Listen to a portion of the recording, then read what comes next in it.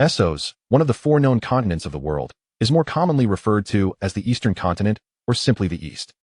At the heart of this land lies the vast expanse of the Dothraki Sea, a region not defined by water, but instead by an endless stretch of flat grasslands. Inhabiting this area are the Dothraki, a fierce and warlike nomadic people characterized by their bronze-hued skin and towering stature, possessing their own language and a distinctive equestrian culture.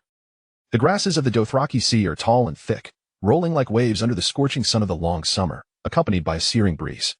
Amidst the lush, dense grasslands, there are paths of sand, along which a Dothraki tribe is presently traversing.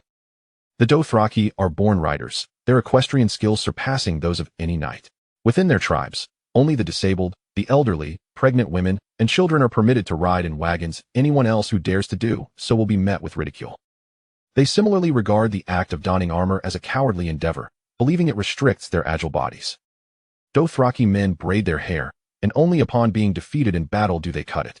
Each braid is adorned with bells. The first bell represents themselves, while the others are trophies taken from their slain enemies.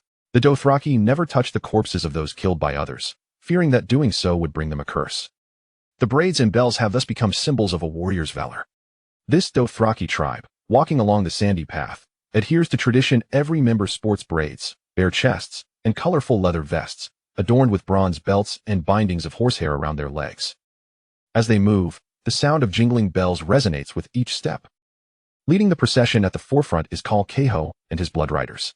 Khal Keho is a towering figure, embodying the quintessential Dothraki with his bronze skin, dark hair, and light brown eyes, complemented by a long beard. His braids cascade down to his waist, adorned with the greatest number of bells among his kin. At this moment, Khal Keho is guiding his tribe toward the outskirts of the city of Conqueror, where the people of Conqueror offer him tributes of gold every 3 to 4 years in exchange for his mercy, thus averting conflict. Khal serves as a title for the leader of a tribe, typically the strongest and most valiant warrior among them. The Blood Riders are both Khal's protectors and his brothers, sharing in all that he possesses. In some tribes, this even includes Khal's wives, though not his horses. The Blood Riders refer to one another as blood of my blood. While the acquisition of gold is indeed a favorable matter, Khal Keho's spirits are not as buoyant as one might expect. As the sun descends, the tribe will halt their march and set up tents. At that time, a call from another tribe will challenge him, a challenge that Keho cannot refuse. The Dothraki follow the strong, and only the mightiest warriors are deemed true Khals. Khal is a term used to denote a leader within the Dothraki nomadic tribes, each comprised of multiple Khalasars, each led by a commander known as a Khal. The dominion of the Dothraki tribes is not fixed. The Khal has the right to contest the supremacy of the tribe and can directly challenge the Khal. Upon the death of a Khal, if his son, Khalaro, lacks sufficient strength, the various Khals may split from their own cause to become new Khals, or they may decide among themselves who shall be the new Khal, ensuring that the former Khalaro is eliminated to prevent him from becoming a future rival. The tribe of Khal Ziko boasts more than 40,000 members, divided into 4 Khas. He is aware of a young Khal named Mongo, whose Khal is situated at the rear of the tribe, on the road to Conqueror, having only just passed 20 sunsets. Legends of him are already circulating throughout the tribe. Mongo is described as robust and valiant, able to easily vanquish foes wielding curved arak swords with nothing more than linen and branches. Some say he is blessed with the undying favor of the celestial stars and the horse god. His body is resilient as bronze, unafraid of flames, capable of riding the fiery steeds of the sky, armed with bow and arrows to hunt the white lion, Harak. As time trickled by, the scorching winds began to test Khal Ziko's patience. He possesses 3 Khaleesi's, but only 1 Khalaro, who is yet to come of age. The Dothraki do not follow a Khalaro who is still a child. Once Khal Ziko meets his demise, the fate of his Khalaro is already sealed. The term Khaleesi refers to the wife of the Khal. Should the Khal perish, it is customary for the Khaleesi to be taken to V's Dothrak, the capital of the Dothraki and the sole city by the sea. There, she would join the Dash Khaleen, an assembly of elder women from the Dothraki, where she would enjoy unparalleled honor and status, serving as a prophet to interpret the future and decipher omens for the Dothraki. Hence, Khal Ziko is unconcerned for his Khaleesi, but rather troubled by the fate of his Khalaro. The Dothraki possess an unparalleled understanding of horses, yet beyond that, they are utterly foolish, steeped in tradition and adherence to rules. Khal Ziko has never contemplated retreating to eradicate the Khal named Mongo. As the sun set, the grass waves calmed, and the sunset painted the clouds a fiery red, reminiscent of galloping steeds, while the emerging stars represented the souls of fallen Dothraki warriors. At that moment, the meadow was dotted with tents, when suddenly the ground began to tremble. From behind a nearby grass hill, the sound of hoofbeats grew nearer, accompanied by the jingling of bells. Mongo's call had arrived. Mongo rode at the forefront on a crimson steed, his bronze chest exposed, his skin glowing with a sun-kissed hue. He possessed dark eyes and hair, devoid of a beard, with a clean and youthful visage, sharp features, eyebrows reminiscent of distant mountains, and a gaze resolute and piercing. His stature was tall and robust, yet elegantly proportioned, embodying vigor and grace. However, the length of his braids did not rival that of Khal Ziko, just grazing his back, though the bells tied to his braid were plentiful.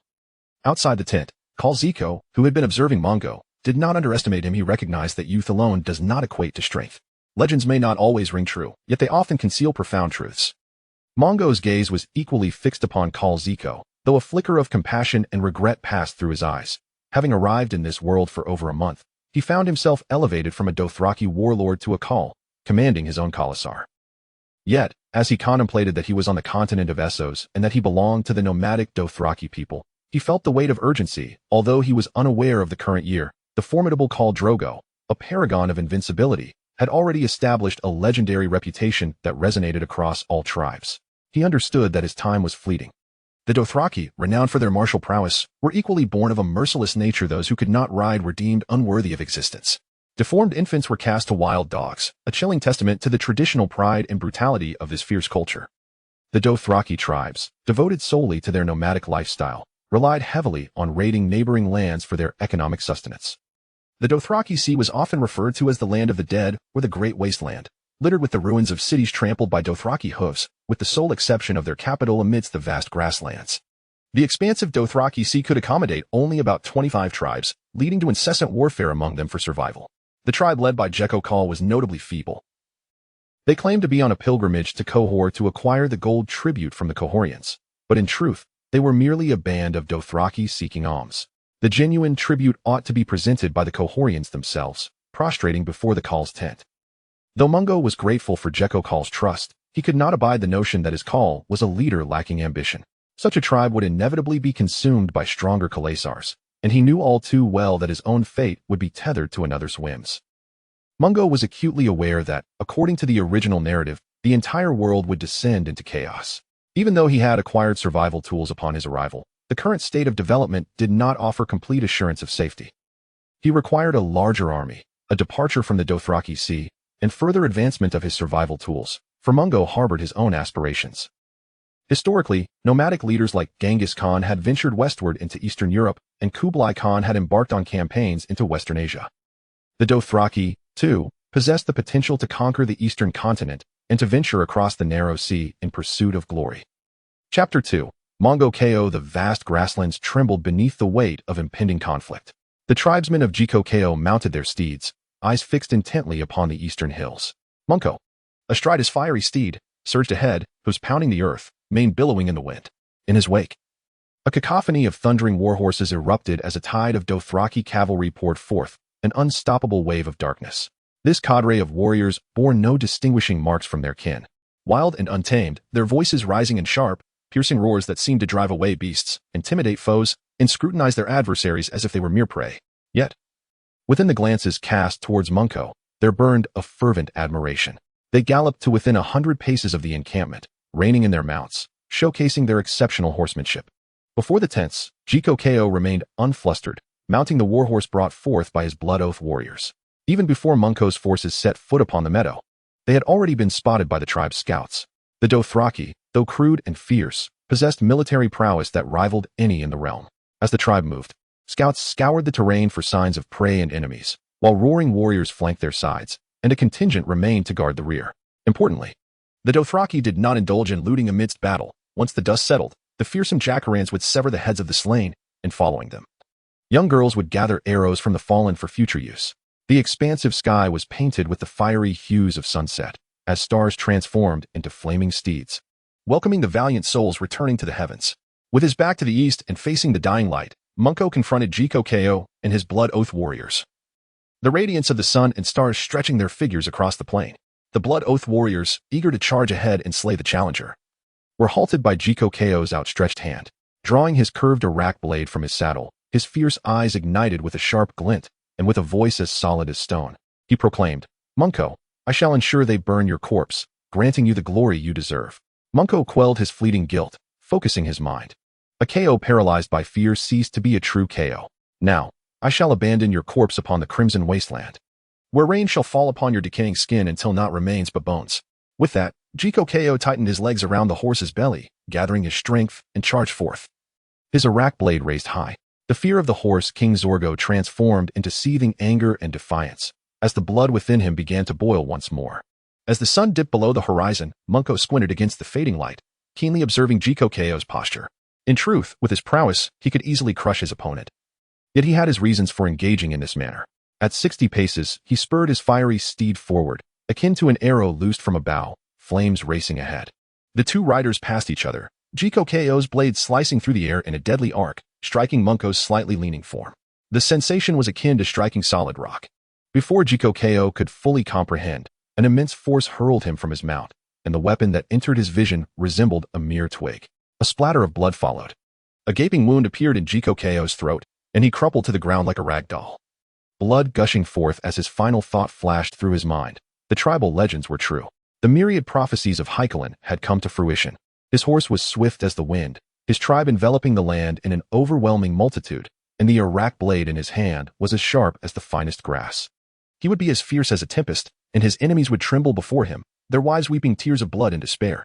The bells adorning his hair would herald his arrival, and the nursing women dwelling in stone tents would fear his name. The world would bow before him beneath the weight of his galloping hooves. It dawned on him that the one he should have feared was not Zorgo KO, but alas, life offers no second chances. Moments later, the last rays of sunlight illuminated the blood-stained meadow, elongating the shadow of the final figure. Accompanied by the cheers and roars of the Dothraki, Munko's steed trampled 3 more corpses, those of Jiko KO's blood oath warriors. According to ancient tradition, if a KO fell in battle, the Blood Oath warriors were obliged to avenge him before following him into the afterlife. Yet now, no one would remember Jiko KO's demise. The Dothraki only followed the strong, and the tribe would rejoice at the emergence of a mightier KO. Munko KO. Munko KO. Faced with the predatory gaze of the remaining Kars behind Munko and the jubilant cheers of his tribe, the remaining 3 Kars had no choice but to submit. The outcome of only 4 deaths determining the KO was the most satisfactory result for Munko. As for Jiko KO's fate, he remained indifferent. Subsequently, Munko summoned the herbalist and the eunuch to inspect the bodies, instructing the tribe to construct a pyre. Cremation was a traditional Dothraki custom, a warrior's final resting place. It was not until the light of the moon and stars bathed the plains that Munko found time to retreat into the tent, focusing on the ethereal veil visible only to him. This veil was merely a display. His true power resided in the creation of legendary artifacts. These artifacts, born from human imagination, were armed with strength and efficacy determined by the legends they inspired. Munko's ability allowed him to conjure an artifact and weave a series of narratives around it, which he must then fulfill, persuading others to believe in the tale, thus transforming it into myth. The most widely acknowledged narratives among humanity would dictate the artifact's potency and strength. Focusing intently, he observed the display revealing the artifact's name and efficacy. The knight does not fall to bare hands. Effect: mastery over any weapon wielded, with hardness akin to steel. If the weapon's hardness exceeds this, its original hardness is retained. Munko had previously used water-soaked linen and hardwood branches in battle to defeat or slay opponents. The previous strength was merely skilled application, akin to bronze. After dispatching Jiko KO and his Blood Oath warriors with a branch, his strength had been further augmented. With the tribe's expansion, he would no longer need to perform intentionally.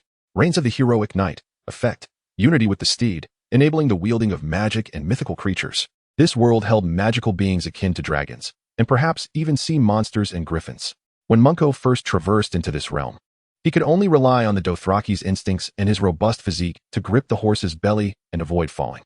It was not until he anointed his steed with oil, clothed in layers of soaked linen, igniting flames as he galloped across the plains, that he truly became one blessed by the horse god and the celestial stars, capable of commanding legendary fire steeds.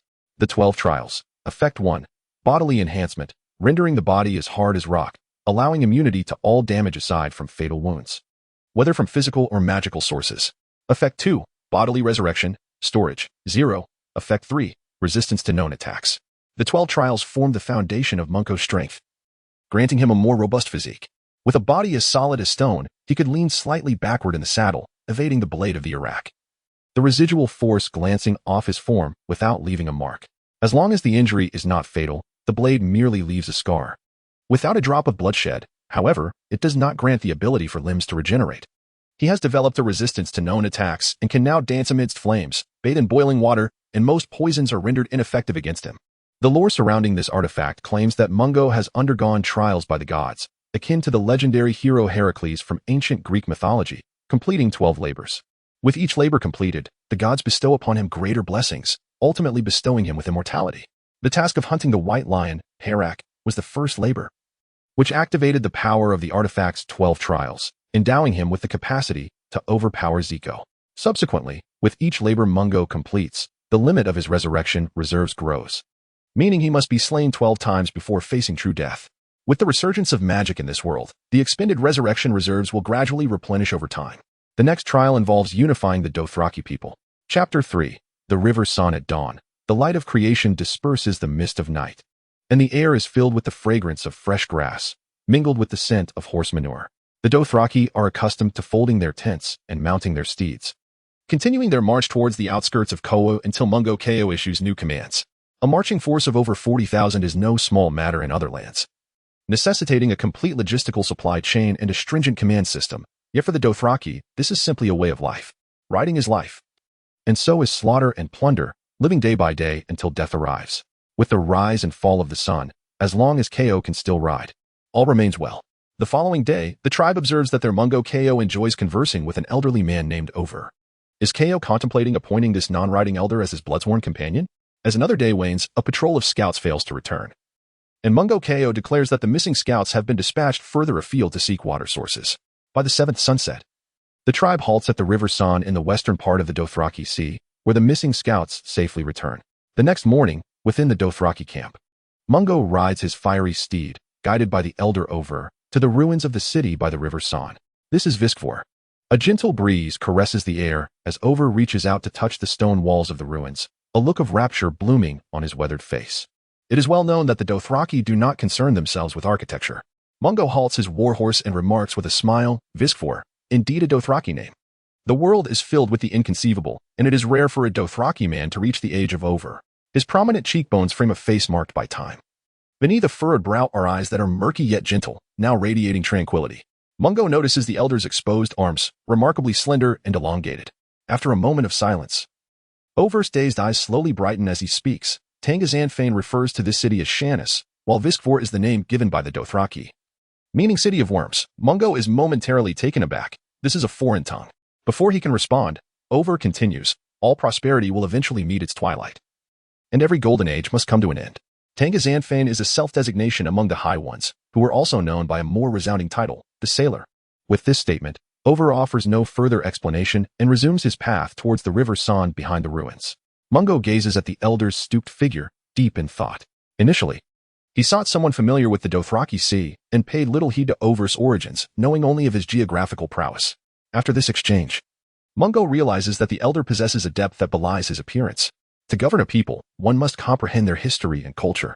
During his time as a brigand, Cass's physician had regaled him with the Dothraki's oral histories. Once, the Dothraki Sea was not as expansive as it is now. Many referred to it as the Essos grasslands. The tribes inhabiting this area were not solely the Dothraki. The High Ones were also a nomadic tribe roaming the vast plains. Later, they settled along the banks of the River Son, establishing the Kingdom of Sailor. At its zenith, 50 city-states surrounded the capital, Shannis, creating a splendid civilization that flourished for over 2 millennia, and the name Sailor originates from this legacy. As the elder overstated, all prosperity has its end. The Sailor looked down upon the rising Dothraki, and by the time they realized their folly, it was too late. The Kingdom of Sailor was reduced to ruins beneath the hooves of the Dothraki tribes, leaving only a settlement named Sias with fewer than 20,000 inhabitants. From then on, the Dothrakis have traversed the Essos grasslands, transforming it into the Dothraki Sea. The Sailor were characterized by their slender limbs, brown skin, and dark eyes and hair as deep as the night. Elder Over is undoubtedly not merely a Dothraki but has intricate ties to the Sailor. However, Mungo does not overly concern himself about the elder posing a threat, for the Sailor's kingdom has been extinguished for centuries, and Over has lived steadily among this tribe for decades prior to his ascendance as Ko. With these reflections, Mungo gathers his thoughts and rides after the elder. Traversing the ruins of the city, he arrives at a grand bridge spanning the River Son. From atop his horse, he gazes ahead. On the other side of the bridge, a broad avenue stretches like a spear, extending straight toward the horizon. At this moment, Elder Over straightens his back, revealing a hint of the Dothraki warrior within him. Hearing the sounds of hooves approaching from behind, Over turns with a joyful expression, then stomps his feet on the satin-smooth surface of the road and exclaims with hearty laughter. The Valyrian road, constructed from lava, is wide enough to accommodate 3 wagons side by side. The Valyrians are renowned for their architectural craftsmanship, much like their legendary Valyrian steel forging. Having witnessed the original tale, Mungo understands that Valyrian steel is a magical alloy, lighter yet harder and sharper than other steels. Following the doom of Valyria, weapons forged from this steel are exceedingly rare and precious, each possessing its own name and story. Mungo remains silent, deeply impressed by the grandeur of this avenue. Dismounting, he examines the expansive satin-like road, raised half a foot above the ground, crafted from lava. In their prime, the Valyrians constructed the Valyrian Road, linking all significant cities across the Essos continent. Though 4 centuries have passed since Valyria's ruin, these roads remain timeless. Elder Over points toward the western horizon and says, "This Valyrian road leads directly to the ruins of Viskadak, which was once a city called Asalia, part of a colony established by the Valyrians." Mungo gazes intently, then retrieves the dagger hanging from his belt, presenting the hilt to Over with the blade facing himself, and asks, "Based on the River San and its tributaries, along with the Valyrian road, can you now draw a map of the vicinity around Viskfor and Viskadak?" Over hesitates, then withdraws his outstretched hand, his gaze steady and earnest as he states, "My Ko, allow me to speak candidly." Mungo sheaths the dagger back at his belt and nods, signaling for the elder to proceed. The elder Over spoke without hesitation. "If it is a matter of determining a course of travel or assessing direction, my map suffices. Should you seek to ascertain the enemy's location and numbers, the scouts you have dispatched will be adequate. However, if Ko wishes to dictate the outcome of a war, you must personally survey the terrain. The vastness of the Dothraki Sea is beyond description. It takes the tribes 3 years to traverse this land. My map and your scouts alone will not secure your victory." Mungo was well aware of the significance of the terrain that Over spoke of. Thus he sent out scouts for reconnaissance, yearning to grasp the map that resided in the elder's mind. Was this not enough to determine the victor? Gazing at the tumultuous Sarn River before him, he recalled the self-immolation at Wujiang and the severing of the flowing stream, one brave enough, the other numerous. The splendor of becoming Ko, commanding 40,000 tribesmen and leading 20,000 roaring warriors, swiftly faded. As he regained his composure, he meticulously reflected on his former plans: cavalry, speed, ambush, the plains, the charge, victory. All the vivid scenes of war dissipated, leaving his mind a blank slate, devoid of knowledge. Nevertheless, he now recognized the truth in Over's words. His arrogance had clouded his judgment. The terrain is indeed an ally of soldiers. Anticipating the enemy and securing victory, calculating the dangers and distances, is the path of a great general. Those who understand and utilize this knowledge in battle will surely triumph. Those who neglect it are destined for defeat. Chapter 4. The buried genius. The Sarn River roared and surged like a wild stallion, leaping into the air. Ko's fury might soon mirror the river's tumult. Over pondered, contemplating whether he would perish by the fabled branch or the dagger. Over was uncertain of his fear of death, but he hoped to survive. Ko's decisions were beyond question, his authority unassailable. He had momentarily lost his senses, daring to refuse Ko's demands and attempting to bluntly address his faults. His murky eyes gazed nostalgically towards the northwest, awaiting the final judgment. In the next moment, the calm and authoritative voice of Mungo Ko resonated once more. "Over, do you recognize the inscriptions on this stone?" This was the most exquisite sound the elder had ever heard, prompting him to lean closer for a better look.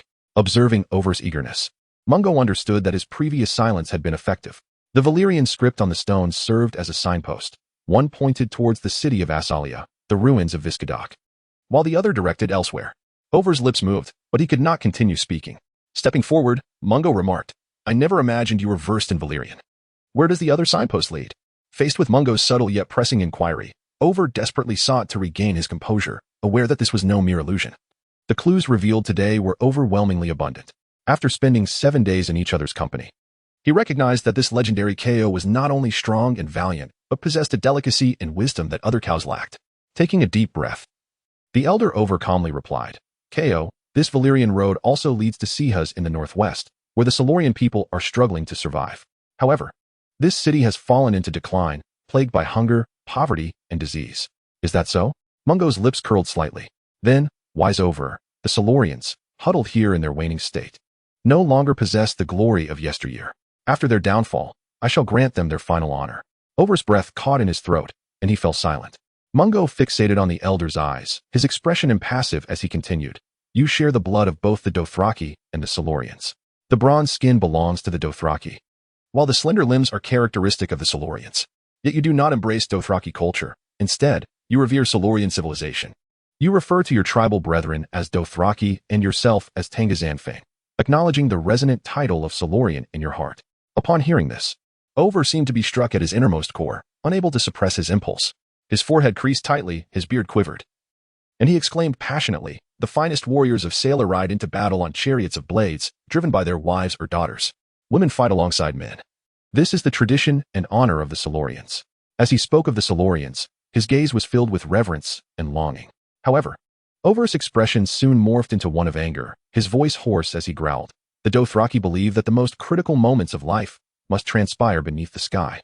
Hence there is no privacy among the tribes. They mate like animals under the watchful eyes of the entire clan, even sharing their wives with kin, devoid of sin or shame. Mungo observed Over's increasingly distorted visage, understanding that the Dothraki's concept of sin and shame diverged entirely from that of other nations. Some customs were equally intolerable to him. After releasing his fury, Over trembled, bowing his head. Once his emotions cooled, he realized that the individual before him was, indeed, a Dothraki KO. Over repeatedly professed his disdain for Dothraki culture, yet he was, in essence, a man who upheld Dothraki traditions, a man of rebellion, holy Dothraki. With a sigh, Mungo placed a reassuring hand on Over's shoulder and softly said, "I shall not punish you. Your mother was a Silurian, was she not? She nurtured and educated you within the tribe." Over remained silent, his head bowed. Mungo continued, "I swear by the horse god, I, Mungo Ko, will not punish you. Nor will I slaughter Sias. I swear by Mother Mountain and the Lake of the World Eswomb, I shall be the one to transform the Dothraki, to elevate them to the greatness of the Silurian kingdom and Valyrian civilization." Finally, Over raised his head and knelt on the ground. "Mungo Ko, I swear by the gods of Tengizanfang, by the horse god and all deities, I swear by Mother Mountain and the Lake of the World Eswomb, I, Over, shall be of your bloodline. This is the mercy bestowed upon me by fate." Mungo extended a hand to help Over rise, gazing at the weathered features of the elder and inquired, "I understand this may cause you pain, but I wish to know what other knowledge your Silurian mother imparted to you, as this will determine how I might best utilize your talents." Over stood still, lost in memory, and after a moment, said, "My mother's lineage traces back to the last supreme king of the Silurian kingdom, Mazoral Elishu. Thus, aside from the Silurian language and script, she also taught me Valyrian language and script, as well as Quesian, the common tongue across the narrow sea, enabling me to comprehend the entire history of Essos." Upon hearing this, Mungo momentarily faltered, his expression blank. He had initially perceived the elder as merely a sage among the Dothraki, but now he felt as if he had stumbled upon a treasure, an individual proficient in geography, history, and 4 foreign languages, a remarkable talent on the global stage. Over, having spent his life within the Dothraki tribe, had likely only utilized his skills in horsemanship and combat, severely lacking awareness of his own capabilities, remaining in the Dothraki sea to beg. Noticing Mungo's seeming indifference, Over hastily added, "The Valyrian I speak encompasses both High Valyrian and Low Valyrian." At this point, Mungo's heart surged like the overflowing Sarn River, tumultuous and roaring. High and Low Valyrian were akin to Standard Mandarin, facilitating communication across the nation, while also allowing him to speak 9 regional dialects, each possessing its own linguistic structure. Over was now completely consumed by fervor. Seeing that Mungo Ko had yet to acknowledge him, he eagerly sought to demonstrate his abilities, exclaiming, "I possess a solution to help you eliminate the 3 caste marauders within the tribe." The elder Over believed that despite Monko's formidable strength, he refrained from immediately launching an attack on Viscadok, remaining cautiously fixated on terrain strategy. This was due to concerns regarding the 3 kinsmen, who might seize the opportunity to break away from the tribe amidst the chaos of battle. In truth, Monko's foremost consideration was to acquire the enemy's tribe with minimal casualties. He indeed harbored apprehensions about the 3 kinsmen. Although they professed loyalty, their brief acquaintance rendered them untrustworthy. Any hesitation on the battlefield could lead to catastrophic consequences. To address this, Monko had already devised a plan. In pursuit of his ambitions, he had no choice but to grant his adversaries a semblance of honor. He then patted Over on the shoulder, signaling his acknowledgement of the elder's talents. Chapter 5. The Bloody Wedding. As Monko rode towards the ruins of Viscadok, preparing to explore the Valyria road alongside Elder Over, a traditional Dothraki wedding was unfolding at the tribal camp by the banks of the Seine River. As the eastern horizon was bathed in resplendent dawn hues, wisps of smoke rose above the tents. Dothraki women, having cleansed themselves, styled their hair into lustrous black tresses and adorned themselves with the unique fragrances of the plains, applying touches of aromatic oils to their wrists, behind their ears, on their lips, and in intimate areas. They donned vibrantly painted robes and deep red, yellow, or orange veils, awaiting the enjoyment of the tribal men.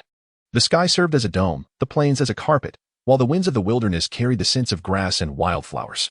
Vivid colors proclaimed the vitality of existence. The banquet tables were unadorned, as elderly women traversed the tents, presenting authentic Dothraki delicacies. Fresh horse hearts, semi-coagulated horse blood, garlic and chili roasted horse meat, blood pies, mare's milk, and the rich, sweet red wine known as summer red from across the narrow sea enhanced the wedding festivities. The Dothraki esteemed substantial and authentic fare, placing great emphasis on the inherent flavors of the ingredients. The men, equipped with whips, longbows, and curved arak blades, presented these as traditional gifts for the bride. Upon receiving 3 gifts, the bride would customarily refuse them, only for her husband to reclaim them, a practice both simple and sincere. As time passed and the rhythmic beats of drums filled the air, the women, veiled, emerged from the tents, dancing in harmony with the music. The Dothraki weddings commenced at dawn, the feasting continuing until dusk. For Cow's aides, the kinsmen naturally would not miss the wedding. Under the sky and the watchful eyes of the entire tribe, they would indulge freely in the company of the women. With the decision to offer their arak blades depending on the women's favor, the kinsmen gathered, brazenly surveying the dancing women. The strongest among them downed a sip of mare's milk, rose unsteadily, and approached a woman adorned with a red veil, only to be preempted by a shorter Dothraki man. According to tradition, if 2 men desired the same woman, they were compelled to engage in a duel to the death. Thus, throughout the day, endless battles would ensue. Ceasing only at dusk, a Dothraki wedding devoid of at least 3 fatalities was deemed a failure. As twilight approached, guided by Elder Over, Monko arrived at a meadow where the Seine River converged with a tributary, encountering a tribal scout. Their journey had been marked by intermittent stops, fortunately devoid of unforeseen events. Monko marveled at the elder Dothraki's exceptional horsemanship, though he understood Over's reluctance to ride, given his advanced age. Cow, just ahead lies the ruins of Viskadok, Over remarked. Monko, however, paid little heed to this reminder, his gaze fixated on the distant, elusive forest, his expression troubled. Viskadok is not situated in the western Dothraki plains. Why is there a forest in the distance? Standing atop his horse, Elder Over peered into the distance, his countenance reflecting concern as he replied, I sincerely apologize, Cow. I last passed through here 4 years ago. Yet, suddenly, Over seemed to recall something, exclaiming, to the west of Viskadok lies the Koa forest. Its trees encroaching upon our plains. Then Over shook his head in disbelief. No, if beasts had carried seeds here, the naturally grown trees could not have thrived so quickly. Beyond the Koa forest lies the city-state of Koa. It must be the Kohorians who have done this, planting trees in our plains to produce quality timber and carvings. While the Kohorians may have seen gold here, the Dothraki might not have cared, but to Monko, this was a spark igniting the flames of war. Furthermore, the Kohorians had already begun to interfere with his plans. Filled with indignation, Monko realized that scouts could not wholly substitute for his own eyes. They had merely confirmed that the enemy's warriors matched their own in number, yet had failed to inform him of the local terrain. Now, Viskadok was enveloped by forests, rendering a cavalry charge impossible. Monko's focus was on the Kumakeo tribe camped within the forest. Upon becoming a kinsman, he had been intrigued by the eunuchs of the castle. For the Dothraki did not harbor idlers. Eunuchs served as healers in the tribe, employing sharp blades, needles, and fire to treat wounds, alongside herbal women who used potions and charms for healing. The Dothraki required the eunuchs' medical skills yet derided and mocked them.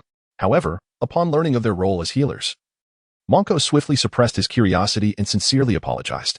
The eunuch, who received respect from Monko, inadvertently shared news that the Blood Alliance of Kumakeo had revealed intentions to depart from the Dothraki capital, Vistadrak, heading towards Pintos. Monko committed this information to memory. Later, in a conversation with Elder Over about geography, the elder informed him that after departing the capital, one should head west to find the Seine River, following it toward Conqueror, and then proceed from Conqueror via the Valyria Road to reach Pintos, the most direct and convenient route for supplies. The 2 pieces of information aligned, and Monko noted the similarity in routes, promptly dispatching scouts to trace the Kumakeo tribe. By the time his own tribe reached the Seine River by the ruins of Viskadok, scouts reported sighting the Kumakeo tribe north of the Seine River. The previous night, Elder Over had informed him that south of Viskadok were hills, the source of the western tributary of the Seine River. The Kumakeo could not traverse the hills to reach Conqueror, given the speed of tribal movement. By the next dusk, they would surely pause at Viskadok. At that time, everyone believed Viskadok was still a plain. Monko planned to personally lead the cavalry in an assault before dawn the following day. Now, the sudden emergence of an unknown forest had completely derailed his plans. Conducting a battle contrary to Dothraki warfare would undoubtedly increase casualties, rendering an attack on Viskadok meaningless, necessitating a fresh strategy.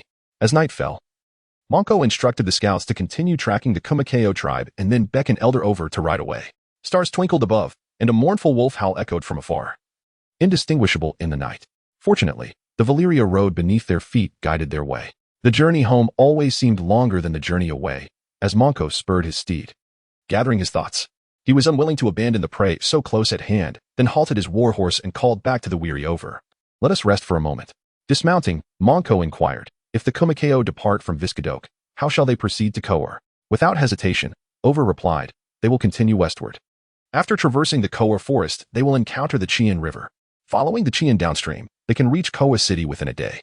At this moment, Monko's expression was intent. Envisioning a mental map as he asked, upon encountering the Chien River, will they cross it?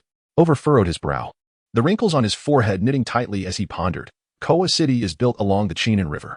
As long as one can discern the direction, it is impossible to end up on the opposite bank. Even if one were to stray, crossing the river would be unfeasible. The Chien is both wide and deep, its waters tumultuous and overflowing, earning it the moniker of the Black Daughter of the Mother River, Lahen, spoiled and willful, yet still embraced by its mother. Mungo marked over the Chien River in his mind, sighing resignedly. Was this to be the end? Suddenly, Over's eyes brightened. Cow. The Darkflow River, we can launch a surprise attack there. Chapter 6. The people of Conqueror. A sudden gust of wind dispersed the hazy mist, allowing the moonlight to cast a soft glow, while the fragrant scent of flowers danced gently in the breeze. In Over's eyes, a fervent light flickered, and his weathered visage blossomed with excitement as he exclaimed, yes, the Darkflow River. It originates from the northwest Nofos Hills near Koa City and flows into the Chien River. It is a crucial passage along the Valyria road from Conqueror to Panto City. This is our last opportunity. Once we cross the Darkflow River, we will encounter hills and mountains ahead, where cavalry will have no chance to mount an attack. Upon hearing this, Mungo lowered his gaze, lost in thought. Over, feeling a tinge of uncertainty regarding the terrain, cautioned in a hesitant tone, for years ago, when we passed through here, the landscape was flat and open, allowing cavalry to charge from a high vantage point. I am uncertain of the current state. Before the elder could finish, Mungo clenched his fist and decisively waved it. Let us proceed. The Conqueror people cannot possibly transform the entire world into a forest. We must reach the Darkflow River ahead of time to scout the terrain. The Dothraki tribes each have their own territories, yet the vast expanse of the Dothraki Sea sees them raiding the cities of Essos repeatedly. Missing this opportunity would make it difficult to find the Kamak cow again. Mounting their steeds, Mungo and his companion traveled under the stars along the Valyria road toward their tribal camp. Outside the tent, a stout Dothraki man awaited them. With thick brows and large eyes, half his face obscured by a bushy beard, his eyes sparkled with keen intensity. Though his stature was slightly shorter, he was brimming with agility and explosive power. As he heard the neighing of warhorses and caught sight of the approaching silhouettes, a glimmer of fervor crossed his gaze. Reining in his horse, Mungo beamed at the living man before him. The man respectfully bowed and said, Cow, you require a reappointment. I pledge my loyalty to you. Dismounting, Mungo stepped forward, bending slightly to pat the man's shoulder, for he now stood a towering 8 feet tall. Without the enchanted reins of his steed, no horse could bear him into battle. Kosaro, my bravest and most loyal warrior, I shall reward you by appointing you as the new cow. He then gestured towards the elder beside him. This is Over, an expert in the geography and history of Essos. He is my sage. Kosaro exhibited no emotion regarding Cow's appointment, believing himself unfit for leadership and preferring to serve as Cow's bloodsworn protector, ready to obey Cow's every command as a testament to his loyalty. Though Kosaro possessed great strength, he struggled to express emotions, abandoned at birth for his perceived frailty. He had survived against the odds, harboring an unknown past. When faced with Over's enthusiasm, he revealed his teeth in response. For Cow had once said that showing one's teeth constituted a standard smile. Seeing their harmonious interaction, Mungo felt a sense of relief and promptly led the way toward the tent, beckoning the two to follow. Inside the tent, Mungo thrust his hand into the fire pit to stoke the flames, seeking to intensify their brightness. Over, who had yet to stop him, was taken aback by the sight. Feeling as though Cow's hand stirred within his heart, his thoughts tumultuous, suspecting this might be some form of magic. Kosaro, however, had long grown accustomed to Cow's behavior. His fervor evident, he firmly believed that Cow was blessed by the horse god. Mungo had meticulously contemplated the impending battle, nonchalantly wiping the dust from his hands as he spoke earnestly. Over, I appoint you as Cow's quartermaster. At dawn's first light, you must account for provisions sufficient for 6,000 roaring warriors, each with 2 horses, enough for 7 days. At dawn, these 6,000 warriors will depart the tribe, following you and I north along the Chien River, avoiding the patrols of the Kamak Cow's cavalry before veering westward, traversing the Koa forest. and circling back to the vicinity of the Darkflow River. Kosaro, you are now Kao's caste. I need you to lead your caste and the remaining roaring warriors to defend the tribe, continuing toward Conqueror City. However, under no circumstances are you to approach Conqueror City without my command. Kosaro had no objections to Kao's orders, but over-pondered for a moment before speaking. Kao, if I may speak candidly, that would be splendid. Please proceed. Mungo pressed down on Kosaro's hand, which had instinctively reached for his weapon, a smile gracing his face. Over is my quartermaster. The Bloodsworn's duty is to protect Kao's safety. The caste's responsibility is to command and manage their own. While the quartermaster offers wisdom and assists Kao in managing the tribe. Seeing Kosaro hesitate to speak, Mungo shook his head, maintaining a calm demeanor. Rather than suffer a trivial loss of authority by heeding others' opinions, I yearn for victory, willing to pay any price to attain it. A Dothraki without victory cannot survive. A Kao who cannot lead warriors to triumph is not a true Kao. I recognize this may cause misunderstandings within the tribe, but if anyone questions my authority because of this, I shall sever their head to eliminate such doubts. Then, Mungo waved his hand to Over. Time is of the essence. Please continue. Over, observing that the short Dothraki man had refrained from drawing his weapon, quietly sighed in relief and said, Kao, in your plan. Calculating solely by marching distance and speed, 7 days' worth of supplies should suffice. However, if the Kamak Kao lingers near Conqueror City, 7 days' provisions may prove insufficient. Mungo's expression turned contemplative as he patiently awaited Over's elaboration. The people of Conqueror do not fear the Dothraki cows. Conqueror City is fortified with thick stone walls. Over 400 years ago, they successfully defended against an assault led by the Temakeo tribe, which numbered at least 50,000, with only 3,000 unsullied. After the battle, over 12,000 Dothraki perished, including Temakeo and his Kullas, as well as all the cows. The remaining Dothraki severed their braids and cast them at the feet of the 600 surviving unsullied warriors, who became known as the 3,000 warriors of Conqueror. Over paused briefly before continuing. Afterward, the garrison of Conqueror City was entirely comprised of unsullied, each wielding a spear adorned with Dothraki braids. The current garrison is likely even larger than 3,000. The people of Conqueror also possess their fleet, while the Kamak cows tribe numbers just over 40,000. So the Conqueror people do not regard the Kamak cow's offensive threat with fear. Only when they grow impatient will they offer some gold to send him away. This period will be neither too long nor too short. The Kamak cow does not dare to attack Conqueror City, and the Conqueror people, lacking cavalry, will not choose to engage in battle outside the city. Finally, drawing from past experience, Over concluded that the power struggle between the Conqueror people and the Kamak cow would not exceed 3 days, which would impact trade in Conqueror City. Mungo resolved to carry provisions for 10 days on their journey to the Darkflow River. War is inherently unpredictable, and they could only prepare as best as they could. With the full moon shining brightly, a considerable amount of time still lay between them and dawn. Once Over and Kosaro departed, Mungo did not immediately rest but remained lost in thought. The name of the Unsullied is well known. They are light infantry armed with spears, shields, and short swords. Reminiscent of the phalanx soldiers of ancient Greece, the title Unsullied signifies that they are castrated slave warriors, characterized by their absolute obedience to their masters and their fearless approach to battle. This characteristic arises from their brutal selection and training methods, where slave owners choose young male slaves based on their physique, speed, and strength. Training commences at the tender age of 5, conducted rigorously from dawn to dusk, instilling the art of combat within them. Through the regular consumption of a potion known as the Wine of Courage, they become devoid of physical pain. While the training endeavors to erase all traces of their individuality, emotions, and sense of self, should any aspect of their training falter, the slave pays with his life, resulting in only 1/3 of the original slaves enduring to become unsullied. Prior to this, Mungo was oblivious to the military capabilities of the cohorts. He found the Dothraki tribe's practice of regularly traveling to Conqueror to collect tribute perplexing. While it could be described as a slow trickle of resources, the ruins along the Dothraki Sea indicated that the Dothraki could not possess such cunning. Now, he comprehends that this behavior stems from the cohorn's inherent strength. The Callous can only extract tribute through a form of harassment, for the Unsullied, being light infantry, cannot match the speed of the Dothraki cavalry.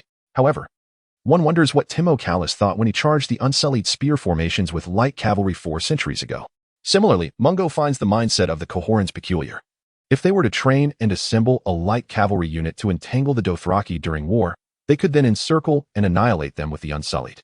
Should the cohorns concentrate their forces to eliminate a single Dothraki tribe, no Callous would dare to harass them again.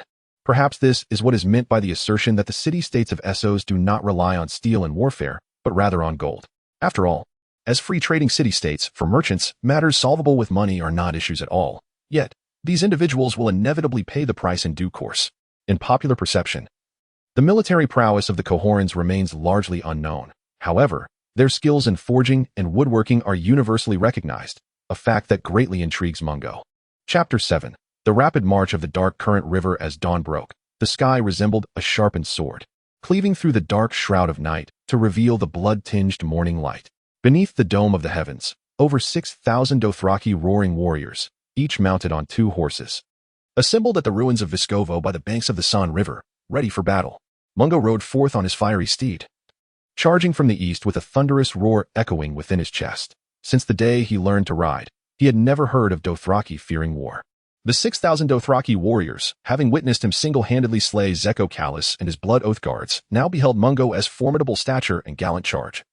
And as they listened to his earth-shattering roar, the air erupted with jubilant cheers. Mungo raised his arak, the horse galloping forth, continuing to proclaim, "Dothraki! It is in our nature." The roaring warriors raised their scimitars and spears, their voices rising like a tempest. Mungo charged past, weapons clashing, bellowing, "Now we must march swiftly, crossing rivers and prairies, traversing forests and plains, all for you, for your honor, for your wealth. Dothraki men, Dothraki warriors, Dothraki roaring warriors, follow me, follow your callus. Victory! At any cost, seize victory. Honor belongs to the brave Dothraki warriors, and wealth to the Dothraki people."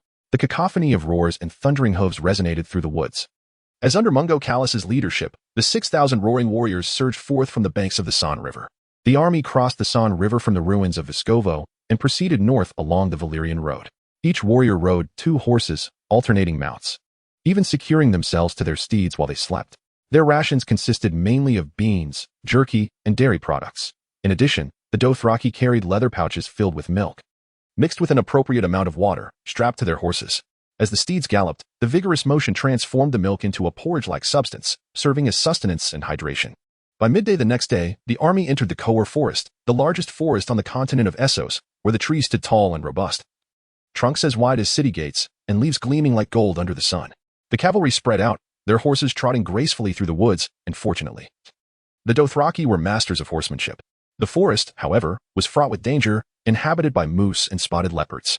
Dozens of Dothraki patrolmen fell to the antlers of these beasts or were dragged away, leaving behind only the remnants of their feasted corpses. The Dothraki cavalry were equally skilled with bows, often hunting game to supplement their supplies, even capturing lemurs with silver fur and large purple eyes, a trait reminiscent of the typical Valyrian appearance. The elder Alfo explained that these lemurs were known as the Little Valyrians, and it was said that stroking their fur could bring good fortune. The Conqueror forest was dense with foliage, obscuring the sun, compelling them to climb to the treetops to ascertain the time and direction. As the third sun dipped below the horizon, the elder Alfo suggested that they begin to ration both human and equine supplies to conserve resources against unforeseen circumstances, as the forest was easy to get lost in, and luck played a significant role. He also expressed concerns that the movement of the Kalash tribe might not proceed as smoothly as anticipated once plans commenced. They could gradually slip from control, necessitating swift adjustments based on specific situations. At the 8th dawn, Mungo led his 6,000 cavalrymen to the forest's edge, where the Dothraki, as a nomadic people, now resembled wild men of the mountains. Despite the elder Alfo's guidance, they were a full day behind schedule. Just as they were about to emerge from the forest, an expansive body of water came into view, causing Mungo's heart to sink, as if he had plunged to the ocean's depths. The northernmost point of the Conqueror forest was indeed the sea. They had previously lost their way in the woods and wandered to the shoreline. He couldn't shake the dread that they had gone astray again. Yet this appeared more like a lake. At that moment, the Dothraki roaring warriors suddenly stirred. "This is not poison water. It is a source of water. My horse can drink." The Dothraki refer to seawater as poison water, as they distrust any liquid that cannot be consumed by their steeds. Elder Alfo dismounted and cupped the lake water in his hands, splashing it upon his face with excitement, exclaiming, "This must be the lake north of Conqueror City. I have been here before. Its waters connect to the Dark Current River. By following the lake southwest, we can find the Dark Current." Gazing at the rising crimson sun in the east, then at the lake before him and the distant, shadowy peaks of the Naphos Mountains, Mungo felt assured that they were on the right path. He promptly dispatched hundreds of scouts to investigate the area and commanded the main force to rest on the spot. In that moment, he truly grasped the prowess of the Duke Li Jing, the General Huitubing, and others. He pondered whether they too had ever lost their way in the midst of battle. By midday, the scouts returned to camp, and Elder Alfo, based on the reports of the scouts, confirmed that they were positioned directly north of Koa City and northeast of the Dark Current River. However, the scouts also brought back disheartening news. The Kalash tribe had not appeared outside Kohor City. This revelation set Mungo's mind racing with possibilities. Had they already departed Kohor City? Or had they yet to arrive? Or had the Kalash tribe sensed his designs and turned back to ambush his own tribe? For caution's sake, he had only brought 6,000 roaring warriors, as there remained strength in Kosaro. All possibilities lingered before him, leaving him with nothing but boundless imagination and the torment of waiting, constantly reminding himself to remain calm. He knew he needed to survey the terrain and not allow important matters to slip away. The dark current river flowed forth with a tumultuous rush, sparkling with foam as immense whirlpools occasionally formed within its depths. Mongo, accompanied by a troop of cavalry, surveyed the terrain along the riverbank. Observing the tumultuous waters and the widening river as he ventured southward, he pondered, at present, it appears that if the Kumakeo tribe wishes to cross the river, they must utilize the long bridge of the dark current. Upon hearing his musings, the elder Ofer confidently remarked, "The long bridge of the dark current not only connects to Valyrian Avenue but is also sufficiently wide to allow the Kumakeo tribe to cross swiftly. There is no better option." Mongo shared this sentiment, yet he noted that the increasingly broad river downstream might reveal shallows, leaving some uncertainty about whether the Kumakeo would indeed choose to cross at the long bridge of the dark current. As the group reached the confluence of the dark current and the Chian rivers, they found no shallow waters suitable for crossing. Gazing at the more turbulent and distant Chian River, he became resolute in his belief that only the long bridge of the dark current would suffice for crossing. Mongo led his cavalry back to the long bridge, where the terrain was, as Ofer had described, open and gentle. If they struck while the enemy was mid-crossing, the cavalry could charge from behind with a commanding advantage. Suddenly inspired, Mongo decided to observe the western bank. The long bridge of the dark current served as a vital trade route for Kohor City, yet it was not heavily guarded. However, a toll was required to cross. The Dothraki, lacking funds, pushed through as no one dared to impede them, allowing the cavalry to surge across the bridge. The western bank, though not as expansive as the eastern side, possessed adequate terrain for 6,000 cavalry to charge, with the nearby Nofos hills offering concealment, presenting distinct advantages, yet complicating the decision. A feeling of unease lingered within Mongo, as if he had overlooked something crucial. He summoned Ofer and a Dothraki warrior to inquire. "If you were Kumakeo, how would you choose to cross the river?" Ofer, contemplative, responded, "You mean to ask how Kumakeo would arrange his crossing formations?" A clarity washed over Mongo, and he exclaimed, "Yes. He would prioritize sending the Dothraki warriors across first, or perhaps allow the common tribes to cross before them." In unison, they affirmed, "The Dothraki warriors." Noticing Mongo's gaze upon him, the Dothraki warrior proudly asserted, "The Dothraki warriors take precedence." Ofer then provided his perspective. "Kumakeo has always arranged it this way. The warriors are the backbone of the tribe. Without their protection, the common tribes would not endure." At that moment, Mongo had made his decision. Chapter 8. A strike midway on the western bank of the dark current, amidst the Nofos hills and the black forest. The pale morning sun cast a dim light, and the air was thick with humidity, mingled with the scent of earth and foliage. To the southeast lay a modest hill, stretching for miles, providing both concealment and a barrier against the refreshing breeze. The 6,000 Dothraki warriors led by Mongo had been hidden there for 3 full sunsets. The cavalry appeared wan, yet their steeds remained well-fed. For the Dothraki, their horses were their lifeblood in battle. Better to endure hunger than allow their mounts to suffer. However, if this continued, they would inevitably resort to slaughtering their horses for sustenance. Suddenly, a pair of dark figures emerged atop the hill, hastily approaching their hiding place. As the sounds of urgent hooves echoed, Mongo recognized the leading figure as the elder Ofer. Pulling his horse to a halt, Ofer dismounted, pale and exhausted, staggering as 2 Dothraki riders rushed to support him before Mongo. Struggling, Ofer managed to retrieve a bronze dagger from his belt. Raising it with difficulty and speaking in a weakened tone, "Cal, I have fulfilled my duty. On my return journey, I encountered the Kumakeo tribe. They are heading towards the long bridge of the dark current and are expected to arrive by midday."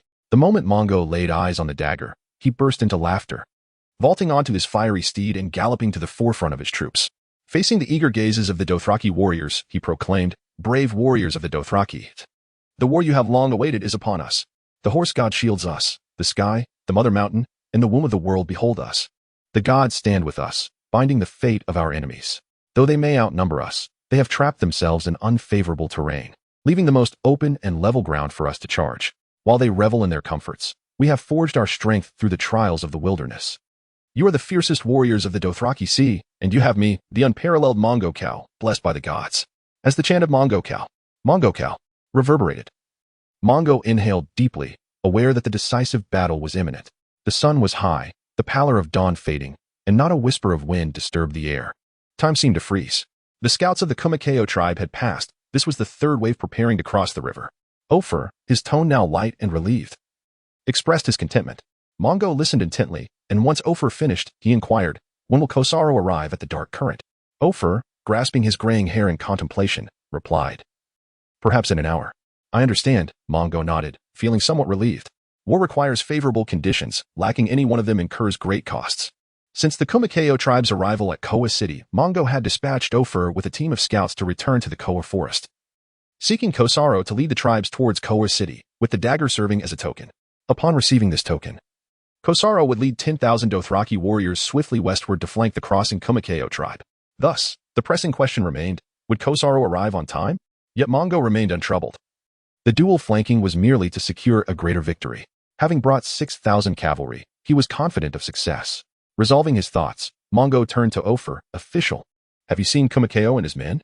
Though claiming the head of an enemy general amidst a multitude is no easy feat, the age-old wisdom of targeting the horse before the rider and capturing the leader before the followers holds true for any tribe. Otherwise, one must instill fear into the enemy to achieve strategic goals. The Dothraki were conspicuous in Koa City, making it impossible for Mongo and his scouts to approach the Kumakeo tribe, thus leaving him unaware of their appearance. However, despite the vastness of the Dothraki Sea, the cows frequently visited the holy city of Westeros. Known as the City of Horse Lords, Westeros is the only city of the Dothraki, situated beneath the Mother Mountain, by a lake referred to as the Womb of the World. Westeros lacks walls, allowing all Dothraki tribes to enter simultaneously. And every Dothraki within the holy city are blood brothers, forbidden to bear weapons or engage in any form of bloodshed. Thus, it is possible that the elder, in his advanced age, may have encountered Kumakeo within the holy city. However, Ofer's expression shifted to one of difficulty as he hesitated. "I only recall that Kumakeo has 4 wives." The once lively black forest fell silent once more. At that moment, the scouting patrol returned with a report, "Cow.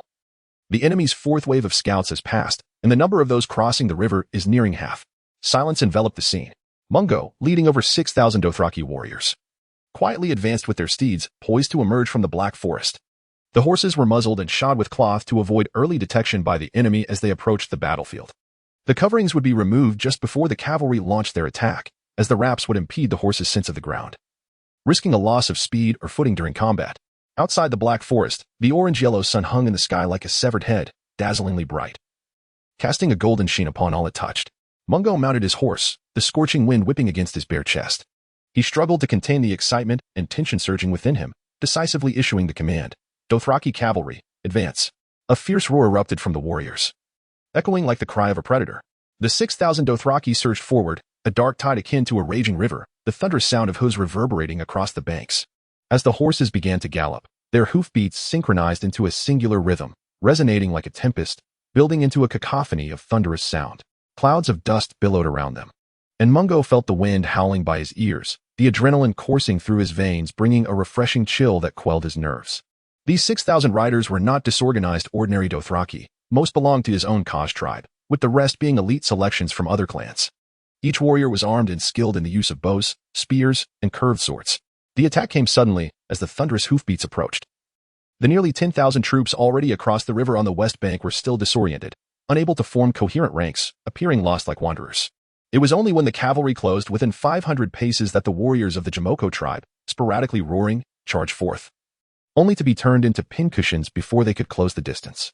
At this moment, the tribes on both banks finally reacted, but their actions were too frantic, unable to connect their front and rear lines, resulting in chaos. At 200 paces, a hail of arrows rained down upon the West Bank tribe, inflicting devastating harm on the densely packed but unprotected Dothraki. At 100 paces, 2 rounds of cavalry archery left the entire Jamoko tribe in disarray. Many stunned and frozen in place, their once fierce eyes now filled with confusion and fear. With a casualty rate nearing 30%, even the elite would falter. The Dothraki's savage nature was laid bare as they still attempted to organize a charge. In the final 100 paces, the 6,000 roaring warriors tightened their grip on their horses, brandishing their spears as they charged. Mungo thrust his spear, piercing the chest of an opposing rider, swiftly releasing his grip as the momentum sent the rider tumbling to the ground. In the blink of an eye, he drew his arak and passed by a foe with a grotesque visage, leaving only the sounds of the enemy's final moments in his wake. Out of the corner of his eye, a curved blade swung towards his face, and Mungo, fueled by anger, extended his arm to block the strike. his fingers clasping around the astonished face of his adversary, blood seeping through his fingers as he toppled both horse and rider to the earth. As they broke through the enemy lines, the roaring warriors sought to turn back and charge again, only to find that the enemy on the west bank had already disintegrated into chaos, fleeing in all directions. Even their steeds cried out in despair, leaping into the river and disappearing into the whirlpool. On the east bank, the enemy hesitated, clashing with the panicked ordinary tribes behind them, creating further disarray. With a resounding rumble, a dark line surged forth from the eastern horizon, smoke billowing like a tornado, obscuring the sun. As waves of Dothraki cavalry rolled in like a tumultuous black tide, threatening to sweep away the scattered remnants on the east bank. Blood mingled with the earth, turned to mud, while horses dragged their fallen riders, lamenting, as the rushing river claimed the crimson stains within its whirlpool. The warriors of the Jamoko tribe severed their braids, dismounting to prostrate themselves on the ground. Chapter 9. The price of life. The red slanting sun withdrew its vitality, the river gleaming with a shimmering crimson light, reminiscent of life igniting in a fleeting bloom. As existence crumbled, the blood-soaked earth would surely yield magnificent flowers in the coming year. Jacarang, wielding a great axe, severed the heads of the deceased and dying, while young girls nimbly extracted arrows from the corpses, laughing as they filled their baskets. The struggle for resources, the reduction of population, ensured the victors would have ample space and supplies for survival. War had become an instinctual drive, etched into the very genes of the Dothraki. The fierce flames illuminated the crimson sky, as Mungo rode among the wounded roaring warriors, their gazes filled with reverence and fervor. At that moment, Uver approached on horseback, bowing respectfully before him. Great Cow, you have lost over 300 brave souls, yet you have conquered more than 35,000 new tribesmen. According to the new tribe's accounts, Jamoko and his blood allies, as well as all the raiders, have perished in battle. The elder Dothraki, having witnessed many battles, had never encountered such an extraordinary outcome. He was beginning to believe that this young cow before him was indeed favored by the gods, just as Cow had proclaimed, that the deities had tied the enemy's fate to their braids. He had observed the entire battle and participated in the rapid maneuvers leading to the dark river's ambush of the long bridge, yet he found it hard to fathom. A smile flickered at the corners of Mungo's mouth, a buoyant joy bubbling within him as he declared, in the name of Cow, manage the new tribes wisely, henceforth. As they are of the same bloodline, they must not be dishonored. Should anyone defy my will, I shall personally sever their head. Wise Cow, I shall heed your command. Uver replied cheerfully, yet he did not depart immediately. Instead, he continued, I would also like to recommend a warrior to you. Noticing the elder's empty-handedness, Mungo inquired, Where is this warrior? Is he among the wounded? At this moment, Uver's gaze wavered, unable to meet his eyes, and he spoke hesitantly. He is merely a fleeing slave. But he has been recaptured, and now Koros intends to execute him personally. Mungo smiled nonchalantly, already forming a conjecture in his mind, yet he refrained from answering directly. Instead, he countered, Chancellor, I trust you have your reasons for recommending this individual, but I equally trust Koros. What exceptional quality does this slave possess that warrants his death? Uver relaxed at the question, softly explaining. This man was originally a slave of the Jamoko tribe. Before the battle concluded, amidst the chaos on the east bank, he seized a horse and fled the battlefield. He was discovered by our scouts and captured after injuring 12 men. Seeing Mungo's expression darken, Uver quickly added, all 12 were merely lightly wounded. The slave did not inflict serious harm, or he could have escaped entirely. Now intrigued by the slave, Mungo considered the possibility of offering him a chance, aware that many notable figures throughout history had risen from slavery. However, he would not act irrationally in granting clemency. With this thought, Mungo glanced at the anxious elder, and in response to the anticipation in his gaze, he declared, You may now seek out Koros. If this slave still lives, convey my orders. According to Dothraki customs for fleeing slaves, he is to receive 50 lashes of the whip. Afterwards, he will be incorporated into Koros's cause. Should he attempt to flee again, let Koros employ the most brutal means to execute him. The slave must kill 12 enemies on the battlefield to earn true forgiveness. Uver's smile returned, and he hurriedly rode away. Mungo gazed at the receding figure of the old man, calling out loudly, Tell that slave that when he is granted forgiveness, I shall offer him an opportunity to escape his servitude. The hazy moonlight wove a gossamer glow, and the stars in the night sky sparkled more resplendently than usual. The light of the moon and stars spilled upon the highlands far from the dark river. Following the conclusion of battle, Mungo had come to a profound realization. Even when water is scarce, one must encamp away from the river and occupy the higher ground. Cow, we have captured a merchant caravan attempting to approach the camp. They carry a substantial chest of gold. The leader of the caravan claims to be an envoy from the city of Conqueror. Outside the tent, a group of Dothraki warriors roared, leading a gaunt, middle-aged man with a goat beard by a rope. However, The calm and bright glimmer in the man's eyes concealed a hint of sharpness. A Conqueror man? Mongo furrowed his brow, harboring doubts about the man's identity. To his knowledge, Conqueror had closed its gates, consolidating its markets and prohibiting any from venturing out. How could they send an envoy to pay tribute with gold? The goat-bearded man maintained his composure, subtly shifting half a step into the light, raising his bound hands. Illuminated by the flames, to demonstrate that he bore no ill intentions. With a hoarse yet elegant voice, he spoke. Respected Mongo Cow, I am Morket, the masked priest of the Black Goat, sent by the faithful of Conqueror to convey their respect to the victor. The man's words astonished the translator, Ulf. Morket was remarkably fluent in standard Dothraki, which explained why the warriors had brought only him to the tent.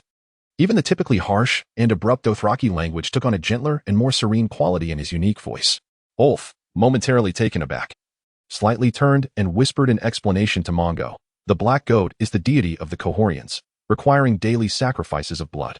Typically, they offer calves, geldings, and horses at the altar of the Black Goat, but during sacred festivals, the masked priests sacrifice the lives of criminals to appease the deity. In times of crisis, nobles in the city may even offer their own children to the Black Goat, hoping it will protect the city. The objective explanation by the observer incited a flicker of anger in Morket, the masked priest of the Black Goat. Yet Ulf, casting a sidelong glance at Morket, deliberately raised his voice. I have heard that the faceless men regard the Black Goat as an incarnation of the god of many faces, residing in the house of black and white. Ah, silence, silence, heretic. At that moment, Morket's expression twisted into a mask of rage. Losing all semblance of his earlier elegance and composure, the mention of the faceless men sent a shiver down Mongo's spine. His urgency regarding the resurrection of the 12th trial was rooted in a profound fear for his life. Those who posed a threat to him were few, and the faceless men were among them. The faceless men, a religious assassin group, worship the god of many faces, the deity of death. They congregate in the house of black and white in the free city of Bravos, excelling in disguise and possessing the ability to alter their appearances at will. They also wield a potent poison known as the choking death, capable of swiftly inducing suffocation. Mongo understood Ulf's intent. The sudden appearance of Morket was indeed suspicious. Conqueror's reluctance to promptly pay tribute to Koa, now eager to offer gold right after the war, was too peculiar. However, Mongo also surmised that Conquerians would not hastily procure a faceless man, nor would they willingly expend exorbitant resources to hire one to assassinate a Dothraki cow. The faceless men believed that taking a life was an offering to the gods, with costs that varied greatly depending on the target's significance and level of protection. Assassinating an ordinary merchant could be accomplished for half the price required to hire a standard mercenary force. Perhaps Ulf merely intended to test Morket's identity by invoking the faith of the Black Goat, inadvertently raising Mongo's wariness of the faceless men. For one must remain vigilant against such a formidable reputation. Chapter 10. Prophecies and War. Beneath the vast, boundless sky, the crescent moon hung like a hook. In the river of stars flowed, waxing and waning. Mongo observed, illuminated by the campfire, Morket's furious and grim visage, and his suspicions deepened. He found it difficult to associate this man with the faceless men. For a phrase in High Valyrian related to the faith of the god of many faces states, all mortals must die, all mortals must serve. The faceless men believed that death is a divine gift, and they considered themselves mere servants of the god of many faces, never succumbing to vanity or selfishness, remaining humble, calm, and benevolent. Yet the faceless men were also adept at acting. As part of their training, they shed their true identities, regarding themselves as nameless beings. Coupled with their ability to alter their appearances at will, it was entirely plausible that this man was merely a disguise. Kosaro. Sever this man's head and send it to the Conquerians. Ask them if they recognize him. Mongo smiled faintly, deciding that some mysteries were not worth unraveling, for there was no need to torment himself. Until the resurrection of the 12th trial was activated, all dangers must be quelled in the cradle. Whether he was a faceless man assassin or a genuine envoy mattered little. If he could not provide what Mongo sought from the Conquerians through war, negotiation would be futile. Thus, the envoy held little value for him. If this man's head could incite the Conquerians to send their forces into the field, it would be most fortuitous. Kosaro never hesitated to act on Kao's orders. Drawing his arax, he approached Morket, surprised by Mongo's command. The enraged Morket froze momentarily before shouting in agitation, I am the envoy of Conqueror. You cannot kill me. It will provoke war. With no response forthcoming, he attempted to retreat, only to be shoved to the ground by the roaring warriors behind him, leaving him in despair as he pleaded. Cow, Mongo Cow, please. I beg you. It is a prophecy from Conqueror's blood sorceress, foretelling the future of the nobles within the city, and I saw you in that prophecy. The curved blade shimmered in the firelight, reflecting a ghostly glow into Morket's eyes, the last vestige of calm evaporating, replaced by desperation and pleading. His voice, hoarse and frantic, rang out. The fiery war horses come from the east. The king of men is about to be born, standing amidst darkness, flames, and destruction. Conqueror will be strewn with headless corpses, and the black goat shall roar in the flames. Mongo, focused solely on power, held little regard for prophecies. He detested the superficial respect this man displayed and the feigned superiority of these priests who profited from the misfortunes of others. Thus, he still believed that severing Morket's head held greater value. After provoking Morket, the elderly Ulf remained silent. Upon hearing the prophecy, he suddenly turned and softly remarked, Conqueror is known as the city of sorcerers, steeped in divination, blood magic, and necromancy.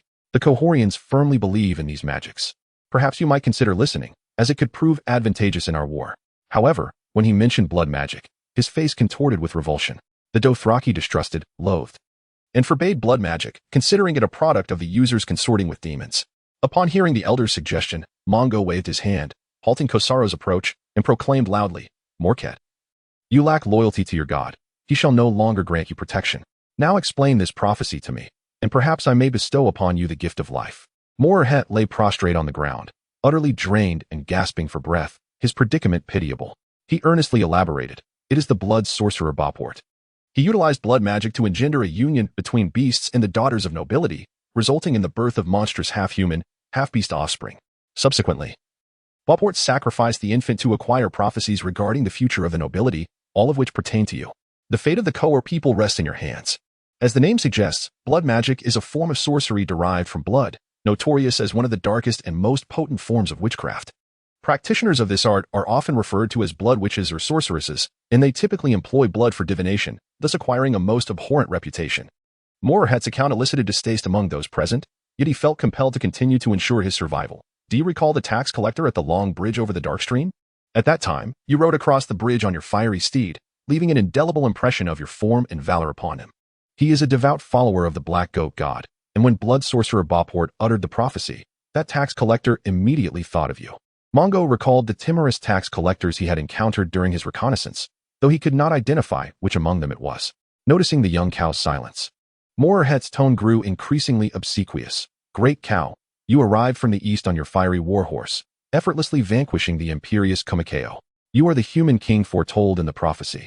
And the flames refer to the heretics of Rallo, who have long sought to preach in Conqueror, aiming to incite their followers to burn the altar of the black goat god. We fear you may fall prey to the seductions of these heretics. At this moment, Mongo comprehended the prophecy entirely. The followers of the black goat feared that the adherents of Rallo would ally with him, besieging Conqueror and annihilating the black goat faith of the Conqueror people. Rallo, also known as the King of Light, the Red God, and the God of Flames, is a deity of Essos. By night, his followers kindle flames in temples, beseeching Rallo for the dawn. The veneration of Rallo has become a ubiquitous tradition along the East Road in Essos, though following the extinction of dragons, Rallo's magic appears to have gradually waned, now overshadowed by the prophecies of witches and blood magic. In this world, widely circulated magical prophecies remain remarkably accurate, while the capabilities of blood sorcerer Boport are unknown. His deeds undeniably resonate with malevolence. However, the conflict of faith is of no concern to him. He seeks only to gain advantage from it. Mongo's eyes gleamed with cold light, yet his tone remained calm as he remarked, in that case, let us await to see if the prophecy of blood sorcerer Boport truly comes to fruition. After all, you appear uncertain of its accuracy. Morhet was taken aback. He had not anticipated this young cow would respond thus. Great Mongo cow, the followers of the black goat have already offered you gold. Mongo rose, his voice booming with anger. Do you think I would be easily appeased like other cows of the Dothraki Sea, simply by the tribute of some gold? I have but one counsel for the Conqueror people. Kneel and submit, or prepare for war. I shall treat you as your ancestors treated the Dothraki warriors 400 years ago, displaying your heads upon Dothraki spears. Morhet was stunned by the young cow's reaction. Before he could plead for mercy, Mongo continued with a roar. Kosaro, sever this man's limbs, do not allow him to perish, and send him back to the Conqueror people. Inform our tribal warriors that war is imminent. Chapter 11. The siege begins. The night was deep, yet the camp was illuminated by the bonfire, the slightly damp wood crackling as it burned. Mongo, resolute in declaring war on the Conqueror people, sat upright, listening intently as the affairs officer over recounted the history of warfare surrounding Conqueror city. Upon hearing that 3,000 Unsullied had valiantly defended the walls against the Dothraki, an engrossed Mongo inquired, were the Unsullied compelled to fight, or did they willingly march out to face the enemy? Over pondered, gathering his thoughts before cautiously responding, they were likely compelled to confront the enemy. At the onset of the war, the Conqueror people increased their defensive forces, hiring 2 mercenary companies, the Bright Banner and the Sons of the Second. They subsequently recruited 3,000 Unsullied. However, not long after, the Conqueror garrison suffered a catastrophic defeat, and the mercenaries fled in disarray. As night fell, the Dothraki retreated to their camp, preparing to breach the gates the following day, yet at dawn, the Unsullied had already formed ranks before the gates. This indicated that Koa City was, at that time, incapable of mounting an effective defense and under duress. The Unsullied had no choice but to engage in battle outside the city walls. Before the Elder Over could continue, he was interrupted by Mongo, who sighed. Though the Conqueror people ultimately triumphed through the Unsullied, they have also suffered greatly at the hands of the Dothraki. I only hope they do not possess such a keen memory of history as you do. At that moment, a bearded figure, whose expression was obscured by darkness, swiftly entered the tent. After bowing, Kosaro spoke. Cal, I have dispatched someone to return the envoy Moorhead to Koa City. As per your command, at dawn tomorrow. His limbs will be severed before the eyes of the city's defenders, and the prophecy will be conveyed to them. Once Kosaro finished his report, Mongo did not reply immediately, remaining silent with his head bowed, while others refrained from interrupting him. The tent fell into a profound silence, the only sound being the occasional crack of burning wood. After a long pause, Mongo finally lifted his head, his expression calm and composed, declaring, Kosaro, starting tomorrow, continue to send slaves who can speak Low Valyrian to proclaim the prophecy to all Koa citizens. Additionally, inform them that if they do not open the gates and submit, the day their city falls will see the slaughter of the Black Goat's followers. Immediately dispatch a large number of patrols, starting from the confluence of the Kin River and the Darkstream, to patrol upstream along the river and guard against a Conqueror fleet landing and flanking us. Suddenly, Mongo's voice faltered, a look of hesitation crossing his face, his countenance shifting in the flickering firelight. The others waited in quiet anticipation for the cow's decision. He straightened his posture, closed his eyes in contemplation, and after a moment's deliberation, resolved firmly, search all villages and towns surrounding Koa City, and bring back all supplies, livestock, and populace. The Dothraki understand that mercy towards the enemy in war is cruelty towards one's own. Taking a deep breath to compose himself, Mongo rose and began pacing within the tent, contemplating siege strategies. Occasionally, he glanced at the rudimentary map etched on the wooden board.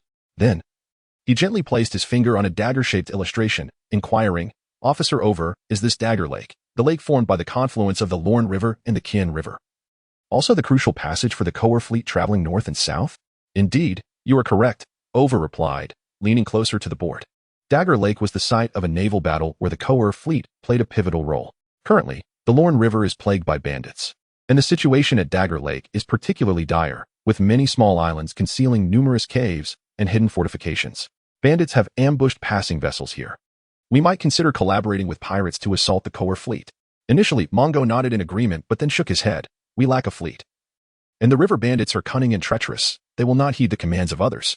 However, we do need to collaborate with the bandits, albeit in a different manner. I want you to send word to Dagger Lake, spreading the news that Conqueror City is under siege by the Dothraki army and that the Conqueror fleet is preparing to transport gold southward to procure supplies. I hope that when the time comes, these bandits can create some trouble for them. The Elder Ofer's eyes sparkled with intrigue as he proposed the idea of enticing this avaricious band of river raiders to assault the Conqueror fleet, thereby obstructing their southward advance and interrupting their supply of resources back to the city of Conqueror. Ignoring Ofer's response, Mongo continued to pace, deep in thought. While besieging a city is a matter of brute force, undermining the enemy's morale and preparing for one's own defense are crucial strategies. However, he realized that he lacked the resources and time to prolong a war of attrition against his adversaries. A decisive assault was imperative. After contemplating this, he inquired, Officer, can our craftsmen produce siege ladders and large shields for defense? Although the Dothraki were not known for their architectural prowess or advanced manufacturing skills, they possessed a fundamental level of craftsmanship. As anticipated, Ofer replied without hesitation, KO, that is entirely feasible. We can source materials from the Conqueror forest to fabricate simple siege equipment. Hearing this, Mongo nodded in reassurance and continued, you shall oversee the creation of the siege apparatus. Additionally, you must account for the male slaves within our camp and inform them that I intend to offer each of them a chance to escape their shackles of servitude. With the plan set forth, the others took their leave. A gentle breeze danced through the flames as Mongo remained alone in the tent, lost in myriad thoughts. The nomadic tribe's greatest weapon lay in their cavalry, whose unparalleled mobility rendered them nearly invincible in open warfare. Yet, when confronted with fortified cities, they found themselves at a distinct disadvantage. Even infantry equipped with the necessary siege apparatus often suffered grave losses in assaults, let alone the Dothraki, who lacked siege equipment and were predominantly unarmored light cavalry. In truth, before encountering the Cohoran envoy Morket, Mongo had not intended to take action against Cohor. If the enemy dared to send out the Unsullied, he would gladly deliver a painful lesson if they chose to remain behind their walls. He planned only to pillage and extort enough wealth before retreating back to the Dothraki Sea. Prior to unifying the Dothraki, he had no urgent need to extract what he truly desired from Cohor. However, Morket's arrival and the prophecy he relayed presented the Dothraki with a unique opportunity. No fortress, however impregnable, could withstand an assault from within. Chapter 12. The Power of Persuasion. Cohor, a free trade city-state on the continent of Essos, was once a colony of the Valyrian Empire. Its strategic location along the trade routes of the continent facilitated immense wealth. Following the cataclysmic downfall of Valyria, Cohor attained independence, now governed by the city's elite nobility. As dawn broke, the first light tore through the cloak of night, awakening life from its slumber. The commotion caused by the gathering Dothraki army naturally alerted the Cohoran scouts, who hastily returned to the city, situated over 60 miles from the Dothraki encampment. The Dothraki are coming. This shocking news reverberated throughout Cohor, instilling fear and unrest among both commoners and nobility alike. The initial skirmishes between two Dothraki tribes at the nearby Darkstream River had already sent ripples of anxiety through the populace. Following the silence of their envoy upon entering the Dothraki camp, the realization that the Dothraki were mobilizing toward Cohor sent shockwaves through the city. Within the city, the followers of the Lightbringer, Rawler, conspired to incinerate the statue of the Black Goat, and the ensuing chaos had yet to subside. The common folk, hastily gathering from the surrounding villages, clamored for the gates to be shut, while the ominous prophecies of the Blood Mage Boport circulated among the nobles, compelling them to contemplate escape. Cohor had remained untouched by war for over 400 years. But the urgency of the situation left the inhabitants at a loss for how to respond. In desperation, the Highborn relinquished control of the city's defenses to the commander of the guard, Salakoth, who, though lacking in quick wit, was known for his caution. Thus, under Salakoth's direction, they swiftly resolved to hold the walls, refrain from opening the gates, stabilize the spirits of the citizens, negotiate with Rawler's followers, and ultimately send for aid from the city-state of Norvos. Norvos was an ally of Cohor, having joined forces to defeat Volantis during the naval battle at Lake Dagger, and was the closest city-state to Cohor. For the overly cautious Salakoth, he placed greater trust in the disciplined Unsullied than in the complacent, poorly trained locals or mercenary bands that could be bought for coin. Consequently, his emergency measures did not include an urgent reinforcement of troops. As the sun reached its zenith, blazing overhead and scorching the stone walls, the air stood still, devoid of even a whisper of wind. Salakoth, also of noble lineage, could not compare to the rigorously trained Unsullied. After merely half an hour atop the walls, he sought the refreshing relief of cool well water. At that moment, ripples formed on the surface of the water in the basin, followed by an increasingly intense tremor. In a state of panic, Salakoth tossed his towel back into the arms of a slave and rushed back to the battlements, peering over the parapet to gaze outside the city. A cloud of dust billowed forth, accompanied by a thunderous roar. The Dothraki cavalry surged like a tempest, sweeping across the land with the ferocity of crashing waves. As Salakoth crouched atop the once formidable walls, he felt an overwhelming sense of insignificance, as if Cohor were but a grain of sand isolated on the shore. Murmuring to himself, "Oh, Black Goat, this is the true Dothraki Sea." Over 30,000 Dothraki warriors roared, their steeds whinnied, and the cacophony of their approach resonated through the clouds, soaring high into the sky. Mongo, astride his robust crimson steed, galloped up the hillside outside the city, his long black braids trailing behind him, jingling with the sound of numerous bells. Observing the battlements adorned with the formidable black spiked helmets, he recognized that the Cohorans were indeed prepared. The warriors beneath those helmets were the renowned Unsullied. One Dothraki cavalryman, bearing the bound envoy Morket upon his horse, charged toward the foot of Cohor. Stopping just beyond the range of arrows, he unceremoniously dismounted, unceremoniously tossing the gagged Morket to the ground. The Dothraki then dismounted, and, before the watchful eyes of the city guards, cruelly severed the envoy's limbs, afterward mounting their steeds once more to ride away triumphantly. From his vantage point, Mongo shook his head in resignation and sighed, realizing that one could not expect too much from the intelligence of the Dothraki. He gazed at Morket, writhing silently on the ground like a maggot, pondering why the cloth gagging his mouth could not be removed. How could one instill fear in the enemy without screams of agony? Fortunately, Morket was of some standing. Two Unsullied descended the wall in a basket, intending to bring him back into the city. Seizing the opportunity, Elder Ofer galloped outside the city and proclaimed in Valyrian, "This man is named Morket, the masked priest of the Black Goat, and he is the envoy sent from the city of Cohor to offer tribute to Mongo Ko. He bears news that the blood mage Bopward has received a prophecy through blood magic. Mongo Ko shall, with the aid of the flames, breach the walls of Conqueror. At which point the streets will be littered with headless corpses, and the followers of the Black Goat will wail helplessly amidst the flames. Mongo Ko relays to the people of Conqueror, open the gates and submit, or on the day the city falls, all followers of the Black Goat shall be exterminated. It was evident that Commander Salikotha's cautious strategy was indeed prudent. The morale of the Unsullied on the walls remained unshaken. Nevertheless, the commander's own disposition did not ease. He cast a cold, penetrating gaze upon his slaves, as Mungo beheld the noble-born Conqueror high-ranking officers along with their slaves, and the countless archers and conscripted laborers responsible for transporting supplies, all of whom were locals. He reluctantly abandoned his calculations, unless he eradicated them entirely. It was futile to believe the news could be concealed. Observing the walls devoid of commotion, he discerned that his psychological tactics had temporarily failed. He then turned his gaze towards the Unsullied, who were already seated in the basket with Morkhead, gauging the distance, gripping his spear. He charged down the hill on his steed like an arrow released from a bow. 100 paces away, he raised his spear and hurled it with all his might. It soared through the air like lightning, pinning an Unsullied to the wall. Moments later, the wall finally responded in a flurry of chaos, with a few arrows released that barely grazed him, sliding off his skin and falling to the ground. His warhorse, feeling the sting, grew somewhat restless. Yet Mungo dared not linger, for who could predict whether a massive crossbow bolt would soon be aimed at him? Mungo Ko! Mungo Ko!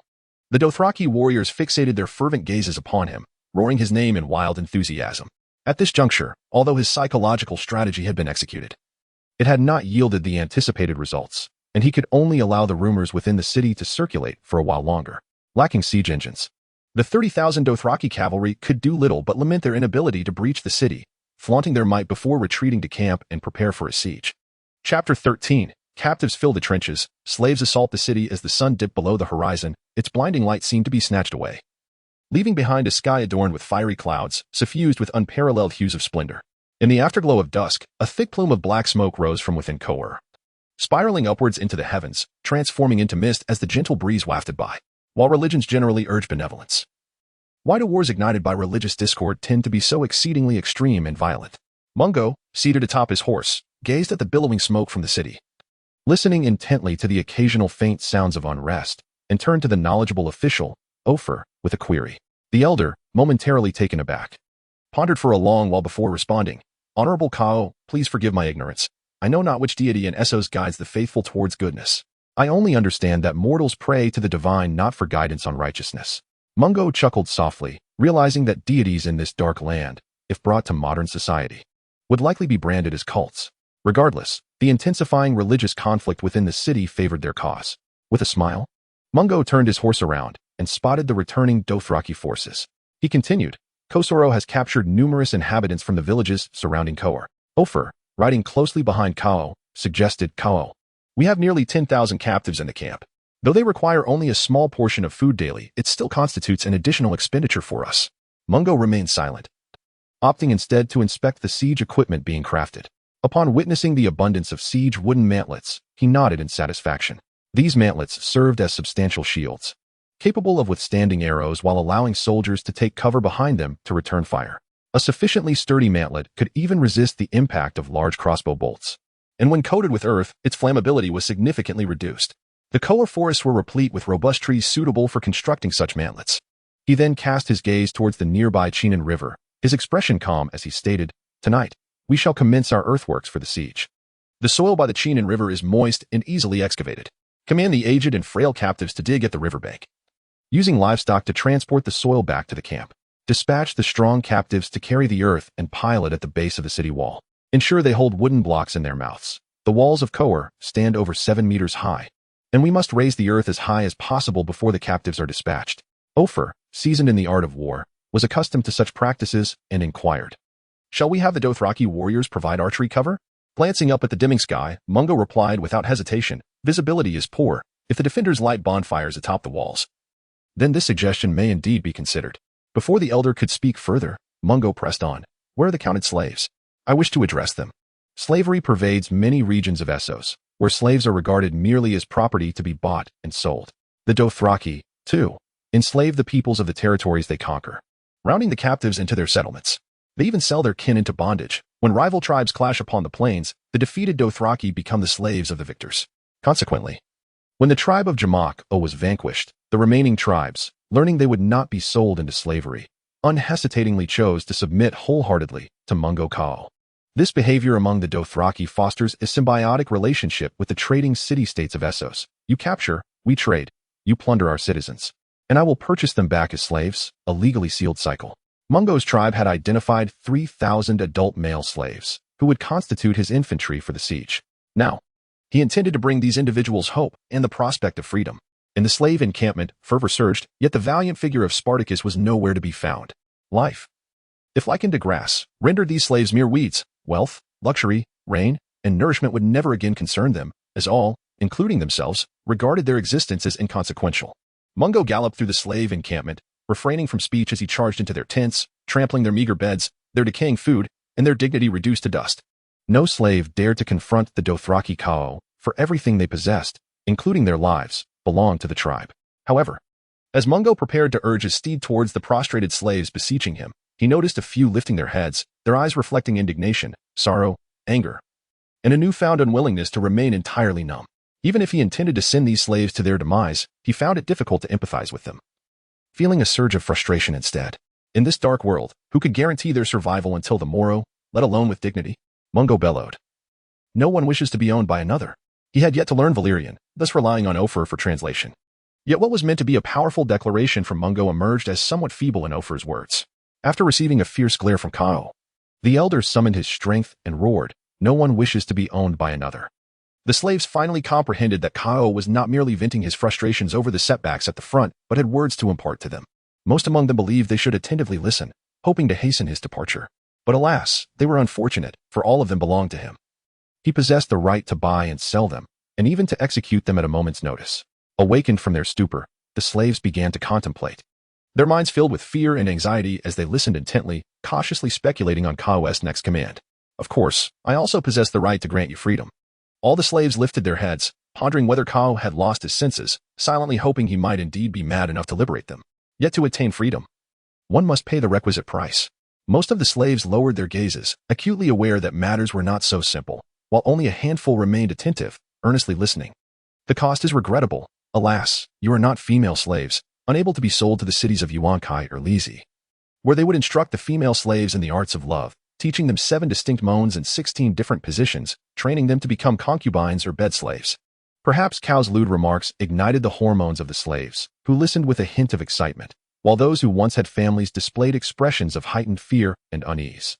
"You are destined only to be sold into labor that the locals disdain, relegated to the searing mines, to toil alongside countless other slaves, laboriously extracting gold and silver.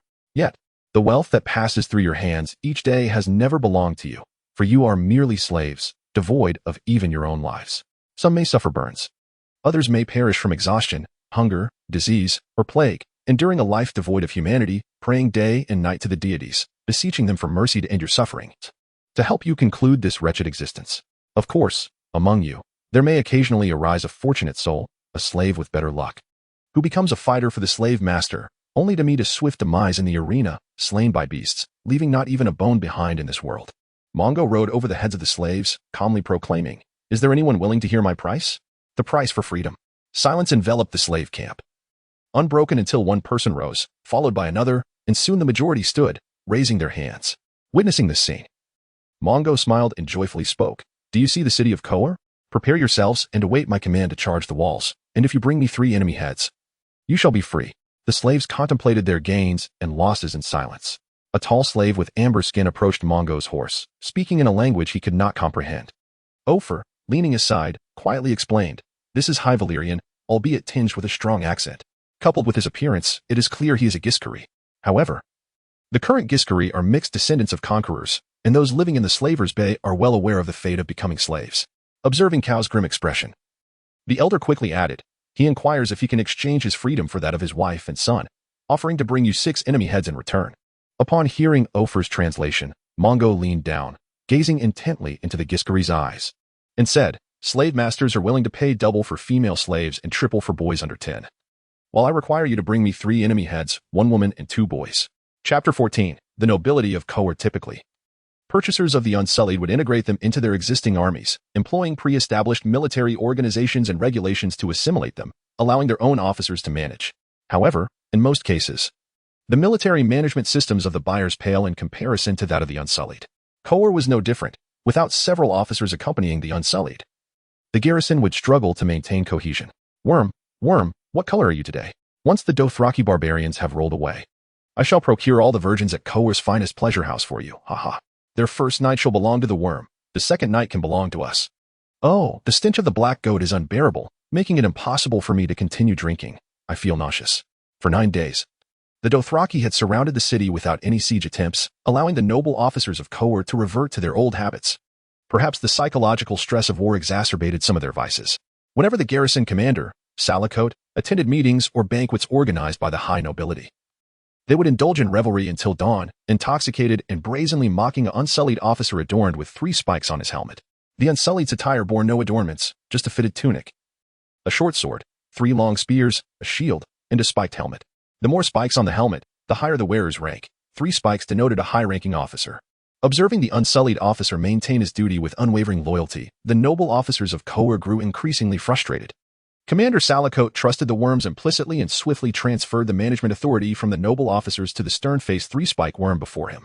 The intoxicated noble officer staggered to his feet, his face contorted in rage, slurring, Worm, do you know that it was my father who purchased you? Answer your ancestors' query. What color are you today, gray, yellow, or white?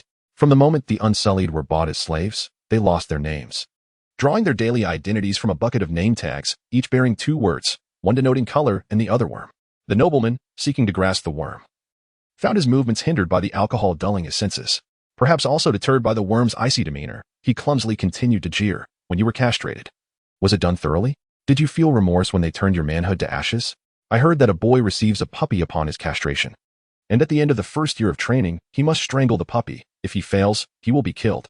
Worm, you received the Unsullied spiked helmet, but did not become dog fodder. You are indeed cruel. The worm ignored the inept provocateur, while the officer's companions recognized the necessity of the Unsullied for the defense and rushed to restrain the deranged nobleman. Yet, this was insufficient to calm him. His father was the most powerful noble in Conqueror, and this lowly worm had usurped his status and achievements. Thus, he drew closer to the worm's dark visage. Gritting his teeth, what was it like the day you donned a silver mask at the slave market, purchasing a newborn and killing him before his mother? It must have felt gratifying to compensate the slave master for the loss, haha. As he spoke, the Conqueror officer reveled in his own bravado, unleashing a raucous laugh. The Unsullied officer cast a glance into the dark expanse beyond the city walls and then descended the battlements with military poise, still disregarding the nobleman. Trained since the age of 5, he had long since shed all emotion and self. However, should he apply his military knowledge, he would recognize the significant shortcomings of this defense. For instance, they should periodically cast torches outside to illuminate the area, preventing a nighttime incursion by the enemy. Yet he was merely a colorless worm, devoid of personality or emotion, obedient only to the commands of his superior. Within the courtyard of the highborn nobles, the entire estate was guarded by Unsullied, surrounded by 12-foot-high brick walls. Ivy-clad gardens and flowering trees encircled a marble pool, which featured a statue of a handsome and elegant boy carved from painted marble. The occasional barks of dogs indicated the presence of a kennel hidden in the backyard. In the residential banquet hall, long white candles illuminated the space as if it were daylight. A sumptuous tapestry commemorating the 3,000 warriors of Conqueror adorned the walls. Woven from wool, silk, and threads of gold and silver, regarded by the nobility as a treasured heirloom. Young girls and noblewomen in silk gowns mingled, their laughter echoing amidst the air thick with the scent of rich perfumes. Let us pay homage to Commander Salakot, whose wisdom and valor have deterred the Dothraki savages from approaching the city walls even a single step.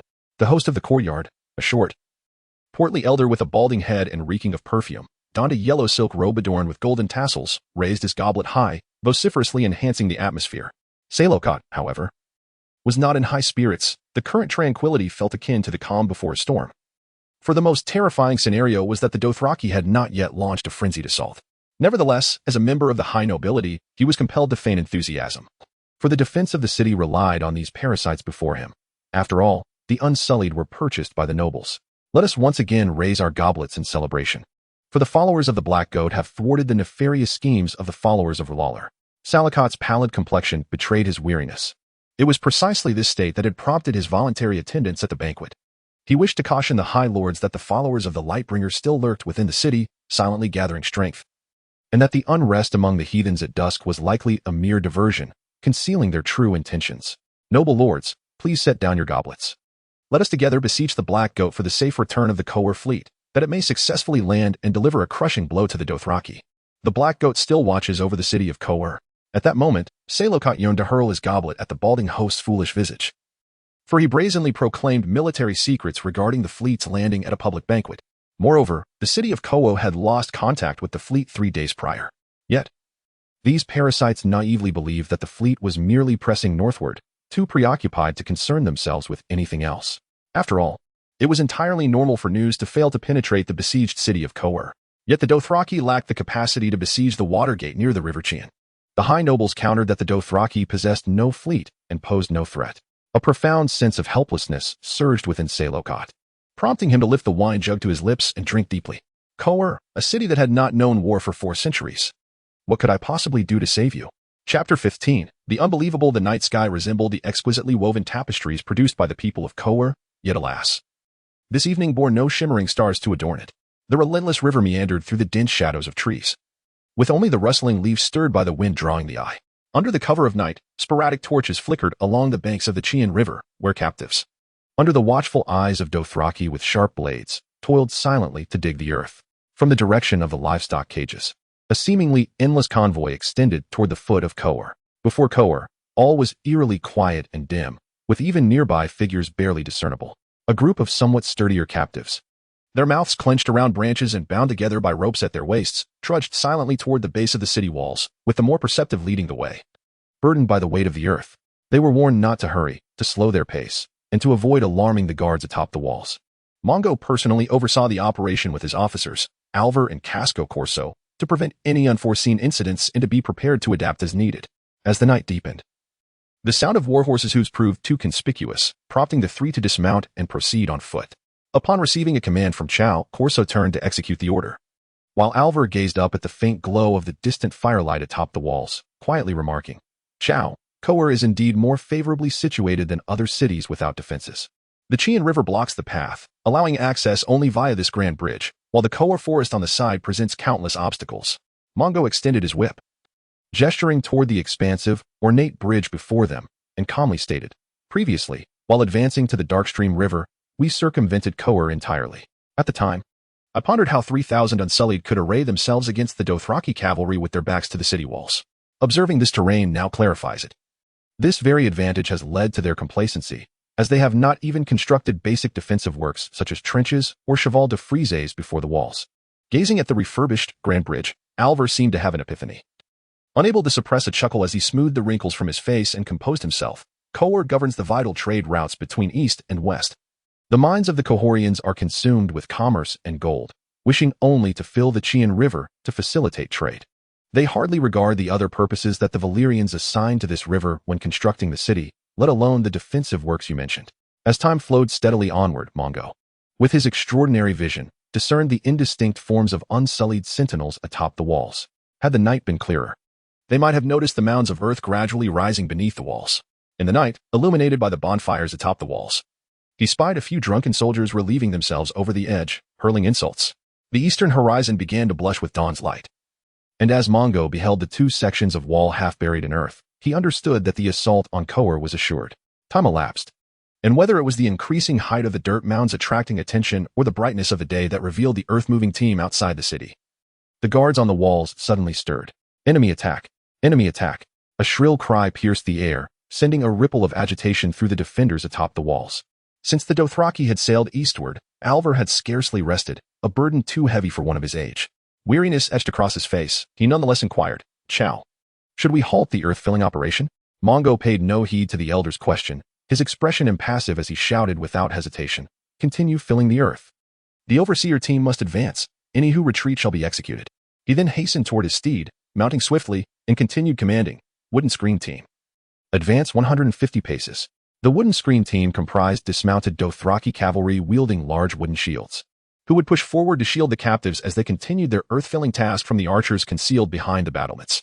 As arrows rained down sporadically from the walls, several unarmored captives fell, blood staining the ground.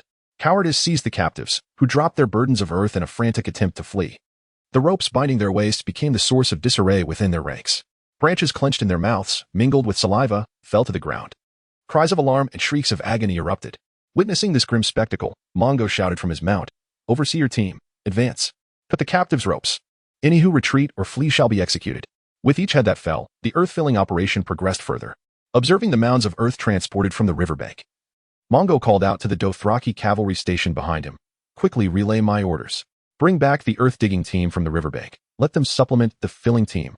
The captives tasked with excavating soil by the banks of the Chien River were predominantly the old, weak, and women, posing no threat and requiring no evasion from enemy patrols.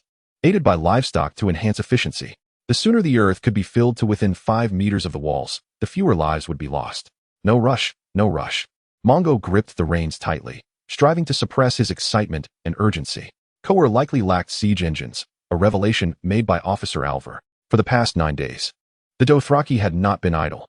Alvar had surveyed the ground outside the city and found no wild grasses, trees, or unusual rocks that could serve as markers for siege engines. The captives filling the earth not only paved the way for the army's assault but also depleted the enemy's archers' arrows and stamina, testing the strength of the enemy's siege engines. As anticipated, arrows flew from the city walls, yet there were no massive crossbow bolts or stone projectiles, which are far more lethal. As the wooden mantlets approached within 150 paces, engaging the archers on the wall, the enemy made no move to employ their crossbows against the mantlets, which were capable of defending against ordinary arrows. Mongo could not help but feel perplexed. Was the enemy merely biding their time? Or was the garrison of Conqueror City simply negligent in their defense, preoccupied only with patrolling the streets and maintaining order within the city? As time elapsed, his disappointment in the city's defenders grew. The entire garrison seemed as if just roused from slumber, lacking any semblance of organization or strategy. The enemy had not even launched fire arrows at the wooden mantlets, rendering their efforts futile. A bold thought crept into Mungo's mind. Refusing to dissipate, was the enemy commander not present on the walls? In truth, the cautious commander Salokot was indeed absent, having indulged too deeply in drink at a banquet. It was only upon hearing the alarm that he roused from the bed of a woman. Moreover, Mungo held a misguided perception of the Unsullied. Their individual combat prowess and discipline were impeccable. However, they remained mere instruments of war, akin to the curved blades, spears, and bows they wielded, tools devoid of thought, merely following the direction of their master's hands. The free trade city-states favored the purchase of Unsullied not merely for their absolute obedience and fearlessness in battle, but primarily to serve as guardians or patrols, for the Unsullied would never engage in theft or misconduct. While formidable, the Unsullied lacked autonomy. Their every action in warfare was entirely dependent on their masters. Chapter 16. The struggle for the walls as dawn broke. The earth was tilled and the burrows swept away. Outside the city walls, mounds of earth rose nearly 6 meters high. When the order for retreat was given, the captured soldiers scrambled from the battlefield. The River Chien marked the boundary between life and death, where red and white intermingled in nightmarish visions. Mortals are destined to perish, their ephemeral existence fading away. Mungo, riding his steed, brandished his whip, addressing the 3,000 slave warriors arrayed before him. "Slaves, what I wish to impart unto you is not a demand for valor in battle, but rather a plea for survival and the pursuit of freedom. Bring me the heads of 3 enemies, and I shall erase all debts owed to me. Warriors, the gods of the world shall be with you." The herald sounded the horn, and the silent slave warriors erupted in a roar, stepping forth towards Koa City, their formation surging like a tide. Undeterred by the rocky shores ahead, the archers atop the walls stood poised, unleashing a rain of arrows that fell upon the tightly packed ranks of slave warriors. Bereft of armor, cries of agony erupted amidst the ranks as the foremost slaves fell like wheat before a tempest, a chaotic scene unfolding. More critically, the onslaught of arrows instilled fear within the slave warriors, their fierce resolve dissipating, leaving them disoriented. The brave pressed forward, the hesitant hesitated, and the timid retreated. At that moment, at the rear of the slave warrior formation, a contingent of Dothraki cavalry brandished their araks, charging forth against the crumbling ranks. This marked the first assault by the Dothraki cavalry since the onset of battle, their blades glinting amidst the bloodshed, a warning to those who faltered. With the sounding of the horn, the slave warriors were roused from their stupor, their blood-red eyes ignited with battle fervor, launching a renewed assault on Koa City. The air was filled with roars, screams, and the splatter of blood, with corpses strewn everywhere. The pallid quartermaster Ofer weakly remarked, "Cal, the situation appears less than favorable." Mungo instinctively furrowed his brow, his gaze icy as he stifled his displeasure, responding, "During the filling of the city, the enemy displayed no such order or discipline. If the Koa garrison has shown mercy towards their captured compatriots or is merely concealing their strength, it signifies that the enemy commander has only just arrived. The slaves are simply unfortunate." Before Ofer could continue, Cal, interrupted by Mungo's gesture, signaled for the Dothraki cavalry to take away the weakened elder. He added, "Quartermaster, What you need most now is rest. Do not fret. This is merely a minor setback. The gods remain on our side. Victory is assured.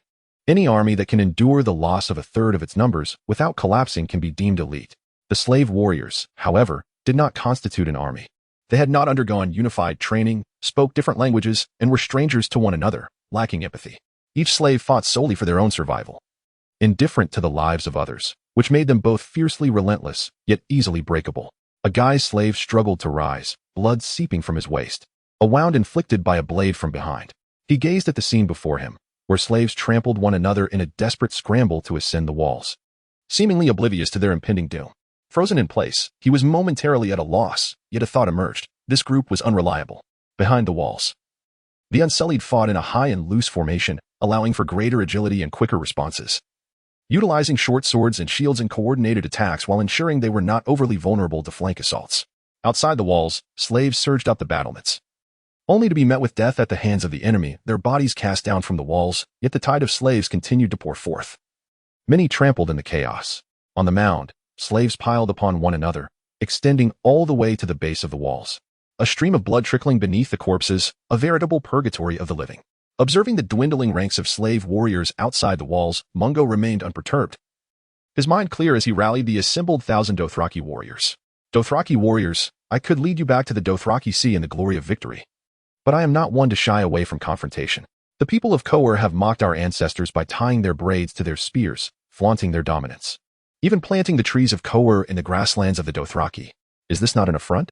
They sent arrogant envoys to my tent, seeking to offer me gold in private, but I heed not their words. Capturing Conqueror will yield gold for all Dothraki. This shall be a testament to your valor.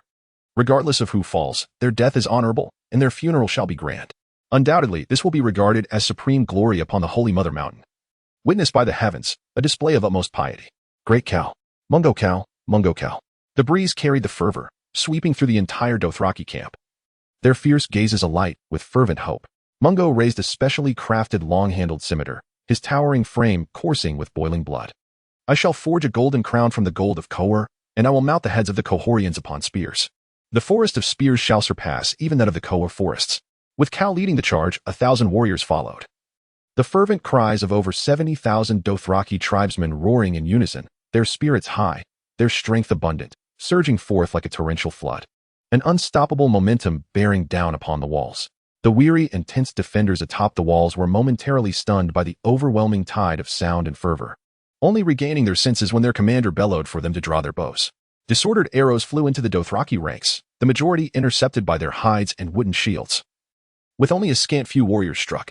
Outside, the mounds of bodies lay piled high, nearly reaching the battlements, as an Unsullied, having thrown a spear, scarcely had time to ascertain whether he had struck his target before a towering figure charged at him, the instinct of battle prompting him to raise his round shield in defense, while another companion advanced to thrust with a short sword in a coordinated assault. With a resounding crack, the shield shattered, and the massive curved blade cleaved down upon the spiked helm of the Unsullied, blood gushing forth like a fountain, cascading in a shower of gore. Another Unsullied short sword struck the skin, yet failed to penetrate.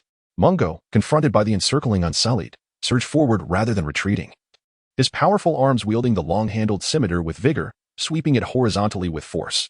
Severed limbs and splattered blood tore through the Unsullied formation, and the advancing Dothraki surged forth. Mungo was like a sharp arrow, charging through, akin to a searing blade piercing through cold butter. The Unsullied's calm and orderly battle formation appeared feeble under his fiery assault. The glint of his blade flashed like lightning, slicing the front Unsullied clean in two. Nevertheless, the Unsullied displayed remarkable courage in battle, maintaining their formation and pressing forward with relentless attacks, refusing to retreat.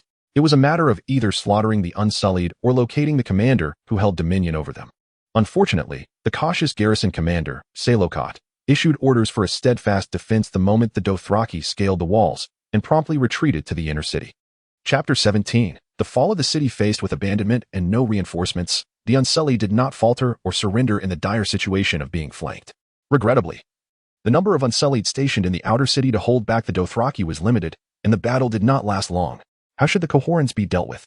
Clearing the arrow towers, Kosaro observed the Conqueror archers and conscripted laborers kneeling in surrender, unsure of how to proceed. Mungo's response was resolute and cold. Once their weapons and armor are confiscated, we shall sever their hands and send them back to inform the Conquerors. Kosaro bowed to accept the order, of course, not daring to question Cal's intent. The Dothraki had no time to manage prisoners. and the Cohorans' choice to surrender indicated they still held hope for survival, hence they could not be driven to utter despair. Maiming the soldiers would ensure they could no longer fight, and the Cohorans would need to allocate personnel to tend to these injured men. When the Dothraki attacked the inner city, they would face fewer enemies, and their attacks would be more disorganized. Kosaro opened the city gates, allowing more troops to enter. Mungo stood atop the Arrow Tower, gazing into the city, his blood-red scimitar pointing towards the shimmering lake within. Commanding, I want you to take your men along the city wall's corridor and seize the water gate. No vessel must leave the city. Koa City, a circular fortress with a diameter of less than 3 kilometers, is divided into 2 rings, the inner city and the outer city. The inner city is adorned with the opulent courtyards of the nobility and grand, lavish, unknown domed structures, while the outer city consists of orderly common residences and merchant markets. Both the inner and outer city walls rise over 7 meters high, with 4 main thoroughfares leading to the center of the fortress, intersecting at a square resembling a celestial hub. Notably, in the southwest, there is a vast artificial lake, with a few merchant ships docked at the pier. Its waters connecting to the river Kynan beyond, extending into the inner city. Both the inner and outer city walls are equipped with several water gates. If the outer city's water gate is not captured first, the nobility can escape Koa City at any moment with their riches. As Mungo, drenched in blood, descended from the Arrow Tower, the Dothraki warriors atop the walls erupted in fervent cheers. They knew that it was under the leadership of this young cow that they could achieve a significant victory with minimal losses. After 400 years, the Dothraki penetrated the city of Conqueror, which had once been their graveyard. Mungo looked up to see the Dothraki, their expressions filled with fervent excitement, their beastly eyes brimming with the desire to plunder. He immediately raised his scimitar and stepped forward, bellowing, "Silence!" The Dothraki fell silent. Mungo Cow, the strongest and fiercest warrior of the tribe, had long since proven himself with numerous valiant deeds. Mungo surveyed them and, with a serious countenance, shouted, "Look at the barricades piled high within the city and the walls of the inner city still standing. Is this the time to claim our spoils?" His finger pointed at all the Dothraki, his voice as hard and cold as iron. "You, all of you, must heed my command and await my orders. I shall reiterate. Should anyone question my decision or my authority, I will personally sever their head, eliminating all doubt. For a nomadic people, especially one still in the throes of ascendance, waging war, expanding territory, and plundering livestock, slaves, and wealth to enrich themselves is a natural course of action. The Dothraki are synonymous with barbarism in Essos and indeed the world, lacking any semblance of civilization. The sacking of cities and annihilation of peoples is a traditional practice. However, to engage in indiscriminate slaughter of the Cohoran civilians, to plunder their belongings, and to set their homes ablaze would be an exceedingly unwise course of action. The Dothraki, still struggling to establish their foothold in the city, would ignite fierce resistance from nearly 100,000 residents. The blood of the tribe might well be drained on this day, with their elite forces perishing within the city. Mungo's words quelled the Dothraki's restlessness, and he firmly reiterated, "Who among you has endured more toil and suffering than I? Whose honor is more deserving of the gods' recognition? It is I who have led you to victory. It is I who have torn apart the enemy's most formidable formations and slain the most foes.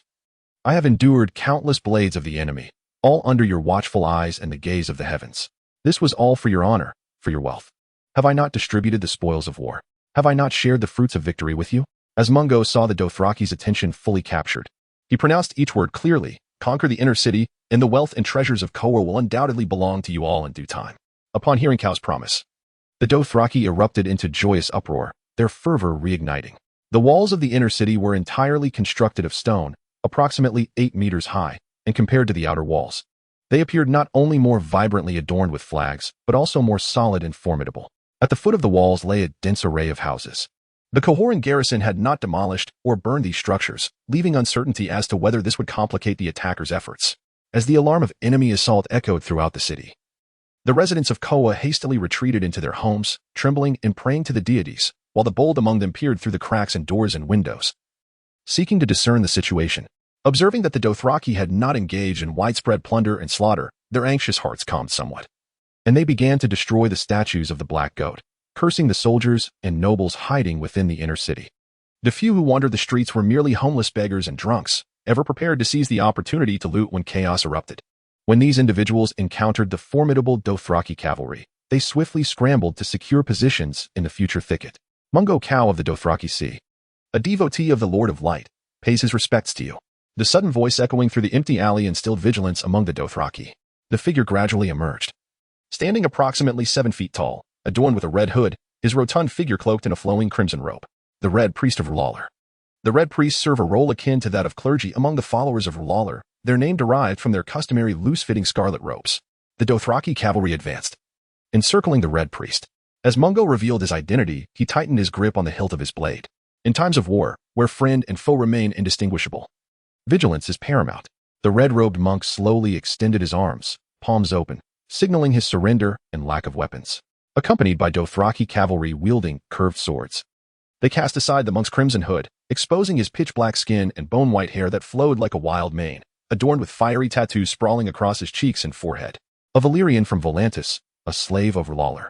Mungo could not be described as a bibliophile, and at this moment, books were far from his reach. However, in the past, he had listened intently to the tales spun by the scribe, over, about the history, beliefs, and customs of Essos. The red-robed monk before him, marked by distinct flame tattoos on his cheeks and forehead, was undoubtedly from the Temple of R'hllor in Volantis. Only the Valyrians took pride in their Valyrian ancestry, generally retaining the tradition of tattoos, using them to distinguish the purposes and identities of slaves. Although the followers of R'hllor believed that all were servants or slaves of R'hllor, the title of Slave of R'hllor was merely one among many for the faithful. The Temple of R'hllor in Volantis is the largest in the world. It purchases slave children and raises them to become monks or warriors. These devout zealots, hailing from slave origins, bear flame tattoos on their faces, and it is they who are truly known as the slaves of R'hllor. The tattooed red-robed monk bowed deeply, his demeanor reverent as he spoke. Esteemed Ko, I am the servant of the Lord of Light, Machiro. Chapter 18. Machiro the rising sun gazed down, akin to a solitary eye. Mungo stared indifferently at the burly black man before him. Despite the sharp curved blade, the red-robed monk Machiro remained unflinching, maintaining a calm demeanor. Servant of the Lord of Light, has your God revealed visions of the future to you? Machiro exuded an air of detachment, devoid of any emotion in his visage or eyes. The long night is dark, fraught with peril. The Lord of Light bestows dawn upon the world. Mungo waved his hand, letting out a derisive laugh. Perhaps I do not possess the legendary ability to resurrect the dead, but when a man stands before me, I can declare the hour of his demise at any moment, and not even his God can save him. Machiro remained unperturbed, finishing his prayer without a flicker of expression. Currently, the followers of the Black Goat occupy the fortress, easily defensible, while the hand of the holy fire of the Lord of Light has infiltrated the enemy's ranks, ready to open the gates when the defenses are lax. Coordinating with your army from within. The hand of the holy fire serves as guardians of the Temple of R'hllor, trained from childhood to become warriors, known as the Holy Warriors of the Lord of Light, maintaining a constant number of 1,000, replacing a fallen warrior with another. Mungo remained silent, relaxing his grip on the hilt of his blade while his left hand caressed the reins. Throughout this time, whether through prolonged siege or direct assaults on the walls, the strategies employed did not align with his psychological expectations. A moment's inattention could grant the enemy an opportunity for a counterattack, leading to untold Dothraki casualties. Perhaps even his braids would find themselves adorning the spears of the unclean. In warfare, the advantageous side must deny the enemy any respite, otherwise they will find their rhythm, retaliate, and once the momentum shifts, it becomes exceedingly difficult to reclaim it. This gnawing anxiety plagued Mungo's mind, rendering his mood tumultuous and filled with disdain. The monk's proposal, at a certain moment, genuinely stirred his interest. He tightened his grip on the reins and turned to Machiro, declaring, "Servant of the Lord of Light, articulate your demands." Machiro's expression remained calm and gentle, as if everything around him bore no relevance, yet even a deity would have its own desires. After the long summer, the stars wept blood, and the frigid darkness would envelop the world. In this dreadful hour, a warrior would draw forth a burning sword from the flames. That sword being the blade of the Light-Bearer, the red sword of heroes. He who wields this sword is the reincarnation of Azor Ahai, destined to drive away the darkness. Mungo recognized these words as a prophecy from the ancient texts of Ashai, which spoke of the rebirth of Azor Ahai by the Lord of Light, to confront his eternal enemy, the god of winter, when darkness descends after the long summer. The faith of R'hllor resembles a dualistic religion, believing in the existence of two opposing supreme forces or deities representing good and evil, with only the benevolent deity deemed worthy of worship. These opposing forces often manifest in forms of light and darkness, life and death. The Lord of Light, R'hllor, embodies heat and life, while his nemesis is the god of winter, representing darkness, coldness, and death. Their unending struggle dictates the fate of humanity. In silence, Mungo gazed calmly at the red-robed monk, letting out a joyful laugh, and said, "Machiro, let us speak of practicality. What is it that you seek?" He understood that the Lord of Light, R'hllor, was indeed a true god, capable of revealing future visions through flames and imparting unique abilities, such as the power to resurrect the dead. Yet, at present, R'hllor's magic had yet to be restored. the Lord of Light remained merely a deity of significant influence and faith, and moreover, Conqueror's blood sorcerer and the Black Goat had prophesied his rise as the king of men. Machiro's face resembled a sealed black wall, revealing not a hint of fissure. Neither sorrow nor joy, his expression remained composed, servant of the Lord of Light. I hope that Mungo Ko will ensure the safety of the lives and properties of the followers of the Lord of Light after the war.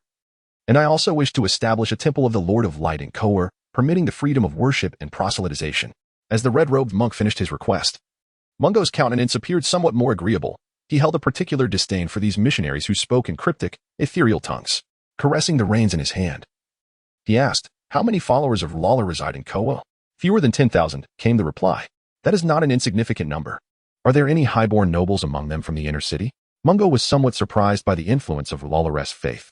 No wonder they could organize the burning of local deity statues, inciting the fierce ire of the followers of the Black Goat. There are no highborn nobles. The faith of Lawler, even in Volantis, the free trade city-state with the most followers, was primarily popular among the lower classes, with many adherents being slaves or the impoverished. Mungo ceased his inquiries, descending into contemplation. After a long while, he raised his head and regarded the red-robed monk with a serious demeanor. "In the name of the horse god, I vow that as long as the followers of Lawler submit to my rule, their lives and properties shall be safeguarded under my protection. After our victory in war, the followers of Lawler will earn merit for their participation, and they shall be permitted to construct a temple in the inner city for proselytization. However, all followers of Lawler in Conqueror must be registered, and they shall not enjoy any privileges in Conqueror. Should any follower violate the moral laws of Conqueror, they will be subject to the city's judgment, and the priests of the Temple of Lawler shall also face my scrutiny." With that, he urged his steed closer to the red-robed monk, his authoritative gaze locked onto Machiro's eyes. "Servant of the Lord of Light, can you comply with these terms?" Machiro bowed his head, endeavoring to clarify his thoughts, beads of sweat forming on his forehead, as if he were greatly troubled, his heart filled with conflict. After a prolonged silence, he finally raised his head, earnestly stating, "Servant of the Lord of Light, I agree to pursue victory alongside you, but regarding your demands, I must first report to the high priest of the Temple of the Lord of Light in Volantis." Mungo regarded the red-robed monk coldly for a long time, seemingly accepting this explanation, yet it was clear he remained unsatisfied. The ensuing atmosphere was charged with an unmasked, chilling intent to kill. Machiro understood that the Dothraki Ko before him was genuinely intent on bloodshed, as if a fierce, icy wind had pierced his being, and cold sweat had already drenched his back. His entire body tensed with muscle, and his expression remained rigid as he declared, "The servant of the King of Light is willing to assist you in seizing the city of Conqueror first. After the war concludes, I shall promptly journey to Volantis to meet the High Priest and convey your requests." This is precisely what I desire, victory at any cost. The momentary tranquility, charged with tension, dissipated as Mungo's face broke into a wide grin, and he heartily laughed while clapping Machiro on the shoulder, saying, "As long as you can help me capture Conqueror, my commitments to the followers of the King of Light within the city shall remain eternally valid. Provided your High Priest abides by my demands, my promise regarding the mission shall also hold true." In truth, Mungo harbored no fondness for any deities of Essos or this world.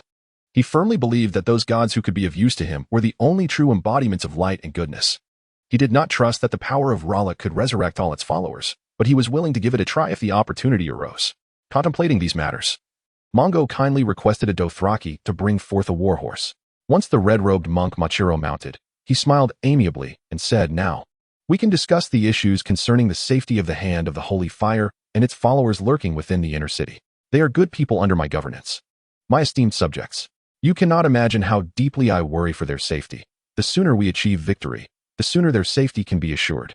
Chapter 19. No conflict in Conqueror. Beneath a boundless azure sky, fluffy white clouds rolled like silver waves in the sea, layered upon one another. Mungo sat upright on the battlements, gazing at the vast clouds above. After enduring the tumultuous days of horseback combat and the sanguine rains of war, the unexpected tranquility left him momentarily dazed. It was only when he recalled his recent rejection of the red-robed monk Machiro's proposal that his mood darkened abruptly. When would all the heroes of the world fall into my grasp? Talent is scarce. He must personally oversee Conqueror to suppress the arrogant Dothraki and maintain order, while Kosaro needed to command troops to guard the outer city's Watergate. Just as he had taken a brief respite, he was summoned again by the frail elder Over, who required urgent attention to the aftermath of the war outside the walls. Otherwise, given the current sweltering weather, the consequences were all too predictable. There was no one to manage the affairs within the city, and they could only let things be, maintaining the status quo. If he were to agree to the red-robed monk's suggestion to soothe the city's residents, it would be uncertain whether Conqueror would still belong to the Dothraki after the war. Ah, talent. Mongo wearily flicked his whip and leapt down from the battlements. In motion, he felt the pain of his wounds lessen and the itch of healing begin. Thanks to the physical enhancement from the 12 trials of the relics, a fierce blow from the enemy could only leave a mark on his body. And wounds that would take an ordinary person over 10 days to heal could mend for him in mere hours. With a heavy heart, Mongo descended from the city wall. Cow, there is a familiar slave who wishes to see you. At the city gate, the pale-faced official over still wore a smile, standing beside a tall, imposing man covered in wounds. The elder slowly approached Mongo and whispered, "We have completed the tally of our casualties. Of the 3,000 slave soldiers, fewer than 400 survived. This Giscari is the only one who has returned with 3 enemy heads. According to our agreement, the debt between you and him is hereby settled, but he has other intentions. He wishes to exchange these 3 heads for the freedom of his wife and children. A promise you once made to him." Mongo naturally did not forget and nodded, scrutinizing the Giscari before him. The man had a chiseled face adorned with a pair of clear black eyes, the distinctive broad nose of his people, amber skin, and upright, reddish-brown hair. The bloodstains on him evoked the image of an indomitable warrior. "My promise remains eternally valid." Mongo recalled the Giscari he had seen in the slave camp and fixed his gaze intently on the slave's eyes, reiterating his previous words, enunciating clearly, 1 woman, 2 boys. The Giscari's tense expression instantly relaxed. Although he did not understand Dothraki, he could read everything from Cow's eyes and lips. Once over-translated Cow's words into High Valyrian for him, the Giscari finally broke into a broad smile. Mongo turned to the official responsible for translation and said, "Inquire about his name and from which city-state of Essos he hails." The Giscari once boasted a glorious history, belonging to the Giscari Empire, one of the oldest nations and civilizations in the world, which ruled much of Essos. The empire's emblem was the harpy, a symbol of the Giscari people. Thousands of years ago, Valyria discovered dragons and swiftly rose to power, subsequently using the aid of dragons to annihilate the Giscari Empire, salting the earth of every inch of Giscari land with salt, sulfur, and bones to prevent any survivors from returning. Due to the Empire's destruction, most of the pure Giscari bloodline has since been obliterated. However, the existing mixed-blood Giscari consider themselves Giscari and have re-emerged in the remote Slaver's Bay. As the Giscari slave eagerly spouted lengthy passages of High Valyrian, the elder over furrowed his brow. Moments later, he finally managed to clear his thoughts and added in translation, "His name is Bazak, from the island city-state of New Gisk, located on a small island in the southern part of Slaver's Bay, a city that is both the most symbolic and the smallest and youngest, where Bazak was once a free citizen and served in the Iron Legion of New Gisk for over 12 years. Due to Over's poor health, he paused to catch his breath before continuing. During the height of the Giscari Empire, their most renowned feature was their disciplined legions, said to be invincible. New Gisk, aspiring to emulate the illustrious history of the Giscari Empire, also organized into legions, known as the Iron Legion. Apart from their identity as warriors, their training and equipment were akin to that of the Unsullied. Upon hearing Over's translation, Mongo's gaze towards the Giscari Bazak intensified with fervor. No wonder this man was the only one capable of returning with 3 heads. He also noted Bazak's anxious demeanor and, in understanding, decided against prolonging their conversation. Instead, kindly stating, "What a valiant warrior. Let us hasten to reunite him with his wife and children, ensure that they are well taken care of." He then leaned toward Over and whispered, "This is a talent. Find a way to keep him in my service." The blazing sun radiated fiercely, like a hidden language of life, unleashing power to cleanse the sins of the mundane world. Within the inner city of Conqueror, the unsullied guards at the city wall intercepted a tall, serious man with platinum hair and sapphire eyes. "Please convey to Commander Salokot that the scribe of the Highborn Assembly seeks an audience." The man spoke eloquently, his refined and handsome features chiseled as if sculpted, his voice soothing and pure like a gentle string. Yaslin McKinning. Just then, the somber-faced Commander Salokot slowly descended from the city wall and called out the man's name. Despite the numerous shortcomings of the ongoing conflict, the sight of this handsome man still instilled in him a sense of appreciating the beauty of the life he currently possessed. Yaslin McKinning hailed from the noble Lys family. His appearance alone revealed his pure and robust Valyrian lineage, especially that enviable smooth, fair skin. It was said that he was once a renowned artist in Lys, a sculptor, and the painted marble statue of a boy in the courtyard of the Highborn in Conqueror was his work, which had become the subject of admiration among the inner-city nobles. Alas, the divine often toys with mortals easily. The McKinning family fell victim to political strife in Lys, and Yaslin was transformed from a nobleman into a lowly slave, subject to sale at will. During the circulating auction, he was purchased by the high nobility of Conqueror. Due to his distinguished lineage and eloquent demeanor, he swiftly became a tutor within the noble estates. When the war between Conqueror and the Dothraki erupted, Yaslin served as the scribe for the High Noble Council of Conqueror. Reflecting on this, Selokot felt that even if the war became more arduous, he would willingly endure it. Thus, his steps grew lighter as he approached, pushing aside the unsullied guards with a smile, saying, "Yaslin, is there something of great importance? I must inspect the city defenses." His voice, clear as a spring, reached everyone's ears, and Yaslin, unhurried and courteous, replied, "Before dusk, the High Noble Council will convene in my lord's courtyard. Your punctual attendance is essential." Chapter 20. Dusk. The afterglow of the setting sun stained the horizon with crimson hues, drifting away with the sparse breeze. The noble courtyard was ideally situated beside the inner city's lake. At this moment, the resplendent twilight blended seamlessly with the lake's waters, shimmering brilliantly. While several deep-drafted merchant vessels remained motionless at the crowded quay, I would rather place my trust in the disloyal, undisciplined mercenaries than in the highborn nobility, who are supposedly devoted and noble by blood.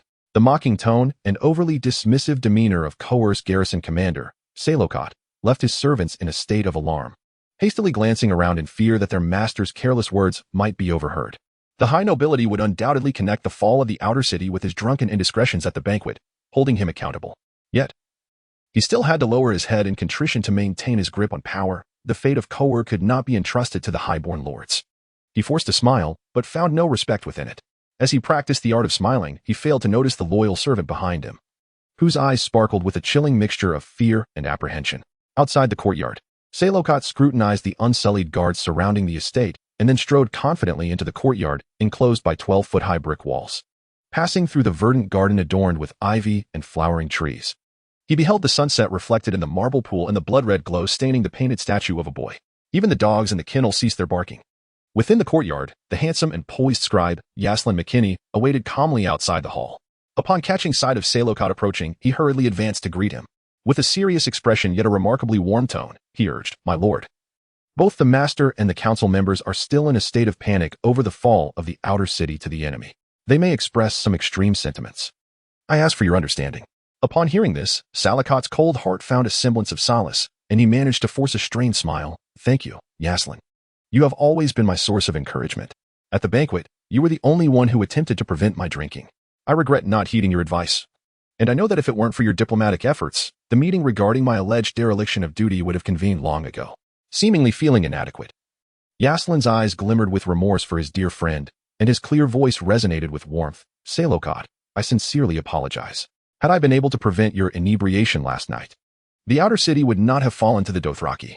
It is my lack of firmness that bears the blame." At this juncture, Yaslin's fair and handsome visage displayed hesitation and conflict.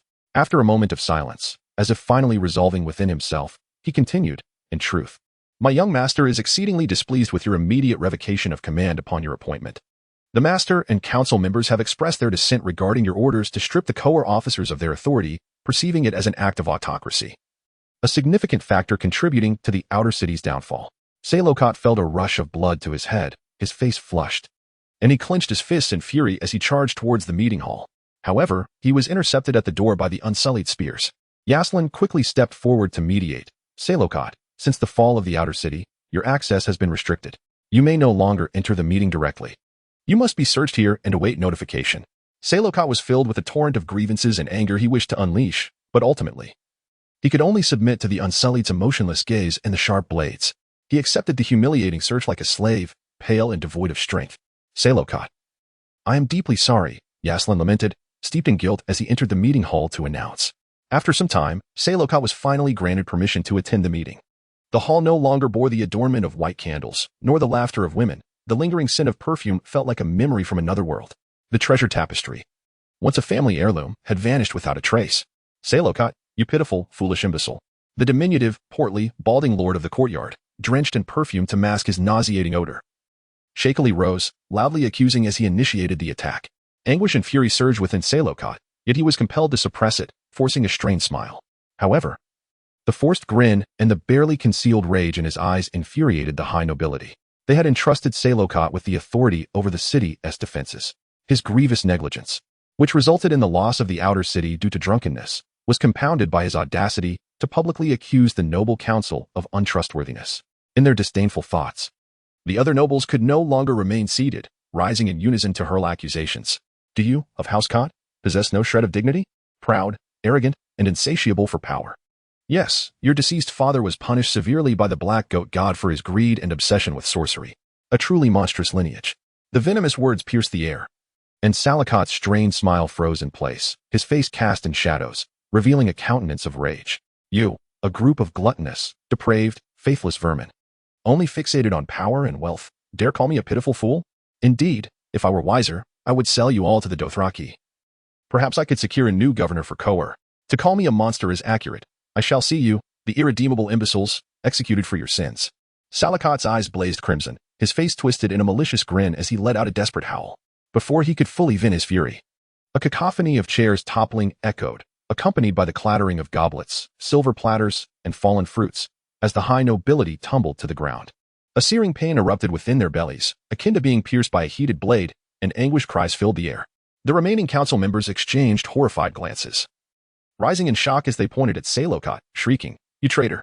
You vile wretch! How dare you poison us? Guards, seize this man!" At the sound of their screams, the fully armed Unsullied rushed into the room, encircling Salokot with their spears before promptly subduing him to the ground.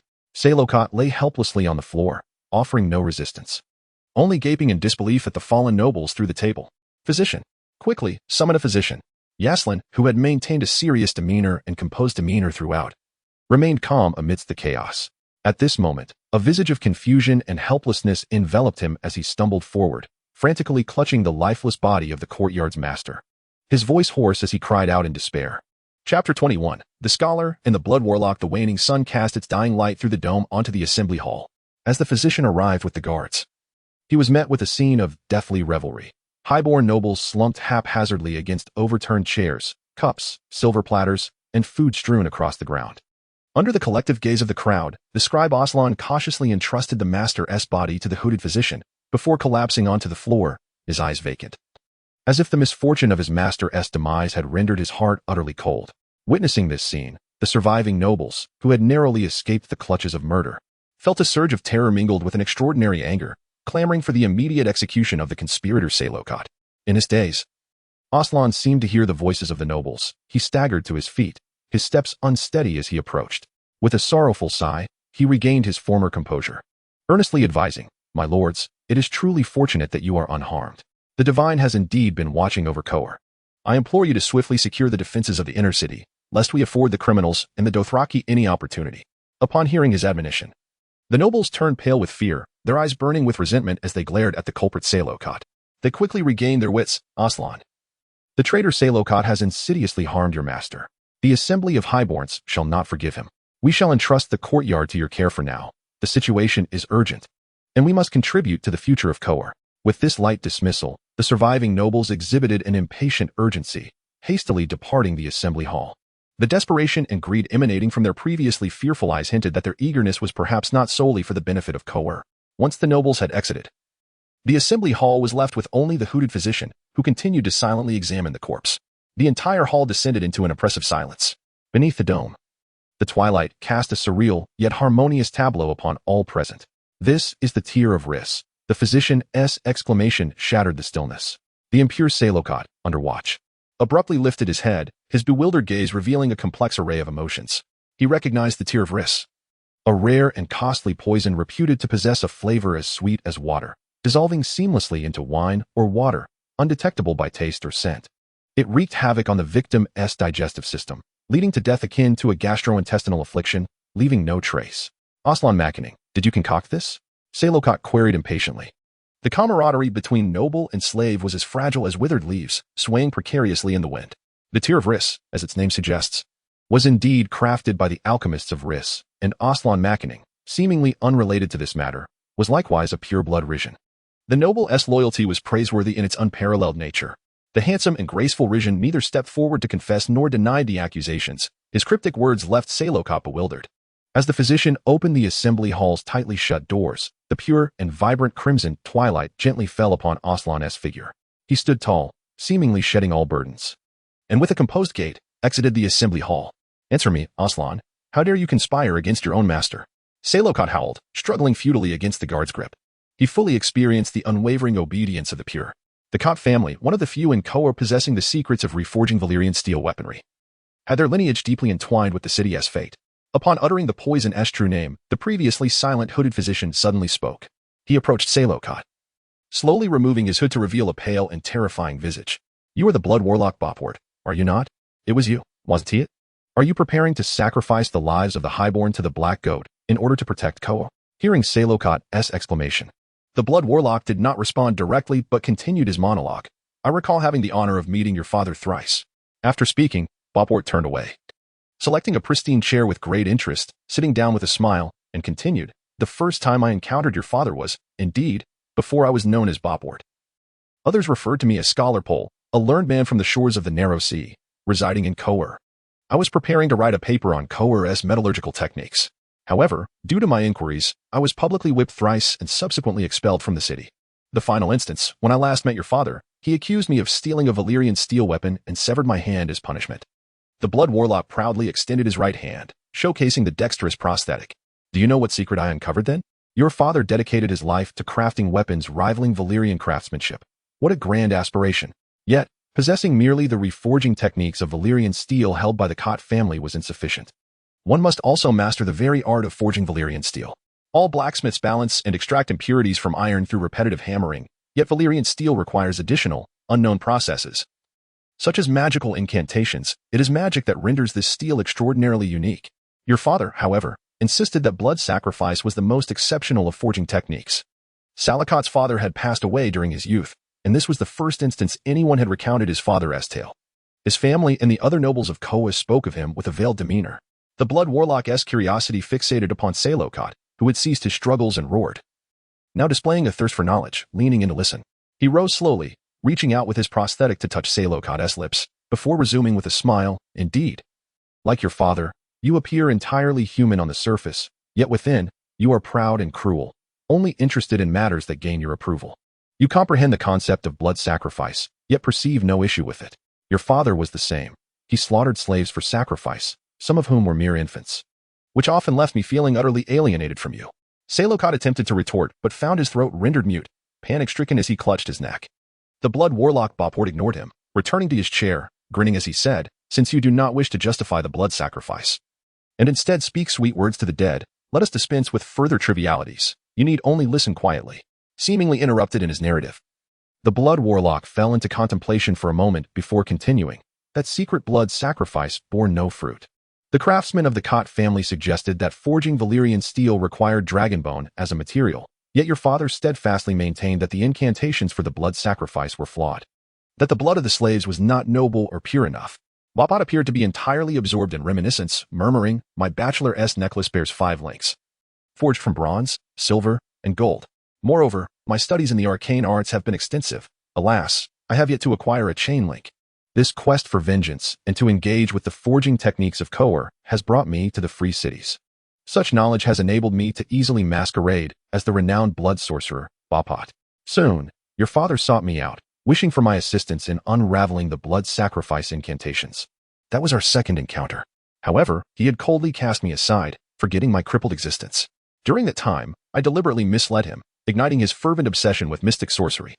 Bachelors are scholars, physicians, and scientists who study at the Citadel on the continent of Westeros, across the Narrow Sea. The students who begin their education there are referred to as apprentices, striving to earn the chain links of their necklace. These links, crafted from metals known to humanity, symbolize mastery in various fields of knowledge. Bronze signifies astronomy and astrology, silver represents medicine, while gold pertains to economics. The link corresponding to the study of arcane magic is made of Valyrian steel. They serve as proof of a bachelor's proficiency in their field, and the appearance of repeated metals on the links indicates profound expertise. The murmurs of the blood sorcerer drove the mute Salokot into a frenzy. Yet Bopwart paid him no heed and continued, the gods delight in teasing mortals for their own amusement. After your father became enamored with the arcane arts, one day, he approached me in a near-manic state, asserting that the Black Goat had responded to his sacrificial prayers, granting him all that he desired.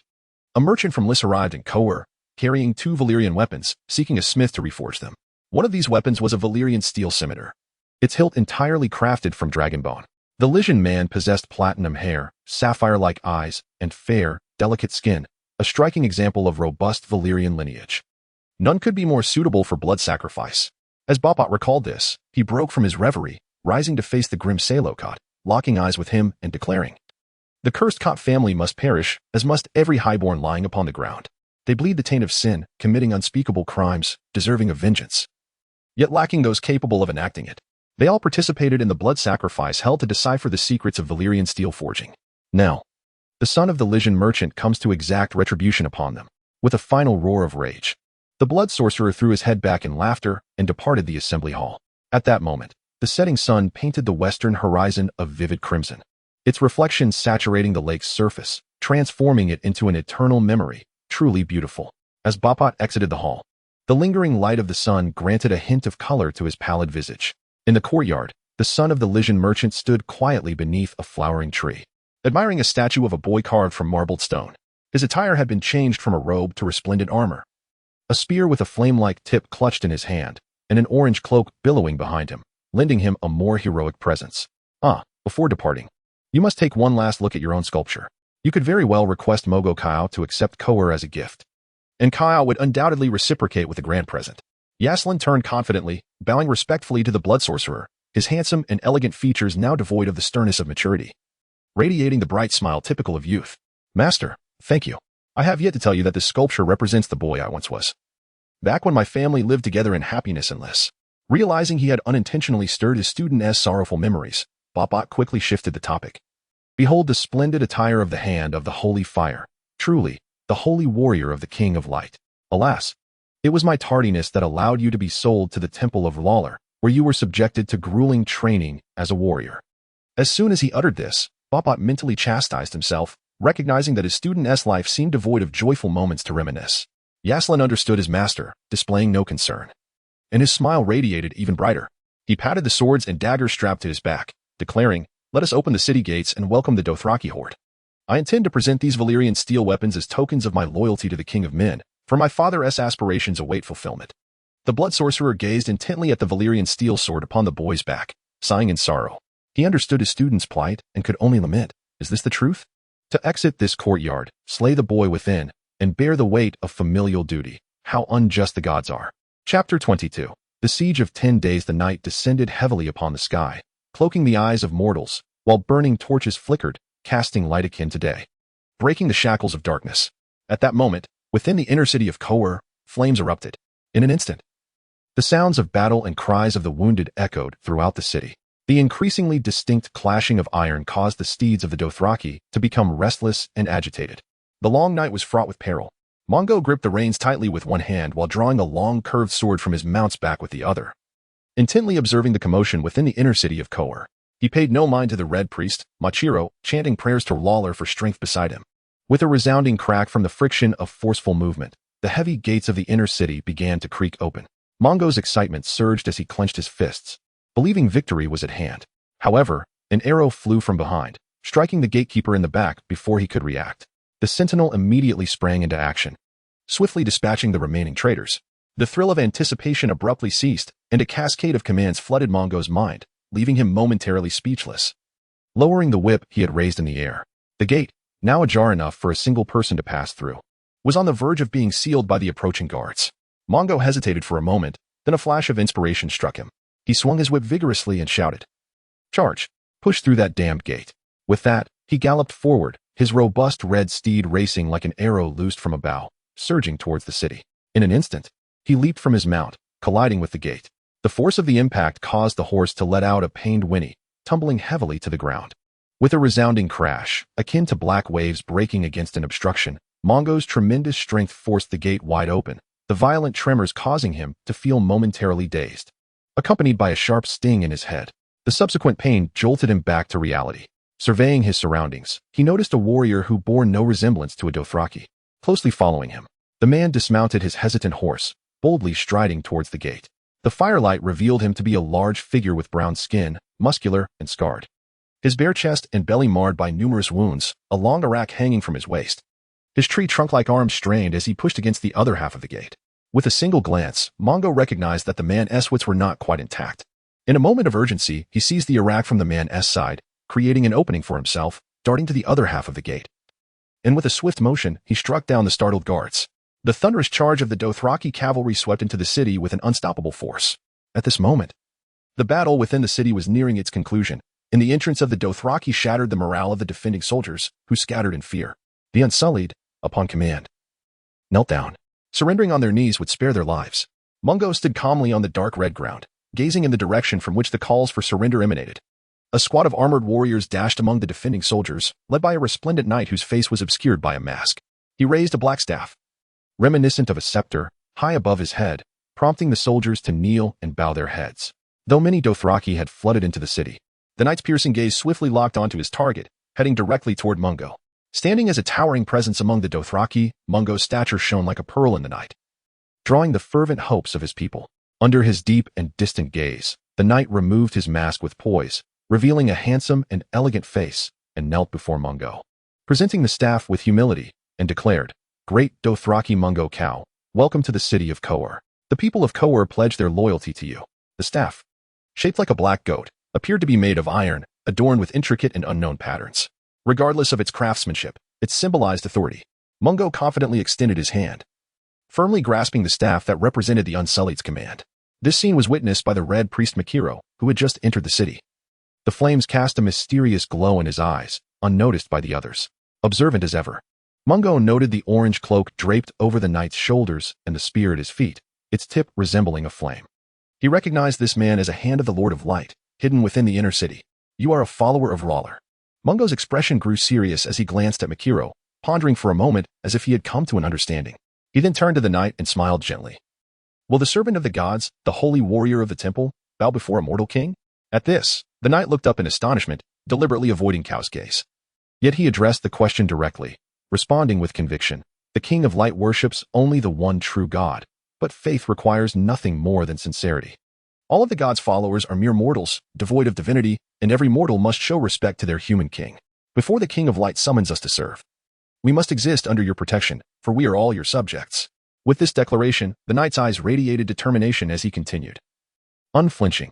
As long as your curved blade is sharp enough, your armor sturdy enough, and your warriors loyal as blood, flourishing like the Dothraki sea, you shall withstand the darkness and fire that threaten life." Upon hearing these words, Mungo let out a hearty laugh and inquired, "What is your name, brave warrior?" "Yaslin." "Yaslin McKinnon," the knight promptly replied. Mungo did not respond directly but stepped around the knight, raising the staff he held and using the limited Valyrian he had mastered. He bellowed, "Unsullied, heed my command, rise and take up your weapons." Before him stood a perfectly synchronized, powerful army, moving as one like a finely tuned machine. Mungo felt an overwhelming sense of safety and trust, continuing to shout, "Obey my orders, slay all the Conqueror soldiers defending the city." As cries of alarm and anguish filled the air, Mungo turned to the astonished Yaslin, acknowledging the unspoken understanding between them, and smiled knowingly, saying, "I once swore before the mother of mountains, before the womb of the world, and before the god of horses, that should the city of Conqueror refuse to open its gates and submit to me, on the day it falls, I would eradicate every last follower of the Black Goat. Now, if you can open the gates and surrender the city, I am willing to spare the innocent 100,000 citizens of Conqueror. This is my greatest mercy." Faced with Yaslin's pale complexion and hesitance, Mungo waved his hand, signaling him not to offer counsel. He then approached the Dothraki warriors behind him. "Dothraki champions, I once promised you that upon conquering Conqueror, every Dothraki would be rewarded with gold. I shall share the wealth and treasures of the inner city of Conqueror with you." Hearing Cao invoke the promises made during the war, the Dothraki erupted in fervent excitement. Amidst the thunderous cheers, Mungo declared with clarity, "Close the city gates. I permit you to pillage within the inner city of Conqueror throughout the night, until the first light of dawn breaks. Vows and promises are solemn matters, especially those sworn by the mountains and the gods. The commitments made to soldiers are contracts that must be honored. Words must hold truth, and actions must bear fruit, otherwise one's words become worthless."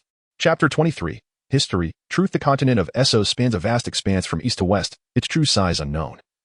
With no map able to capture its entirety, due to its immense area, the people have delineated the continent into West Essos and East Essos, marking the Bone Mountains on the eastern side of the Dothraki Sea as the boundary.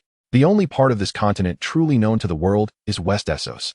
When discussing the history and culture of West Essos, one cannot overlook the freehold of Valyria. It stands as the most advanced civilization known to the world, with its capital, Valyria, heralded as the greatest city in existence, the very heart of the civilized world.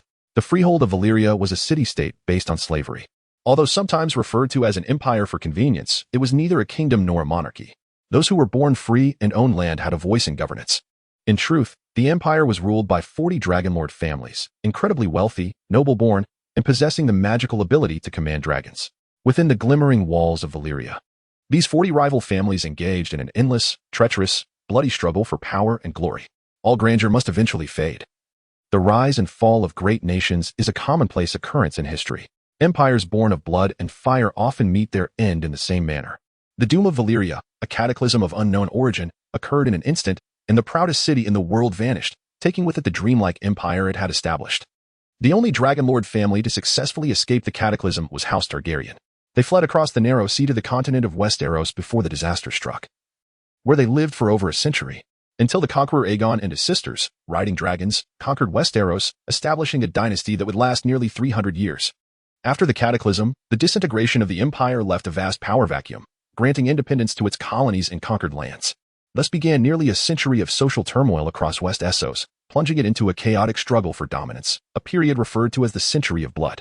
From the east, the nomadic Dothraki surged forth, undefeated in battle, conquering and annihilating the kingdom of Sarnor and other nations, colonies, and city-states. At this time, the first colony established by the Valyrians, Volantis, proclaimed itself the heir to the empire, vowing to conquer the world and restore the freehold. However, this endeavor was met with fierce backlash before it could even commence. In the Battle of the Lake of Knives, Norvos and Co were allied to defeat Volantis, dismantling its influence upstream on the Rhoyne River, while regions already conquered erupted in rebellion against their rulers. The relentless interventions and forceful participation of various factions resulted in Volantis' dismal defeat, prompting an internal coup in this costly and protracted military endeavor, ultimately leading to a tragic conclusion of their grand ambitions. The once unstoppable Dothraki, having conquered relentlessly to the west, suffered substantial losses at the hands of the Unsullied outside the city of Conqueror, with Volantis' downfall and the Dothraki's first successful resistance. The bloody chaos of the century gradually subsided, shaping the current political landscape of Essos. The mother of the Valyrian Empire left behind 9 independent city-states on the eastern continent, known as the Free Cities, 8 of which are descendants of Valyrian colonizers. Unlike other free trade cities, Braavos was never part of the Valyrian freehold. It was established by refugees fleeing Valyrian enslavement during the empire's existence. Approximately 8 centuries ago, a group of slaves tasked with rowing in a Valyrian fleet initiated a rebellion.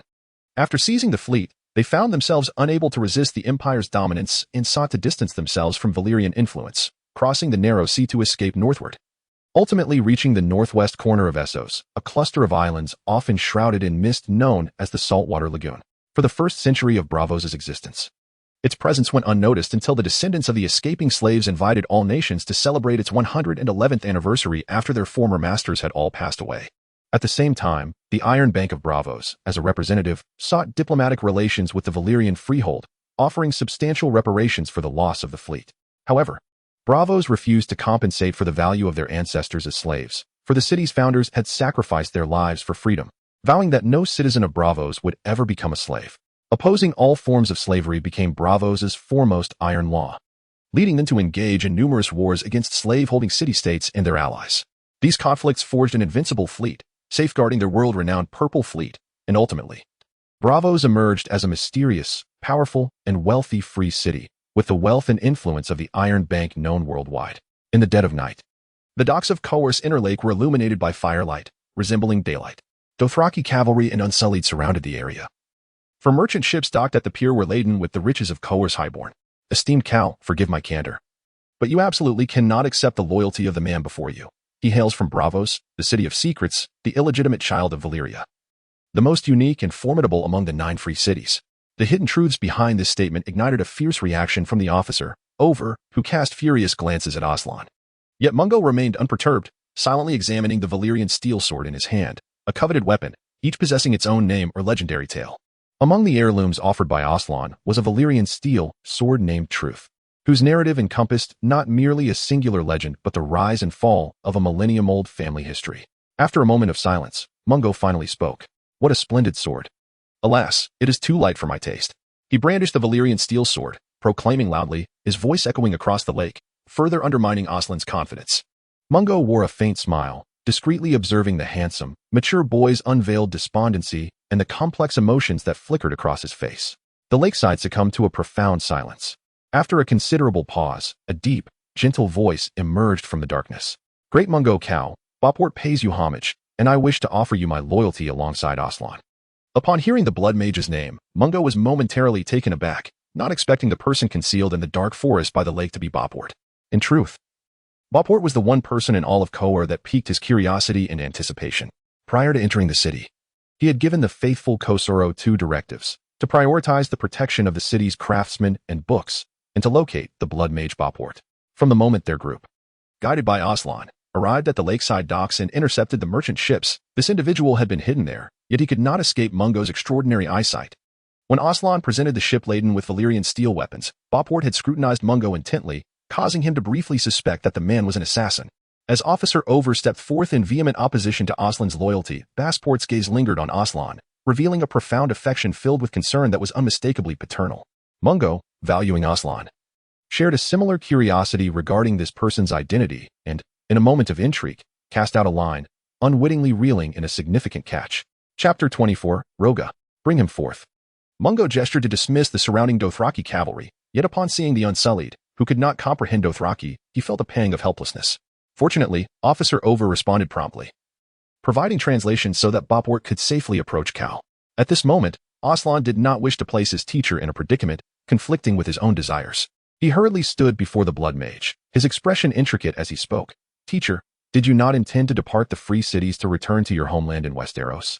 A gentle breeze swept through, silent and unobtrusive. The lake remained still, heavy vessels at rest, while the birds, weary from their flight, returned to their nests. And the solitary leaves would eventually find their way back to the roots.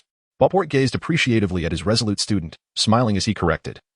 "I have come to the free cities following the footsteps of the learned Dr. Marwyn, though I have learned that the doctor has returned to Westeros. Igniting my urgent desire to consult him on the mysteries of magic, my personal journey and studies remain unfinished. The resolve I set before leaving the Citadel has yet to be fulfilled. In the Citadel of Westeros, scholars deemed masters in their fields are awarded corresponding rings, staffs, and masks, along with the title of doctor, as recognition of their expertise." Boport then bypassed his student to face Mungo Cal, bowing respectfully before continuing with an honest smile. "The Eastern Road is fraught with peril. There is no safer choice than to accompany you. I trust you will allow me to traverse the cultures and texts of the world unimpeded." The implications within Basport's words were clear and unmistakable. Mungo, one hand gripping his sword, drew a curved dagger with the other, laughing heartily. "You see, I almost forgot that Aslan also presented me with a Valyrian steel curved dagger."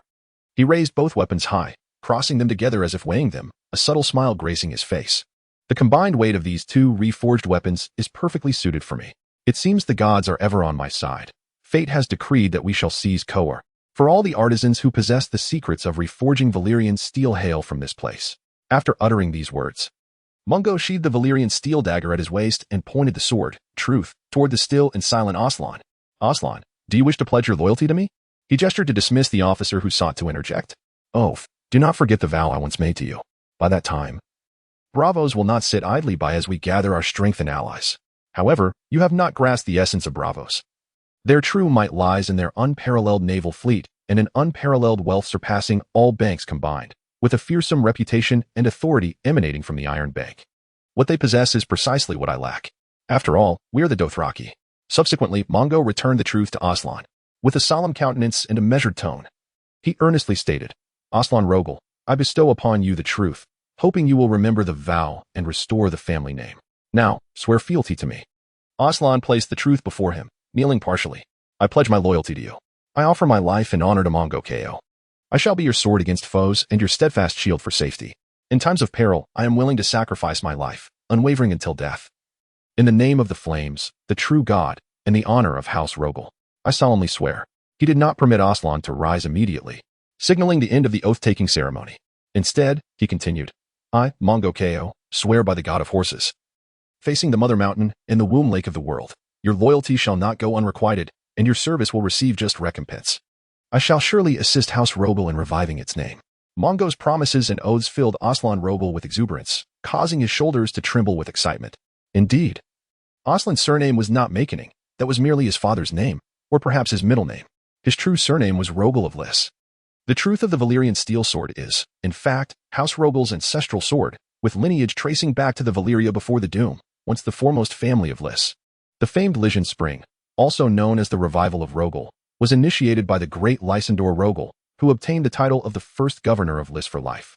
His brother, Drazek Rogel, married a Dornish princess, becoming a prince by marriage and account of his lands.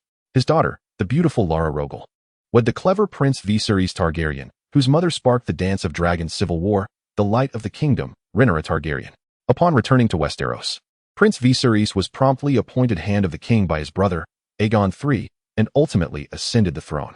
After marrying Lara Rogel, they had 2 sons and a daughter. One son becoming Aegon IV, who incited the Blackfyre Rebellion, and the other becoming the famed Dragon Knight, Aemon Targaryen. The 3 sons of the great Lysandor Rogel. Morito Rogel and his 2 brothers served as commanders of their sister Lara's guards upon arriving in Westeros, all 3 being granted lordships. During the war, Morito Rogel was even entrusted with command of the army. The Rogel family itself was a commercial giant in Lys, with the Rogel Bank controlled by Lysandor, surpassing the Iron Bank of Braavos in influence at one point. Thus, the power of House Rogel reached its zenith. However, misfortune struck. Lysandor Rogel and Drazek Rogel, far apart in Lys and Dorne, respectively perished on the same day, one due to a shipwreck and the other choking on bacon. It was rumored that the assassins hailed from the faceless men of Braavos. Following the death of the family patriarch, the Iron Bank spies leaked the secrets of the Rogel Bank, leading to a panic and subsequent collapse, declaring bankruptcy. The great Lysandor's eldest son, the heir of the Rogel Bank, Lysandro Rogel, fled in a panic, only to be captured by the Lorne River and sent back to Lys as a slave. Stark naked and chained to a pillar, whipped to death, his bones left bound to the pillar for 3 years. His other children, heirs to the business, either faced arrest and confiscation of assets or suffered heavy losses, unable to repay debts. Members of House Rogel and their descendants were turned into slaves, even sent back to the family's former pleasure houses as bed slaves. The great Lysandor's children, Lara Rogel and Prince Viserys, could only hide in the castle for 18 days under the personal accompaniment and protection of King Aegon III, as their 2 sons were arrested, tortured, and sentenced for theft and insulting nobility, punished with the severing of a right hand and whippings. Ultimately, only Morito Rogel, commanding troops in the field, upon learning of the family's downfall, hastily relinquished command and sailed to Braavos to negotiate with the Iron Bank, managing to return with gold to hire soldiers in Essos, preparing to counterattack Lys and avenge his family, but this endeavor ended in failure. Morito Rogel, a soldier clad in the truth of the Valyrian steel sword, was the one who gathered his brother Lysandro's remains and interred them in the family tomb. Aslan Rogel is a descendant of Morito, bearing the weight of reviving the family, with an indelible hatred towards the Lys and the Iron Bank of Braavos. Chapter 25, departing in silence in the stillness of the dawn. The eastern light trembled upon the shattered vitality, soothing the wounds torn open by the dark night. The long horn sounded once more. In the inner city, the commotion caused by the gathering of the Dothraki army inevitably roused the inhabitants of the outer city of Conqueror. The city silently awakened in its muted state. The populace, living in constant fear, wore expressions of dread, peering through the cracks of doors and windows to scrutinize the movements of the Dothraki. The victorious and satisfied Dothraki cavalry paraded through the streets, their expressions greedy and fierce, their gazes brazenly sweeping over the intact stone houses. The people of Conqueror dared not meet their eyes, trembling like sheep startled by a pack of wolves on the prairie, the sound of hooves echoing like a heartbeat, growing ever more frantic, as if the Dothraki were forcefully battering at their doors. After a long time, the gates of the outer city suddenly shut, and the Unsullied, marching in perfect unison, once again took control of the city's defenses. The bells of the city, silent for days, rang out anew, this time not with the urgent, distressing clangor of the Dothraki's arrival, but with a melodious serenity. The Dothraki have departed. This joyous news rapidly spread throughout Conqueror, eliciting excitement from both commoners and craftsmen alike. In the ever-changing tides of fortune and the uncertainty of the future, the Cohorans' anxiety and fear dissipated, giving way to tears of joy. Cheers erupted from within Conqueror, resounding endlessly, filling the skies, transforming into the scent of life as a gentle breeze passed through. Under the hazy red sun, the refreshing air from outside filled their nostrils. Cal, do you truly trust Aslan's proposal to depart Conqueror without a care? Mongo, calm upon his steed, gazed at the orderly Unsullied atop the walls, listening to the fervent cheers from within the city. He then turned and smiled at the visibly worried Boport, replying, "If one does not trust a person, one should not employ them. If you decide to employ this person, then do not doubt their abilities or loyalty. Moreover, you Westerlanders should know that the Dothraki harbor no fondness for towns. We have no precedent for ruling over a stone city." The blood mage Boport, momentarily taken aback, then smiled and said, "Great Mongo Ko, please forgive my ignorant offense. A mortal's reason is often conquered by emotion, yet your calm rationality can conquer emotion. The source of turmoil is often incited by words, even if Boport was fully aware of this in his heart. Mongo, in his dealings and discourse, must exercise discretion and caution, never outright declaring, "You are the hostage I have intentionally retained." The scholar, in truth, harbors concerns for his pupil, who has long recognized the blood sorcerer's necklace, now worn once more, and comprehends the knowledge represented by its links. This understanding fosters his patience and respect for the scholar. He perceives the peril of Aslan remaining alone in the city to manage the situation and promptly reassures Bopwart, "Rest assured. There are 3,000 untainted souls in the city who loyally heed Aslan's command, and I have also assigned 2 brave warriors to safeguard his security." At this, the blood sorcerer Bopwart immediately recalled the officer who had served over 12 years in the New Guy's Iron Legion. He felt a fondness for the stern and resolute Bazak. Nodding with a smile. Soon after, a vision of a towering figure, perpetually consuming food, surfaced in his mind. The gluttonous man, robust, yet second only to Cal. Furrowing his brow, he expressed his concern. "Cal, the warrior named Buse seems to lack a certain sharpness of mind." Mungo chuckled softly, acknowledging the truth of the matter, not merely appearing dim-witted but indeed lacking in intellect. Buse was the formidable man who had charged alongside him to breach the inner city gates. A slave warrior previously recommended by the officer Ofer after the ambush at the Dark Current River. He had fought in the arenas of Mir, earning the title of Buse the Strong, claiming never to have lost a battle. His chest and abdomen scarred from granting his opponents a chance to strike him before their demise. After his career as a mere gladiator, he was sold to Conqueror and eventually gifted to Chimera Cow by the city's noble elite. Mungo, after a moment of contemplation, could only offer a reluctant explanation. Buse is sufficiently strong and valiant. He has once defeated 12 Dothraki warriors barehanded, and though his intellect may be somewhat lacking, it guarantees his loyalty. Before Bopwart could respond, he hastily shifted the topic. "Scholar, please rest assured. Before our departure, I authorized Aslan to abandon Conqueror if necessary. And I specifically instructed Bazak to lead the troops in retreat when life is endangered. It is better to preserve lives than to lose both lives and land." Bazak, hailing from the continent of Westeros and trained in the Citadel, firmly believed that a ruler must possess a heart of mercy. He immediately bowed, stating, "You are a benevolent and wise monarch, the source of faith for all loyal subjects and the essence of valor. When the horn in your hand sounds, the warriors of the kingdom will undoubtedly uphold their oaths, advancing undeterred, shunning pride and greed. You shall lead humanity away from strife and slaughter, ensuring we do not repeat the cold-blooded errors of history." Mungo smiled, accepting the high praise without a word. His countenance radiated joy, ambition igniting in his gaze as he surveyed the nearly 500 Conqueror artisans marching alongside the Dothraki tribes, along with the laden carts brimming with books. These treasures represented the elite craftsmen and distilled knowledge harvested by Kosaro within the inner city. The wealth plundered from the Conqueror nobles was immeasurable. Yet the talents and knowledge held by the aristocracy were equally invaluable. His pupils gleamed with clarity. The objectives of war had been achieved, rendering the existence of Conqueror inconsequential to him. When he first became the tribe's cow, Mungo had contemplated negotiating with the city-state's nobility after acquiring the tribute gold from the Conqueror people, intending to purchase a batch of slave artisans. After absorbing Chimera Cow's tribe, he felt empowered, desiring both gold and craftsmen. Thus, upon receiving the gold tribute from the Conqueror envoy, he resolved to acquire even more, albeit relying solely on his curved dagger and bow to seize it. Now, he had obtained the coveted knowledge and talents, even if Aslan were unable to hold Conqueror. The next advance of the Dothraki would leave behind a ghost town. The Dothraki feigned abandonment of Conqueror to lower the vigilance of other free cities. For them, a tribe as powerful yet sufficiently conservative, adhering to tradition and wandering the Dothraki Sea, posed far less of a threat than one with formidable military strength.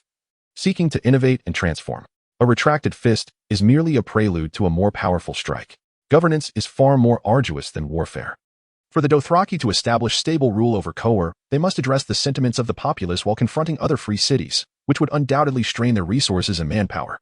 Furthermore, at the war's inception, the Conqueror fleet had already sailed north, although it might be hindered by the daggers of Lake. It would eventually break free and return to the Chian River, where allies from Norvos responding to Conqueror's call for aid might also dispatch troops. The short-term gains were meager, and the losses outweighed the benefits, potentially jeopardizing the overarching unification. Meanwhile, Aslan's solitary presence in the city, preparing to establish a merchant governor's council to covertly rule Conqueror, would ensure a continuous supply of resources for the Dothraki while subtly infiltrating the 9 free cities to relay intelligence. The trivialities of the Conqueror fleet and Norvos reinforcements could be resolved without bloodshed. The utmost priority was to return east swiftly and complete the unification of the Dothraki. With a final glance back, he silently mused. The Dothraki harbor no fondness for towns, yet they would not easily relinquish them. Aslan, you must survive. With that, Mungo urged his fiery steed onward, galloping away. Upon crossing the Chian River, he beheld a forest of spears, adorned with countless fresh heads. Chapter 26. The long summer fades, the sun blazed fiercely, scorching the skin, as a mist hovered low, neither cloud nor fog. The river flowed like molten tin, winding forward. Mungo did not lead his tribe through the Conqueror forest on their eastern return, but rather descended south along the eastern banks of the rushing Lorne River. Horses and sheep constituted the primary sustenance for the Dothraki, yet these provisions could not satisfy the tribe's needs for long migrations.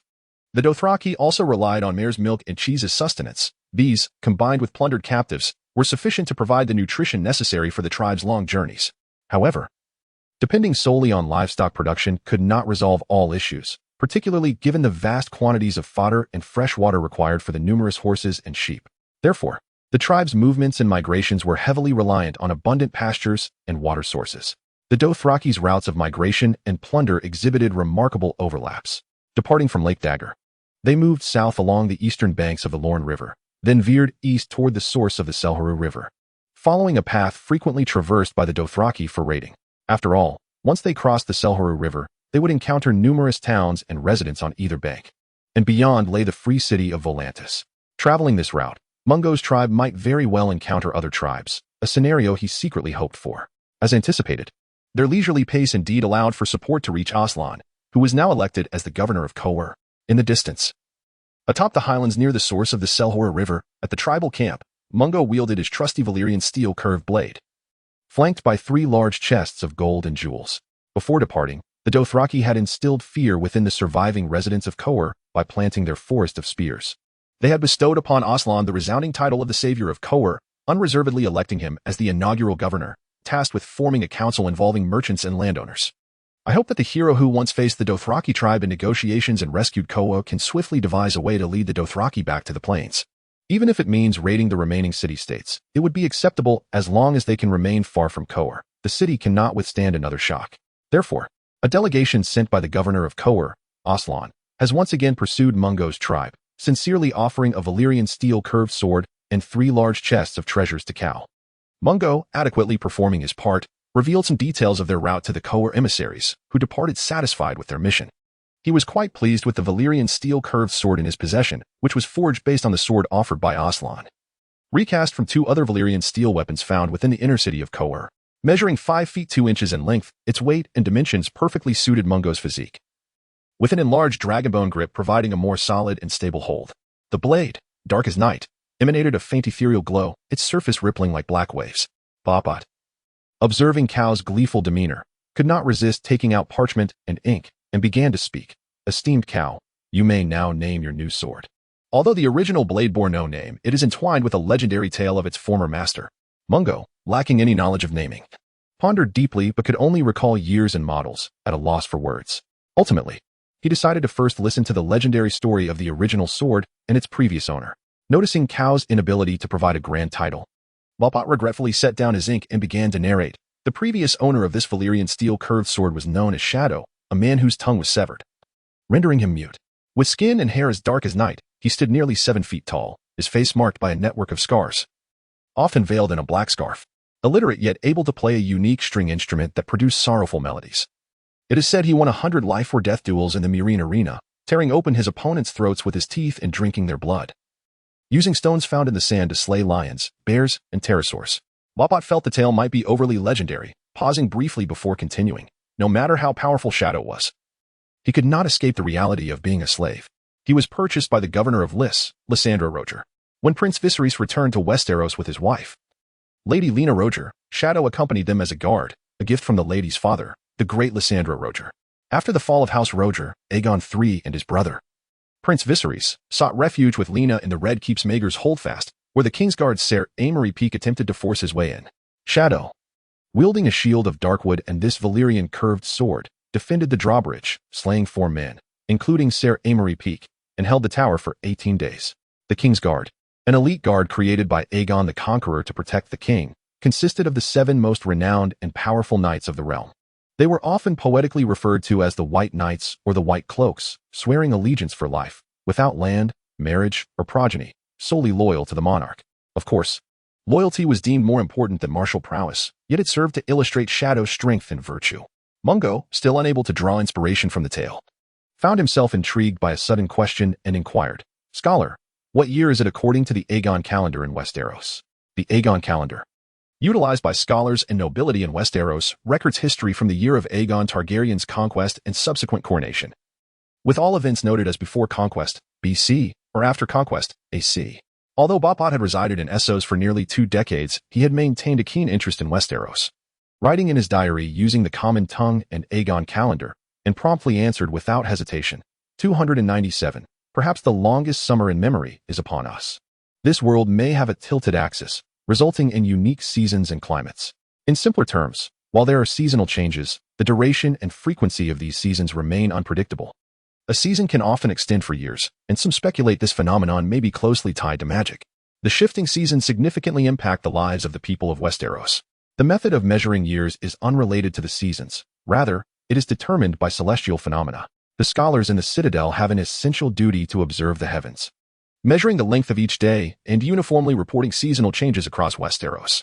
Summers are long, and prolonged summers are referred to as long summers, with an increasing heat, followed by a phenomenon known as the false summer, after which the biting cold arrives. Winters bring long nights, which may lead to the legendary long night, where a single night can stretch for many years, filling the world with endless darkness, famine, and fear. The Essos continent, lacking the ice caps connected to the land of eternal winter and positioned further south, is less affected by the harsh winters than Westeros. Scholar, prepare yourself.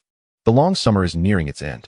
297, according to Mungo's recollection, signifies that the long summer is about to depart, heralding monumental changes in the world. Chapter 27, Mares. Stallions, war a Dothraki tribe has emerged at the source of the Sarl River, their cavalry moving south along the eastern bank of the Lorne River. As news spread, a palpable fear began to grip the town of Sarl, with its inhabitants fleeing their homes. Riverboats laden with slave soldiers prowled the waterway. They belonged to the tiger cloaks of Volantis, their cheeks adorned with green tiger stripes, donning tiger helmets and wielding long spears, their golden claws glinting in the sunlight. Sarl is governed by Volantis, situated at the confluence of the Sarl and Lorne rivers, northwest of the city of Volantis. Though substantial in size, it is still classified as a town rather than a city, with sandstone walls and numerous towers. Being positioned on the eastern bank of the Lorne River makes it more susceptible to raids by Dothraki tribes compared to other towns under Volantis control. The town of Sarl reacted strongly, yet the Dothraki tribe showed no interest in them.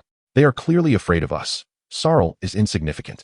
If I were in command, I would stage a feigned attack on Sarl to lure the Volantene reinforcements, then lead an elite force to march day and night on Volantis. Within the Dothraki camp, a military meeting to simulate an attack on Volantis sparked heated discussions. The taciturn Kosoro was requested by Mungo to attend the meeting, his expressionless remarks plunging the tent into an eerie silence. Scholar Bopot knew little of Kosoro, his silence stemming from an inner sense of shame, having hastily judged the man as merely a loyal guard. The affairs officer, Over, was filled with astonishment, recalling how a mere disagreement nearly cost him his life at Kosoro's hands, his impression of Kosoro still lingering on the image of a brutish, fanatical admirer of Cal. Mungo, brimming with joy and excitement, clapped his hands on the table, exclaiming, "My most loyal warrior, your abilities are now sufficient to command the army and stand alone." Kosoro, a man with a speech impediment, struggled with verbal expression, yet like a shadow, he silently remained behind Cal, consistently fulfilling his tasks with precision. When Mungo led 6,000 cavalrymen to navigate the hidden currents of the river, Kosoro independently brought tens of thousands of his tribesmen, traversing the Conqueror forest without incident. Upon receiving the message from Over, Mungo swiftly led over 10,000 Dothraki cavalry westward, arriving punctually on the eastern bank of the Darkflow River, successfully executing a strategic encirclement. Observing the impassive countenance of the diminutive Dothraki, Mungo resolved to provide Kosoro with the opportunity to lead the troops independently. At that moment, a guard outside the tent pulled back the flap, stating, "Call, a tribe has stolen another's horses and requires your judgment." For the Dothraki, horses constitute their most treasured possession, revered even more than human life. To ride a pregnant mare would incur 50 lashes, while theft of horses could warrant a death sentence, a verdict that must be rendered by the call or the ruling chieftain of the tribe. Mungo followed the guard outside the tent and beheld a disheveled and boisterous group of roaring warriors.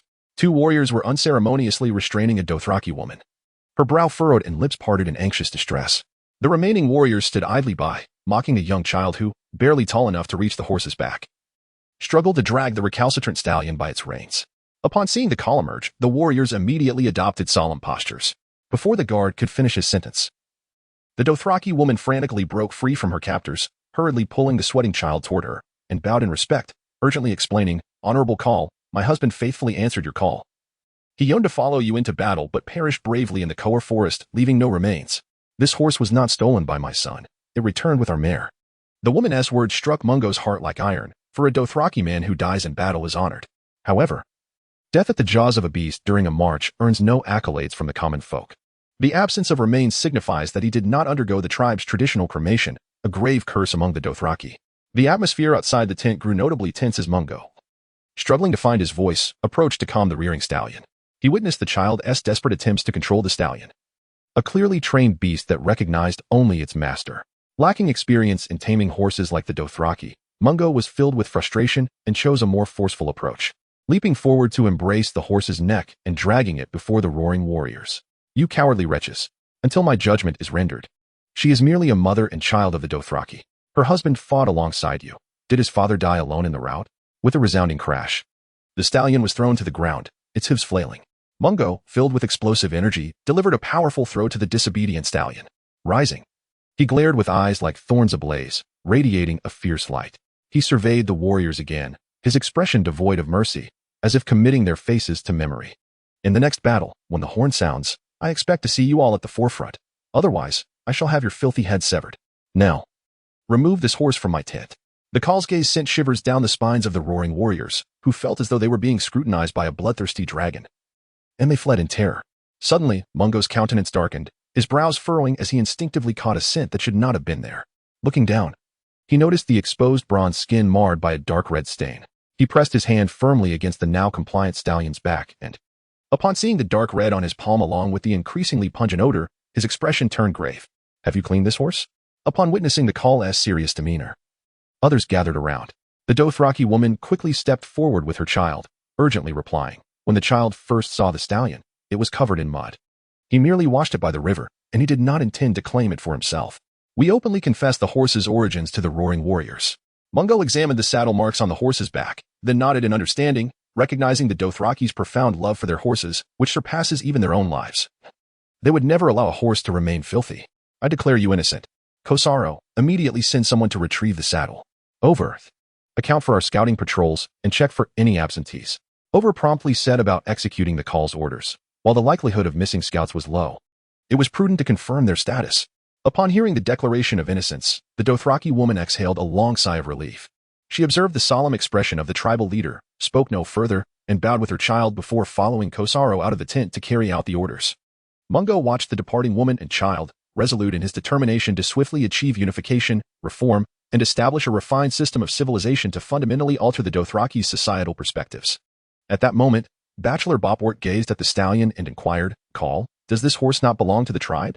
Mungo's serious demeanor dissipated, and with a calm, easy smile, he replied, Bachelor, the gods are ever on my side. Fortune smiles upon us, for war approaches. The dark red upon the horse's back is not fuel but the dried blood of rust. Yet, internally, he did not feel as composed as he appeared. This time, he might face an adversary of equal strength. Chapter 28.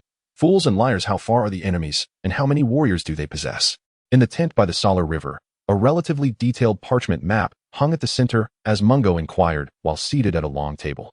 Before him gathered the tribal officer Over, Bachelor Bopwort, the chieftain Kosaro, and the Red Priest Makiro, who was returning to Volantis. Call. The enemy tribe boasts at least 50,000 Dothraki roaring warriors. However, they have evidently just endured a battle. Fortunately, the honest child discovered the stallion, though it remains unclear whether the horse fled during the fight or was intentionally released. In any case, the enemy is now exceedingly vigilant. When our scouts approached to investigate, they were immediately detected and have hastily retreated to the wasteland. Within a day, our tribe will enter the enemy's patrol range. Mungo attentively absorbed Officer Over's intelligence report, leaning over to scrutinize the map. The wasteland lay between the Conqueror forest and the source of the Salar River. The expansive Conqueror forest, adjacent to the timber being harvested, is sold in the market of Salar Town. Due to rampant deforestation, coupled with the Dothraki's frequent raids from the east, the region has been devastated into a wasteland. After Mungo's tribe absorbed the Kumakeo tribe, they now commanded over 40,000 Dothraki roaring warriors, with their martial skills being relatively comparable. However, they were at a numerical disadvantage, rendering the tactical situation unfavorable from a defensive standpoint. Thinking of Red Priest Makiro's calm gaze, he felt a prickling sensation on his back. The intentions of the followers of the Lord of Light were all too clear. They were willing to lend their support solely because the tribe possessed the strength to dominate the Dothraki Sea. Should he appear too eager for war or suffer a loss in this conflict, it was easy to foresee the followers of the Lord of Light turning against him. This battle must be won, yet it should not result in a Pyrrhic victory. There is no need to sacrifice all one's assets for the outcome of a single war. Losses must be minimized, for the conflicts yet to come will be numerous. Mungo's hand incessantly shifted across the map until, after a moment, he precisely pointed to the mouth of the Lorne River. Volantis, should they march northward, would inevitably place us in a precarious position, beset by enemies on both sides, facing a potentially catastrophic blow. Volantis is hailed as the eldest daughter of Valyria, the queen of the Lorne River, the mistress of the Summer Sea, a testament to its ancient lineage and formidable strength. This city was once the most populous and powerful among the free trading city-states. During the Century of Blood, Volantis proclaimed itself the legitimate ruler of the world. Yet its conquest plunged it into the abyss of war, from which it has yet to recover its former glory of centuries past. Nevertheless, Volantis retains a formidable navy and a substantial garrison composed largely of slaves. As Mungo observed the expressions of those around him, he turned and inquired, "Can anyone analyze Volantis's political stance towards the Dothraki?" "Esteemed Mungo, rest assured," replied the Red Priest Machiro, bowing respectfully, his demeanor placid. "Volantis may harbor concerns regarding an attack on Saheller, thus dispatching a fleet to transport soldiers northward, yet they will refrain from engaging in land battles." Mungo pointed to Volantis on the map and asked, "How many warships does their fleet possess?" Machiro hesitated briefly before weighing his words. The fleet of Volantis likely comprises over 300 warships. And their army? Over 10,000 in the Tiger Cloak legions, 3,000 cavalry, and war elephants. Mungo sighed, expressing his dismay. "With such remarkable strength, you tell me they will only mobilize for self-defense and not initiate an offensive." Maintaining his calm demeanor, Machiro responded, "In the arena, should a gladiator assist one tiger in dispatching another, he cannot expect to emerge unscathed. Similarly, the people of Volantis will not assist one king of horses in defeating another. Such actions would be counterproductive." After a moment's contemplation, the Red Priest continued, addressing the thoughtful assembly, "You are not well versed in Volantis' politics. It is governed by 3 magistrates, elected annually. Every freeborn Volantian owning land is entitled to vote. And candidates will do anything to secure votes, except actions that would harm their constituents' interests, such as unwarranted aggression against the Dothraki." Noticing that Cal and the others were genuinely listening, Machiro elaborated, "The magistrates are divided into the Tiger Party and the Elephant Party. The Tiger Party consists of the old nobility and warriors, advocating for conquest through martial might, while the Elephant Party comprises merchants and lenders, favoring economic domination. During the Century of Blood, the Tiger Party held power but ultimately fell victim to their own overreaching ambitions, leading to their diminished influence and a catastrophic decline in reputation. It was the Elephant Party that led the war-weary populace to overthrow the Tiger Party's rule. For 300 years post-war, the Elephant Party has controlled Volantis' politics, securing at least 2 magistrate positions. Any military expedition or significant undertaking requires consensus from all 3 magistrates. "I concur with Machiro's assessment," observed the officer Ofer, who seemed to grasp the political logic of Volantis. He bowed and stated, "Cal, the magistrates require votes, yet the electorate is weary of war. The Elephant Party's anti-war stance allows them to hold the majority, hence Volantis will not engage in unrelated conflicts." "Respected Cal, I hold a differing opinion," interjected the scholar Bopward, stepping forward in opposition, his gaze at the Red Priest suddenly becoming rather derisive. "It is astonishing that the vast expanse of Westeros requires but one king, while the diminutive Volantis necessitates 3. Mungo immediately understood, his expression grave as he addressed Machiro. The temperament of one king can be unpredictable. The thoughts of 3 rulers are even more inscrutable. Perhaps the emergence of the Dothraki will provoke the Volantian populace. The political landscape, unchanged for 3 centuries, may indeed be on the brink of transformation." The Red Priest, his expression impassive, fixed his gaze upon the flickering flames, as if glimpsing shadows of the future within. After a lengthy silence, he replied, "Esteemed Cal, there is no need for such deep concern. Volantis' political system is remarkably robust. Should one magistrate harbor unusual ambitions, the other 2 will unite to curb his power until his term concludes. If any radical actions were to be taken, the people of Volantis would not stand idly by. They would unhesitatingly execute such magistrates." Seeing that Mungo appeared unmoved, the Red Priest Machiro glanced once more at the flames before stepping forward to confront Cal directly. His expression earnest. "Volantis, a land rich with followers of the Lord of Light. I can act as your envoy into the city, seeking an audience with the High Priest Ben Nero of the temple to solicit his assistance in conveying our situation to the magistrates." Mungo's gaze also fell upon the flames. Yet Rolaro did not seize the moment to reveal foresight. Very well, let Ofer assist you in arranging mounts and provisions for a swift departure. Upon hearing Kao's directive, Machiro nodded expressionlessly. He then exited the tent under the guidance of the officer. However, at the moment of turning, Mungo discerned a hint of satisfaction in the Red Priest's gaze. A moment later, Scholar Boport erupted in fury, exclaiming, "A deceiver! I knew he was a fraud." Chapter 29. A battle is inevitable. Cao, the Red Priest is untrustworthy. Boport approached Mungo, who was engrossed in studying the map. The current Tiger Party magistrate of Volantis is Malcolm Megataya. He has been elected multiple times. Despite his old age, he still lives up to the moniker of the Tiger. And Saheller has expanded under the Tiger Party's rule for many years. Their betrayal has come swifter than I anticipated. Mungo toyed with the bronze dagger in his hand, lamenting, "Fanatics are unreliable. Perhaps due to their superstitions, they appear calm and steadfast, never fearing for their lives. Yet they are fundamentally escapists. When faced with difficulties, they merely seek the aid of the divine. If the gods do not respond, they confront their challenges with a pessimistic outlook. It is human endeavor that shapes fate, not divine intervention. Belief and superstition are worlds apart. Fanatics believe that all events are orchestrated by divine forces, that fate is preordained by the gods." Mungo chuckled and said, "Scholar, enlighten me with the true state of affairs." Boport did not respond immediately. Pondering for a moment before slowly articulating, Machiro's account of Volantis' politics is largely accurate. Since the Elephant Party led a revolt against the Tiger Party government, they have indeed controlled the government. Moreover, magistrate candidates will have their slaves sleep with voters, all to secure their ballots. Then, shifting his tone with indignation, he slammed his hand on the table and continued, "However, this state of affairs has persisted for nearly 300 years, and the Elephant Party's governance has not lifted the city-state from the abyss of war. Instead, it has sunk deeper into decline.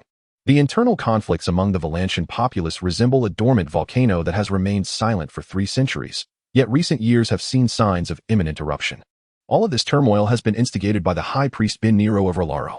Mungo remained silent, continuing to examine the map before him, his eyes imbued with tranquility and an ever-deepening confidence, as if he had unearthed some profound insight. He extended his hand and meticulously devised a plan. Once he confirmed its accuracy, he relinquished the bronze dagger from his grasp, turned towards Boport, and smiled, saying, "Although the town of Sahora fears the Dothraki tribes, they would choose to flee their homes and dispatch fleets laden with soldiers to patrol the river, yet they would never send envoys to beg for mercy. Volantis possesses a vast fleet and ample military strength, but the Red Priest has informed me that they will not strike. In the arena, gladiators contend with ferocious tigers. Yet ultimately, only one creature can emerge victorious. Your actions merely serve to dismiss Machiro." Boport, taken aback by these words, soon broke into a smile, stating, "We ought to eliminate this traitor to prevent any leaks. There are no secrets worth revealing. The tides of war are ever-changing, and who can predict the events of tomorrow?" Mungo couldn't resist boasting about his knowledge of warfare from previous lives, chuckling. Moreover, allowing him to return could impose new pressures on Volantis, potentially igniting this impending volcano ahead of schedule, which would be advantageous for us. Observing Cao's calm demeanor, the scholar erupted into hearty laughter as he retrieved parchment and ink. Though Mungo had little love for reading, the scant knowledge he had acquired of Valyrian script was insufficient for delving into texts. However, he relished stories, and his side was graced by the presence of the geography and history-savvy officer Over, alongside the scholar Boport, who hailed from the citadel of Westeros and had journeyed through Essos for nearly 2 decades. Politics, history, and the shifting tides of information are all concealed within tales. From a certain perspective, he possessed considerable insight into Volantis. For instance, the city once celebrated as a bloom and fountain now languishes as a stagnant pool and marsh. Furthermore, Volantine nobles aspiring to the office of magistrate must provide substantial evidence to prove their lineage traces uninterrupted back to the Valyrian era. Only free individuals with land have the right to vote, and noble-born women from Volantis also possess voting rights. In fact, 3 centuries ago, a female magistrate even held office. Naturally, these political machinations bear no relation to the influence of the High Priest Benero. The worship of Lawler is merely popular among the lower echelons of Volantis, with his followers composed entirely of slaves or the impoverished. Benero's association with noble magistrates is so tenuous that even ordinary voters likely disregard him. Should the Red Priest Machiro manage to persuade the High Priest Benero to lend assistance, the result would only exacerbate the chaos. After all, it is likely that Volantis magistrates have long sought to eradicate the worshippers of Lawler. The Volantine army, the Tiger Cloaks, comprises more than half of Lawler's followers, and within the temple lies a 1,000-strong armed force known as the Hands of the Holy Fire. High Priest Benero frequently preaches in the Grand Square, and his arrogant proclamations have already incited fierce conflicts between Lawler's adherents and other religious factions. At that moment, Officer Over urgently supported a pale, exhausted Dothraki rider into the tent. He too was drenched in cold sweat, panting heavily before managing to speak. Cal. This scout encountered the movements of the enemy's forces on the road, seizing the opportunity to infiltrate, ascertain their intelligence, and fled through the night to deliver the news. Mungo. Upon hearing this, swiftly approached the scout, his expression radiating heartfelt gratitude, his gaze filled with eager anticipation, saying, "My loyal warrior, you have saved the tribe. What is your name?" Even in the face of imminent danger, he would not forget to reward those who contributed to the tribe. It is Drogo. He has led the tribe around the hills south of Conqueror, gathering over 60,000 roaring Dothraki warriors, and they will arrive at Sihora River within 2 sunsets. The already weakened Dothraki rider did not speak his name but insisted on delivering an inspiring battle cry. Cal, lead the tribe to attack. We can mobilize over 40,000 Dothraki warriors. The silver-haired officer Over was not to be outdone, and even Scholar Boport became eager. The Cohorans had just presented you with a Valyrian steel-curved sword, yet had not tasted the blood of their enemies, and unexpectedly, Drogo had come to them. Esteemed Mungo Cal, I pledge my life as strength to assist you. When the horn sounds, I shall advance with unwavering resolve. Though Kosaro remained silent. The way he caressed the curved sword spoke volumes. The fervent scene before Mungo stirred a ripple of emotion within him. He had long since devised a comprehensive strategy for war. His mind even contemplated issues beyond the battlefield. The horse Lord Drogo had come with the intent to obliterate the tribe. Mungo sought to unify the Dothraki, and such an opportunity must not be squandered. A battle was inevitable. Chapter 30. Hunting and horse training. The setting sun spilled forth like blood, fervent and passionate, kissing the undulating distant mountains, while a gentle breeze swept through the dark green grasslands. The air remained thick with heat, nearly suffocating. In the heart of the seemingly endless encampment, a few furious Dothraki gathered around the bonfire. Even the mightiest cow must heed the wisdom and authority of Mashakaran. The eunuch murmured praises of Mashakaran's supreme glory and status, his bloodied hands incessantly smearing the horse's body, the crimson fluid tracing intricate and mysterious symbols and characters. Suddenly, the scarlet flames danced wildly, whipping in the wind, ravenously consuming everything in their path. Ultimately, a mournful wail descended as a cruel and bizarre sacrifice was successfully completed. The Dothraki were incensed, hurling disdainful curses at the eunuchs who served Mashakaran. "Tell me the outcome," demanded the fierce man at the forefront, his voice gruff and direct, his eyes filled with resolute, murderous intent. He was Drogo, an invincible Dothraki cow, leading the most formidable tribe among the Dothraki Sea. With over 40,000 warriors under his command, undefeated in battle, he had further absorbed other tribes under Mashakaran's guidance, augmenting his power. Drogo was a tall and robust man, with the typical bronze skin of the Dothraki, black hair, and a long beard, his fierce black eyes gleaming with a menacing intensity beneath his thick, dark brows. Most strikingly, his braid, adorned with bells, hung down to his thighs, signifying that it had never been cut. Drogo had never known defeat in battle. "Esteemed Drogo Cow, please hasten southwest to seek your quarry," the eunuch urged. Drogo was unaware of Mashakaran's motives in stifling the great conqueror foretold in Dothraki prophecy. But the cow must acknowledge Mashakaran's status and respect the seer who predicted the future for the Dothraki and interpreted omens. Of course, more importantly, he yearned for a battle with a formidable opponent. To conquer the legendary steed that rides the world, he would become the most powerful cow in Dothraki history. Have you observed how wolves hunt? How do we Dothraki tame the wild steeds? At the source of the Sihora River, the assembly gazed at Mungo in confusion, perplexed by the cow's sudden discourse on hunting and horse training during such a critical moment, which seemed entirely unrelated to the impending conflict. Mungo deftly manipulated the bronze dagger in his hand, his fingers dancing like agile wolves traversing the perilous terrain, leaping tirelessly like untamed wild horses. He paid no heed to the astonished and perplexed gazes of those around him, continuing, "The wolf pack, when hunting, operates much like a well-led army, intelligent, tenacious, and fearless in the face of death. What is most crucial is their ever-changing tactics, reconnaissance, luring the enemy, creating chaos, and encircling their prey. They act with calmness and patience, never striking blindly. While we Dothraki excel in horse training, we do not resort to the crude use of whips to subdue untamed stallions. Instead, we swiftly mount wild horses, enduring their wild leaps and kicks, holding firmly to their manes, guiding them as they frolic and whirl.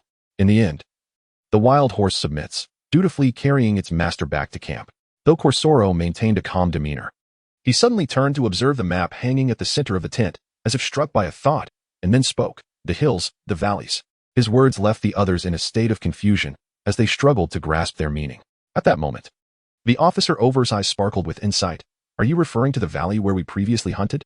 That indeed is an excellent location. suitable for concealing troops and advantageous for cavalry charges from elevated positions. Without waiting for a response, he gently caressed the sheepskin map and added with a smile, just as wolves entice, confuse, and encircle, or akin to taming wild horses. We shall lead the enemy in circles until their will is broken. Seeing the others nod in sudden understanding, the scholar Bopwart also nodded thoughtfully. Though he chose not to engage in the discussion, Mungo silently regarded the map, suddenly smiling. I am well acquainted with the Dothraki combat style, powerful and swift. Yet its limitations are equally apparent. A singular approach, relentless and lacking sustainability. When faced with an insurmountable foe, impatience can arise, providing the enemy with the necessary conditions for our defeat. Therefore, there is no need for concern. The gods shall tether failure to the enemy's braids, and soon we shall emerge victorious. His words lightened the atmosphere within the tent. Even amidst the high spirits and impending battle, tension was inevitable. Mungo did not linger further. Directing his dagger towards the sheepskin map with a serious expression, his tone measured. The tribes will march southward to the upper reaches of the Valana River tonight. Here, we will divide our forces. Officer and scholar, I require the two of you to lead 10,000 Dothraki roving warriors to protect the tribe's westward advance. At the confluence of the Valana and Lorne rivers lies the ruins of a city named Samel, now eroded into marshland by the river. You must distribute weapons to the women, the elderly, and children of the tribe. Using the ruins for shelter and fortifications, you will defend against the enemy. The cavalry in the marsh will find it difficult to charge. Your task is simply to withstand their onslaught, minimizing tribal losses while awaiting the return of the main force. Mungo then lowered his dagger along the map and continued, Corsaro, you will accompany me to lead over 30,000 Dothraki roving warriors, circumventing the Valana River and continuing southward to pressure Volantis, compelling their forces to retreat into the city. Subsequently, I shall remain at the foot of Volantis while you lead another 10,000 Dothraki roving warriors to find the opportune moment to pivot. Following the coastline of the Summer Sea, progressing east along the Valyrian Road until you reach the river flowing into the Sighing Sea. From there, you will advance north along the western bank into the mountains, laying an ambush in the valley where we once hunted. As he recounted the orders, Mungo's mind was in constant contemplation. Moments later, he tapped the map and said, Corsaro, I can no longer issue further commands. We must rely on each other to dispatch riders and maintain uninterrupted communication. The nature of war is not static, it is rife with change. Should we encounter a disruption in communication, it is imperative that you remain calm and patient, employing your keen sense of warfare. If all proceeds smoothly, and I can evade the enemy's gaze, we shall encircle their main force in the broad and level valley. However, if I cannot shake the enemy, we shall proceed north along the valley to strike at their rear, rescuing the tribesmen who are holding out in the marsh. Mungo then turned earnestly to the officer and scholar, speaking gently. The 30,000 Dothraki cavalry advancing on Volantis will grant you time to construct defensive fortifications. Once we withdraw, the enemy's pursuing cavalry will also close in on Volantis, effectively replacing us as a deterrent, compelling the Volantis people to remain behind their walls and ensuring your safety. One thing remains uncertain. I cannot predict whether the enemy will divide their forces or launch a full assault on your encampment. Please, ensure you hold your ground until help arrives. Upon hearing Mungo's grave admonition, Officer Over and Scholar Bopwart remained silent, nodding solemnly as steadfastly as knights committed to their vows. Chapter 31. Volantis, the eldest colony established by the Valyrian Empire, also stands as the closest free trading city-state to the imperial capital of Valyria. Thus, it is often referred to as the daughter of Valyria. The people of Volantis take great pride in their heritage as descendants of the Valyrian Empire, preserving many of its traditions. This has led Volantis to proclaim itself the heir to the empire and the rightful ruler of the world, a claim not entirely unfounded. Situated in the delta of the Lorne River's four estuaries, Volantis encompasses the Orange Coast to the west, extending into disputed territories, and reaching the southern edge of the Golden Fields, all within its sphere of influence. The fertile lands surrounding the lower reaches of the Lorne River boast numerous towns and settlements under Volantis' dominion. Furthermore, it occupies an ideally strategic position adjacent to a naturally deep harbor. The Valentisians often boast that even the 100 islands of Bravos could be swallowed by Volantis' harbor. Located in the southern reaches of Essos, while the continent of Westeros succumbs to winter, Volantis basks in perpetual summer. The harbor is a bustling hub for vessels from across the globe, including those from Westeros and Bravos engaged in trade with the Jade Sea, laden with silks and spices, as well as large ships involved in the extensive slave trade from the Bay of Slaves. The city-state is also renowned for its sweet red wine, with a thriving agricultural sector that guarantees ample supply to the world, coupled with exquisite craftsmanship producing valuable glass. Thus, Volantis boasts one of the most prosperous ports in the world. As the oldest free trading city-state, Volantis began as a military outpost on the fringes of the Valyrian Empire, a site for receiving envoys from the cities upstream of the Lorne River or for the Dragon Lords to land and rest. Over time, the city began to expand rapidly. In its early history, Volantis thrived, benefiting from trade between the Valyrian Empire and the Loinans, ultimately leading to the devastation of the ancient trading city of Sahawai, which had once dominated commerce. War soon ensued, resulting in the complete destruction of Loinan cities upstream of the Lorne River. The warrior Queen Nymelia of Loinan, seeking to evade the Valyrian invasion, led her people to cross the sea to the Dornish lands of Westeros. Thus, Volantis emerged as one of the world's greatest cities. Following the cataclysmic doom, the collapse of the Valyrian Empire granted Volantis its independence. In the early centuries of bloodshed, Volantis maintained the upper hand in conquest, with its fleet conquering Rhaesys and its army capturing Meereen, extending its influence into the disputed territories in the upper reaches of the Lorne River. However, it ultimately faced defeat due to the sudden involvement of the Storm King from Westeros and the heavily threatened Pentos. Simultaneously, Braavos intervened, lending a fleet to the exiles of Lys, while the Conqueror Aegon, riding the Dragon Vagor, joined the fray. The Dothraki, too, unexpectedly aided the cause, launching assaults from the east that ravaged the towns along the lower reaches of the Lorne River, including Volantis. As the sun dipped below the horizon, the dying light painted the drifting clouds in crimson hues, casting shimmering reflections upon the river's surface. Beneath the twilight, the Red Priest Maegor led the guards of the Faith Militant, choosing not to ride directly to Volantis but instead making a swift journey to the town of Sahellar, where they planned to take a boat downstream from its docks. A small contingent of Volantis spearmen stood watch atop the city walls, their golden claws glinting in the flickering torchlight, revealing the distinct tiger stripes tattooed upon their cheeks. The slave soldiers, devoted adherents of the Lord of Light, wore the tiger-striped cloaks of their order.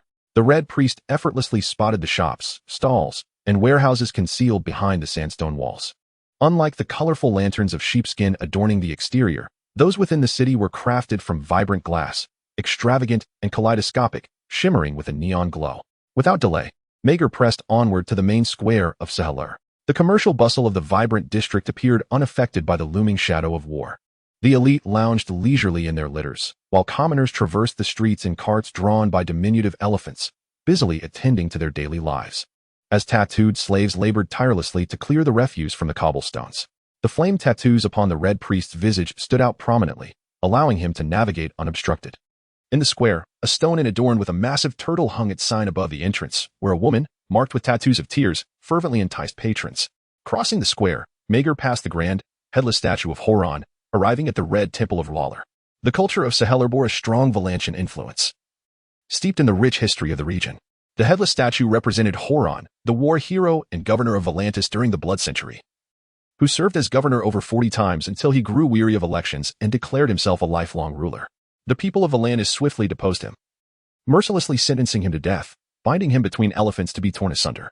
Within the flames of the Lawler Temple, Maegor, guided by the slaves, soon encountered the Red Priests stationed in Sahellar. Rumors regarding the Dothraki's intentions circulated among the townsfolk, and I too had heard whispers in the market of their impending slaughter in Volantis. Were these tales true? Faced with the Red Priest's relentless inquiries, Maegor remained unfazed, maintaining an air of calm as he responded.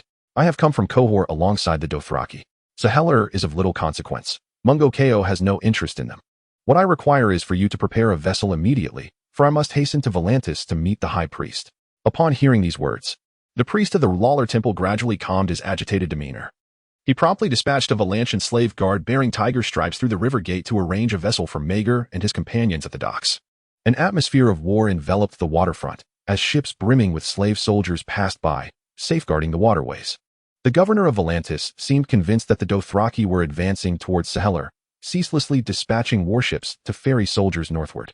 Before the watchful eyes of many, the Red Priest Maegor and the Faith Militant boarded a warship returning south to Volantis, unimpeded as if traversing uninhabited lands. As night fell, a stifling humidity cloaked the air, and the ship swayed gently amidst the shifting fog and breeze. A crescent moon, obscured by a veil of mist, emitted an eerie glow, akin to an eye peering into the realm of mortals. Suddenly, distant shouts erupted, a cacophony of voices calling out, the sound of oars thrumming, a discordant symphony of urgency. The warship, laden with soldiers heading north, abruptly altered its course, the wide river becoming congested. The Red Priest Maegor, weary from his relentless journey, caught snippets of the captain's call amid the chaos. The Dothraki had indeed descended upon Volantis. Chapter 32. Ice and Fire. The warship navigated downstream along the Lorne River, capable of covering 1,000 miles in a single day, from Seheler to Volantis in the blink of an eye, arriving at dawn. The morning breeze dispelled the shadows of night, and the pristine waters flowed towards the horizon, the contours of the landscape sharpening with the light of dawn. The sailor's shouts disrupted the Red Priest Maegor's reverie, and as he gazed across the water, he beheld a colossal horned turtle, the River Elder. Progeny of the Mother of Rivers, a deity of the Loyana people, who had vanquished the Crab King to reign over the aquatic denizens. Legend tells that during the long night, darkness engulfed the Lorne River, causing it to dwindle and vanish. It was only when a hero persuaded the River Mother's many offspring, including the Crab King and other deities, to set aside their grievances and sing a mysterious song that the long night began to lift, and daylight returned. Before the commotion stirred by the giant turtle could settle, a towering black wall, 200 feet high, loomed in the distance.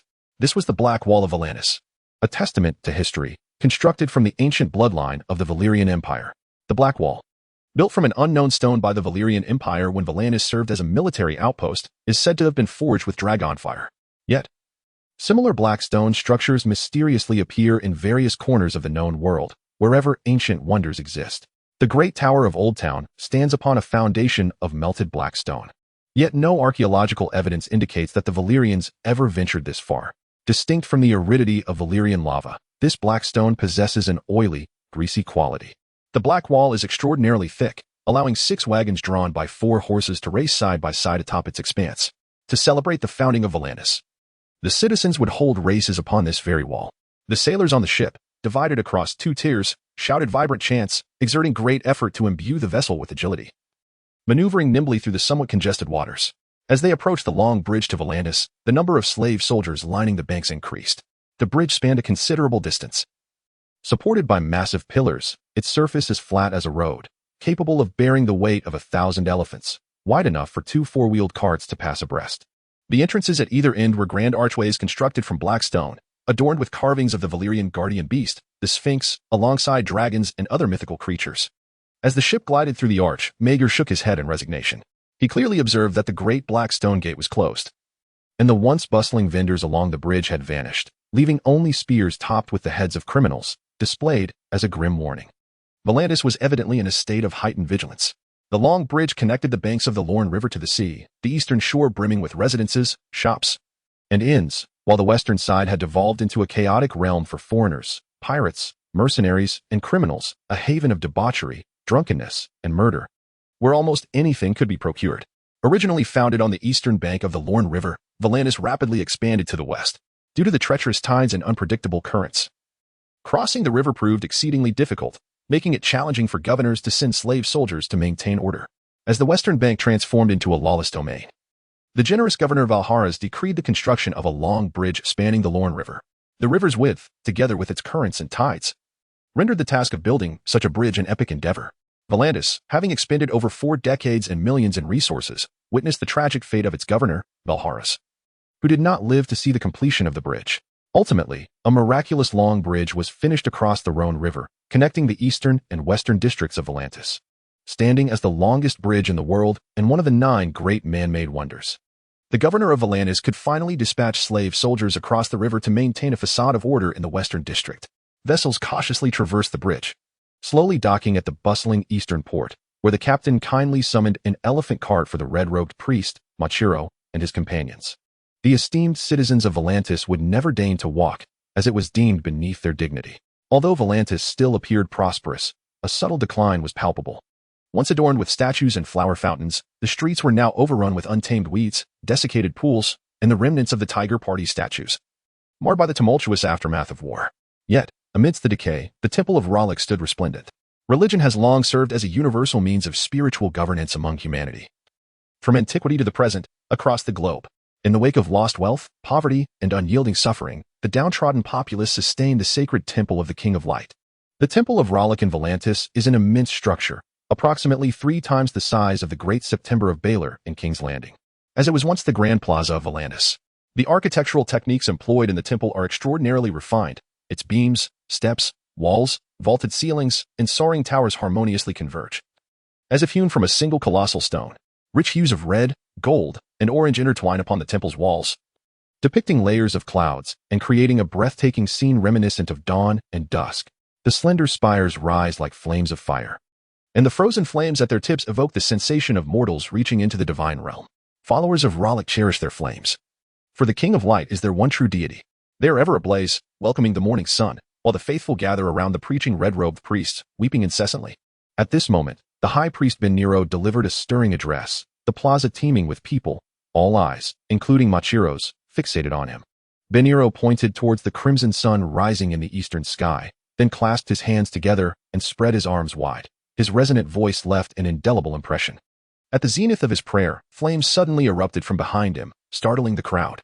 Subsequently, the high priest, with a clear and unforgettable tone, proclaimed, "We mortals, born alone and dying alone, wander in confusion through the valley of shadows. Fortunate are we to gather as kin, blessed by the true deity to receive his grace. When faced with the impending terrors of cold, darkness, and dread, the wars you speak of outside the city are but childish quarrels.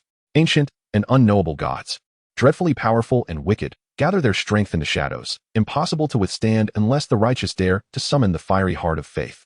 Gaze upon the essence of the world. Truth envelopes you. All is laid bare before your eyes. The long night is fraught with peril, while the daylight flourishes with life.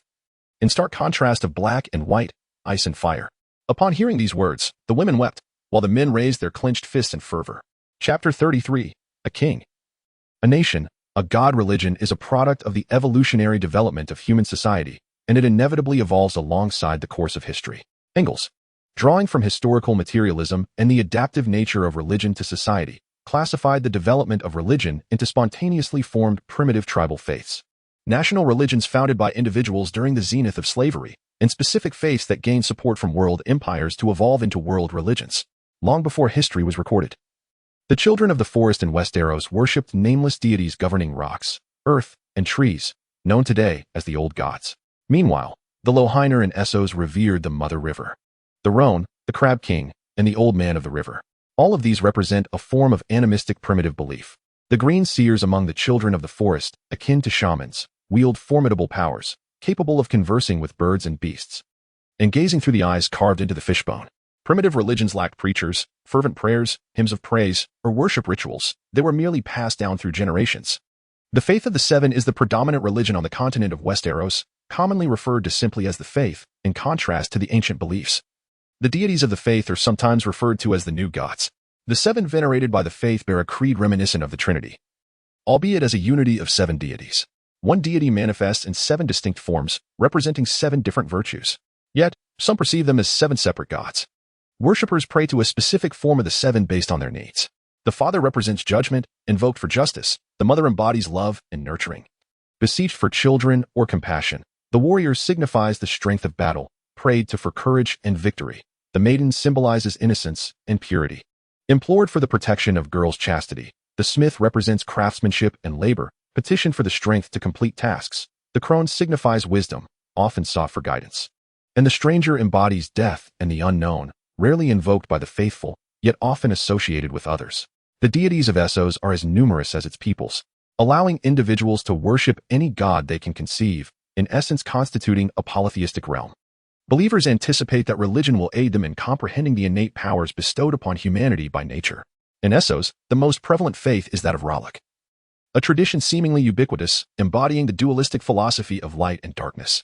The high priests of the Temple of R'lyk in Volantis have long endeavored to propagate the faith of the King of Light across the globe. Aspiring to elevate their religion to a world faith, they dispatched the red-robed priest, Soros, across the narrow sea to preach to the flame-obsessed King Aerys II Targaryen. However, Soros failed to impress Aerys with any remarkable flame magic, resulting in R'lyk's relatively low profile in Westeros. The current high priest, Ben Nero, similarly sought the King of Light to reveal visions of the future, aiding in the quest to locate the reincarnation of the prophesied ancient hero Azor Ahai.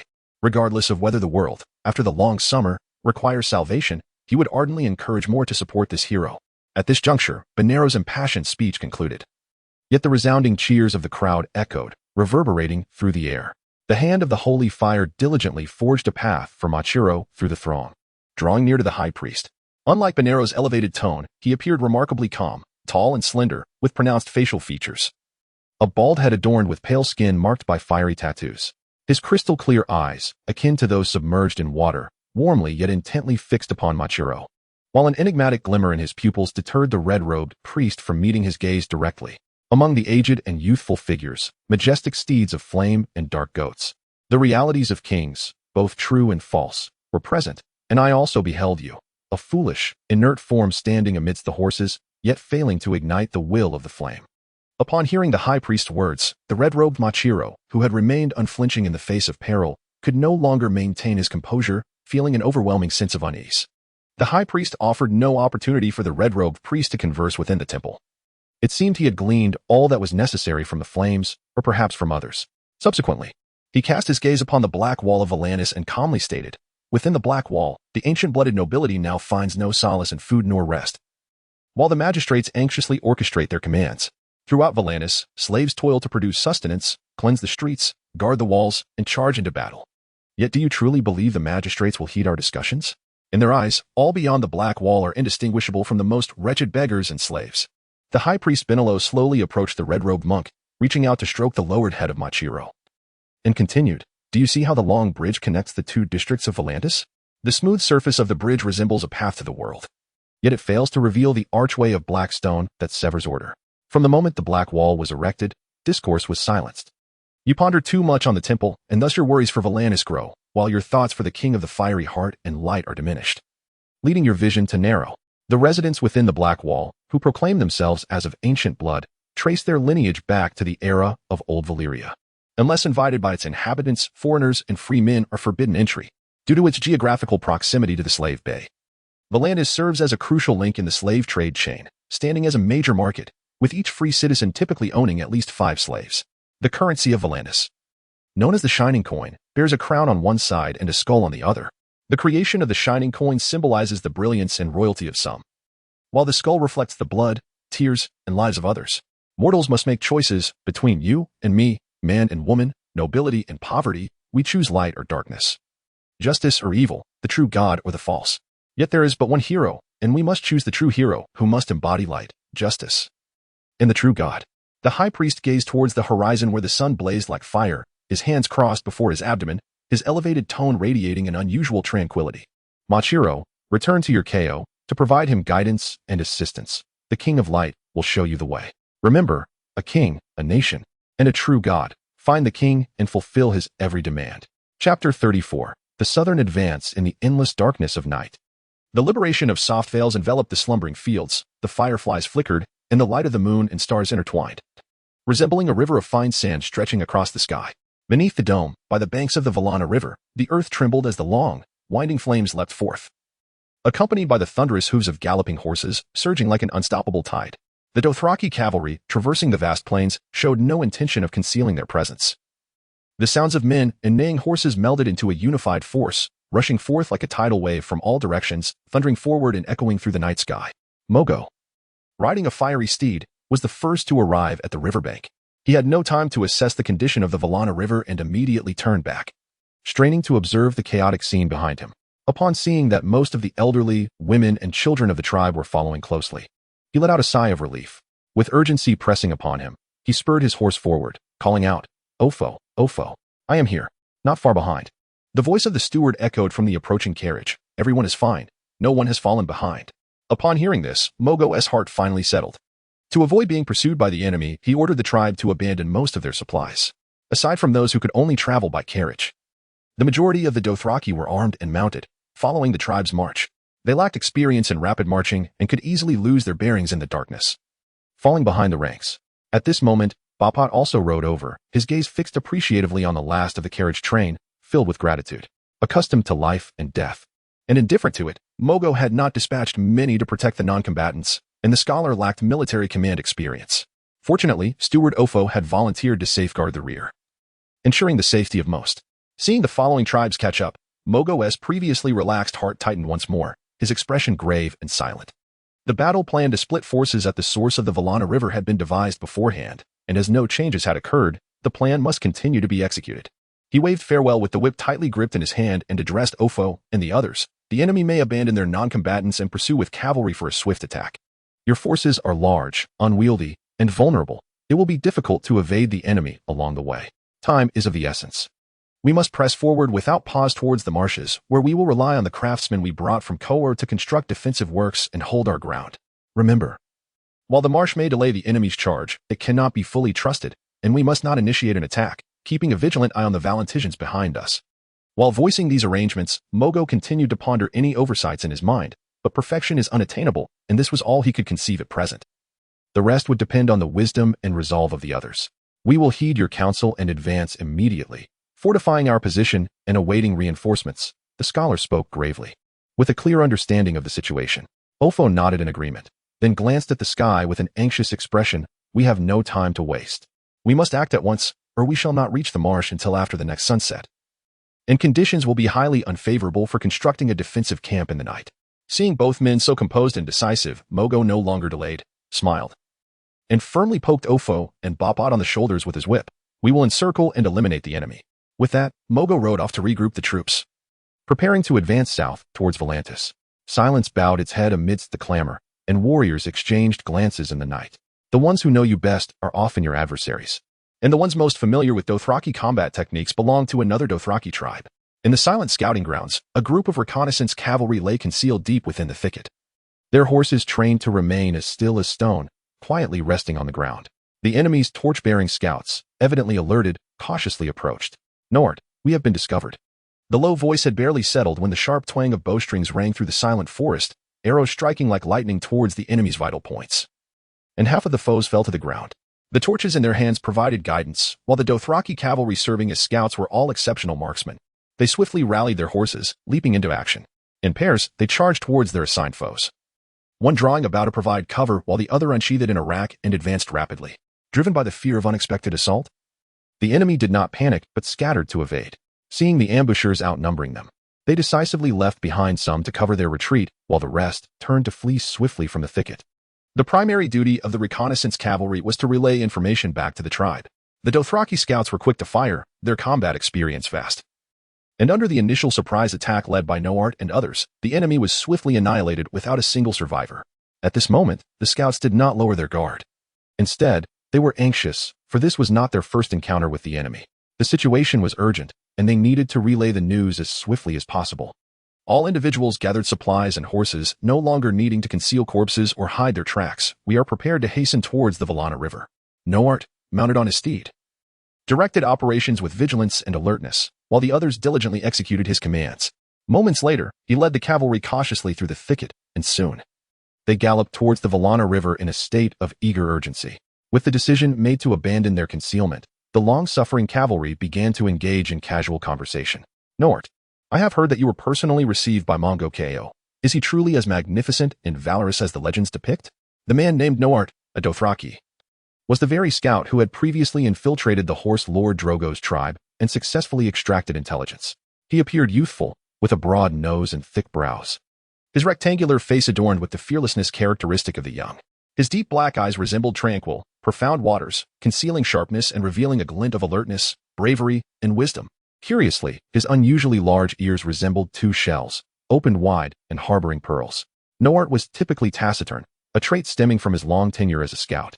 In truth, he was neither inarticulate nor reclusive. He was one of the few gentle souls among the Dothraki.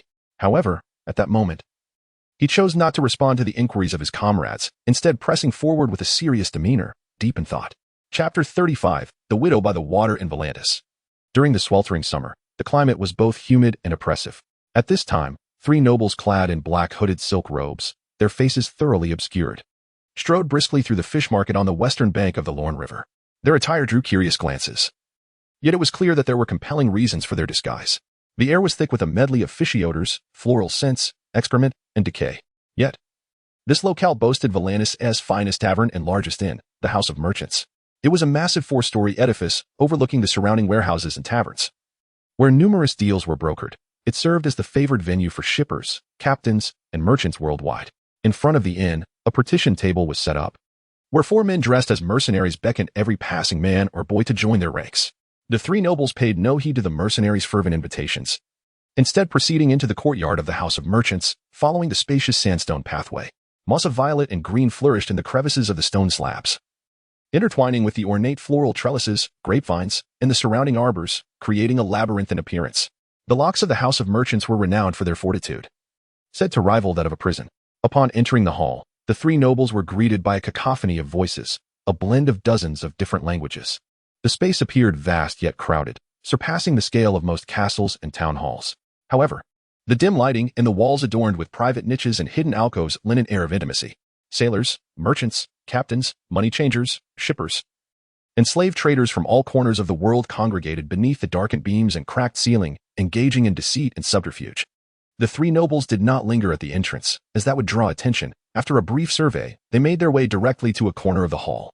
As they approached, they discerned an elderly woman seated at a table, nearly invisible in the shadows, yet from her vantage point, she could observe all the activity at the inn entrance. Her weathered face was etched with deep wrinkles, a prominent scar traversing her cheek, obscuring the mark of slavery she had borne when freed. Her sparse white hair and pink scalp were plainly visible, and the passage of time had hunched her spine. Nonetheless, her eyes shone dark and bright, brimming with the wisdom of experience, her stooped posture alert, embodying a resilience against fate. The three nobles sought to approach the old woman but were intercepted by her numerous guards. The leading noble slowly removed part of his hood, revealing a toothless, aged smile. "Children, escort our old acquaintance upstairs." In the flickering shadows cast by candlelight, a hint of sorrow glimmered in the elderly woman's deep-set eyes. She did not call for assistance. Her frail, tree-bark-like hands pushed against the table as she gradually rose, slowly ascending the stairs with her guard's protection. All present in the hall politely made way for her, and familiar friends of standing would respectfully refer to her as the widow by the water, while her guards were honored as the widow's sons. Despite the whispers calling her Vigero's whore in private, none dared to utter such words in her presence or when confronted by her sons. Vigero, a name synonymous with authority, had been elected as the governor of Volantis 7 times and was a merchant of noble lineage. He owned docks, warehouses, engaged in cargo transshipment, currency exchange, ship insurance, and the slave trade. The widow by the water had once been a bedlave, trained in the art of seduction and various forms of intimacy, eventually mastering the erotic arts. It was during this time that Vigero, the governor of Volantis, purchased her. Subsequently, Vigero fell in love with the widow by the water, freed her, and ultimately married her, causing a scandalous uproar among the Volantis nobility. After Vigero's death, he bequeathed his entire business to his wife, yet as a free woman. She could no longer reside within the Black Walls. She took over her husband's enterprise, sold the mansion, and relocated to the House of Merchants on the western bank of the Lorne River to expand her business. As her ventures flourished, she eventually acquired docks and shipping routes. Surrounded by her guards, the three nobles were led to the luxurious suite on the second floor of the House of Merchants. This suite, reserved for her permanent residence, was where the table in the hall served as her usual post. The room boasted 2 windows, one facing the long bridge and the Black Walls across the river, reminiscent of her past, and the other overlooking the fish market, providing her with a view of all that transpired below. Magaya, the widow by the water, gradually leaned back in her chair against the wall, a smile blooming on her weathered face, her sorrowful eyes reflecting a tranquil contentment at the sight of old friends. As her voice, rich with the weight of experience, filled the air, the three nobles slowly removed their hoods. The elder among them smiled vibrantly, his bright eyes gleaming with a fierce intensity, embodying the spirit of a tiger. This man was Maraccio Magaya, the current governor of Volantis, who, despite his age and toothlessness, remained true to his name's fierce connotation. "You, I, and your husband Vigero have known each other for nearly 30 years. You may call me Maraccio." The governor, agile in his movements, casually selected a chair and settled into it, his voice resonating with strength. "Maraccio, the western bank of the Lorne River is no place for a noble governor to visit. However, in gratitude for your past protection of my husband's business and property, I have promised to assist you in any endeavor as recompense." Upon hearing the widow by the water's candid offer, the governor regarded her with an unrestrained gaze, then spoke. "I require your assistance in contacting a reliable mercenary company. For centuries, the free city of trade has employed numerous mercenaries in warfare. Thus, Essos is home to many long-established mercenary groups that serve only the highest bidder. Inevitably, many among them are mere outlaws skilled in plunder, a ragtag collection. Yet some are notably disciplined and reputable mercenary bands." The widow by the water paid no heed to the sudden fierce glare of the governor. With a gentle smile, she replied without a moment's hesitation, "You wish for me to assist in hiring the Golden Company. Mercenaries have long borne a reputation for their capriciousness. Yet the Golden Company is esteemed for their unwavering commitment to their oaths, their motto being words of gold. Furthermore, they are regarded as one of the most formidable mercenary bands across Essos."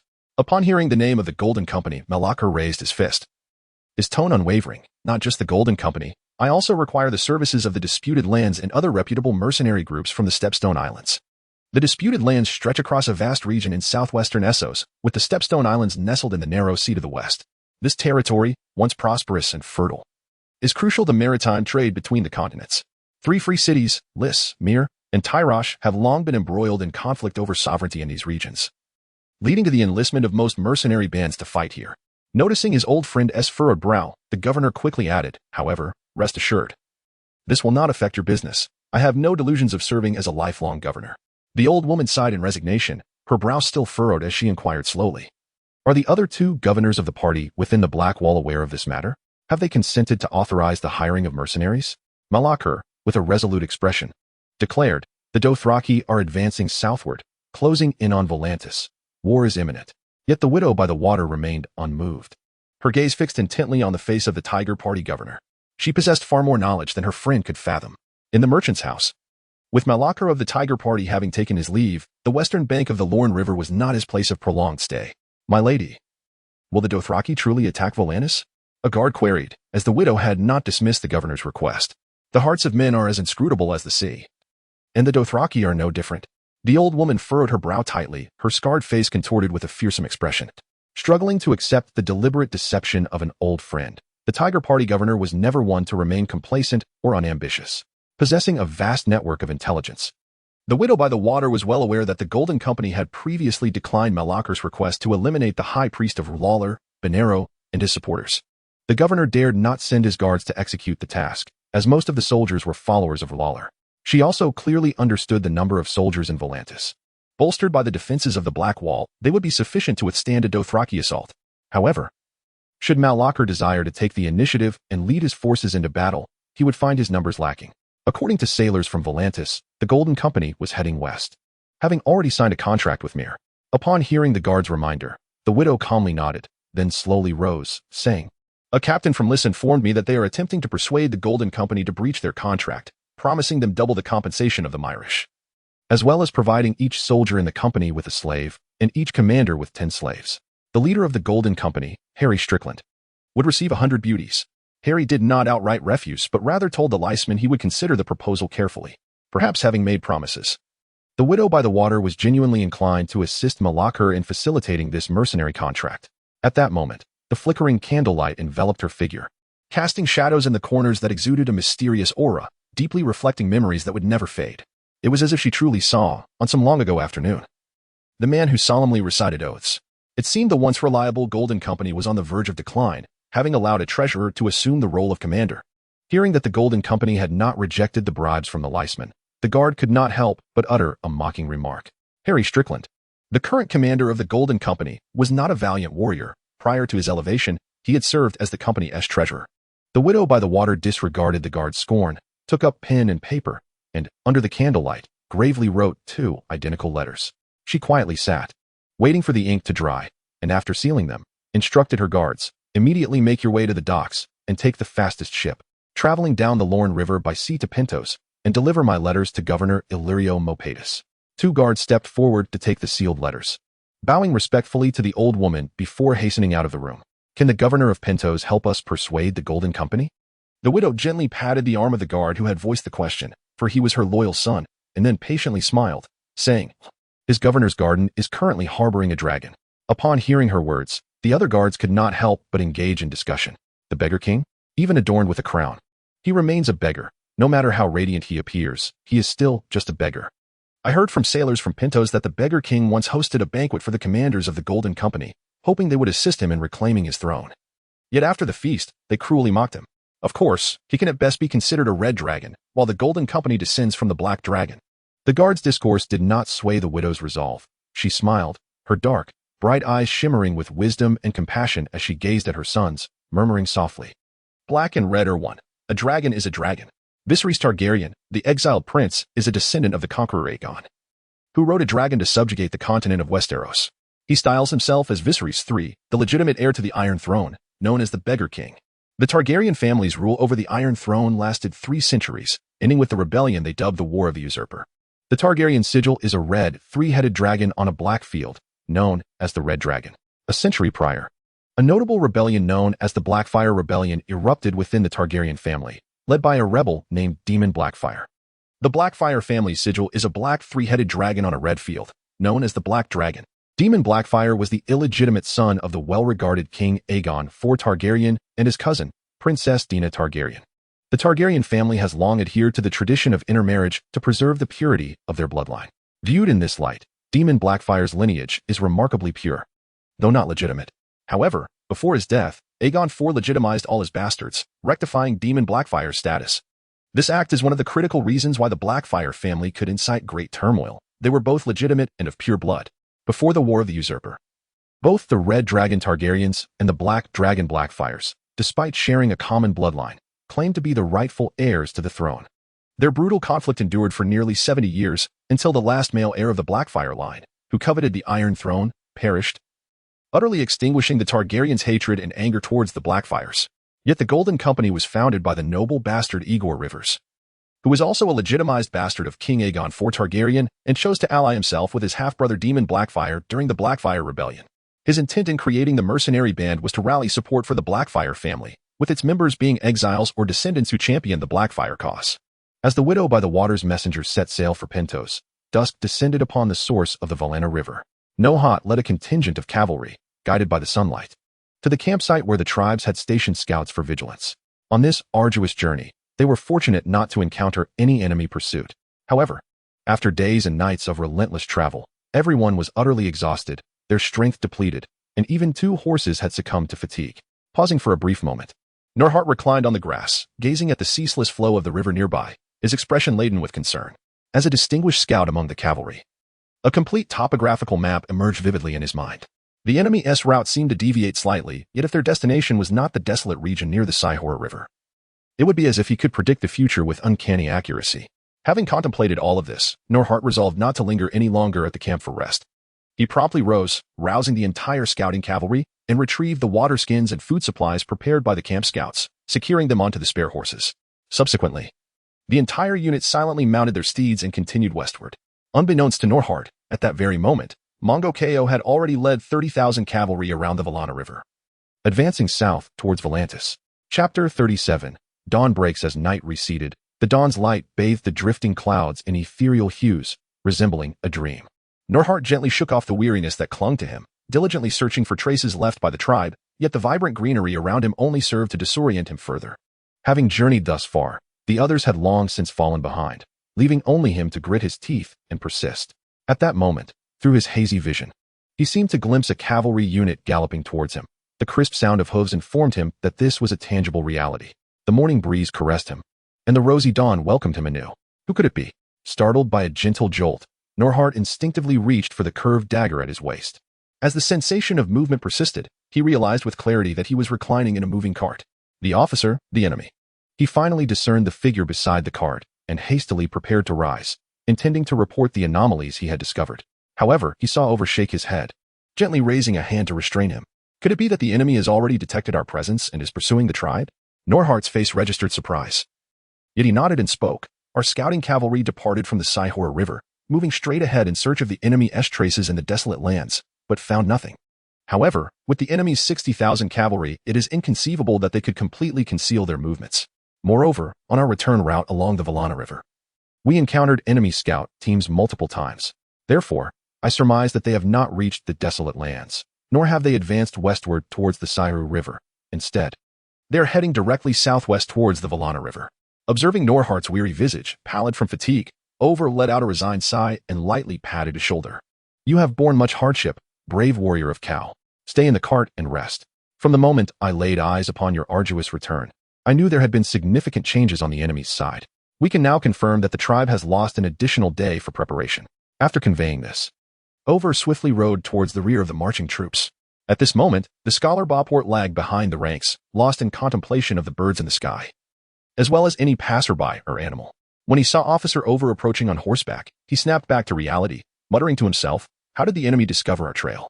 There were no spies, nor scouts tailing us. Could it truly be a skin changer? Among humans, only those of the north, who worship the old gods and possess ancestral bloodlines akin to the children of the forest, have the potential for such abilities. Moreover, how could there be such a person among the Dothraki? Skin changers are said to be those who can invade the consciousness of animals or other individuals and control their actions. It is rumored that the wisest among the children of the forest, endowed with mysterious powers, are the most formidable skin changers, capable of infiltrating the minds of any creature.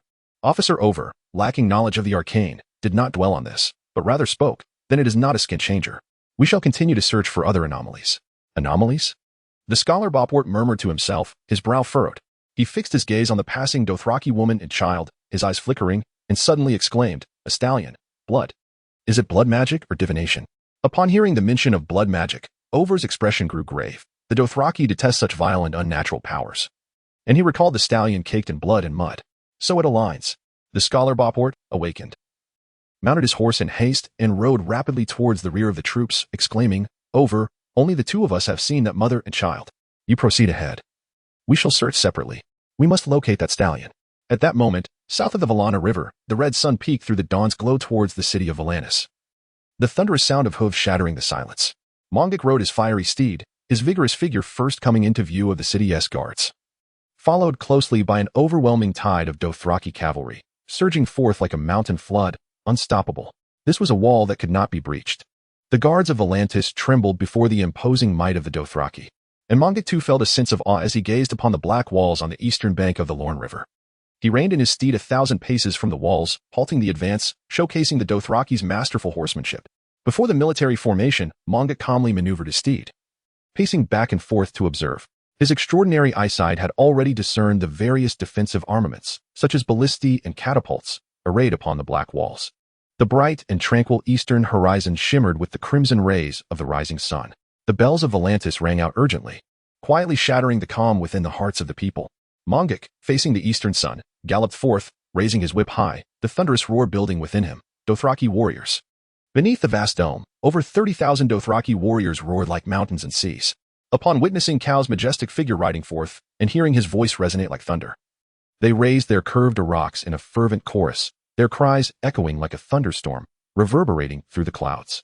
The sound of hooves, accompanied by their roars, once again resounded beneath the walls of Volantis. Under Mongok's leadership, the 30,000 roaring warriors turned and began their march northward. The portion of Volantis truly surrounded by the black walls was merely a vast outpost, home to the old nobility. Beyond the black walls on the eastern bank teemed with residences, shops, taverns, docks, and merchant ships. That was Volantis, the region of most concentrated population and commerce. As a free trade city-state, lacking the impregnable defenses of the black walls. However, it was evident that slaughter and pillage were not Mongok's strategic objectives this time. Rather, he aimed to establish a camp to the north of the city, intimidating the Volantis people from advancing northward, while providing cover for the tribe on the northern bank of the Valana River to construct fortifications. As the army set up camp, Mongok did not take a moment of respite. He was now cultivating the good habits expected of a competent commander upon entering an unfamiliar territory. One must first observe the landscape. The Valyrian Road. North of Volantis, Mongok stared at the broad ribbon-like road, elevated half a foot above the ground and constructed of lava. Frozen in place, he could hardly believe his eyes as the road stretched straight north like a spear. Mongok meticulously committed every detail from the map to memory. Yet this road was not included. Volantis only had one road leading east towards the Slavers' Bay of Meereen, the Valyrian Road, which led to the Valana River. At that moment, Mongok heard a familiar voice and turned his gaze toward the nearby Red Priest.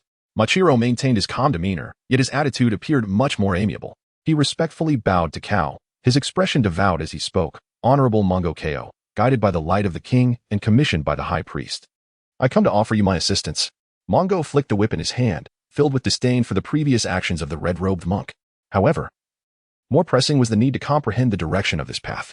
In silence, he caressed the hilt of his dragonbone sword. Soon, a neutral expression transformed into a gentle smile as he spoke. "Machiro, could you elucidate the origins and destination of this road?"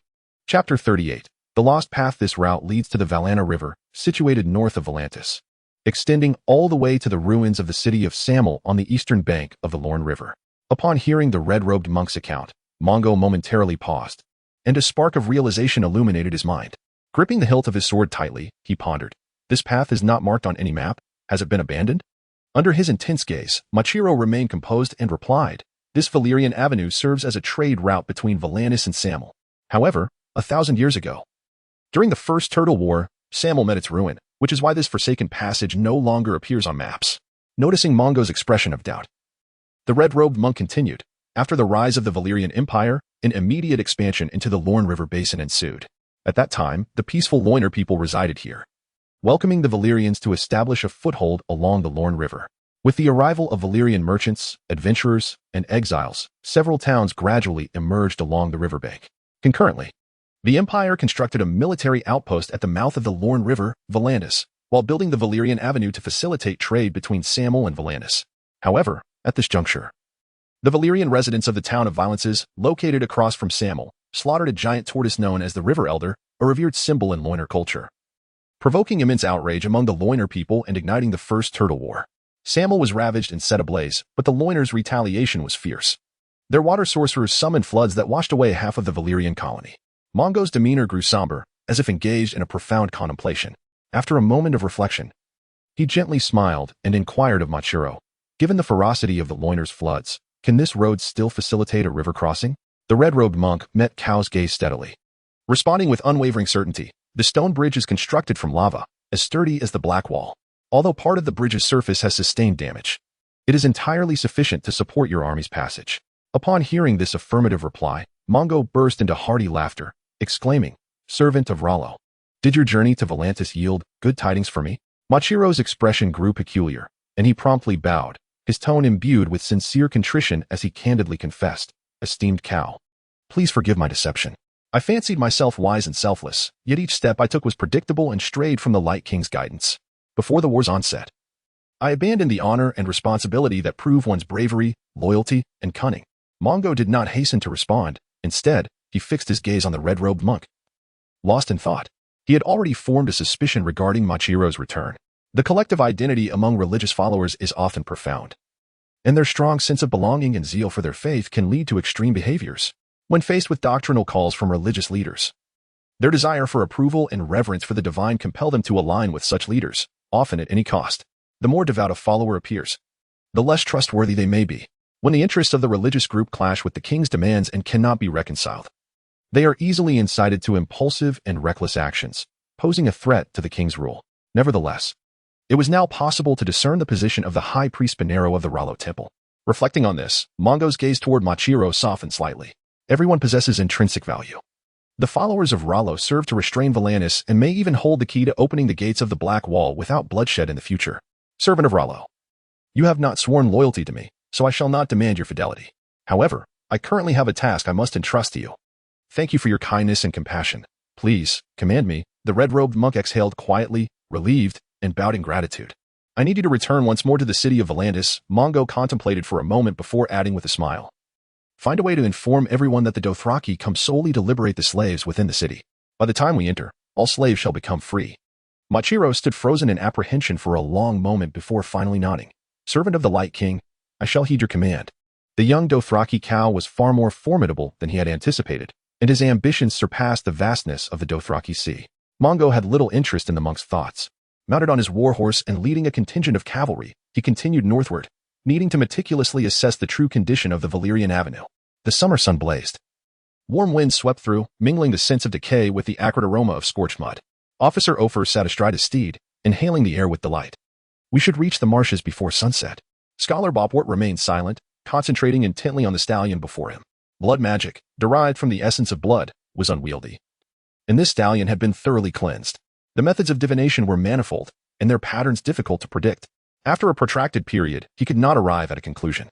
Time was of the essence, and he had no choice but to temporarily abandon his efforts. Lacking a solution, he surmised that any form of magic requires a vessel to bear it. They could either drain the stallion's blood or dispatch a rider to transport it far from the tribe. Ofer, proficient in various languages and well-versed in geography and history, found himself equally helpless in the face of magic.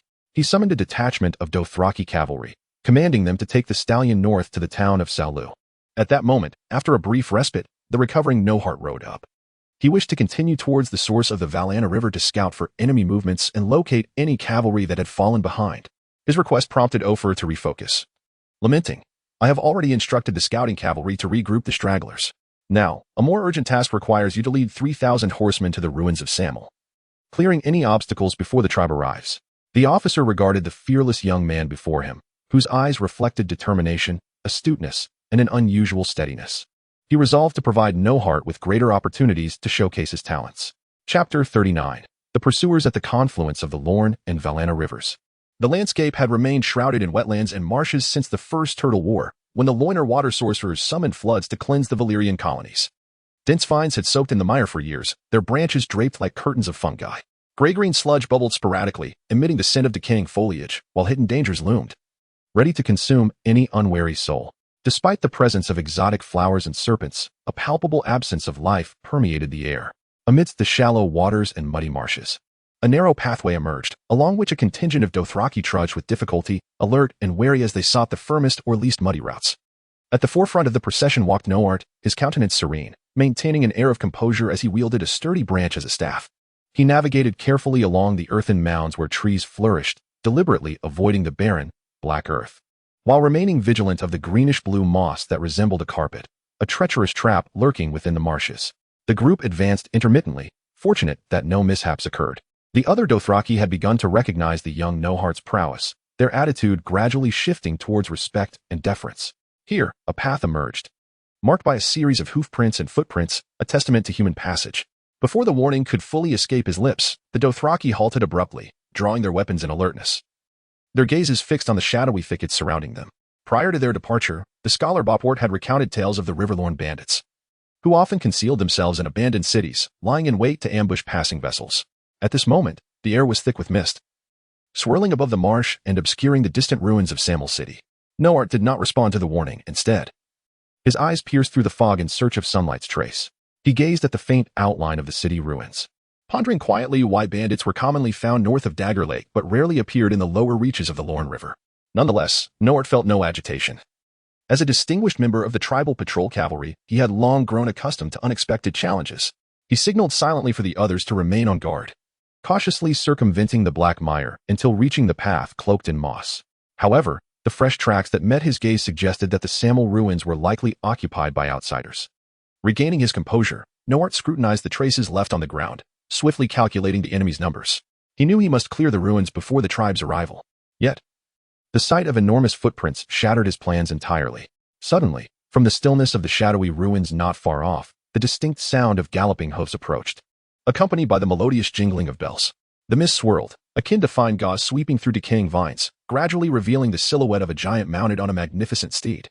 The bells, tied to the giant's braids, chimed loudly with his movements, announcing his presence and instilling fear in all adversaries. Upon recognizing the figure's commanding visage, the Dothraki lowered their guard, sheathing their weapons and bowing in respect. A sudden gust of wind swept through, and the mist surged forth like a mighty tide. At that moment, from the distant source of the Valana River, the waters roared and surged like untamed stallions. A small contingent of unfamiliar cavalry emerged, hesitating briefly before scattering in a gallop. All of this was observed by the scouts stationed at the Valana River's source. However, neither side engaged in pursuit, marking a tacit agreement amidst the tempest and downpour. As the sun dipped low, twilight descended, unfurling the veil of night. The vibrant crimson glow of the setting sun stained the horizon, igniting the stillness of the world with a fiery brilliance. The air trembled slightly. Ripples danced across the river's surface, and a more intense tremor coursed through the earth, accompanied by the thunderous roar of galloping steeds. The vast expanse of Dothraki cavalry surged forward, a relentless black tide sweeping across the land, seemingly intent on obliterating any obstacles in their path. The horses' hooves thundered, manes billowing in the wind, their neighing piercing the sky and shattering the clouds. Riding a robust warhorse, Khal Drogo led the Blood Riders in a charge across the open field. His long black braids cascaded to his waist, silver rings binding his beard quivered slightly, while an array of golden, silver, and bronze bells jingled at the ends. The fiery hues of the setting sun bathed his bronze visage, elongating his silhouette, bringing his steed to a halt. Drogo's fierce gaze sparkled with the predatory gleam of a beast, his voice resonating like iron striking stone as he commanded the Blood Riders beside him. Corso, summon Bono and Jocko to join us. Unlike the typical ferocity seen in the eyes of other Dothraki, Corso's demeanor was imbued with a chilling coldness. Though he was not particularly tall, his agility was remarkable. Indeed, Corso relished in inflicting pain, earning a reputation as the most ruthless among the Blood Riders. Yet, his loyalty to Khal Drogo was unquestionable. He bowed deeply before him, and then galloped away. The Drogo tribe adhered to the traditional Dothraki customs of governance, operating in groups led by several Khals. Bono and Jocko commanded their own smaller factions, serving as Drogo's lieutenants and overseers. Moments later, Bono and Jocko, under Corso's guidance, swiftly approached Khal Drogo, illuminated by the fading sunlight. However, they were accompanied by a eunuch sent by the Dosh Khaleen, facing the more powerful Khals within his tribe. Drogo spoke with unwavering authority. The scouts have informed me that the prophesied Khal has abandoned his caravan and is fleeing south to escape my pursuit. Let him run. I shall follow closely behind. Bono, Jocko, select 10,000 warriors from my ranks to capture their women and children as slaves. As for me, called Drogo, I shall lead the warriors southward to slay the fabled Khal and bring his head back to V's Dothraki to pay homage to the Mother of Mountains. I vow, as the son of Balb, to become the most powerful Khal of the Dothraki Sea, achieving what no other Khal has accomplished before. I swear by the stars above. As his words echoed, the eunuch stepped forward urgently, attempting to interject. Khal Drogo, all the traces left behind are a ruse devised by the prophesied Khal. Your scouts have fallen into his trap, and the fire steed has informed me that he has led his tribe northward. Hearing the eunuch's outcry, a blood rider surged forward, enraged. Drawing his curved blade, intending to slay him, wretched eunuch, it was you who advised the Khal to march southwest, and now you spout nonsense. Drogo raised a hand to halt the blood rider's actions. He had already discerned the trail of his prey and resolved not to heed the eunuch's claims. The Dothraki Khal must respect the wisdom and authority of the Dashkaleen, yet a true Khal must trust in the courage of his warriors. Chapter 40. The Khal hunts the wives of fallen Khals would become permanent residents of V's Dothraki. The prophetic organization, the Dashkaleen, composed of these women, would jointly govern the vast Dothraki Sea alongside other Khals. The Dashkaleen would dedicate their remaining days to imparting wisdom to the Dothraki, predicting the future and interpreting omens. However, every Khal who had proven themselves through valiant deeds and could still ride into battle was no weakling. They were bound by the ancient traditions of the Horse Lords to respect the Dashkaleen status. Yet this did not mean they were obliged to heed the eunuchs serving the Dashkaleen. Drogo, as the most powerful Khal of the Dothraki Sea, had no desire to waste words with the eunuch. Drawing forth a dagger from his golden belt, he bowed slightly and offered it. The Dashkaleen may select any portion from the spoils. I present this gift to honor their accomplishments. As for you, I shall also bestow a gift, granting you the glory you deserve, so that your corpse does not rot in the wilderness. The supreme honor and status enjoyed by the old women rendered the eunuchs serving them oblivious to the taste of fear. Faced with the gleaming blade extended by Conqueror, a sense of terror was reborn amidst the eunuch's emotions. The haunting nightmares of a slave, deprived of sustenance and living in constant fear, resurfaced as he trembled and prostrated himself upon the ground. Bathed in the twilight glow of the setting sun, Khal Drogo surveyed the Dothraki around him. Perceiving their reverence in their gazes, he sheathed the dagger back into his belt and raised his whip with fervor, commanding, "Southward, we march."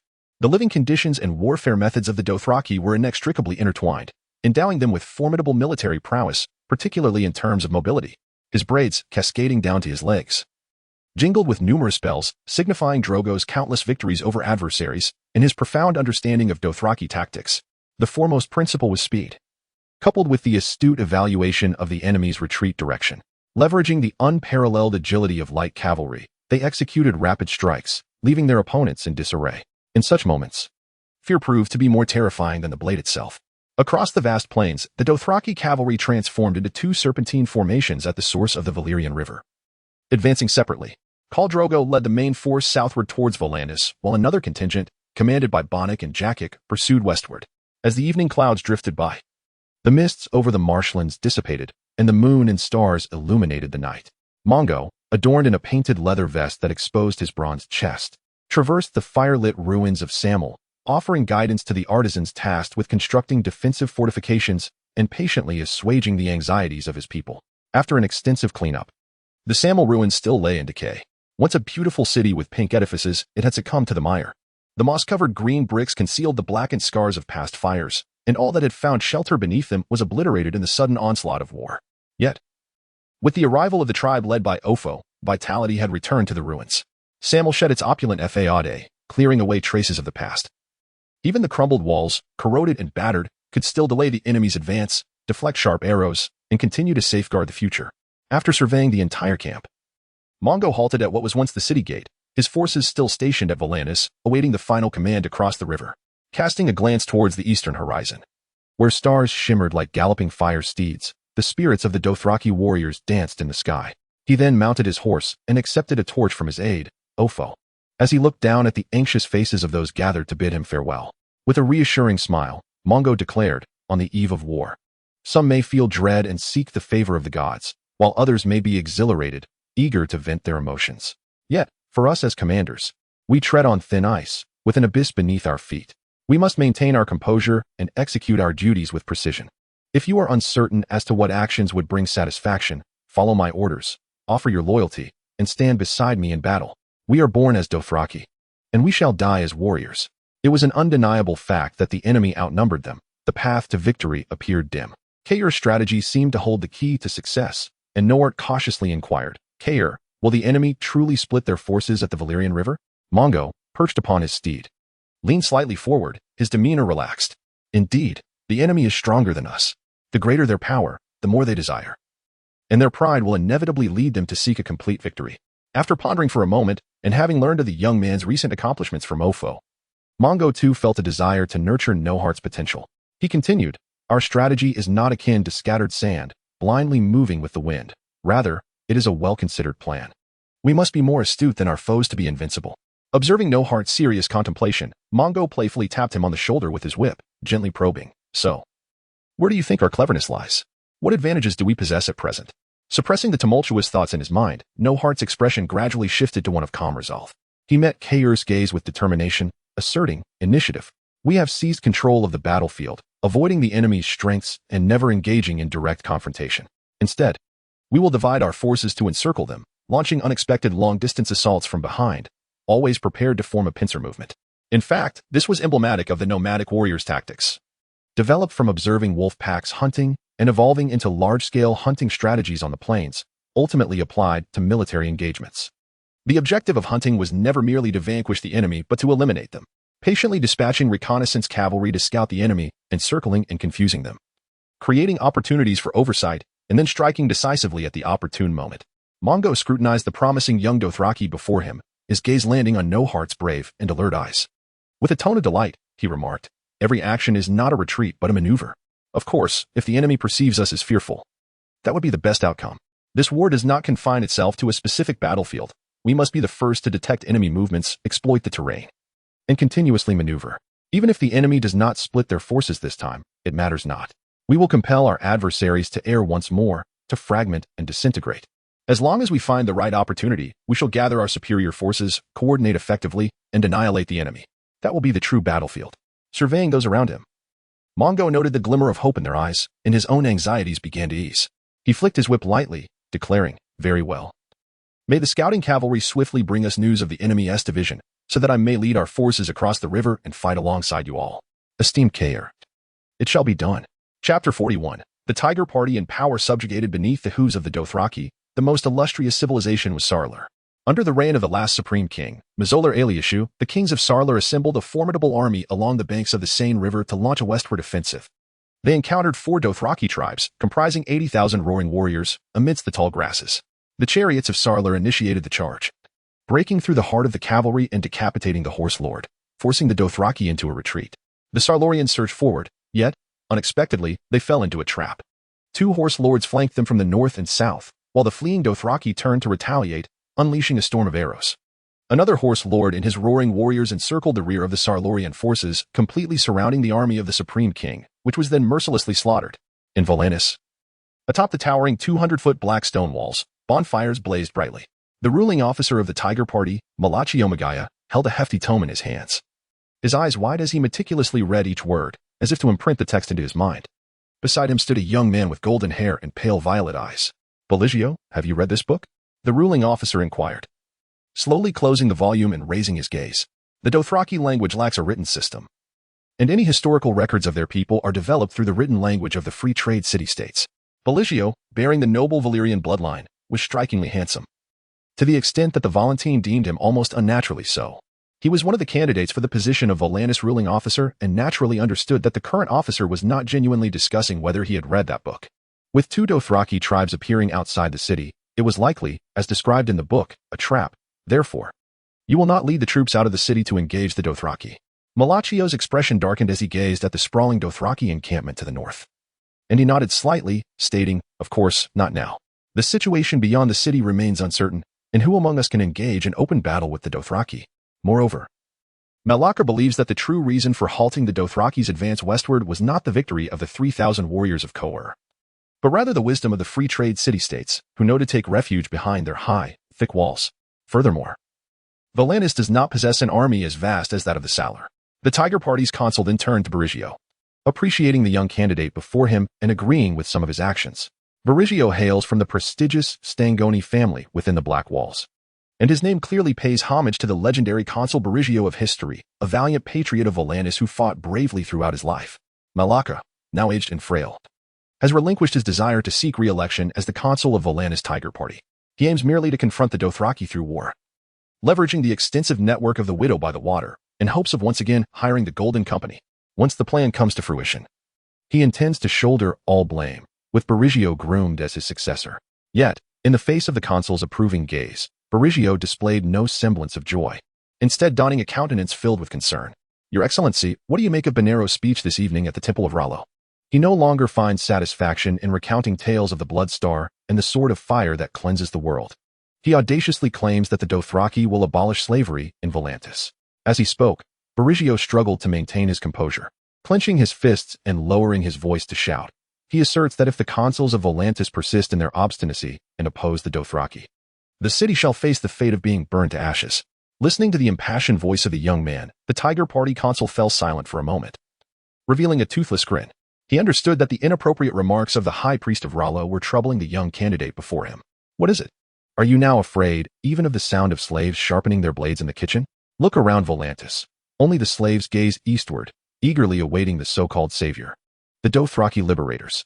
Who else could tolerate such a situation? Even the impoverished of the city cannot endure it. According to the law, even the most destitute beggar, as long as he is a free man, holds a status higher than that of a slave. Do the Dothraki intend to strip them of their last comfort? Free men will not acquiesce to such a fate. The power of words could not entirely soothe Berigio's unease as he anxiously glanced at the flickering golden claws of the slave army's armor illuminated by the flames. Yet in Volantis, the number of slaves outnumbered free men 5-1. They produce our food, clean the streets, and even guard the walls and pilot warships. Observing Berigio's struggling and timid demeanor, Malakar shook his head in disappointment, evidently dissatisfied with his successor. The youth may lack the experience to recognize opportunities amidst crises, but fear must never take root. A true consul of the Tiger Party should be fearless. The historical figure of Berigio, who triumphed in numerous campaigns, bravely charged against giants, ultimately falling at their hands, yet his deeds are immortalized in history.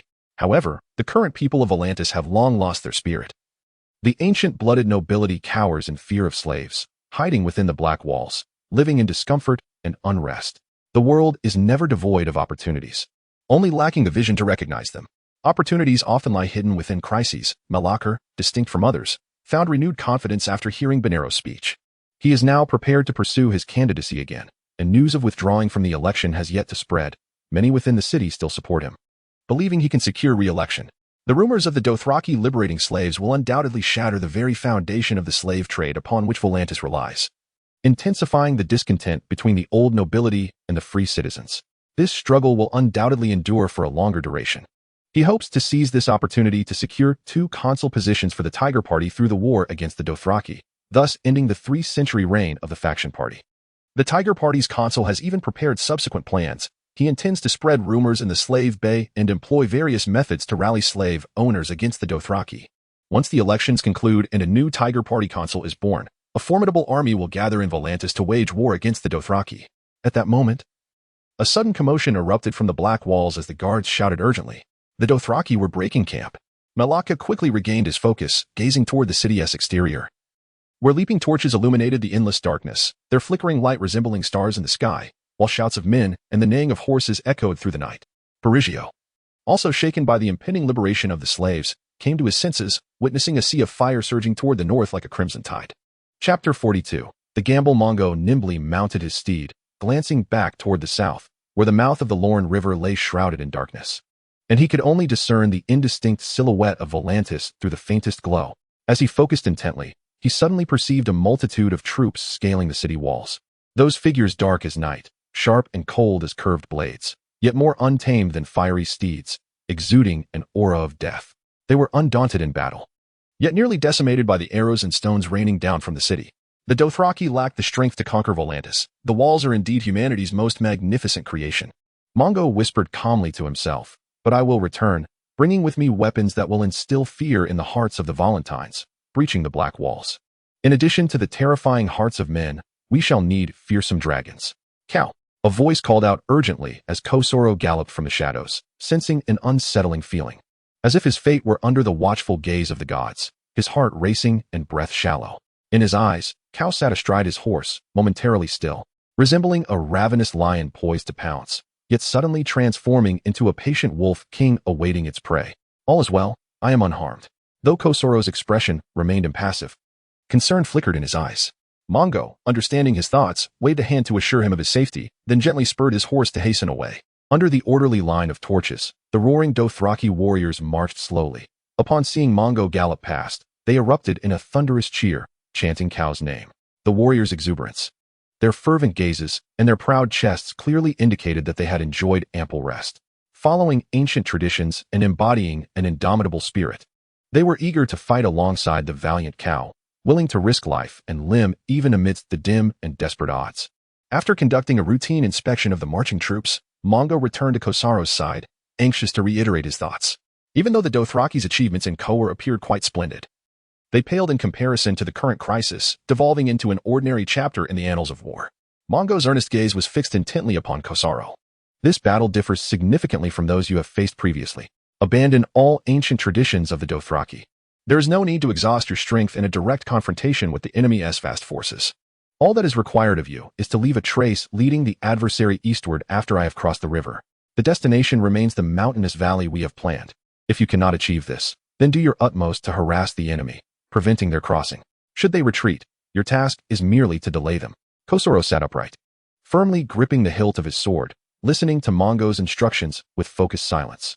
He nodded vigorously, as if to remind himself to remember every word spoken. Most of the time, his heavy gaze lingered on the ground, occasionally drifting towards the eastern horizon, as though contemplating the future battles that awaited there.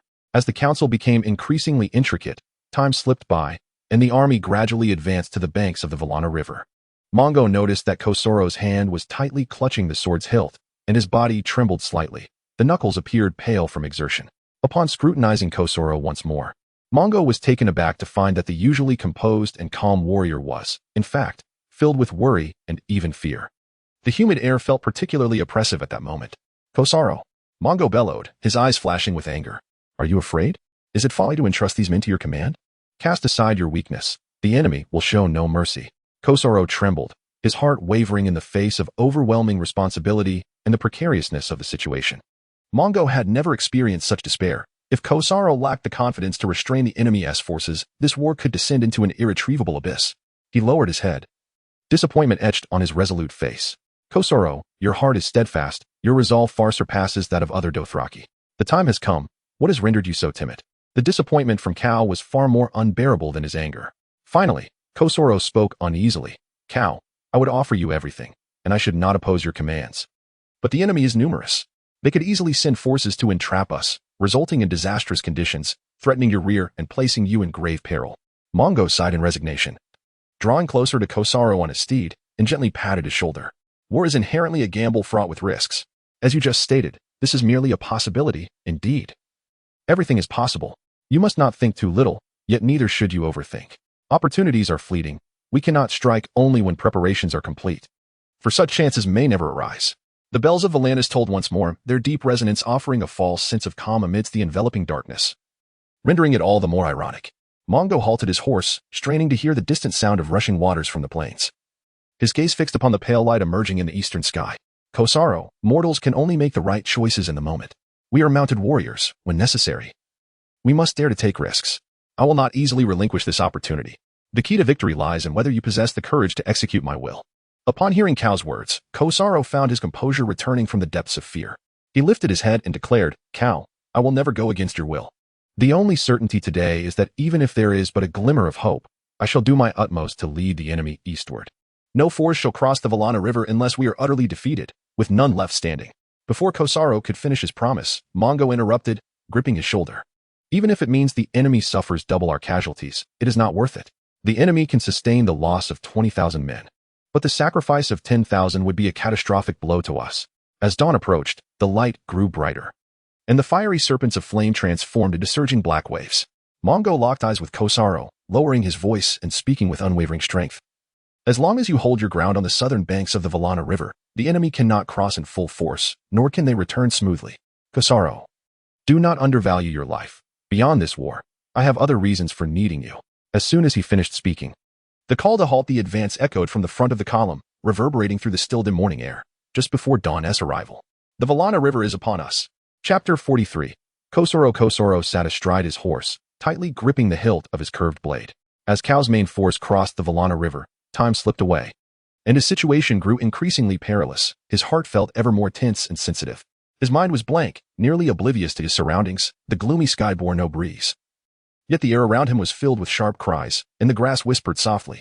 The rhythm of his heartbeat echoed like distant drums reverberating through the valleys, sometimes fading suddenly, only to resume the next moment, sometimes distant, sometimes near. He wondered if the Dothraki cavalry beside him could hear this sound. Since the descent of the Sehor River, for consecutive days and nights of relentless travel had left Kosaro weary, yet slumber eluded him. The relentless tide of the approaching enemy burdened his thoughts. He began to doubt his own abilities. Why, when numerous opportunities lay before him, could he not muster the courage to request a command from Cal, and thus become an honored, loyal, and brave Bloodsworn warrior, simply needing to steadfastly follow Cal? He pondered whether Cal would be disappointed if he received his request to become a Bloodsworn. Perhaps not. One must be clear-eyed about one's own talents. After all, when Zico Cal led the tribe, everyone perceived him as frail and insignificant, attempting to ignore him to mock his small stature. When he spoke, they would deliberately disregard him. No Dothraki warrior would choose to converse with him. The troops rested in the sandy soil near the eastern side of Volantis, in an open and unobstructed expanse of land, close to the wide Valyrian road leading to the Bay of Slaves. Kosaro knew that the enemy was approximately a day's ride from the black walls of Volantis. Yet scouts sent to the front lines had either not returned or hurried back with alarming reports. They reported that the land near the banks of the Valana River was teeming with enemy reconnaissance cavalry, and a substantial Dothraki army was advancing along the riverbank toward Volantis. He longed for someone with whom to share his emotions. He thought of the officer over in the scholar Bopward, but this only deepened his solitude. War changes so rapidly. According to the original plan, the two of them should be leading the forces hidden in the Samel Marsh, holding their ground until reinforcements arrived. Kosaro had once yearned to be like Cal, a tall mounted warrior, so that he would not have been cast aside as a deformity at birth. A baby deemed unfit to grow healthily, discarded to wild dogs. He could have rescued the mothers who had secretly taken him back to raise him, avoiding the severe punishments that cost them their lives. In a daze, Kosaro could smell the horses, hear their footsteps on the sandy ground, and the sudden snorts that broke the silence, confirming that he was surrounded by Dothraki warriors.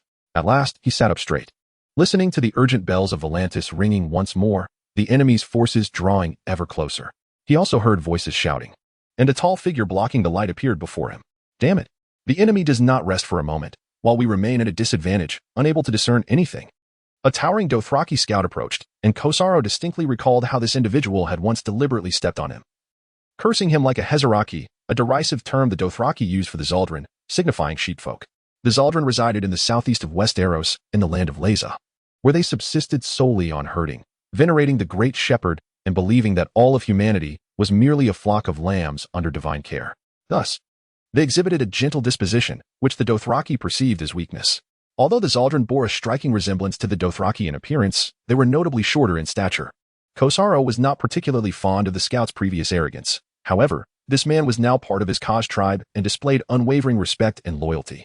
Yet, a weightier concern loomed over him, the unbearable anticipation of the enemy's movements. He yearned to uncover their whereabouts and witness their true state. For the moment, Kosaro disregarded the scout and turned to his gathered warriors, issuing commands in a deep, hoarse voice, unhesitatingly instructing everyone to prepare for immediate departure. As an urgent march was imminent, his expression revealed nothing, and he led the scout to an open space, inquiring, "What intelligence do you bring regarding the enemy?" The scout wasted no time, though a sense of dread seemed to cloud his thoughts, evident in his fearful tone. "The enemy advances at a pace faster than anticipated. I sighted numerous riders, at least 4 times our number. From the direction we scouted, they are not progressing towards the Valyrian road, but rather along the Valana River. They remain vigilant, having dispersed many riders along the route, making it impossible for us to launch a surprise attack." Kosaro offered no response, suppressing his anxiety as he gazed thoughtfully towards the northeast before turning his horse and preparing to issue the order to march. This marked the inception of war. In his eyes, to fulfill Cal's mission, they must proactively disrupt the enemy's plans and never allow themselves to be on the defensive. However, before he could issue any commands, the urgent tolling of bells resonated from the western city of Volantis, indicating the enemy was drawing nearer. The air was thick with tension and the scent of death, causing the horses to grow restless. Kosaro's shoulders seemed burdened by the weight of responsibility as an overwhelming fear seized him, his heart pulsing steadily. Suddenly, he perceived dark clouds rolling in from the distant horizon, and in that moment, blinding sunlight pierced through from the west, illuminating the horsemen. At that very instant, a gust of wind arose. Kosaro's long braids danced in the breeze, the blood coursing through his body. Unperturbed by misfortune, he was now a warrior. He had risen from the mire, acknowledging his smaller stature compared to any Dothraki, yet if anyone dared mock him, he would sever their head to eliminate the disparity. Accepting self-ineptitude was undoubtedly an invitation to failure. He needed to focus on his strengths, to be clear-headed and resolute rather than fearful, for everything else would follow suit. Conqueror turned to face the gathering Dothraki cavalry, his resonant voice booming so that even the outermost riders could hear. Dothraki warriors, can you sense the tidings carried by the wind? I am certain that victory is in the air. Loyal and valiant Dothraki, progeny of the horse gods. The moment of reckoning has arrived. Though we fight on the southern banks of the Valana River, the glory of Cow still shields us. The honor we strive for is eternally yours. We once swore an oath before the Mother Mountain with the stars above as witnesses. Now is the time to fulfill that vow, to make the enemy aware of who commands the Dothraki Sea, the fiercest mounted warriors. A chorus of 10,000 Dothraki warriors roared in response, raising their curved blades in unison, their fervent cries echoing like thunder. The sound of horns blared in answer, intertwining to form a magnificent symphony, akin to a great eagle soaring across the fields of Volantis. Dothraki warriors, we shall fight to the blood, Conqueror shouted, urging his steed forward, galloping ahead on the yellow sands, closely followed by nearly 10,000 Dothraki riders. Chapter 44. The Horseman's Challenge. As the Horse Lord Drogo led his army around the Valana River, the sun had already risen in the east, casting a dark blue glow that tinged the desolate plains of Volantis with a somber gray. The army advanced along a sandy path bordering the river, crossing the confluence of tributaries at the Trihorn Bay, with the formidable black walls of Volantis looming in the distance to their left. With each step forward, the 200-foot-high walls grew larger and more ominous. The sun rose slowly behind the army, hovering above them, while dark clouds gathered and thickened. As if a storm loomed from the east, the air felt oppressively heavy. For this season on Essos, it was an exceptionally muggy day. Scouts dispatched by Cow were scattered across the terrain, having ridden far to gather intelligence on the enemy, eager to ambush their rival clans in Volantis. The direct distance from the source of the Valana River to Volantis was approximately 60 miles. Concerned about arriving too late, Drogo commanded them to proceed at full speed, stopping only occasionally to rest. Fortunately, each Dothraki rider possessed 3 excellent steeds, and the Dothraki horses were well suited for enduring long rides. As the army continued its relentless advance, they had already covered 7 hours of travel, yet many miles lay ahead. The atmosphere grew increasingly oppressive. Towering clouds shrouded the sun in a veil of darkness, and the pale light fell upon the earth, reflecting the specter of death in the glint of the cavalry's blades. Before the clouds could descend upon them, the vanguard of the army spotted a dark figure racing towards them, a lone, galloping Dothraki rider. He finally reached the alert cavalry, a cold-eyed, cruelly smiling Dothraki man, Casso. Drogo's bloodsworn. Panting heavily, he continued to laugh maniacally while brandishing his bloodied curved blade, with a mutilated, wristless human trailing behind his horse. Casso did not slow down. He rode straight to Drogo, wiping the sweat from his brow and carefully observing the Horse Lord's indifferent expression. Forcing himself to speak through labored breaths, Cow, we have crushed the enemy scouts. Most of their warriors have been slain, while the remaining stragglers scattered in flight. Our numbers prevailed in battle, and many of their scouts fell during reconnaissance. Enduring such heavy losses, they must have dispatched all their scouts, for their forces are alarmingly sparse. It seems your anticipated grand battle ahead is devoid of hope. Upon hearing Casso's words, Drogo remained silent, deliberately stifling his simmering rage before urging his horse forward. Hago, come before me. A Dothraki shall never retreat without a fight. Hago, another of Drogo's bloodsworn, was filled with disdain for the cruel Casso. Upon hearing the summons, a glimmer of joy surfaced on his face as he straightened his back, revealing his imposing stature, his eyes wide as he gazed at Cow, then immediately bowed in reverence, pledging his loyalty and valor. Cow, please give your command. Drogo regarded the imposing figure before him, his voice low and serious. They flee like rabbits across the plains, igniting my fury, yet this will surely awaken the hungry lion. Hago, I grant you 10,000 Dothraki riders. Let us seal the rabbit hole together. At that moment, a troop of cavalry surged forth like arrows, their silhouettes beneath the sky resembling soaring eagles racing across the land. As Drogo issued his commands, the cavalry advanced a short distance before halting their steeds, and ultimately, only one person rode forth alone. This individual was Conqueror of the Blood Riders, an elder among the Dothraki, whose standing and wisdom were indisputable. He had once rescued the young Drogo from mercenaries. Along the way, I encountered enemy soldiers seemingly aimlessly fleeing. Yet their true objective was towards the southern coast, where the enemy forces likely lay concealed, albeit in limited numbers. After whispering a few words into the ear of Ko, Conqueror turned to address the Blood Riders, revealing his toothless grin and twitching his hooked nose as he proclaimed loudly, though captured soldiers may wish to exaggerate the number of warriors. I have conversed with younger, less experienced fighters among the enemy, and I firmly believe that our gathered forces here far outnumber theirs. Thus, we must hasten. Hago, the Blood Rider entrusted with Kaoa's heavy responsibilities, could not restrain himself any longer and muttered grumpily, "Let us first cut down these foes blocking our path before seeking the main enemy force. Do not act rashly. My concerns may soon manifest," Conqueror said, vigorously patting his bald head, his stout body trembling with worry. The enemy's Ko is a valiant warrior, possessing the will and wisdom foretold of one who rides the world's finest steed. He may already be aware of our advancing troops and has deliberately evaded us. Until now, our scouts have been unable to glean any information regarding him or the location of his main forces. Just ahead lies the river and stagnant waters. We must turn to engage. We can strike into their ranks like a tempest sweeping across the plains. Drogo could no longer contain his seething rage. Their incessant flight before us ignites my fury. I fear the enemy's main force will not reveal itself here. Conqueror fiddled with the hilt of his dagger, eyeing the assembly, and remarked, "The black wall of Volantis is as formidable as a cliff. Hence the Dothraki seldom mount an assault here. We are unfamiliar with the terrain. The enemy may escape through uncharted paths, leaving minimal forces to distract us." "This is dire news," cursed old Dohikalin. Before anyone could respond, Conqueror continued anxiously, "We initially prepared for a decisive battle with the enemy, yet now we must confront delays. On the northern bank of the Valana River, another portion of our army is isolated, deep within enemy territory, while behind us, all the tribes elderly and weak, as well as our food and livestock, are concentrated there. If discovered by the enemy, they could obliterate everything. Shall we wait idly here? We must swiftly eliminate all enemies." Casso, a blood rider, patted the leather pouch on his horse's back and inquired, "Are our supplies sufficient? Are we to seek nourishment at the black wall of Volantis, which would come at a great cost?" Upon hearing this, the group gazed skyward at the grim clouds, fatigue momentarily lifting even as their horses began to restlessly pace. Just then, astonished cries from the herd echoed from the riverbank, the heavy air heralding the approach of a storm. Suddenly, a brilliant ray of sunlight pierced the dark clouds from the west, signaling the onset of wind. Chapter 45, the northern marshes mislingered among the dim, decaying woods, producing a cacophony of sounds, while the characteristic stench of the marshes pervaded the air. In the eastern sky, dark clouds loomed like a roiling black curtain, a great multitude resembling countless wild black horses clashing in the heavens.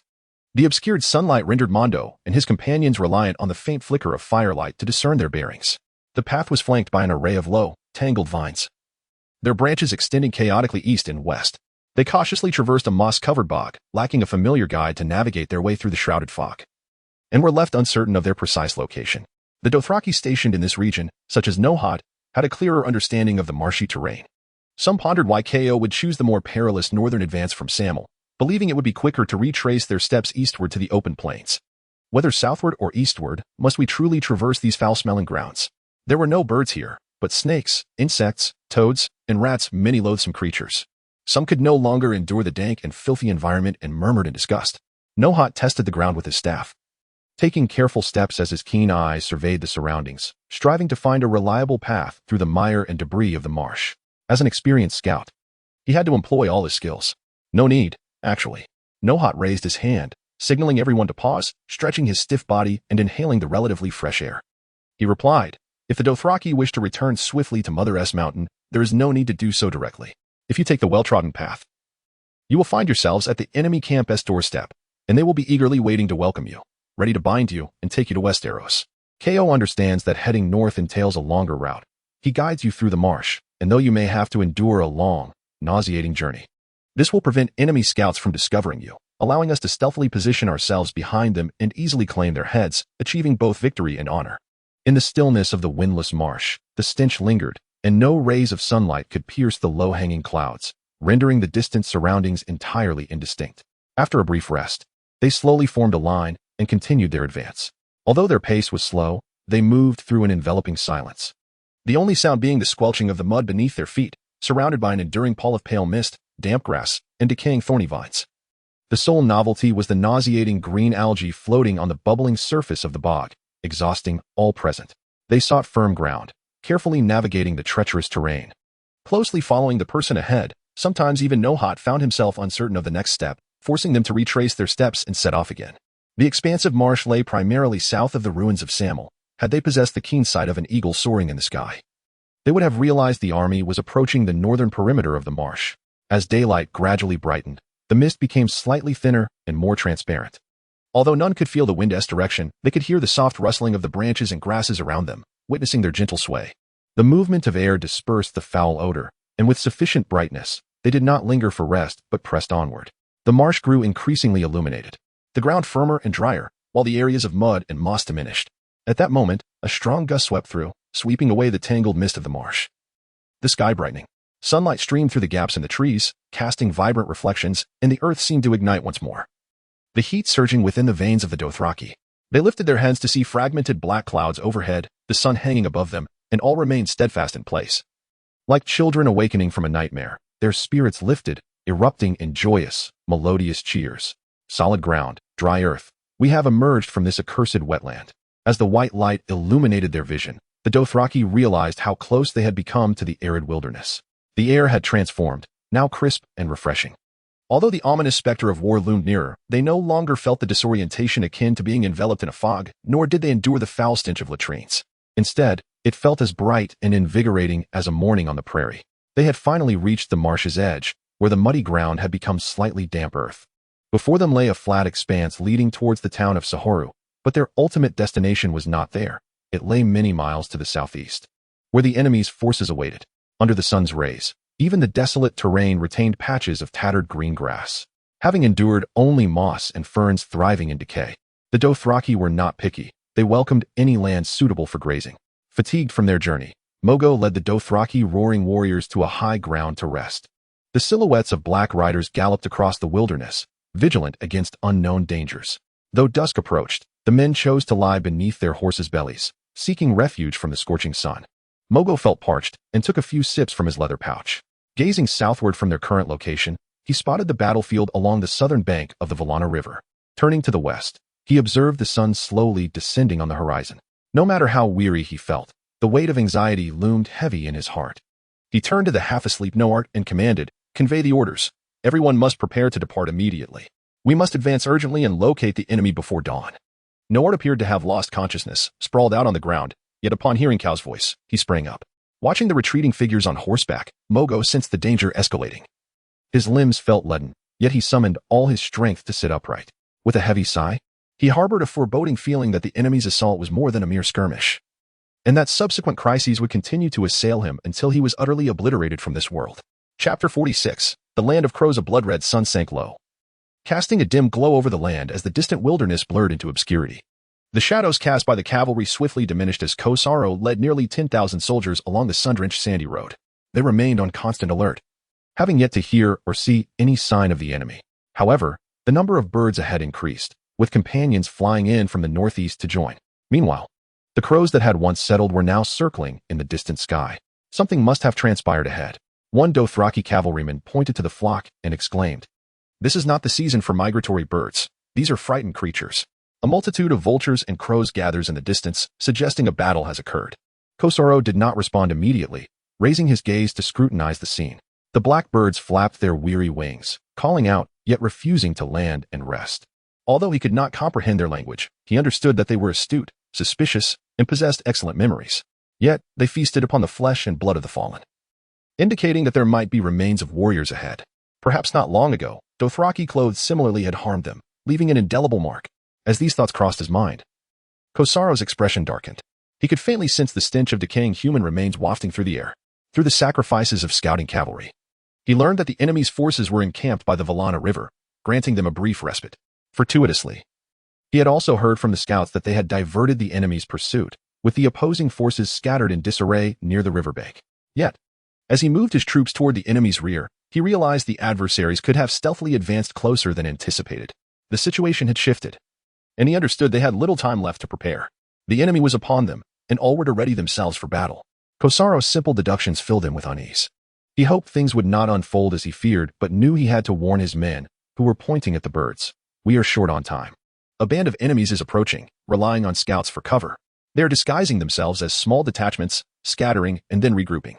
Though his foresight was likely accurate and his analysis sound, Kosaro overlooked the impact of a leader's resolve on troop morale. Upon hearing his words, the warrior's zeal for battle did not surge as anticipated. Realizing the pessimism in his tone, he spurred his horse out of the crowd. raising his curved blade and proclaiming with renewed confidence, "I have said before, the critical moment is upon us. Between us and the enemy stands only our curved blades. It is time to prove who the mightiest mounted warriors are. The horse god watches over us from the heavens. He declares that Mogokau is the king of the Dothraki kin, and he requires us to unite and fight tirelessly. Moreover, according to the scouts' reports, the enemy's encampment by the Valana River is substantial, so the forces that might appear before us will not be overwhelming. Victory awaits us ahead. All foes shall fall beneath our steeds." Inspired by their leader's words, the morale of the Dothraki roaring warriors soared, and they smiled with excitement. Drawing their curved blades and unstrapping their hornbows, all seemingly prepared for battle, they then circled around the land of the crows, continuing towards the enemy's rear until darkness gradually enveloped them. As night fell completely, a multitude of flames suddenly illuminated the horizon. They discovered a contingent of several hundred soldiers gathered around a campfire. Soon after, the scouting cavalry discerned that the group was an unfamiliar band of Dothraki roaring warriors. As they drew closer, the enemy noticed their silent approach without torches and appeared remarkably astonished. "Who are you?" Seeing the newcomers did not immediately attack, the enemy, filled with pride, shouted, "We are warriors of Drogokal." This was a splendid question. Kosaro muttered softly as he raised his hornbow, aiming an arrow at the speaker, which struck him in the chest. The man trembled and fell to the ground. "This is my answer." He paced back and forth on his horse, shouting, "We have surrounded this encampment. Unless you cast down your weapons and surrender, you will not survive beneath the sky. If you are willing to yield, we shall not raise our weapons against you." As Kosaro's voice echoed, the sound of hooves resounded as countless bowmen encircled the camp. Simultaneously, dozens of arrows flew forth, striking down those who dared to resist, leaving the others to contemplate their predicament. Most were expressions of gloom and frustration. Being besieged was not their preferred combat environment. Yet, some wise souls recognized their error of underestimating the situation, ultimately choosing to sever their braids and prostrate themselves on the ground. Others, after surveying their surroundings, followed suit. Kosaro did not afford the hesitant any time. With a decisive wave of his hand, arrows were unleashed, mercilessly striking down all remaining enemies. The ensuing moments felt interminable and fraught with urgency, as they needed to extract information about the whereabouts of the enemy's main force from the surrendering captives. However, Kosaro held no absolute trust in their loyalty and thus chose to interrogate each prisoner separately. After a period of relentless questioning, he gleaned invaluable intelligence. Hago of the Blood Brotherhood, accompanied by over 10,000 Dothraki cavalry, had arrived in batches from the banks of the Valana River. Kosaro's foresight proved remarkably accurate. The enemy's assembly point lay to the northeast, a mere 5 miles from their position. The sky was shrouded in darkness, devoid of moon and stars, as Kosaro sat beside the flickering campfire, scrutinizing a sheepskin map. The core warriors of his army gathered around him, their expressions tense as they awaited his command. Just as he had anticipated, the intelligence from the captives indicated that the enemy had blocked their path. It was evident that unless they dealt with this threat, their situation would not resolve easily. Kosaro found that the more anxious he became, the clearer his mind grew. As he sat there in deep contemplation, a new plan began to crystallize in his thoughts. He hoped to reach the enemy's rear as swiftly as possible, though a battle was inevitable. Otherwise, evading the relentless pursuit of the enemy would prove exceedingly difficult, jeopardizing Kao's tactics. A formidable challenge lay ahead. Yet he assured his comrades that the darkness would herald the enemy's demise. Chapter 47. Reinforcements arrived. The deep night soon passed, and a gust of east wind heralded the dawn, enveloping the air in a somber, silent atmosphere, akin to the portent of an impending storm. Enemy attack. A scout, bloodied and weary, galloped into Hago's camp, delivering a chilling warning of the advancing enemy cavalry. The sentinels, their faces etched with grim resolve, rushed to assess the situation. Upon confirming the scout's authenticity, they immediately sounded the alarm for battle. The camp erupted into chaos. The battle-hardened Dothraki warriors, clad in their flexible leather vests and armed with curved rocks, quickly armed themselves with bows and quivers, securing their long braids beneath their vests for agility. However, just as they emerged from their tents, mounting their steeds to join the fray, they beheld a multitude of ominous shadows racing towards the camp across the plain. The shadows surged forth like a tempest from the southern wilderness, accompanied by a wild roar that enveloped the earth.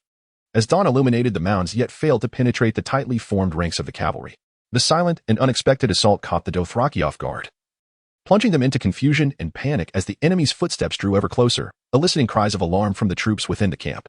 Everyone mounted their horses, bracing for battle. With arrows knocked, the impending clash loomed as Hago, the formidable figure of the Blood Brotherhood, appeared at the center of the camp, raising his curved blade and issuing commands. Typically reserved, he now had to unleash a voice like thunder, exclaiming, "The enemy is but a foolish lot, while they may excel at fleeing. They are utterly ignorant of combat. They dare to launch an assault from the hills. Remain calm, mount your steeds, and arm yourselves to fight for Cal.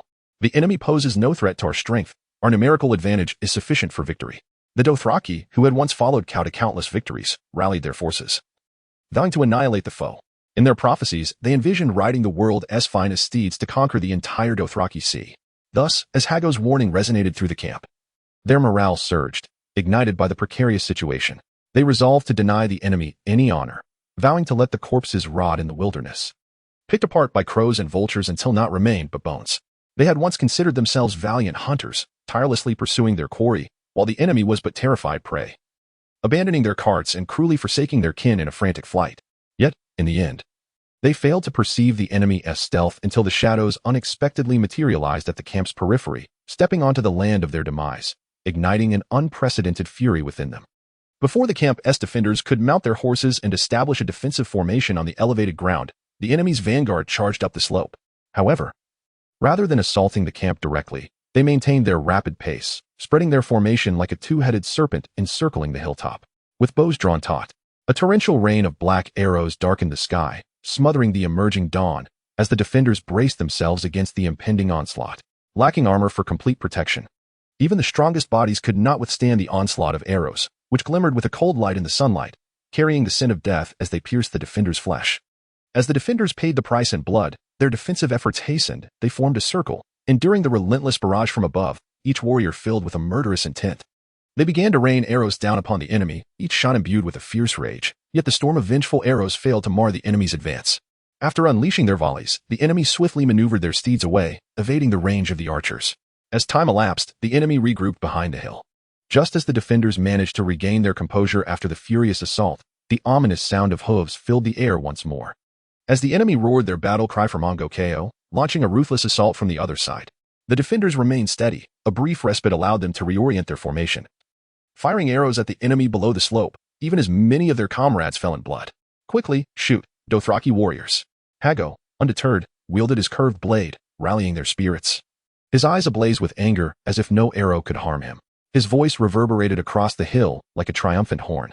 As the defenders launched their counteroffensive, the enemy, upon stepping into range, was met with a barrage of arrows that forced them to retreat. Just as the defenders believed victory was within reach, a spine-chilling horn echoed from afar.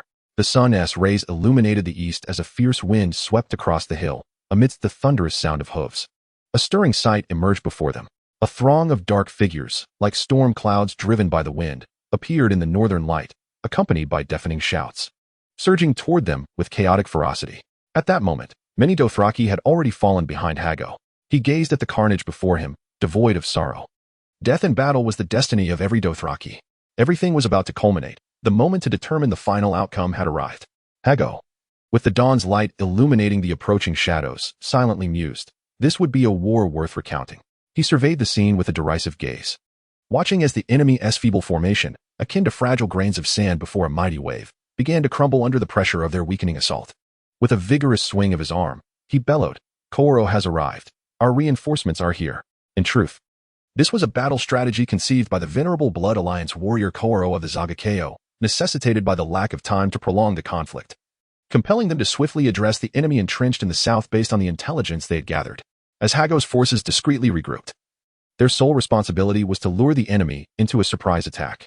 Once ensnared, Conqueror would lead the reinforcements to strike simultaneously, ensnaring the adversary in a trap from both flanks. The battlefield unfolded precisely as Conqueror had anticipated. Chapter 48. The more we fight, the more we gain. Conqueror has come. Our reinforcements have arrived. Hago, as the honored warrior of the Zagakeo Blood Alliance, was deeply trusted. His rallying cry invigorated the defenders, who, in turn, erupted into exuberant shouts of "Reinforcements are here! Reinforcements are here!" Many gazed eagerly toward the northern expanse, though all they could discern were the vague silhouettes of swift, dark figures. Soon, a dark cloud raced swiftly across the flat plain, and given the number of reinforcements, victory seemed assured. The deafening cheers of the defenders echoed across the hill as they brandished their agile curved sabers, vying for the remaining steeds, ready to charge alongside their reinforcements. In an instant, their formation was thrown into disarray. The enemy appeared to falter, abandoning their planned offensive, hastily realigning their ranks to retreat southward, eager to escape the trap of being surrounded. A few defenders who managed to secure steeds recklessly charged into the fray, heedless of their fallen comrades being trampled. Driven solely by the momentum of their assault, Just as the defenders believed victory was within their grasp, a chilling cry erupted from the summit. It is the enemy, not our reinforcements. This startling proclamation captured the attention of all defenders, who had forgotten the true strength of the enemy. The attackers were merely a fraction of their forces. At that moment, the approaching reinforcements sounded the charge, their steeds thundering into the defenders' lines. Kosaro, the most loyal warrior of Manga, surged forward atop the hill, with his towering and valiant companions following closely. Bathed in the light of dawn, the blood-red battlefield glimmered with the bronze skin of the Dothraki, appearing as if forged from the embers of searing steel. Charge with me. Charge. Forward. Hago's voice was mercilessly drowned out. He could only watch in impotent fury as the tragedy unfolded before him. The defenders atop the hill faced a ferocious onslaught, enduring strikes from all directions. Indiscriminate of friend or foe, their fragile formation crumbled like dunes before the ocean's waves. And those who had just secured steeds were now caught in a counterattack from the pursuing enemy, leaving the remnants of the defenders utterly suppressed. The slope was heaped with the darkened corpses of Dothraki. As the defenders were forced to withdraw rapidly, the cavalry scattered. The steeds either fell to slaughter or fled in panic, the once promising victory dissipating into mere vapor. Hago would not relent, fiercely holding the front lines. If he were to perish on the battlefield, he would not succumb to a rout. Utilizing his colossal stature, he swung his sharp, curved blade with ferocity. None could withstand his might. His fury, greater than before, roared like war drums, his eyes gleaming with a blood-red rage. Even savagely swallowing the blood that sprayed from his mouth as he cleaved through the enemies before him, a mound of corpses accumulating at his feet. However, even his giant-like bravery could not mend the tide of battle. Soon, his fortune seemed to wane. A subtle sting akin to mosquito bites coursed through his numb body. Ultimately, Hago collapsed onto the warm ground, the sky above him clear and pale, the light feeling chilling against his skin, as if he had fallen into icy water. An oppressive silence enveloped him, devoid of shouts or sounds of battle. Weakly, he moved a finger, striving to clear his mind, only to succumb to oblivion. Witnessing their leader fall, the defenders' morale shattered, and the few who dared to resist were swiftly slain. The enemy, invigorated, relentlessly pursued those attempting to escape towards the south or the northwestern Valana River, leaving a trail of corpses in their wake. The outcome of this battle was clear. Kosaro ordered the recall of the warriors pursuing the fleeing troops for regrouping, capturing prisoners, and executing the severely wounded without distinction. Likewise, there was no time to bury the dead or tally casualties. Estimations suggested that over 5,000 Dothraki had perished in this conflict. However, upon completing the collection of prisoners, they surprisingly found their numbers had increased by 3,000 compared to before the battle. Where has Koro gone? Is he still entangled with our 2,000 cavalry? Kosaro, his mind weary from the battle, rubbed his eyes and inquired of the scouting cavalry who approached with reports.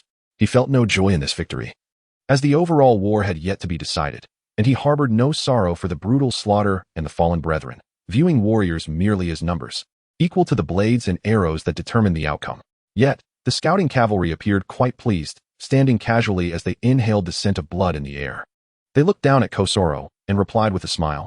He fled. Initially, he mustered his forces, but upon sensing the onset of battle, he advanced here. Shortly thereafter, he encountered our traps and the assault of our 2,000 cavalry. After driving our cavalry away, he fled like a wild dog, sensing the scent of a lion. A wise decision. Had Koro chosen to perish alongside us, the entire battlefield's dynamics would have been irrevocably altered. Neither he nor I possessed the authority to make such a choice. Retreat was the only option. Hearing this, Kosaro breathed a sigh of relief and casually sat down on the ground, disregarding his fatigue as he sought to devise the next phase of their advance. However, his muddled mind drew him back into memories. Kosaro had never studied military tactics, nor could he read. Adhering diligently to any commands from Kao was the sole logic for engaging in battle. Yet, he had discovered a new perspective on warfare, to empathize with the enemy and contemplate matters cautiously. The night before this battle, he sensed that Hago's emergence was unusual, indicating that the intelligence previously gathered was no longer reliable. Similarly, he did not believe the enemy would merely send forces to ambush, for the Zagakeo warriors were numerous, and with such numbers, they could execute deeper strategies. Fortunately, his scouting cavalry had detected Kahoro's forces gathering in secret from afar. The pale dawn light bathed the earth, inducing drowsiness, and after a fierce battle, all were mentally and physically exhausted. Kosaro too lay down, gazing at the expansive sky above, feeling the weight of sleepiness descend upon him. The rhythmic sounds of returning cavalry hoofs felt like a lullaby, and soon, the remnants of the battlefield resonated with the snores of the Dothraki, echoing across the land. Chapter 49. The scout Nohat as Kosaro prepared to lead his troops in a surprise assault on the Hago encampment. Nohat and his companions were tirelessly pursuing the enemy's trail in the wilderness on the northern bank of the Valana River. At dawn, As the sky brightened, the dark veil of night receded, leaving the vast plains devoid of any cover to conceal their movements. With no alternative, they pressed on, disregarding their prior fatigue, remaining vigilant to observe the surroundings. The morning breeze rustled the grass, producing a subtle sound, and suddenly, the unmistakable clatter of hooves awakened their weary senses. In unison, they drew their weapons. Lacking any means of concealment, they stood their ground, preparing for the approaching presence. The sound of hoofbeats grew nearer, urgent and accompanied by the cheerful chime of bells. "This sounds like the cavalry of our Dothraki kin," Nohat remarked, his large ears straining to catch every sound. The other scout riders nodded gravely in agreement. As the bell sounds became clearer, mingling with the rhythm of galloping hooves, a squadron of cavalry emerged like soaring eagles before them, with the fleeting light revealing the braids of hair trailing behind the riders. Counting the enemy's numbers, joy spread across their faces. They exchanged knowing glances, spreading out in formation and charging forward, shouting to attract the enemy's attention. However, before they could act, the cavalry had halted, turning to face them warily. The approach of Nohat and his companions incited suspicion among the riders. "Fear not, we are the scouting cavalry of Banokas." A commanding voice in the harsh Dothraki tongue momentarily eased their tension, the tone lacking any hint of panic. Nohat, unaware that Bannock was the enemy commander, sought to invoke the authority of the strongest clan within the Dothraki, using familiar language to placate the cavalry and prevent immediate hostility or retreat. As the two groups drew closer, the cavalry shot warning arrows into the ground, signaling them to stop. "Greetings, we merely wish to pass through this direction," Nohat declared, arms wide open, allowing his warhorse to advance slowly. With a relaxed smile, he addressed the cavalry. "I was dispatched by Banokas to track the enemy's movements, and I bear crucial intelligence that must be reported back immediately. Have you found the enemy's trail?" The cavalry captain inquired eagerly. "I cannot disclose that information," Nohat replied, moving closer and observing the captain with a stern expression, seemingly angered by the lack of decorum. "Bannock has received troubling news. Our forces appear to be encroaching upon an enemy ambush zone. He has sent forth all trusted individuals to investigate anomalies. We cannot afford to linger in idle chatter. Since you are here, you must hasten to escort us back. We departed along the Valana River a day ago, and a significant number of enemy cavalry is pursuing us. If they catch wind of our presence, they will pursue us like hounds after prey, and the dangers we face extend beyond this." As Nohat spoke, weariness gradually etched itself upon his features, and he trembled as if submerged in treacherous waters, gripping the captain's arm for support. "Dothraki warrior, can you continue?" the captain asked. Concern etched upon his face as he assessed Nohat's condition. "You need rest. Our camp is several miles to the east." "I can endure," Nohat asserted with a smile, swiftly drawing his bronze dagger and pressing it against the captain's throat. The chill of the blade caused a shift in the captain's demeanor, his expression becoming grave and uneasy. Realizing the precarious situation, he abandoned any thought of resistance. His fellow cavalrymen were already under control. As the pale blue sky was washed of the night's darkness by the morning wind, revealing a clear dawn, the wilderness became more defined. Yet, in the captain's eyes, the warrior's visage transformed into something more sinister. "You are indeed the enemy? The Dothraki do not harbor such treachery." Nohat remained silent as they bound the cavalrymen to their mounts. Quickly, they mounted their horses and departed with haste, feeling an inexplicable surge of energy that alleviated their fatigue, enabling them to ride with renewed vigor. The golden light of dawn broke through the clouds, casting brilliant rays upon the earth, transforming the boundless wilderness into a sprawling tapestry of golden hues, seamlessly blending with the distant horizon. Nohat and his companions galloped forward, though exhausted and aching. They remained vigilant against any potential pursuers, charging resolutely toward the northwest.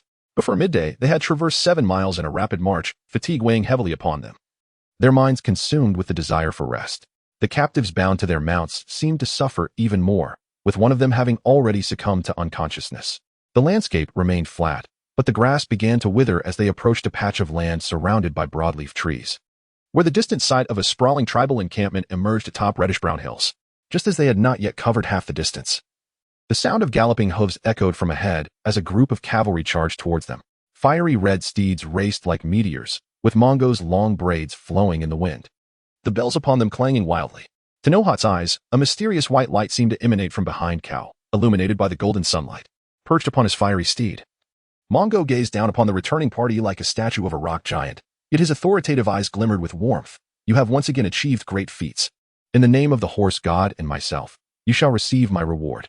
Exhausted, Nohat and his companions felt an immediate surge of vitality at Cal's praise. They excitedly relayed the intelligence gathered along the way, including the location of the enemy encampment. At that moment, Nohat stole a glance at Cal, who had closed his eyes, seemingly contemplating the finer details of the impending conflict. Chapter 50. Riding the world steed. The tent of Bonnock was brimming with people, predominantly Dothraki. Though a few beautiful Lazalan slave girls were present to entertain, Bonnock sat upon a high throne, surveying the assembly like a tribal leader.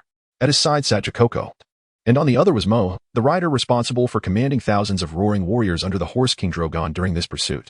I do not understand why Cal would oppose the orders of the Dosh Khaleen, turning against those who ride the world steed. A Dothraki, appearing intoxicated, suddenly stood, angrily toppling the silverware from the long table. Yet, he remembered to bow to the calls in accordance with custom. Cal should lead us eastward to pillage the wealth of the Lazalan, to destroy their towns, and to capture slaves. The joyous atmosphere of the banquet was shattered, the revelry around them abruptly ceasing. The beautiful Lazalan slave girls shrieked in terror, attempting to cover their ears, and the sumptuous food and drink could no longer captivate the crowd's attention. Moments later, they lifted their astonished faces, finally taking notice of the brazen speaker. "You are inebriated." Jokoko gradually rose from his elevated position, gently urging the drunken Dothraki man to return to his seat. Doshkelin possesses her own wisdom, and Ko seeks to validate his status and valor, does he not? You are indeed correct. The Dothraki man bent down to retrieve the fallen drinking vessel, awkwardly smiling as he said, "However, I would willingly forego the opportunity to enhance this glorious record, if it means I can live and easily acquire wealth." At this moment, within the high throne, Bono was scrutinizing Mo intently. The latter was not only an outstanding warrior of his tribe, but also held the greatest authority over this force and should not be underestimated. Upon noticing the piercing intensity in Mo's eyes, which exuded the aura of someone seasoned in battle, Bono quickly turned to support him, displaying a weary demeanor. "I think it best that we refrain from addressing this matter for now, especially until the war with our enemies concludes. Not just this warrior, but others too are perplexed as to what prophecy has emboldened Doshkelin to such audacity, compelling the undefeated Ko to forsake readily available slave wealth and journey from afar, all the way from the east to here." Upon hearing this, a fiery anger erupted within Mo's chest, reminiscent of a smoldering ember, igniting once more. An unnatural shadow flickered in his gaze. Subsequently, Bono squinted at the assembly, rubbed his face with his hand, and declared, "Since you have all heard the relevant news, find a quiet corner to discuss it. This is my banquet, but I must remind you to set aside your trivial interests for now, and remember your oath to Ko. Do not forget that we are engaged in a war, and Ko requires the loyalty of all." Not long after, the banquet concluded amidst a heavy atmosphere. Jokoko and Mo rose to exit the tent, with the others silently following behind. As the tent flap was opened, the dawn's light flickered upon Bono, erasing any trace of lethargy from his visage, revealing only wisdom and coldness. Though his physique did not match the towering strength of Drogon, it was remarkably proportionate, with fierce, gleaming eyes hidden beneath thick brows, making him appear as a youthful king stepped forth from a tale. After a considerable time, Bono finally lifted his head, noticing two individuals standing before him, one of whom was the recently departed Jokoko, wearing a smile. The other, a clean-shaven, plump man adorned with a bronze necklace set with a blood-red gemstone, was none other than the eunuch dispatched by Doshkelin, who had once groveled before the horse lord Drogon at the source of the Valana River, pleading for his life. The banquet had been a joyous affair. All had witnessed Mo's attitude, his concern for the current situation, and his unwavering loyalty to Drogon. Now, they demanded to know what Doshkelin had gleaned from the prophecy and what schemes lay ahead. Bono approached Jokoko, standing beside him in silence, offering a friendly nod before turning to the eunuch with a dangerous smile, inquiring, "Since the Dothraki tribes split at the Valana River, Jokoko and I have discreetly taken this forgotten eunuch. Throughout our march, the three of us have conspired in secret. However, the eunuch, once a pawn of Doshkelin's design, had now transformed entirely into a vessel of his hatred for the horse lord Drogon." Bono and Jokoko, unable to reconcile their inner turmoil, found their ambitions growing uncontrollably like weeds in the Dothraki Sea. The eunuch's pale face was shrouded in shadow, recognizing the danger posed by the two men before him. Clutching the red gemstone at his chest, he lowered his voice, responding in a beguiling tone. "Riding the world's steed is merely an ancient Dothraki prophecy concerning a great conqueror of the future.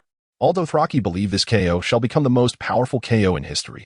Doshkelin once believed that the son of Balborco, Drogon, would be the one to ride the world's steed. Yet now this prophecy seems to manifest in a newly arisen Dothraki Ko. However, before this prophecy can come to fruition, this new Ko is fated to perish at Drogon's hands. Likewise, Drogon too may meet his demise at any moment, be it through battle, poison, magic, or even illness that could snatch away his fragile life. So, who shall be the next to ride the world's steed? Bono Ko, Jokoko Ko, could it be you? Perhaps it will be Drogon's Kalak? Haha. Bono and Jokoko's fervor ignited amidst the eunuch's rasping laughter, as they sensed some divine force guiding them toward greater heights. Do you imply that the ancient prophecy is false? No, no, it is Dashkelin who misinterprets it? That too is incorrect. Bono's thoughts were thrown into disarray as he paced back and forth, pondering deeply, his eyes shimmering with intensity, devoid of any calm. He then halted, casting a doubtful gaze at the eunuch, asking, "Do you know? After hearing so many rumors regarding the prophecy, there is one thing I am genuinely curious about.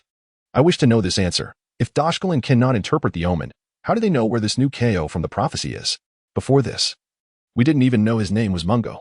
The eunuch's laughter abruptly ceased, and he dared not meet Bono's gaze.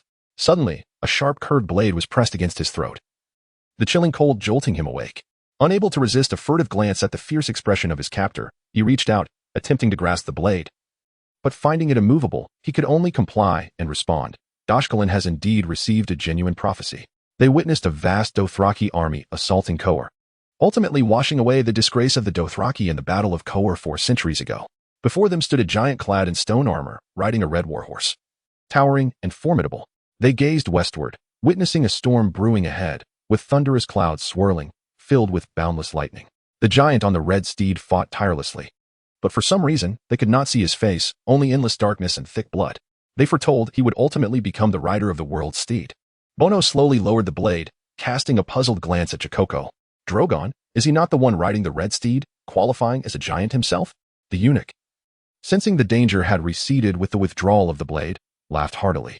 You ought to interrogate those captives about their pasts instead of merely inquiring where the army is or where the KO resides, questions they will never answer. I have conversed with them. Mungo KO also rides a red warhorse, his stature akin to that of true giant descendants. To the northeast of the Dothraki sea lies the lost kingdom of the stone giants, Jego 1. Perhaps he possesses the blood of the stone giants.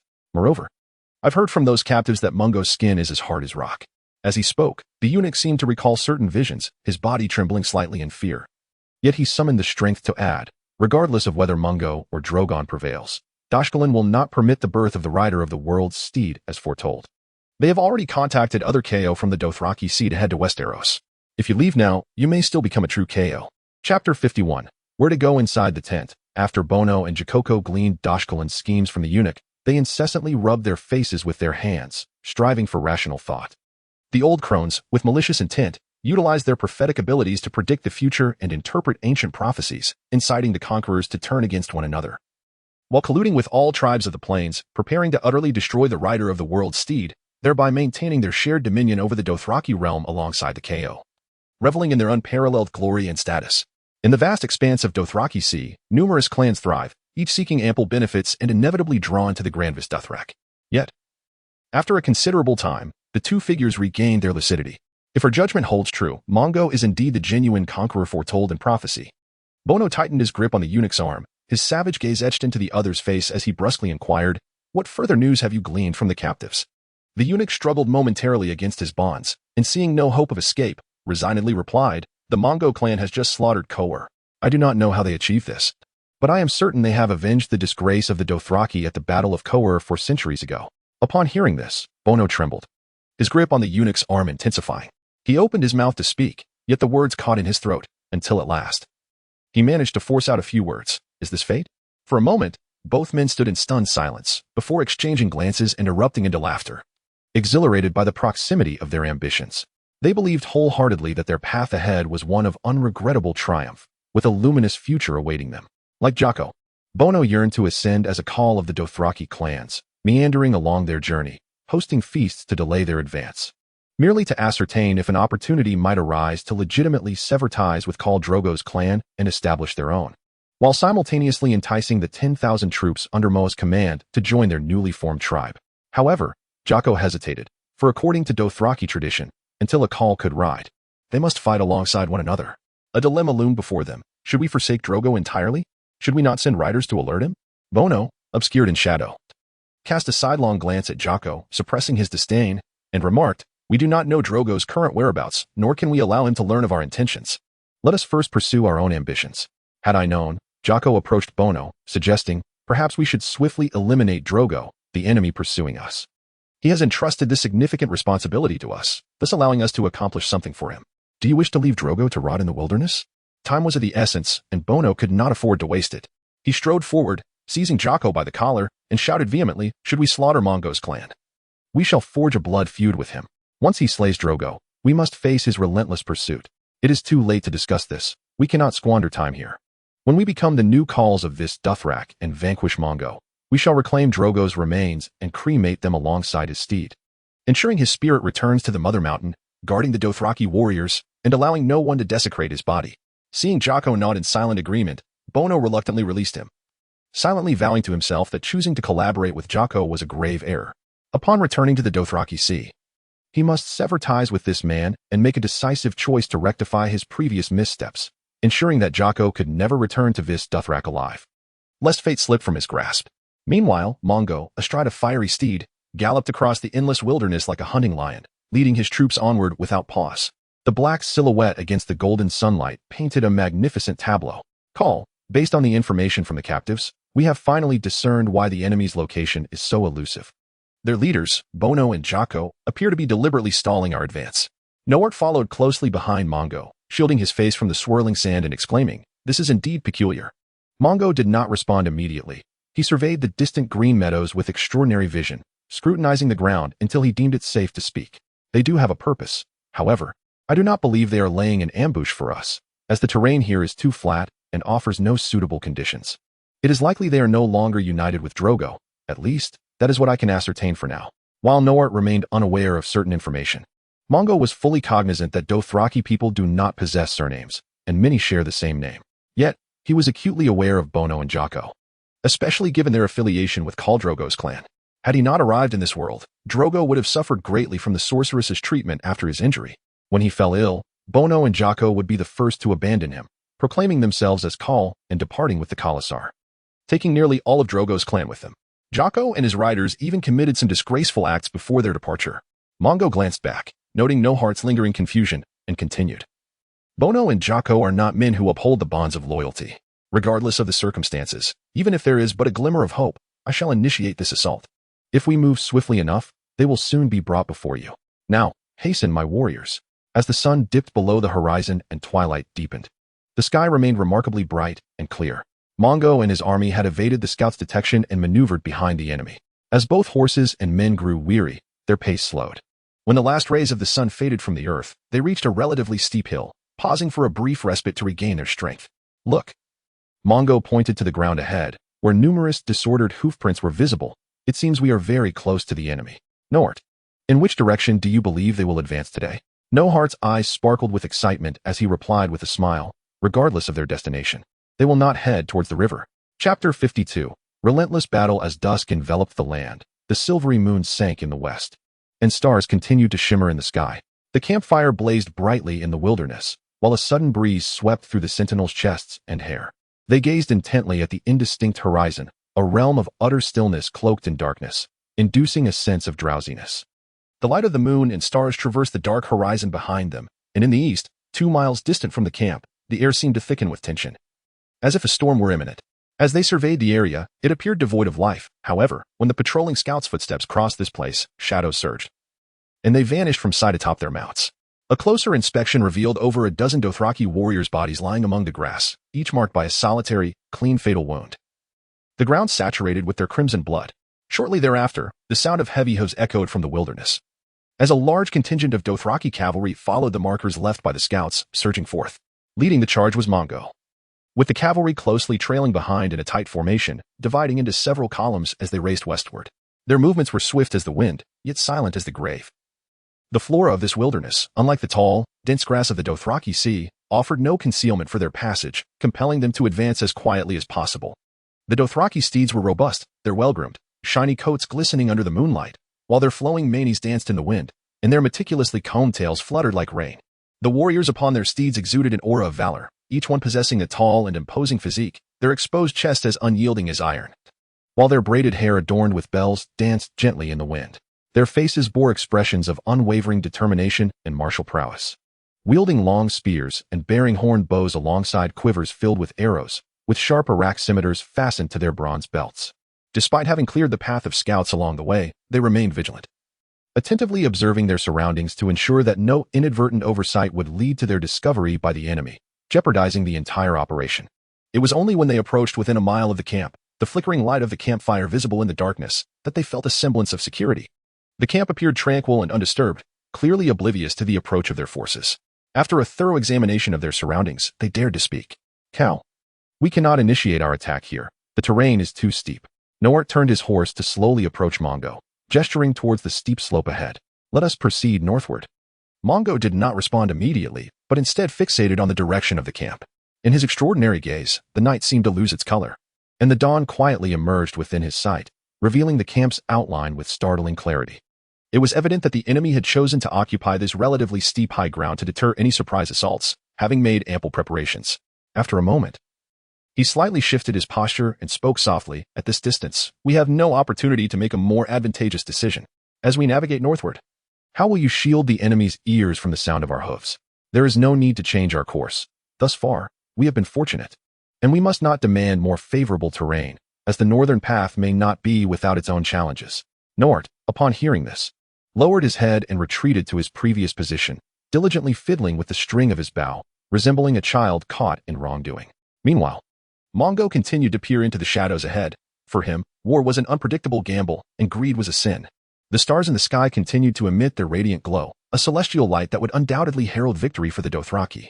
Turning back, Mongo saw that the surrounding cavalry had assembled, filling the vast open space to capacity, and he shouted, "Now is the time." With that, he spurred his horse forward, and the cavalry surged into motion, the low, scattered sounds of hooves echoing through the silent wilderness. The horsemen listened intently to the call of their steeds, the rhythmic thundering of hooves growing wilder and more spirited, not becoming chaotic, but rather increasingly synchronized. Mongo Cal! Mongo Cal! The Dothraki cavalry shouted their battle cries. The fiery steeds of Dothraki shall safeguard our victory. Mongo did not disappoint them. Amidst the chorus of cheers, he surged ahead, his steed ablaze like the scorching summer sun. His robust form reminiscent of a resurrected ancient giant, and his dark Valyrian steel scimitar glinted with lethal sharpness. The sound of hooves struck the sentinels of the camp like a death knell, awakening all who heard it from their slumber with tremors of fear. At that moment, the clarion call of battle echoed from within the camp, and hearing this, Mongo's riders responded defiantly, raising the hunting horn. The resounding blast mingling with the thunderous sound of hooves, alerting the enemy to the impending doom. The Dothraki within the camp rushed from their tents, their anxious gazes drawn to the approaching cavalry. Some even looked skyward, their faces reflecting desperate prayers to the pale stars. Knowing full well that this light would never bring them hope, Dothraki warriors, charge! Mongo bellowed, and all the cavalry began their charge. Maintaining their speed as they surged up the steep slope, arrows flying like a tempest towards the enemies lingering on the periphery. The fragile defenses outside the camp crumbled under the weight of their hooves, as if struck by a mighty boulder. Mongo raised his bow, feeling a mysterious force guiding him to focus, and with a precise shot, he struck the throat of the foremost enemy. Yet, more foes rushed forth to encircle him, prompting him to discard his bow and draw his Valyrian steel scimitar, cleaving left and right as he carved a path from the camp's outskirts to its central tent. At this juncture, all the cavalry broke through the fallen defenses, sweeping through the camp like a tempest rolling across the plains. The well-equipped enemy soldiers poured forth from their tents, charging at the mounted warriors, the sound of their retaliatory horns echoing throughout the camp. The flames kicked up by the hooves danced wildly, igniting a conflagration that billowed thick smoke into the air. Mongo fought valiantly, a solitary force against the tide. No enemy could withstand his onslaught, nor could anyone harm him. The commander of the unacquainted foes met a hasty death beneath his blade, delivering a crushing blow to their morale. With the camp overrun, the enemy fell into disarray, their terrified cries echoing as they abandoned their weapons and fled in panic. Yet the camp was now swarming with mounted warriors who left them no avenue of escape, forcing them to cower on the ground in silence. Chapter 53. The battle unceasing. The moon, slowly sinking in the west, cast its final flickering light, while rays of sunlight erupted from the eastern horizon, rendering the sky increasingly clear and bright. Mongo sat silently upon his steed, his expression inscrutable as he gazed upon the desolate scene of the camp, now completely destroyed. Ashes scattered by the wind, and the ground littered with tangled corpses. The blood of the fallen seeped deeply into the earth, staining it black. The clear sound of horns rang out once more from the hilltop camp, as the cavalry escorted the numerous captured stragglers returning from all directions. But the most astonishing sight emerged from the direction of the Valana River in the south, a great throng of mounted warriors. Leading the charge at the forefront was Nord, who, brimming with excitement, waved his whip vigorously. As they reached the outskirts of the camp, he skillfully stood upon his saddle, exclaiming, "We have captured the enemy's leaders. Bono and Jocko, victory is ours, Mongo Cal. Mongo Cal." The Dothraki warriors erupted in jubilant cries, "Oh, come and see the valiant warrior Nord of Cal." Hearing the jubilant shouts reverberating across the field, Mongo led his cavalry through the breach in the camp, and fortunate indeed was Noart. For he brought unexpected joy that rendered their victory, which had once seemed lacking, wholly complete. Sunlight gleamed upon the bronze skin of the victors, illuminating their triumph. As Noart and his companions raced up the slope, exuberantly leaping and tumbling upon their galloping steeds, the captured stragglers bore expressions of despair. Their faces drawn in fear as Mongo's presence only heightened their trepidation. They feared they would never leave this place alive. Before Cao could approach, they dismounted their horses and prostrated themselves on the ground in terror. Mongo scrutinized the trembling captives on the ground, noting among them 2 formidable warriors, their long, unshorn braids trailing upon the earth, their bronze belts adorned with intricate golden designs and various gemstones. Upon seeing these 2, a flurry of thoughts stirred within him. At this moment, Bono and Jocko, though unable to move, were consumed with anxiety. Before the camp fell, they had glimpsed the terrifying figure of the giant on the fiery steed, illuminated by the flames. Their psychological advantage crumbled in an instant, and without hesitation. They abandoned their commander Mo and fled in panic with their kin, the Kars. They ceaselessly sought to escape their predicament, yet their efforts were in vain. Ultimately, in the darkness of night, bewildered and disoriented, they found their path obstructed by the Valana River. The true fatal blow came when 1,000 cavalry led by Noart unexpectedly pursued them from behind. Despite their overwhelming numbers, the demoralized soldiers, intimidated by the enemy's might and haunted by a terrifying shadow, dismounted and surrendered. Thus, on that beautiful morning, the 2 most formidable chieftains of the Mongo and Drogo tribes met for the first time outside the shattered camp. The roaring warriors of the tribe gathered around Cao, their hearts brimming with the joy of victory. It was clear to all that the tide of battle had irrevocably turned. Assist us in defeating Drogo. Mongo's gaze fell upon the heads of the 2 chiefs as he spoke in a calm tone. After this, you may return to the plains alive, but you must vow never to be my enemy again. I am aware of your rebellious thoughts against him, and countless Dothraki have perished here, their bodies left to rot due to their misplaced trust. Bono and Jocko listened in trepidation, their ambitions laid bare under the sun. Yet, they found solace in Mongo's promise. Swearing not to oppose him meant they would not easily face eradication later. Before Jocko could respond, Bono suppressed his fear and eagerly replied, I accept. It is truly Drogo's oppression that has forced us into conflict. We never wished to fight you, for even in victory, the outcome would not be significantly better than it is now. I swear, when we return to the plains, we will never forget your kindness. Mongo remained silent for a moment, then turned his gaze to Jocko, who appeared restless, scanning the surroundings as if searching for something. Only when he felt Cao's intense scrutiny did he quiet down and reiterate Bono's vow. Very well, I shall permit you to return to Drogo as our informants. Observing the vague performance of the 2 men, Mongo lost interest in detailing specific plans, offering only a dismissive remark before turning his horse away. He understood that Bono and Jocko were utterly unreliable and concealed deeper secrets. At that moment, the open ground was filled with funeral pyres, where all fallen cavalry from the battle would rest under the watchful sky. The enemy's corpses lay heaped on the battlefield, and the riders tasked with this grim duty felt a considerable burden, for they could not dispose of the bodies. This desolate expanse offered no resources for burning, and even dismantling all remaining tents would not yield enough firewood. Burial was not a Dothraki tradition, and they had no time to inter the dead. Let the enemy's bodies remain here for now, Mongo replied to the hastily reporting riders, casting a glance towards Volantis. Once victory is secured, others will assist us in this task. As the fiery sun rose above the eastern horizon, casting a brilliant glow upon all things, the breath of life surged forth. All the cavalry gathered before the burning funeral pyres, chanting the ancient war songs of the Dothraki to bid farewell to the spirits of the fallen warriors. At last, as the flames extinguished, the ashes drifted towards the distant sky. The living warriors fell into silence, their expressions still fervent but tinged with sorrow as they gazed longingly at the invincible Cao, filled with both eagerness and apprehension for the battles yet to come. Mongo mounted his steed and leisurely navigated among the cavalry, looking down at each face weighed down by the loss of their comrades. Light illuminated his figure as he raised his voice. My warriors, since we ventured west from the Dothraki Sea, we have bid farewell to many brave and loyal fighters in recent times. Battle is everything to the Dothraki. We are born to fight. At least they sacrificed themselves for victory and honor. Trust me, warriors, nothing is more terrifying than facing defeat. Our brief existence must leave a mark on this world. Otherwise, it is better never to have been born among proud steeds. We are now the mightiest tribe upon the Dothraki Sea, destined to become the strongest army in Essos. Brave warriors, the pivotal moment has arrived.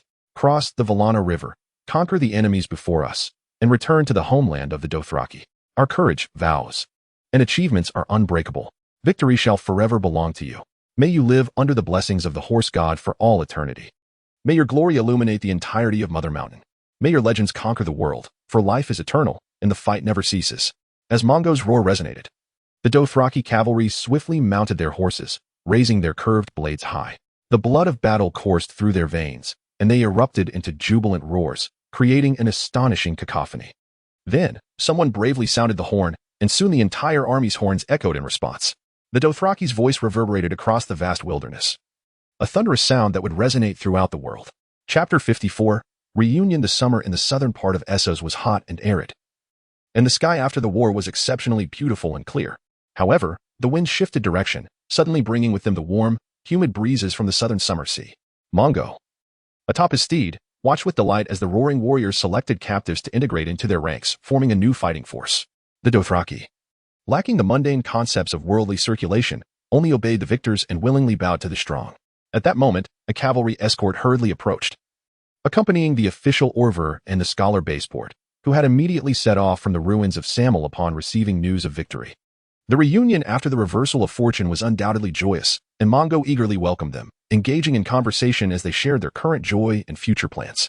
When Scholar Baseport suggested documenting the course of the war and naming the campaign, the three exchanged knowing glances and erupted into laughter, shedding the burdens and shadows of war. They paused by the shimmering Valana River under the southern sun. In Mongo's eyes, he could even glimpse the distant, elusive black walls of Volantis. Scholar, rather than recording this battle in the common tongue of Westeros or in Valyrian, I would prefer you to create a script for the Dothraki people, a writing system of our own. Every culture deserves its own written language. It is an undeniable law of civilizational development. Merely resting under the shade of predecessors is no longer satisfactory to me. The Dothraki possessed their own language but lacked a written form. Many nomadic tribes surrounding the Dothraki Sea also had no script belonging to their people. With the history of the Dothraki documented by the free trading city-states. Upon hearing Cow's request, Baseport gazed silently ahead, observing the birds battling against the sky along the river. He then inquired, why not use Valyrian as a common script? It is a fully developed language with far-reaching influence and a broad scope of use. Though influenced by tonal variations, the Valyrian spoken in the free trading city-states of Essos and the Slavers Bay has its own dialects and derived vocabulary. They are not vastly different. Mongo unsheathed the Valyrian steel-curved blade, scrutinizing its surface adorned with golden and crimson inscriptions. The ancient Valyrian characters igniting and burning like the flames of a spell. He then lifted his gaze, his face brimming with ambition, and earnestly declared, I do not deny this. In fact, I am acutely aware that promoting the Valyrian language in the future will expedite my efforts to unify Essos. However, the Dothraki are not of Valyrian lineage and bear no connection to the Valyrian Empire. A century from now, those old nobles who claim to be descendants of Valyria will still cherish the glories of the past. After my demise, they will surely find no peace. Furthermore, we possess our own distinct language, culture, and traditions. For our civilization to flourish, we must establish a written form of our own to solidify new thoughts and concepts, bolstering confidence and cohesion. The Dothraki cannot solely rely on plundering the wealth, or even the language and culture, of others to ascend to the pinnacle of the world. At this moment, Bopwart had completely reverted to the frenzied academic he once was, repeatedly recalling and contemplating the knowledge he had acquired, as well as the complexities involved in creating a script based on the Dothraki language. However, he soon cast aside all worries and excitedly focused on the composed official, responding effortlessly, no problem, but I require Over's assistance. He is well versed in multiple languages and scripts. Together, we shall successfully forge a written form for the Dothraki. Naturally, Mongo's heart brimmed with joy upon hearing the scholar's proposal, feeling that the arduous journey towards unifying Essos had taken yet another step closer. Just then, the urgent sound of galloping hooves jolted him from his reverie. Nohat rode in on his warhorse, stopping a few paces before the trio and swiftly dismounting. He first bowed to Mongo, then exchanged brief greetings with Over and Bopwart, before excitedly reporting, Cow, as per your instructions, I have separately interrogated Bono and Jocko. Just as you suspected, Zargo's maneuver was undertaken in isolation. After the army departed, his faction immediately retreated to the hills south of the Conqueror forest. This intelligence is known only to Cal and the various castes. Approximately 20,000 warriors are guarding their camp there, most of whom hail from Bono and Jocko's caste. Mongo listened intently, a flame of victory igniting within him. He was confident in the accuracy of this information. Zargo had not marched with his entire faction, for the speed of pursuit would have been impossible otherwise. Now, knowing the location of these factions was enough to assure his triumph. Although war should never be approached with complacency, his confidence in defeating Zargo overshadowed all other emotions, filling him with an unprecedented exuberance as he laughed heartily. Very well. Return to assemble the troops. We shall bring Bono and Jocko to persuade these warriors to surrender, ensuring we capture all of Zargo's faction. All other plans proceed as usual. Upon hearing Cow's orders, Nohat dashed towards his steed, eager to relay the commands. Wait, Mongo called out, his hand caressing the hilt of his curved blade. Perhaps a subconscious warning of impending danger. Yet he felt the need to see more clearly. He must not rush into a trap, anxiously lowering his head in contemplation. He soon exhaled softly, pinpointing the source of his hesitation, merely the selfishness of two little mice. Zargo's operation had brought over 60,000 warriors. How could he possibly leave 20,000 to guard his faction? According to the original plan, Bono and Jocko were to be sent back to Zargo as bait. Clearly, these two did not wish to return and were exaggerating their own significance, hoping to escape amidst the chaos. However, if they did not return, Zargo might not take the bait, making everything interconnected. Mongo had initially thought these two were simply disloyal to their tribe, but after their first meeting, he sensed they were concealing some trivial secrets that piqued his interest. Now he felt the dense undergrowth along the riverbank appeared excessively wild and unruly, like a ferocious beast, causing him great discomfort. Mongo swung his blade to clear the grass, calming his emotions and stating calmly, Nohat, return immediately and subject Bono and Jocko to severe interrogation. They have not disclosed all their collusions. Extract every piece of information from them, and then proceed with the plan as originally conceived. You will personally lead 5,000 cavalry to escort them back to Zargo's camp on the southern bank of the Valana River. Inform the enemy that we are aware of the location of their faction. Remember, this task must be completed personally to prevent these two from fleeing mid-journey. Afterwards, you need not return here. Immediately seek out Kisolo and inform him of all our plans, then await his command. Chapter 55. Shadows descend. The sun dipped below the western horizon, shadows quietly infiltrating the tribal encampment, as the skin of the Dothraki gradually dulled into shades of gray. Mongo stood impassively outside the tent serving as an interrogation chamber, silently listening to the agonizing screams emanating from within, his grip firm on the hilt of his curved blade. Motionless, Scholar Bopwort and Official Over stood attentively behind him, attempting to discern any anomalies in the interrogation results. Before long, Jocko and Bono could no longer withstand the excruciating humiliation of their torment, spilling the details of the Dothraki conspiracy in its entirety. Their testimonies inevitably recalled the battle outside Conqueror, where a prophecy had sparked conflict and shattered the confidence of the cohorts. Over swiftly turned to the pensive Bopwort, stuttering, impossible. This cannot be. What exactly is the nature of these prophecies? I have always believed they were merely a clever ruse employed by mortals in the name of deities.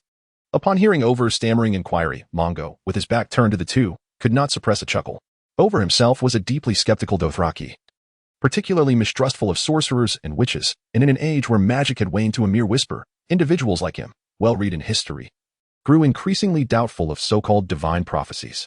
In the eyes of the tribes, Mongo's displayed extraordinary powers were seen as blessings from the gods, while Over insisted they were simply incomprehensible magic.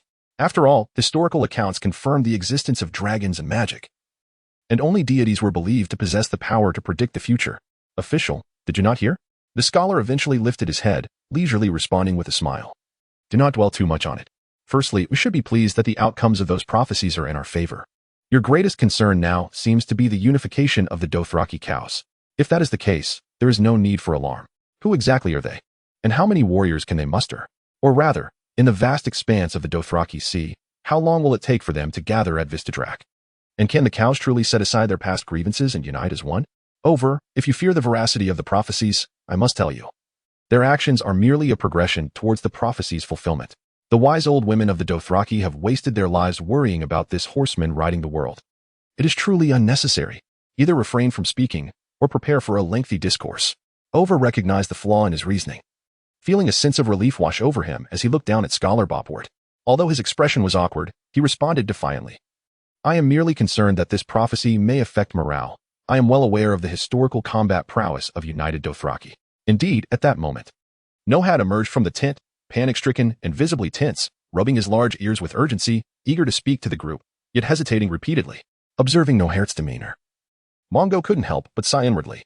He was acutely aware that prophecies indeed held significant power in this world.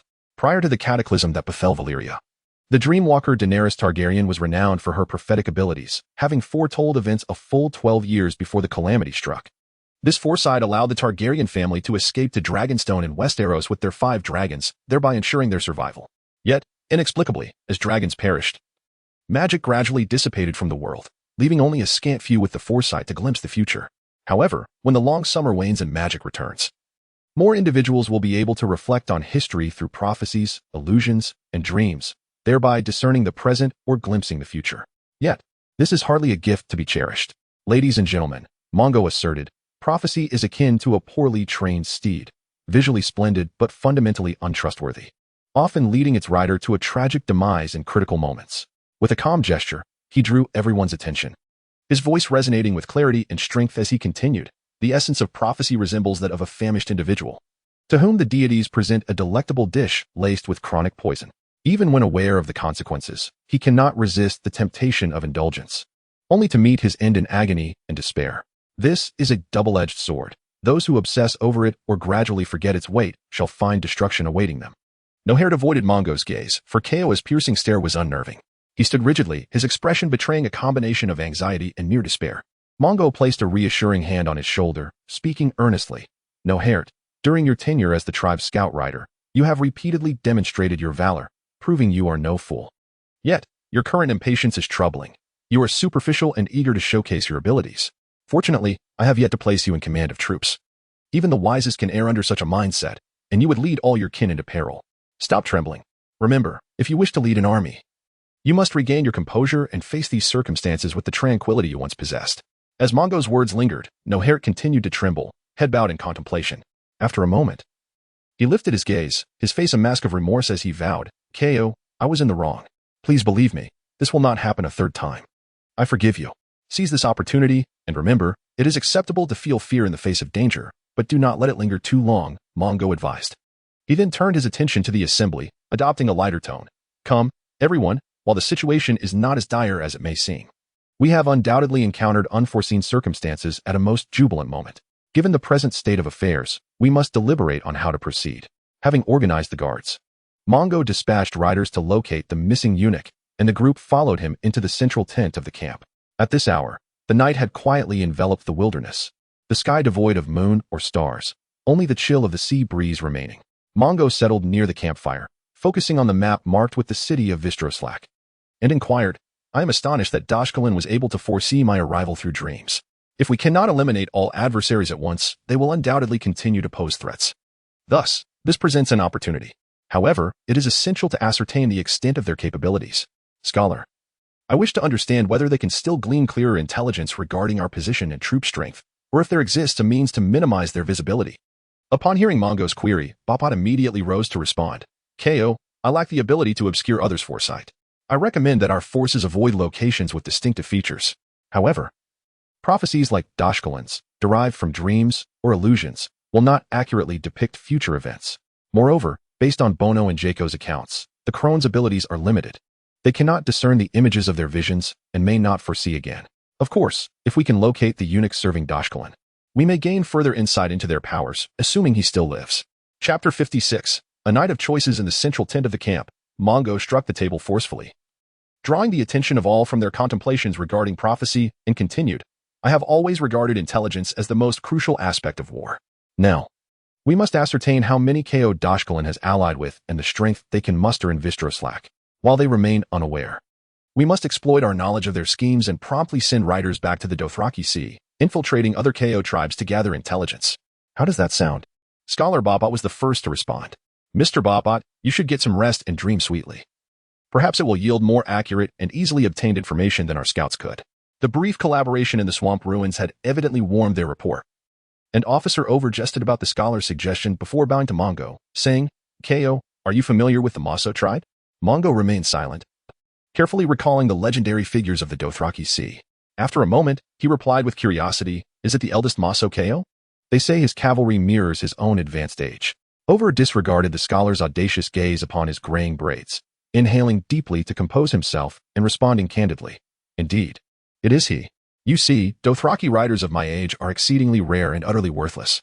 The Maso Ko personally invited me to join them, but his tribe is far too weak. I believe he would need your protection. If you could promise a pasture for his tribe to recuperate, it would be invaluable. When we departed Westeros, he was indeed there, evading the pursuit of other cows. He would undoubtedly be the first to learn of Dashkelin's conspiracy. Mongo nodded with a smile. Even the weakest Ko could provide invaluable intelligence by embedding themselves within enemy ranks. He then turned his gaze to Nohert, who remained silent and deep in thought. and asked, "We still have some time. Do you have any thoughts to share?" Upon receiving Kaoa's inquiry, No-Haired's spirit lifted. He cautiously raised his head and responded, "Perhaps we could slightly alter our plan regarding Drogo. There is no need to return Bono and Jocko entirely.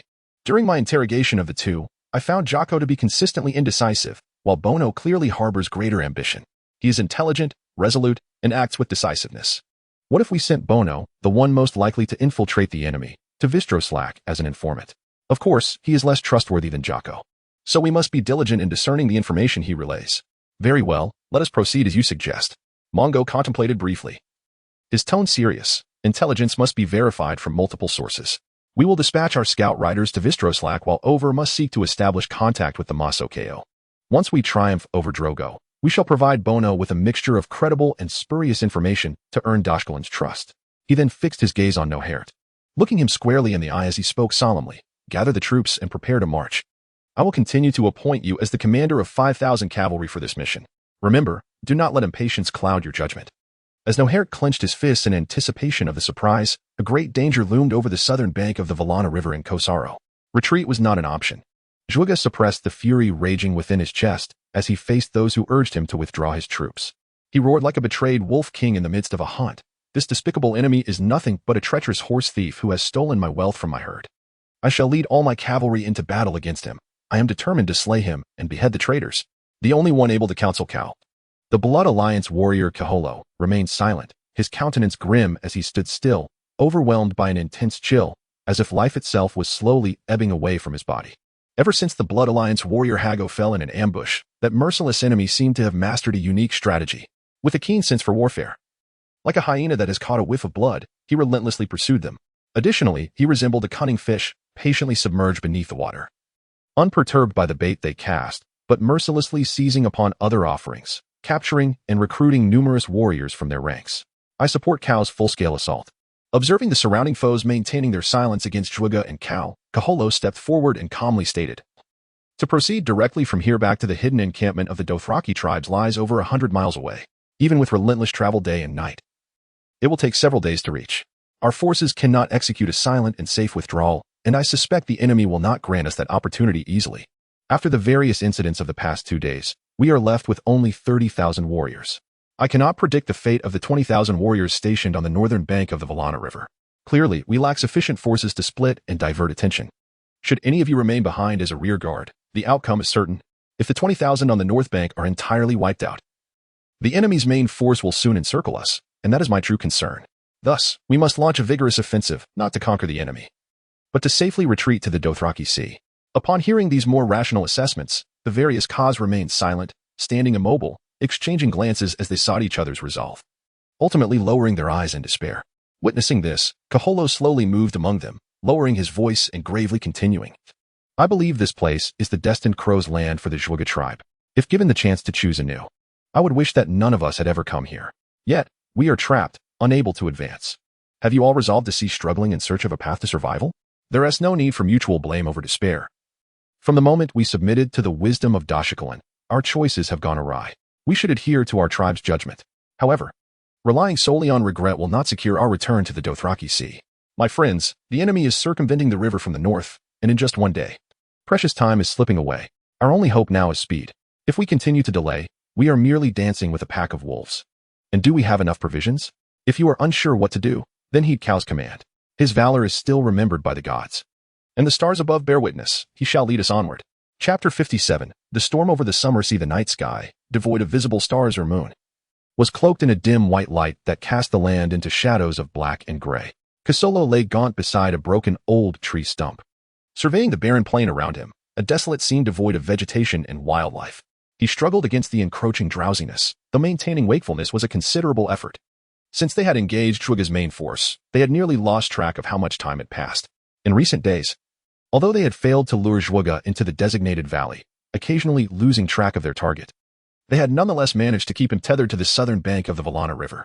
At times, in this silent wasteland, Kasolo would imagine he heard the distant sound of hooves, the cavalry sent by Cal as reinforcements, but when he strained to listen, all he could discern was the faint ringing of the sea breeze rustling through his hair. He had dispatched a significant number of scouts to the north the previous day, aiming to establish contact with Cal, fully aware of how agitated Zhuge must be under their harassment. Without an eruption of pain, one would succumb to it. Given the enemy's silence tonight, should they not receive support from their tribe, they might soon face the enemy's frenzied counterattack alone by dawn. Suddenly, a flash sped across the sky, illuminating it, accompanied by the distant rumble of thunder from the south, followed by a violent gust of wind. Kosolo's drowsiness instantly dissipated. He stumbled back a few steps, looking up at the flickering thunder of the summer sea, inhaling the briny scent carried by the sea breeze, muttering to himself, "A storm is approaching. What a pity to lose this opportunity. After numerous prior disturbances, the enemy must have heightened their defenses. And we must be wary of their sudden strikes." As these thoughts crossed his mind, he felt the increasingly cold and biting sea wind. He immediately summoned the guards to his side, lowering his voice to instruct, "We can no longer rest so close to the enemy. This place is unsafe. Before the torrential rain descends, we must find a shelter from the storm. Wake all the warriors, but they are undoubtedly exhausted and tense, so we must proceed quietly." After a long while, beneath the dazzling white light, Kosolo led his troops across the desolate plain under the cover of night, heading towards the northern woods. Quickly merging into the darkness beyond, time passed slowly, the sky gradually brightening with a hint of ominous light, accompanied by biting winds. Towering clouds rolled in, hurling lightning down upon the land like the prelude to battle. At that moment, just 6 miles from the source of the Valana River, Nort was leading the way eastward. 5,000 cavalry galloping swiftly behind him. The path along the great river was not difficult to traverse, and their pace was rapid. As the previous delays caused by Jocko and others had consumed 2 to 3 days of travel, they would reach their destination in just one night. Thunder continuously struck the ground, which had already been deemed a battlefield by the gods. Nort turned to glance back at the rearguard, just in time to see a brilliant flash of lightning strike down, as if a rift had opened in the heavens. He shook his head vigorously to regain clarity of vision, exhaling deeply with a smile. "Do you know, I almost thought my eyes had gone blind. I could see nothing. That lightning must be a spear cast down by the deities, likely imbued with some mysterious power." The jest did little to conceal his heavy tone, in truth. The execution of this task had not unfolded as pleasantly as he had anticipated. Following the initial excitement, the relentless pressure had settled in. Nort began to worry that the impending storm would render the ground muddy and slippery, so he pushed onward, racing against time and the wind. His greatest concern was how to swiftly locate Zhuge's encampment without any intelligence and return Jocko, while minimizing the time spent coordinating with Kosolo. However, when he was once again blinded by a flash of lightning, he realized why Cao had assigned him as the vanguard. It was due to his extensive experience as a scout, having undertaken countless reconnaissance missions. He seemed to regain his confidence, finally clarifying the focal point of the mission. In the vast wilderness, searching for the traces of a large number of scouting riders was far easier than blindly seeking out a camp. As the entire sky turned dark and gloomy, they arrived at the source of the Valana River, and the troops would soon need to turn southward. Nort raised his hand to shield his eyes from the blinding glare. Scrutinizing the distant ground, he scratched his itchy scalp and dislodged a substance from his head, whether mud or blood he could not tell. Before cheerfully calling out to the riders beside him, "I long for the days of scorching sunlight. Since our departure from the Dothraki Sea, I have yet to witness such gloomy weather. The visibility is poor today, and we have little time to waste. Let all the cavalry spread out, maintaining a visible distance, and advance southward in formation. Whether they be ours or the enemy's, we must seek out every trace of the Dothraki riders." Under the dim light of day, Nort and 5,000 cavalry launched into formation across the plain, appearing from above like a slender wave surging forward. At that moment, a blood-soaked clearing in the distance revealed over a dozen lifeless bodies sprawled upon the ground. 2 figures, in a state of panic, hurriedly drove away their war horses, hastily smearing themselves with blood before prostrating themselves on the earth. In the vast expanse of the plain, the 2 living souls had no escape. They could only remain motionless, feigning death, for the Dothraki would not touch the corpses of those slain by others, thus giving them a chance to evade capture. They listened intently as the sound of heavy hoofbeats grew nearer, and soon they discerned voices dismounting from their steeds. It appeared that 2 scouting parties were engaged in this conflict. "You cover, while I check for any survivors. Do not approach. We must first notify Nord of our findings. He has always uncovered remarkable things in such situations." When one of the individuals drew near, barely a dozen feet from the corpses, his companion called out just in time to halt his advance, allowing the 2 hidden figures to breathe a sigh of relief. They clutched their concealed, curved blades tightly, patiently awaiting the moment when the apparent leader would approach the bodies, granting them the opportunity to take him hostage. Chapter 58. Prelude to Thunder. Upon receiving reports from his riders, Nort swiftly turned back from the south, racing to the location of the corpses. He nimbly dismounted, unsheathing the curved blade that hung at his belt, and gestured for the other riders to remain vigilant as he cautiously approached. With ears poised like broad leaves, He seemed to be listening intently, his gaze fixed entirely on the bodies lying on the ground. Eventually, Nort stopped just a few feet from the corpses, fixating on the bells still braided in the hair of one of the dead, and grinned as he waved for the other riders to encircle the area. He then signaled with prearranged gestures for them to refrain from lethal force, inhaled deeply, and bellowed, "Praise Mogo Kao, the king of the Dothraki." As Nohart's voice faded, a figure sprang up from the ground, brandishing a curved blade and lunging toward him.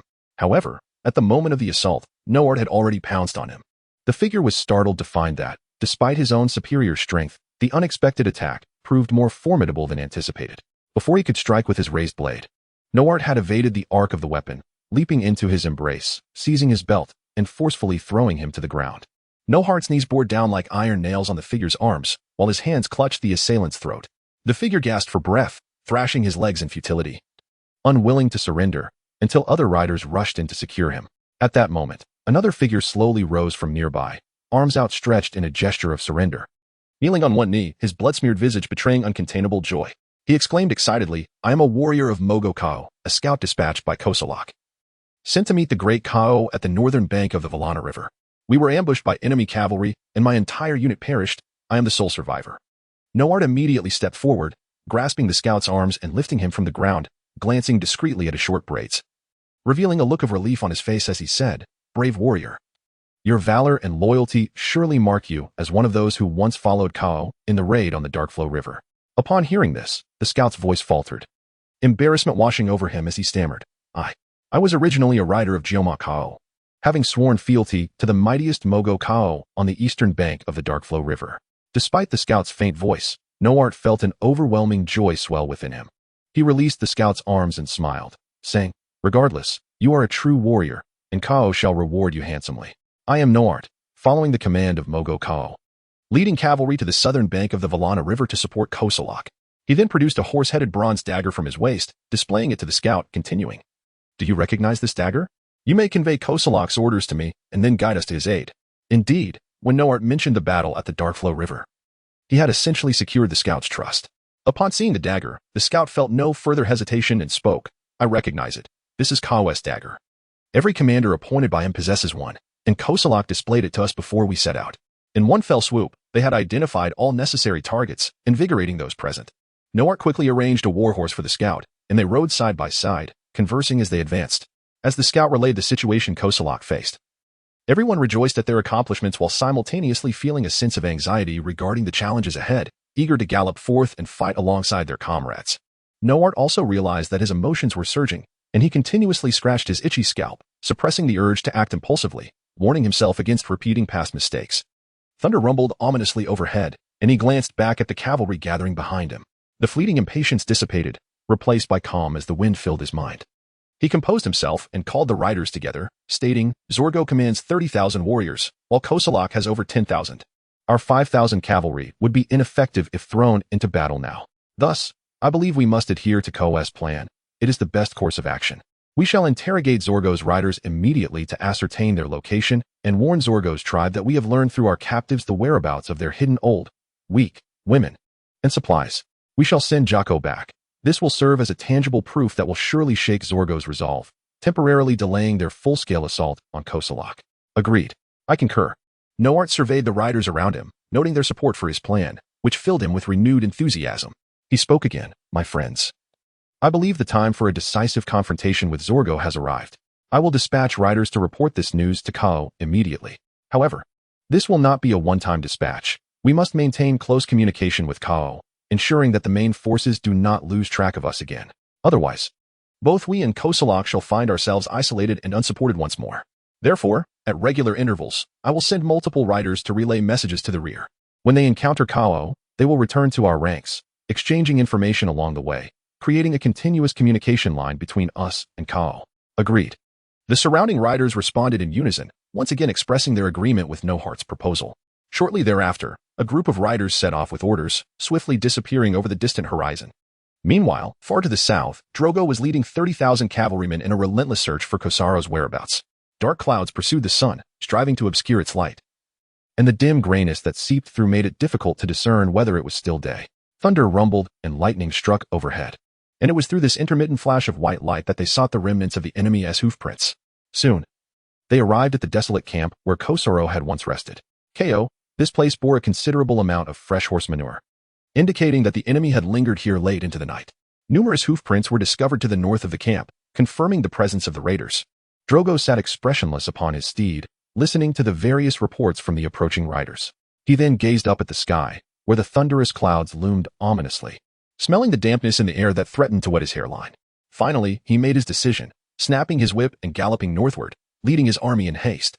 Chapter 59. The storm approaches. The clouds loomed ominously, burying the last vestiges of life's light, while a fierce wind howled like a monstrous giant, recklessly tearing at the earth.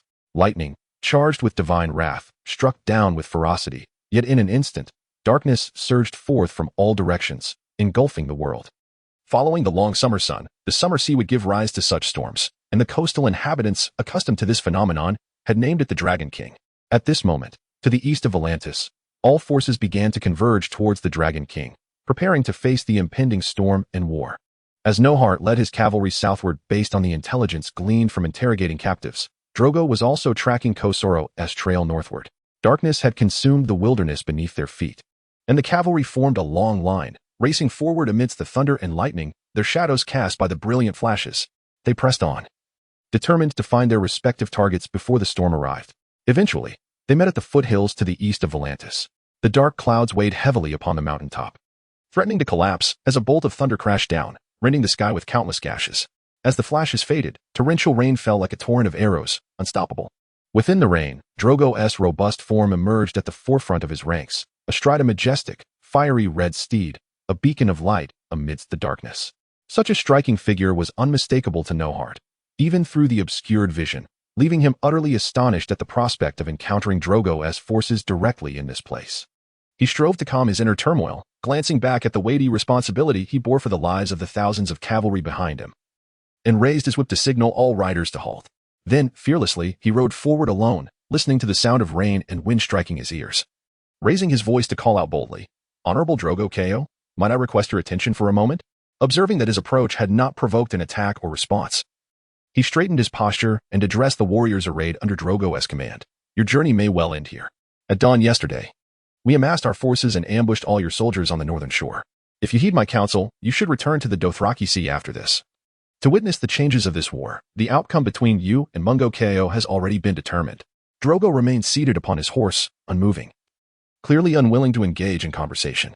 At that moment, an elderly Dothraki, as aged as Ofo, emerged from the throng on a speckled warhorse, responding in a raspy voice, "Child, allow me to address you as such, and please do not attempt to persuade us with your flowery words.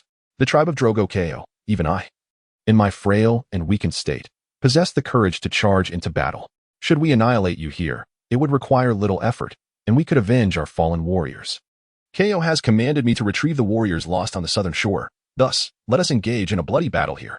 Feigning a resolute desire to fight, Nohart turned his horse to leave, only to suddenly remember something and halted, tilting his head towards Drogo, calling out nonchalantly, "Oh, there is yet another task. Also a command from Mungo Ko, which I must fulfill. Among the captives is a man named Jocko, who performed admirably during interrogation. As per our agreement, we must ensure his safe return." As Nohart's words fell, Jocko was brought forth by the cavalry. At that moment, the warriors behind Drogo erupted into chaos. The tumultuous murmurs cascaded like a waterfall, pressing heavily upon Drogo's shoulders. That fool Jocko, he wouldn't have divulged all information to the enemy, would he? "My people and wealth are concealed in the mountains. By the looks of him, he must have spoken, or else why would he be released?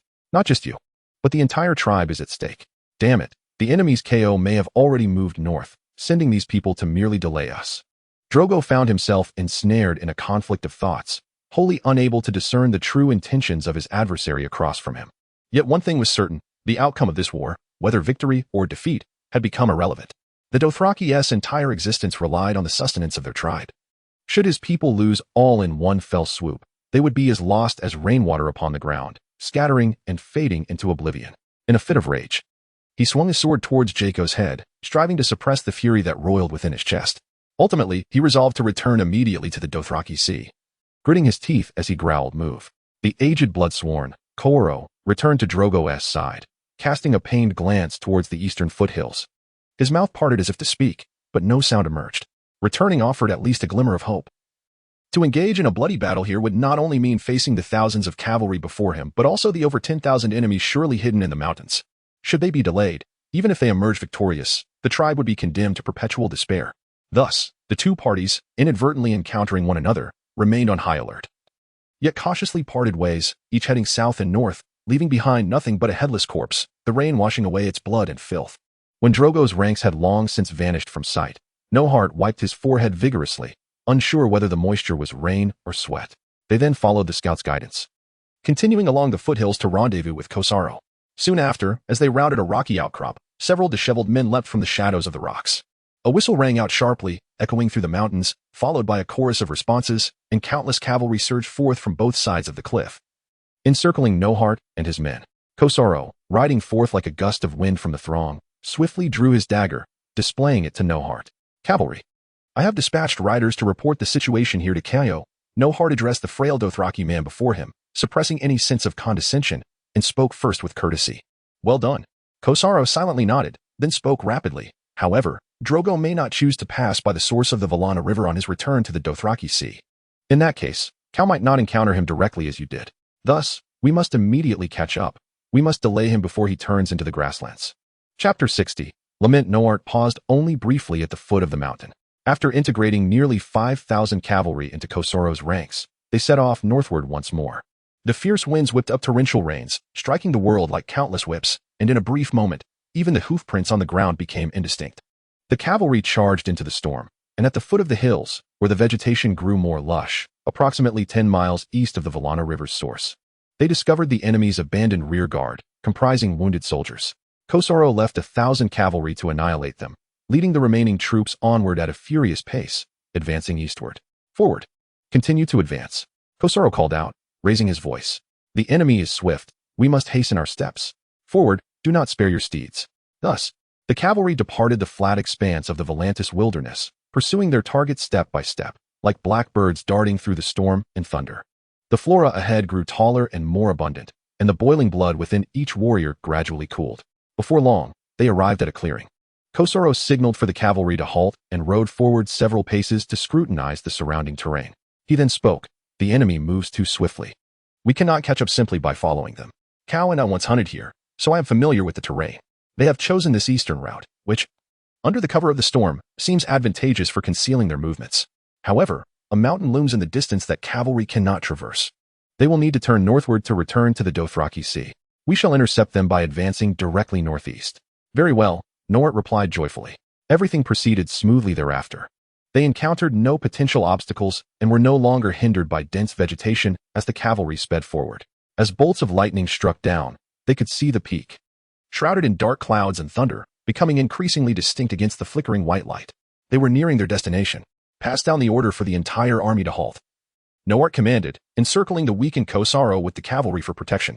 Soon, the scouts sent to assess the situation returned and approached Kosaro. Chief, we have found no signs of the enemy's passage at the foot of the mountain. We suspect they have not yet reached this place. Do you remember my abilities? Asked a scout with notably wide nostrils. I can discern any scent carried by the air. The fierce winds blow from the south, carrying a heavy sea salt aroma, with a faint scent of horse. The enemy cannot be far from here. Warriors, I thank you for your contributions. Hasha, I recall you.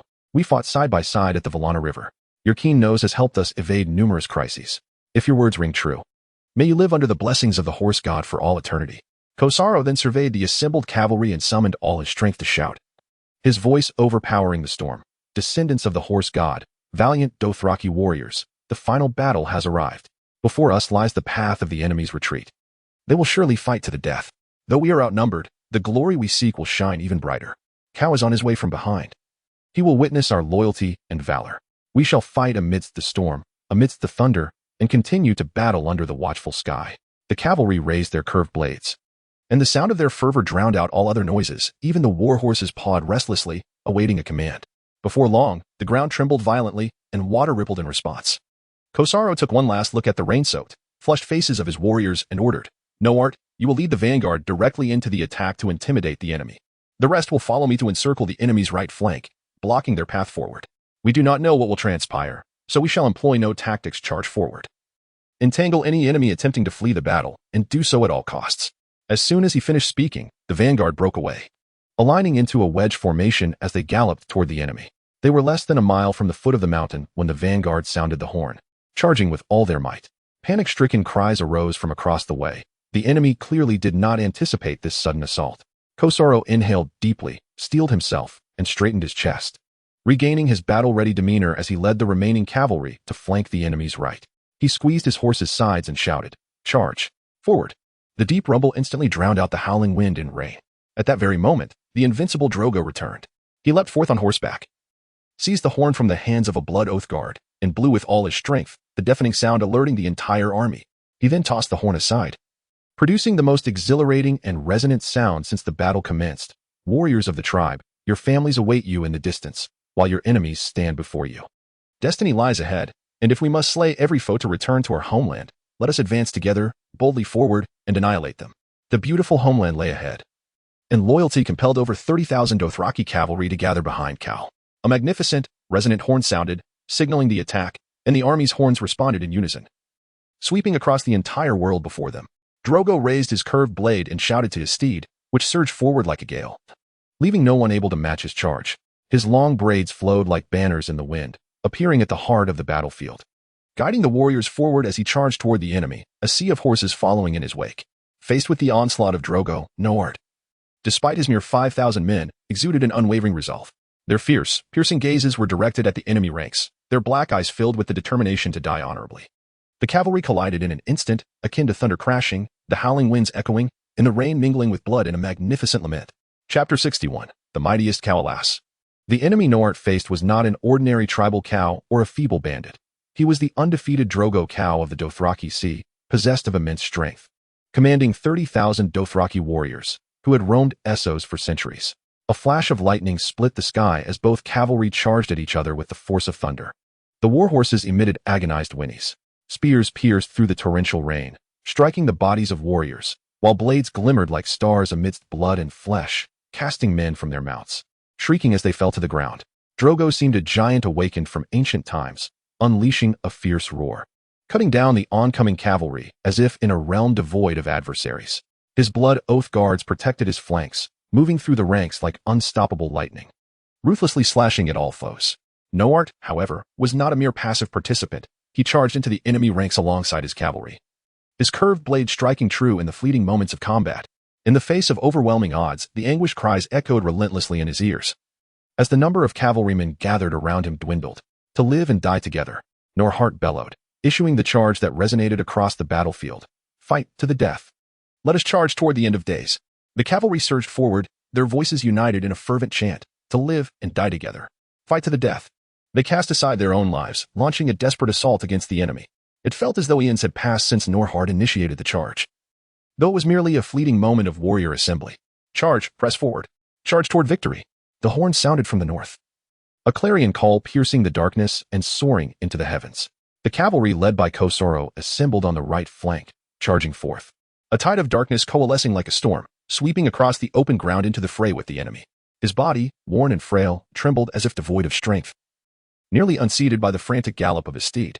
Yet, as a valiant Dothraki, the most loyal warrior of Manga, he, though small and slender, exhibited unmatched bravery. In the face of numerous foes, Conqueror remained undaunted, leading the charge with unwavering spirit, his eyes filled with a steadfast belief that death held no fear. Thus, the dark tide struck the enemy's unguarded flank like a spear, delivering a heavy blow as those soldiers succumbed in panic and despair.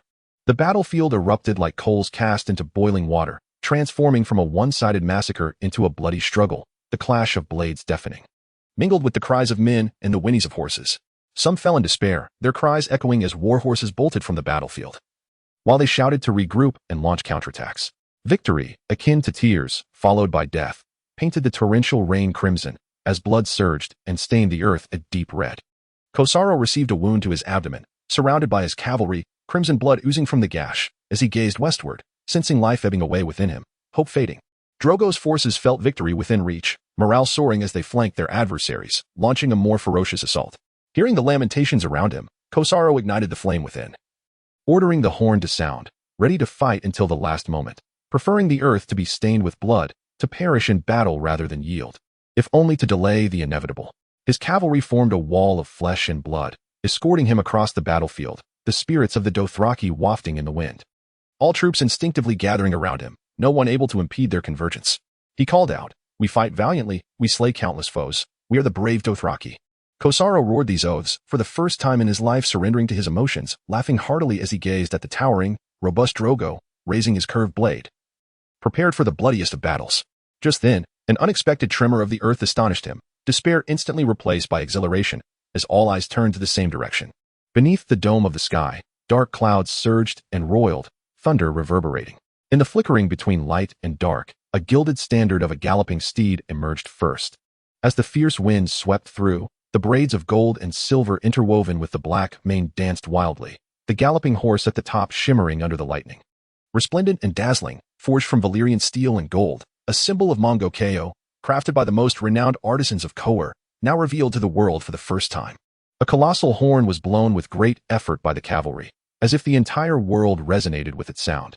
Riding the swift steed of the world, his tribe covered the land, countless in number, the bells in his hair heralding his arrival, instilling fear in the enemy. When he was enraged, none could obstruct his path.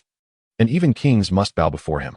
Mangak rode a fiery red steed, leading the charge, raising his Valyrian steel-curved blade. The red runes on the black blade gleaming even brighter amidst the thunder, as his cavalry drew their curved swords, illuminating the battlefield like a constellation of blades.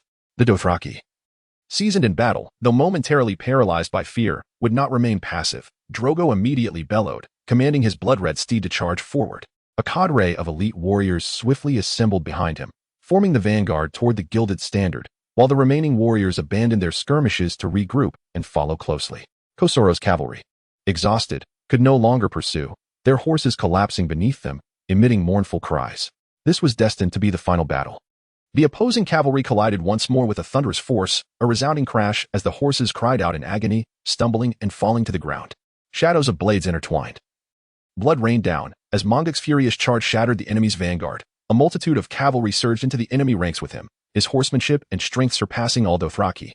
Wielding Valyrian steel weapons, cleaving foes and mounts in twain in the blink of an eye, none could slow the pace of his steed. His savage onslaught rendering the battlefield a realm unchallenged, as he burst forth from the bloodied fray. His presence instilled despair and terror within the enemy.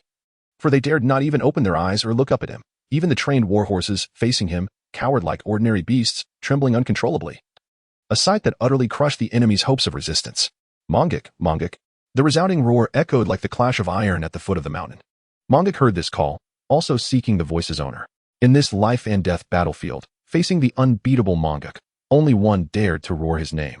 That was Drogo Conqueror, whose fury transcended all reason, his eyes filled with blood-red wrath, for Mangak had annihilated the strongest tribe of the Dothraki Sea, forged by him and his father. The golden light of thunder illuminated their bronze skin, their towering forms akin to giants, leaving all spectators in awe. In that very instant, they charged at one another with all their might, yet Mangak's blade struck faster, forcing Drogo to leap backward from his steed, narrowly evading the deadly blow. Though he stumbled and fell, his horse succumbing to the impact, collapsing after a few frantic steps. Witnessing his mount's demise, he let out a roar of anguish and fury. Mangak, surprised by Drogo's agility, did not allow him time to exchange mounts for a rematch. Dismounting, he faced Drogo, poised to deliver a fatal blow, and without flinching. He twisted Drogo's arm, breaking it, then kicked his leg until it fractured. Before Drogo could utter a cry of rage or pain, Mangak drew forth a bronze dagger, plunging it into his throat. The curved blade clattered to the ground as Drogo fell atop his fallen horse, perishing in the brilliance he so desperately sought. Fighting until his last breath. Blood poured from his mouth, mingling with the rain, the horse's blood and the warrior's blood coalescing into a single entity. As his fading breath dissipated into the tempest, vanishing from this era. Chapter 62, The Land of Slumber. After Drogo's departure yesterday, I need time to reorganize the forthcoming plot. Why the need for organization? Some readers have provided me with invaluable suggestions and feedback, which have illuminated the issues at hand. Initially, I approached this endeavor with a carefree attitude, as it was my debut book. Though I previously dabbled in short stories, I shan't admit to that. My primary aim was mere enjoyment and completion, aspiring for over 1 million words. Thus, my writing was exuberant, and I felt quite pleased with myself. It was said that securing a publishing contract was challenging, yet I seemed to have achieved it within 3 days. Receiving unexpected support and continuous recommendations, a result that took me by surprise. I initially hoped that by the time I reached 500,000 words, someone would take notice, which led to a certain degree of overconfidence. Last weekend, however, some readers raised concerns. In my initial hubris, I rashly dismissed their criticisms. responding with irritation and deleting my explanations. As a programmer, I recognize that even minor memory leaks indicate underlying issues that must be addressed. Neglecting them would inevitably lead to a collapse, much like a novel that, if carelessly extended, would reach its conclusion prematurely. Thus, I decided to consult the readers who voiced their concerns and revisited the earlier chapters. Upon multiple readings, I uncovered numerous issues, such as a lack of focus in the narrative and sections that lacked substance, as well as the protagonist's notable absence in many chapters, a detail that particularly vexes me when reading. Considering the recent feedback, I acknowledge the readers' concerns regarding the slow updates. The outline of my story was crafted during the pandemic last year, and I had hesitated to write out of fear of criticism. Additionally, my work often demands overtime, leaving me little time for leisure activities. Furthermore, my typing speed is rather slow, averaging over 4 hours for approximately 2,300 words. I apologize for the slow updates, but I have recently improved my writing pace and have a small backlog of material as I need to reorganize and revise the plot. Tomorrow, I will resume updates, aiming for 2 updates daily. Secondly, I am addressing the issues related to narrative pacing and the protagonist's absence. As these have been my focus over the past few days, I will endeavor to eliminate unnecessary plot elements, and readers concerned about potential changes in style need not worry. Following my updates, should any unresolved issues persist, I would appreciate your guidance. As for the question of when the book will be published, I have yet to determine that. I will consider it after reaching 100 chapters. In conclusion, I extend my heartfelt gratitude for your support. Chapter 63, The Governor's Manor. Storm clouds gathered, rolling and roaring with boundless thunder and lightning. Mungo mounted his steed, receiving the golden banner from the standard-bearer, raising it high towards the heavens, the black tassels dancing in the wind. He rode to a verdant knoll, turned his horse, and gazed upon the heart of the battlefield, proclaiming loudly, "The war is over. Embrace your victory." Upon hearing this declaration, the cavalry led by Mungo erupted in cheers, rallying their spirited mounts to this spot. The warriors of the Drogo tribe leapt from their horses, mourning the losses of Cow and all their comrades, as they approached Drogo's lifeless body, sorrowfully severing their own braids in grief. Thus, the great battle came to a definitive end. The lush green fields were now stained crimson. The people bound linen blankets to long spears, improvising litters to gently carry Kosaro to Cow's side, as his cavalry walked alongside the makeshift stretchers. Mungo bent down, intent on grasping Kosaro's hand, yet his limbs trembled as if chilled by an unseen wind. Astoundingly, Kosaro opened his eyes, laboriously uttering, "My body may not endure much longer. My world is beginning to fade. I am to reunite with the mothers. Please do not worry for me. Even among the fiery steeds of the sky, I will not know fear, for I have fought beside the king of the Dothraki. Apart from not being able to stand by your side again, I have no regrets." Kosaro was the first warrior he encountered upon arriving in this world, his initial companion, whose loyalty was unmatched. Mungo's throat tightened, unable to articulate his emotions, and finally, in a hoarse whisper, he declared, "Your courage is unparalleled. May you find happiness in the skies above. Do not forget me. We shall meet again in this world. And you must witness my ascension as the king of the Dothraki." Kosaro closed his eyes, nodding vigorously, believing wholeheartedly in Cow's words. Mungo instructed the cavalry to carry Kosaro away and then stood, concentrating to unveil a vision only he could perceive, silently invoking, "Create a relic. Womb Lake of the World. Description: a sacred site for the Dothraki. This lake is unfathomably deep. According to legend, a millennium ago, the first man rode forth on the first noble steeds from the depths of this lake.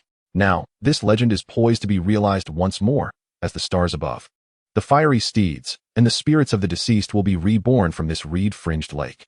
Effect: resurrection, storage capacity, 0. Upon completing the creation of this relic, Mungo immediately sensed the vast breadth of legend it required. The optimal course of action would be to ensure that a multitude of Dothraki witness this grand miracle. However, showcasing this miracle was not an overly complex task for him. He then turned his gaze towards the eastern Dothraki, where the Womb Lake awaited his conquest. "Wait for me, Kosaro, and all those valiant warriors who perished for me. We shall reunite in this world." The winds from the summer sea intensified, bringing forth torrential rains. As if all creation wept, the tears of the fallen drowning Mungo's sighs. No poem could adequately encapsulate the devastation of this day. Countless warriors lay slain, many more wounded and crushed underfoot by the stampede of horses. Over 20,000 warriors now lay in eternal slumber at the foot of a foreign mountain, while the survivors were too exhausted to feel joy or sorrow. Mungo's complexion turned pale as he surveyed the bodies of the fallen warriors, striving to recall their names. Yet no words emerged. In truth, the weather was such that he could not even honor them with a funeral pyre, leaving their bodies at the mountain's base for now. Later, when the sun blazed high, the cavalry would return to escort the souls of the departed to the stars. At that moment, a squadron of cavalry thundered towards him, accompanied by cries of alarm and the pained whinnies of exhausted horses. As the mounted warriors recklessly charged forward, struggling to control their frantic steeds, Mungo bellowed in fury, "Let the spirits of the valiant depart the battlefield in honor. Do not trample upon the bodies of all the Dothraki warriors who fought and died here." The cavalry, weary and aggrieved, had no time to dwell on their missteps. They dismounted with great effort, stumbling a few steps before regaining their footing, urgently reporting, "Cow. The Tiger Party's Governor Marikamega has led 6,000 Tiger Cloak troops and 2,000 cavalry, along with dozens of war elephants and nearly 100 warships north from Volantis. They have encamped at the town of Valance on the opposite bank of the Lorne River, confronting the ruins of Samir across the river. The overseer deems the situation dire, and we were sent to inform you." Upon hearing this news, a fierce glint of murderous intent ignited in Mungo's eyes. The situation had escalated beyond expectation. The Volantines sought to exploit the chaos between him and Drogo, aiming to annihilate his people and the remaining warriors at the ruins of Samir. Did the Tiger Party not fear the repercussions of their actions, knowing he would retaliate against Volantis? Or did they mistakenly believe he could not triumph over Drogo? Or perhaps they harbored ulterior motives. However, the opposing forces stationed at the town of Violences on the west bank of the Lorne River, safeguarded by warships, made it exceedingly challenging to engage them. Mungo remained remarkably composed, yet he could no longer afford to ponder the precarious situation at hand. He silently resolved to impart a severe lesson to the Valantians. He ordered the horn to be sounded, gathering all his troops beneath his resplendent standard, and proclaimed loudly, "Dothraki warriors, today we have endured numerous sacrifices and sorrow. Our comrades lie here, sharing our bloodline, having perished in distant lands. Their remains interred at the foot of desolate mountains, never to return to the Dothraki Sea. Yet, we cannot afford to mourn before we lay to rest our fallen brethren. We must protect their families, and indeed, all your families. I find it unfathomable that the Valantians dare obstruct our return home. Warriors, it is time for the waters of the Lorne River to run red with blood." Ignoring the furious roars of his troops, Mungo then instructed Noart, "I shall lead 10,000 cavalry, alongside all the newly joined warriors capable of riding, to Volantis. You will command the remaining cavalry to continue clearing the battlefield and tending to the wounded. Subsequently, take Bono and seek refuge from my kin who are still hiding in the mountains. Remember, it is protection we seek for them, as they too are of the Mungo tribe. Once the matter of Volantis is resolved, I shall join you there." Chapter 64. A precious gift. The storm raged like a stampede of unbridled horses, crackling with thunder and blinding flashes of lightning, as torrents of rain lashed against the ground, creating waves that swelled like the tide. After issuing his commands, Mungo hurried to the infirmary, wishing to bid a final farewell to Kosaro. However, he found his comrade already lost in slumber. With a reserved demeanor, he leaned in closer but found words eluding him. The call to march suddenly resonated, prompting him to swiftly turn and mount his steed, galloping out of the camp. At that moment, Kosaro stirred, as if no sound could invigorate the spirit more than the call of the horn. As long as he could hear this sound, he would charge into battle once more for Kao. Meanwhile, in the distant free city of Pentos, from the estate of Illyrio Mopatis, the harbor of Pentos lay tranquil beneath a radiant sun, the sky and sea almost merging into one, with a few wispy clouds drifting lazily in the breeze. Pentos was originally governed by a prince, elected from among the noblemen of 40 esteemed families, ruling for life. However, over the centuries, the power of the princes was gradually eclipsed by the governors, who assumed ceremonial roles. For instance, when the people of Pentos believed the gods were displeased with them, leading to military defeats or poor harvests, they would slit the throat of the prince as a sacrificial offering to appease divine wrath. Thus, during the wars between Pentos and Bravos, for princes were sacrificed within a single year. Today, Pentos is effectively ruled by the governors, and Illyrio Mopatis is one such affluent merchant governor. His corpulent form reclined beneath a picturesque cherry blossom tree, his gem-adorned hands caressing a pair of severed hands preserved in amber. Occasionally, he would cast a melancholic glance at a silver pendant box on the table beside him, which contained a painted likeness of a strikingly beautiful woman with blue eyes and golden hair interlaced with silver. The governor's greasy, forked yellow beard quivered slightly as he spoke to himself. "Dearest Syra, whenever I behold that lovely girl behind the estate, I am utterly taken aback by her beauty, which inevitably reminds me of the blissful moments shared with you. Yet, that girl is far too timid and fearful, perpetually anxious and on edge. This may pose challenges to our plans."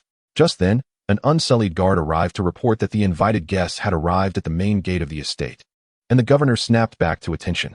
He carefully tucked away his treasures and allowed the unsullied to usher the guests in. "Illyrio, your friend has received the letter and hastened from the contentious lands, yet he is detained outside the fortified walls, unable to receive proper hospitality, while you, the host, Leisurely admire your youthful prowess, remarked a man clad as a mercenary but hardly resembling a true warrior. He was portly, with a large round head, pale gray eyes, and sparse hair combed over to conceal his baldness.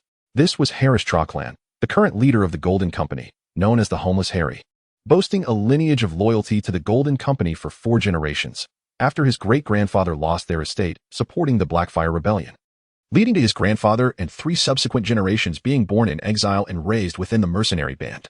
Illyrio followed Harris's gaze to a statue of a naked boy standing in a pool surrounded by 6 cherry blossom trees. The statue was handsome and graceful, poised with a dagger in hand, embodying the fighting stance of a skilled assassin. In his youth, the governor had been a destitute assassin, possessing only a robust physique and striking good looks. Moments later, he approached with fervent enthusiasm and jestingly remarked, "Behold the past me and the present me. I cannot help but feel tears welling up." Harris, amused by the quip, burst into laughter. However, he was not alone, as a red-haired man adorned with an expensive golden armlet followed closely behind, exuding an air of menace. "Illyrio, allow me to introduce Sir Tristan Rivers." A core member of the Golden Company, Harris announced. The governor's mind immediately associated this man with Harris's inner circle, a rogue from the Riverlands of Westeros, Rivers being his surname as a bastard. Illyrio, rich and adept at navigating social ties, donned a broader smile and said, "Sir Tristan Rivers, welcome to our abode. Pray forgive the unsullied stubbornness. They lack a sense of amusement. Yet, the estate requires their vigilance to shield the Targaryen siblings from assassination in Westeros. After all, the Golden Company unites individuals of ambition like yourself for the reclamation of our homeland. Rest assured, I shall extend my utmost hospitality to you." "Haha. That is of no concern. Let us discuss your letter," Harris chuckled, patting Tristan Rivers on the shoulder as a signal to temper his mercenary temperament. He then turned to Governor Illyrio and inquired, "You must be aware that the Golden Company has just signed a contract with Meereen, where the Tyroshi have promised double the wages and additional benefits in an attempt to coax us into breaking our agreement. It would be unwise for me to flatly refuse, as it might instigate doubts about the Golden Company's credibility. Why, then, do you wish for us to accept the Valantian's commission without a reasonable explanation? My brothers in the company may question my sanity." Illyrio did not rush to respond. He led the 2 men to a private chamber, instructing the Unsullied to guard the door closely before slowly beginning to speak. "The widow by the water has promised to lend me her waterways and warehouses free of charge. So you intend to persuade us to serve the Valantians for your own gain?" Tristan Rivers interjected impatiently. Illyrio felt a tinge of disdain for the man's impulsiveness but concealed his displeasure, merely waving his hand dismissively and stating, "This is merely my honesty as a friend. Let us discuss more tangible matters. First, the Valantians have offered the same employment contract as the Tyroshi, but they are willing to provide the Golden Company with even greater benefits, including a weight in gold equivalent to that of Captain Harris Troclan, to compensate for the loss of credibility from breaching the contract. All mercenary companies, including the Golden Company, are alike. These individuals are but wandering souls in Essos, scavengers, deceivers. Their reputations tarnished, adrift, and abandoned. Their so-called credibility is merely a reflection of insufficient profit." Harris Triclan and Sir Tristan Riverland fell into silence, clearly intrigued. Illyrio understood these people all too well, having once been one of them. He recognized that to persuade the leadership of the Golden Company, Captain Harris would require a more compelling rationale. "Harris, do you recall our plan?"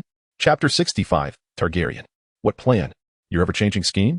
"First, it was to form an alliance akin to the Nine, seizing greater power in Essos. Yet, history has shown that 9 crowns fetch but 9 copper coins. Those pirates and merchants have no desire to join. Then you placed your hopes on the Beggar King. Let us not forget, the Golden Company has opposed the Targaryens for over a century, and now you expect us to fight for this charming beggar? Quite remarkable. And what has come of it? He indeed lives up to his title, presenting himself with a begging bowl and making a plethora of hollow promises. Let us be honest, he is a shallow, greedy youth who will shatter our meticulous plans. Mark my words, Viserys is merely the son of the Mad King Aerys." Listening to Harris Triclan's unabashed complaints, Illyrio realized that the brethren of the Golden Company had grown weary of his incessantly shifting plans. Yet, he felt no trepidation. The Golden Company differed from other mercenary groups in that they were a band of failures, survivors of lost wars, failed enterprises, and feudal rebellions. The descendants of exiles perpetually dream of achieving what the founders, the likes of Khal Drogo and Blackfire, could not, to return home. Thus, Illyrio waggled his plump fingers and smiled. "Allow me to address your concerns. In Pentos, there exists a golden balance scale symbolizing trade. It teaches us that one must invest to reap rewards. The Golden Company is a formidable armed force, and the only currency you can offer is blood and sweat. The widow by the water has mentioned that should the Golden Company fight for Volantis, she would be willing to ally with your so-called pitiful 9. Before Captain Harris could voice his skepticism, Illyrio continued, since Demon Blackfire fell on the battlefield, supporters of the Black Dragon have refused to kneel and surrender and have crossed the sea to Essos. Yes, members of the Golden Company have historically resisted the Targaryens. But have you not also subsisted in disputed territories, employed by the Myrish, Mycenae, or Tyroshi, waging endless wars for them? In essence, how different are these conflicts? To this day, you possess nothing, dreaming of reclaiming ancestral lands and homes. You are the descendants of exiles, and no king has ever offered forgiveness. Now, at the very least, Viserys is agreeable, black and red, a dragon is still a dragon, and fire and blood share a lineage. Hearing such words ignited a fervor in Harris's heart. He lowered his head, lost in thought. After a long pause, he finally inquired, setting aside the contract with Volantis. You must at least tell me the next steps. Viserys has no dragons, and though he is the last scion of the Red Dragon, he is less than a shadow of a serpent. Illyrio produced a small knife from his robes, approached the sealed window, and Sir Tristan Riverland immediately stood, positioning himself in front of Harris. Do not be alarmed. He inserted the knife into the gap and gently pushed the window open. Robert Baratheon won the Iron Throne without dragons. We can too. Gentlemen, please look outside. Harris and Tristan moved to the window, following Illyrio's gaze to behold a palace with 9 towering spires, its brick walls adorned with ivy, standing by the Bay of Pentos. This was the palace gifted to Khal Drogo by the governor of Pentos, the mightiest Khal of the Dothraki Sea, commanding over 50,000 Dothraki warriors. Khal Drogo would visit this place annually. This time, I shall present him with a rare treasure as a gift, and soon. Viserys will lead 50,000 cavalry to our side. I am not such a fool as Viserys. What sort of treasure could compel the Horse Lord Drogo to return 50,000 warriors as a gift? Harris Tryclan inquired, turning curiously. In response to this skepticism, Illyrio maintained a calm demeanor, then spoke with assured conviction. Daenerys Targaryen, sister of Viserys, the most beautiful woman in the world, with silver gold hair and eyes like purple crystal. Harris had never seen Daenerys, but the beauty of the Targaryen lineage was renowned. He had encountered Viserys at a feast, who indeed bore the handsome traits of his family. Nevertheless, he felt a tinge of disappointment in Illyrio's scheme, replying with a strained tone, "A girl? Very well, I trust you. If she does not have 50,000 warriors, 10,000 will suffice. That little girl possesses noble blood, if she is indeed as beautiful as the tales proclaim. The Horse Lord may be willing to offer 10,000 warriors to reclaim the crown for her brother. However, while you may deceive Viserys with his ignorance, you cannot fool me. The Dothraki do not engage in trade. They accept gifts and, based on value, choose to return a favor at their discretion. How can you ensure that Drogo would bestow the Iron Throne of Westeros or an army upon Viserys? Moreover, the Dothraki never approach the sea. How will they cross the narrow sea to battle in Westeros?"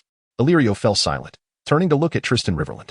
The room was steeped in quiet, and after some time, Harris, unable to endure the governor's insistence, sent his trusted aide to wait outside.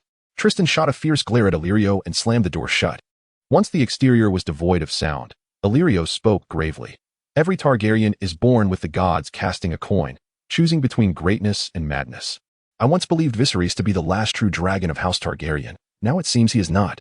Originally, Prince Rhaegar would have been a noble king, but alas, he has perished by the trident. Viserys is both foolish and malicious, a complete fool, merely a madman who shrieks at his sister. I want my crown. However, we now have a more suitable option, Daenerys Targaryen. What do you intend to do? Harris's demeanor shifted to one of seriousness. She carries within her the blood of the Conqueror Aegon. If she marries Drogo, she will no longer be the dependent little girl. She will be the Khaleesi of the most powerful Khal of the Dothraki Sea, though the Dragon King is no more. She possesses a Horse Lord and 50,000 mounted warriors, a true Targaryen nonetheless. Daenerys is a young and sweet girl, surely capable of bearing children. As Illyrio spoke, his face was partly shrouded in shadow, yet one side illuminated by sunlight revealed a peculiar smile. Around the Targaryen orphan, assassins have always lingered. They seem to have vanished recently. However, if she becomes the Horse Lord's bride and bears children, those assassins from the Iron Throne of Westeros will undoubtedly resurface. Should anyone wish to snatch the moon from the Horse Lord's life, I believe he would not mind offering a gift for his upcoming son, the very chair once occupied by the mother's father. Chapter 66, Fighting for Freedom. It appears we must again place our hopes on the Beggar King's sister, compelling the Golden Company to fight for this sweet princess. Harris Tryclan pondered for a moment before bursting into a hearty laugh. Indeed, you are remarkable, Illyrio. Such a plan will surely guarantee our victory. As long as she can bring the Golden Company home, I shall comply with your wishes. Pray tell, how do you wish for me to proceed? Illyrio, with a teasing smile and a puffed chest, radiated confidence, his plump visage tinged with a rosy hue as he replied. The wealth and influence of the Widow of the Water's Edge cannot be underestimated. She must join our forces to retake Westeros at the opportune moment. Therefore, I require you to persuade the brothers of the Golden Company to dissolve their contract with the free city of Meereen and sign an agreement with Volantis to engage in battle there. Harris Trelkland was a man of eloquence. Otherwise, he would never have ascended to leadership after the passing of the former commander, Mistoyne. Given his role as treasurer and his frequent grievances about the rigors of marching, what reassured the governor most was that Harris was averse to war, embodying a profound timidity that would at least prevent him from jeopardizing the Golden Company's entire fortune in Volantis. Subsequently, Illyrio approached the bookshelf, moved aside a stack of books, and revealed a cache of sealed letters, as if he had anticipated this moment. He handed one to Harris and continued, "Here are 2 letters. One for you to deliver to the widow of the water's edge, containing our proposed agreement, and the other for you to keep for the time being. The widow's envoy informed me that there are over 40,000 Dothraki warriors threatening Volantis, and aside from Khal Drogo, I cannot fathom which other Khal possesses such might. When the Golden Company arrives in Volantis, if it is the Drogo tribe, you shall ensure this letter reaches them. I find I do not know you well enough, Illyrio," Harris Trelkland remarked, receiving the letter and jovially shifting his corpulent frame. "It seems I must not only pilfer the gold of the Volantene, but also steal their victory. However, I intend to savor my time here, for their reward is as heavy as our own gold." Illyrio, in high spirits, moved towards the door and called out to the 2 waiting attendants in the courtyard, "Come here." One attendant clapped his hands and approached, followed by several golden-haired girls clad in sheer garments emerging from the corridor, while the other attendant hurried toward the kitchen. Outside, Sir Tristan Riverland lacked the formidable will of a commander. Consumed by fervor, he nearly trampled the flower bed at his feet. Parched and convinced that the governor was a benevolent soul, Harris Trelkland, seemingly unable to witness the scene, turned his back to the crowd, his eyes flickering with a peculiar light. He was aware of a secret pact between the former commander, Mistoyne, and Illyrio, yet neither had divulged its details to him. He was uncertain who within the Golden Company might be privy to this secret, though he suspected a blue-haired mercenary named Griffin knew something. Griffin had served the Golden Company for 5 years, rising through the ranks to become the right hand of the late commander, Mistoyne. Even if Griffin did not leave the Golden Company, he would pose a threat to Harris Trelkland's command. Nonetheless, Harris could not deny Griffin's talent, a man brimming with passion, unafraid, and yearning for glory. Yet, this very man had been expelled for stealing from the Golden Company's treasury, and the latest news suggested that Griffin had perished in a drunken stupor in Liss. Believing himself to be Griffin's rival, Harris dismissed these rumors. He was convinced that Griffin would not tarnish his reputation. If he felt compelled to do so, a significant secret must lie beneath the surface. With this thought, Harris Trelkland returned to his senses and feigned exuberance as he addressed Illyrio, "My friend, I thank you for your generous hospitality. I shall soon return to the Golden Company's encampment to fulfill your task. Now, I must ascend to meet those weary girls who have come here to share with them the sorrowful tale I witnessed on the battlefield." With an air of impatience, he called out, "Tristan, come along." Upon finishing his sentence, Harris turned, leading Tristan Riverland toward the golden-haired girls, unabashedly embracing them, laughing joyously, embodying the boisterous, untamed image of a mercenary. Illyrio observed this with a shake of his head, a hint of amusement peeking from beneath his soiled yellow beard as he slowly made his way to the garden in the back. He intended to visit the young, sweet girl, determined not to let Viserys' malice reduce her to beautiful fragments. "Do you wish to awaken the sleeping dragon? Silly sister, return home, return home. We must bring the army of the Horse Lord to return home, and this must be paid for with your virtue. For my throne, for you. For all these years of waiting, you would do well to comply. Now dry your tears. I do not wish to see you weeping any longer." Before Illyrio could approach the garden adorned with ivy, he was met with the boisterous roar of Viserys threatening his sister. "Respected King Viserys, may I report to you the latest developments in our quest to reclaim the Iron Throne?" The governor's deeply respectful demeanor captured the king's full attention. He endeavored to maintain the king's standard, barely concealing his excitement as he stepped forward, eager to welcome the governor into the garden while reiterating his promise to appoint him as the Minister of Finance upon restoration. Viserys, with his silver-white hair and violet eyes, wore a face both resolute and handsome, though haggard. The potent blood of House Targaryen coursed through his veins. Yet, in Illyrio's eyes, he merely inherited his father's madness. A man of ambition yet impatience, oblivious to reality as he fancied himself a true king. Any lack of respect or admiration he perceived as an affront. The governor glanced back at Daenerys, who stood amidst the garden, her petite figure concealed within the ivy, yet her beauty was undeniable. Her silver-golden hair cascaded behind her delicate gown, and her violet eyes shimmered with unshed tears. This little girl, who had known only a life of exile since childhood, was timid and insecure, seemingly heavily reliant on her cruel, irascible brother, who wielded words of violence. Daenerys sensed Illyrio's gaze upon her and strove to suppress her inner timidity. politely returning the governor's greeting. For the girl, she recognized both the cruelty and malice of Viserys, yet she still acknowledged her brother. In truth, their bond had once flourished during their early days of exile, as they fled from city to city under the threat of usurpers. Viserys had sold their mother as crown to beg for aid from various governors, lords, and wealthy merchants, even resorting to flattery to secure food. People began to call him the Beggar King, and Viserys grew aware of the scorn he faced, blaming her for their mother's death and childbirth. He became irritable and distant, allowing resentment, rage, and madness to consume him. Daenerys would forever remember the way Viserys unleashed his fury upon her without restraint. Yet she would also eternally cherish the memory of her brother from childhood, the boy who spun tales of the Seven Kingdoms, who painted a glorious life for her upon ascending the throne. Daenerys undoubtedly yearned for home, though not the Westeros Viserys envisioned. Astutely, she had come to realize that her brother's fantasy of reclaiming the Iron Throne was but a delusion, and she possessed no memories of that place. The only recollections she held dear from her childhood were of a house with a red door that often appeared in her dreams. Its life and the tears she shed upon being cast away becoming her sole remnants of youth. Chapter 67. The confluence of the Lorne River on the following day, which was the second day since Mungo encountered the messengers seeking help from Ophir. They returned to the source of the Vallana River and began their westward march along the northern bank. They advanced with conspicuous determination, yet maintained a vigilant caution. Mounted scouts ventured ahead to assess the situation, while the unscathed warriors were evenly distributed on both flanks, particularly the northern side, which faced the town of Sahalu and Valanis. Mungo, of course, could not idly watch his beleaguered kin at the ruins of Samwell Parish, yet no one could predict what challenges awaited them before they reached their destination. He could not blindly lead his 20,000 cavalry into the enemy's snare. His mood mirrored the tempestuous weather, dark and foreboding. The winds howled mercilessly. Torrential rains fell in sheets, and the sky, heavy with ominous clouds, seemed poised to collapse. The Vallana River swelled dangerously. Regardless, as they trudged through the mire amidst the storm, the morale of the entire army steadily waned, exacerbated by their increasingly cold and damp state. Mungo reluctantly ordered a halt to regroup. Without tents to shield against the elements or dry fuel to kindle a fire, the warriors huddled together beneath their horses, seeking warmth, gnawing on tough jerky to regain their strength. It was not until dawn on the third day after departing the Vallana River that they encountered the enemy for the first time, a rather feeble contingent composed of free riders and enslaved sailors. In truth, these so-called free riders were merely mercenaries equipped with steeds, largely serving as scouts or light cavalry in mercenary bands, a band of fallen outlaws. They struggled to row 2 galleys upstream, intent on investigating a recently uncovered battlefield, which coincidentally was the site of Mungo's ambush on the Bono forces.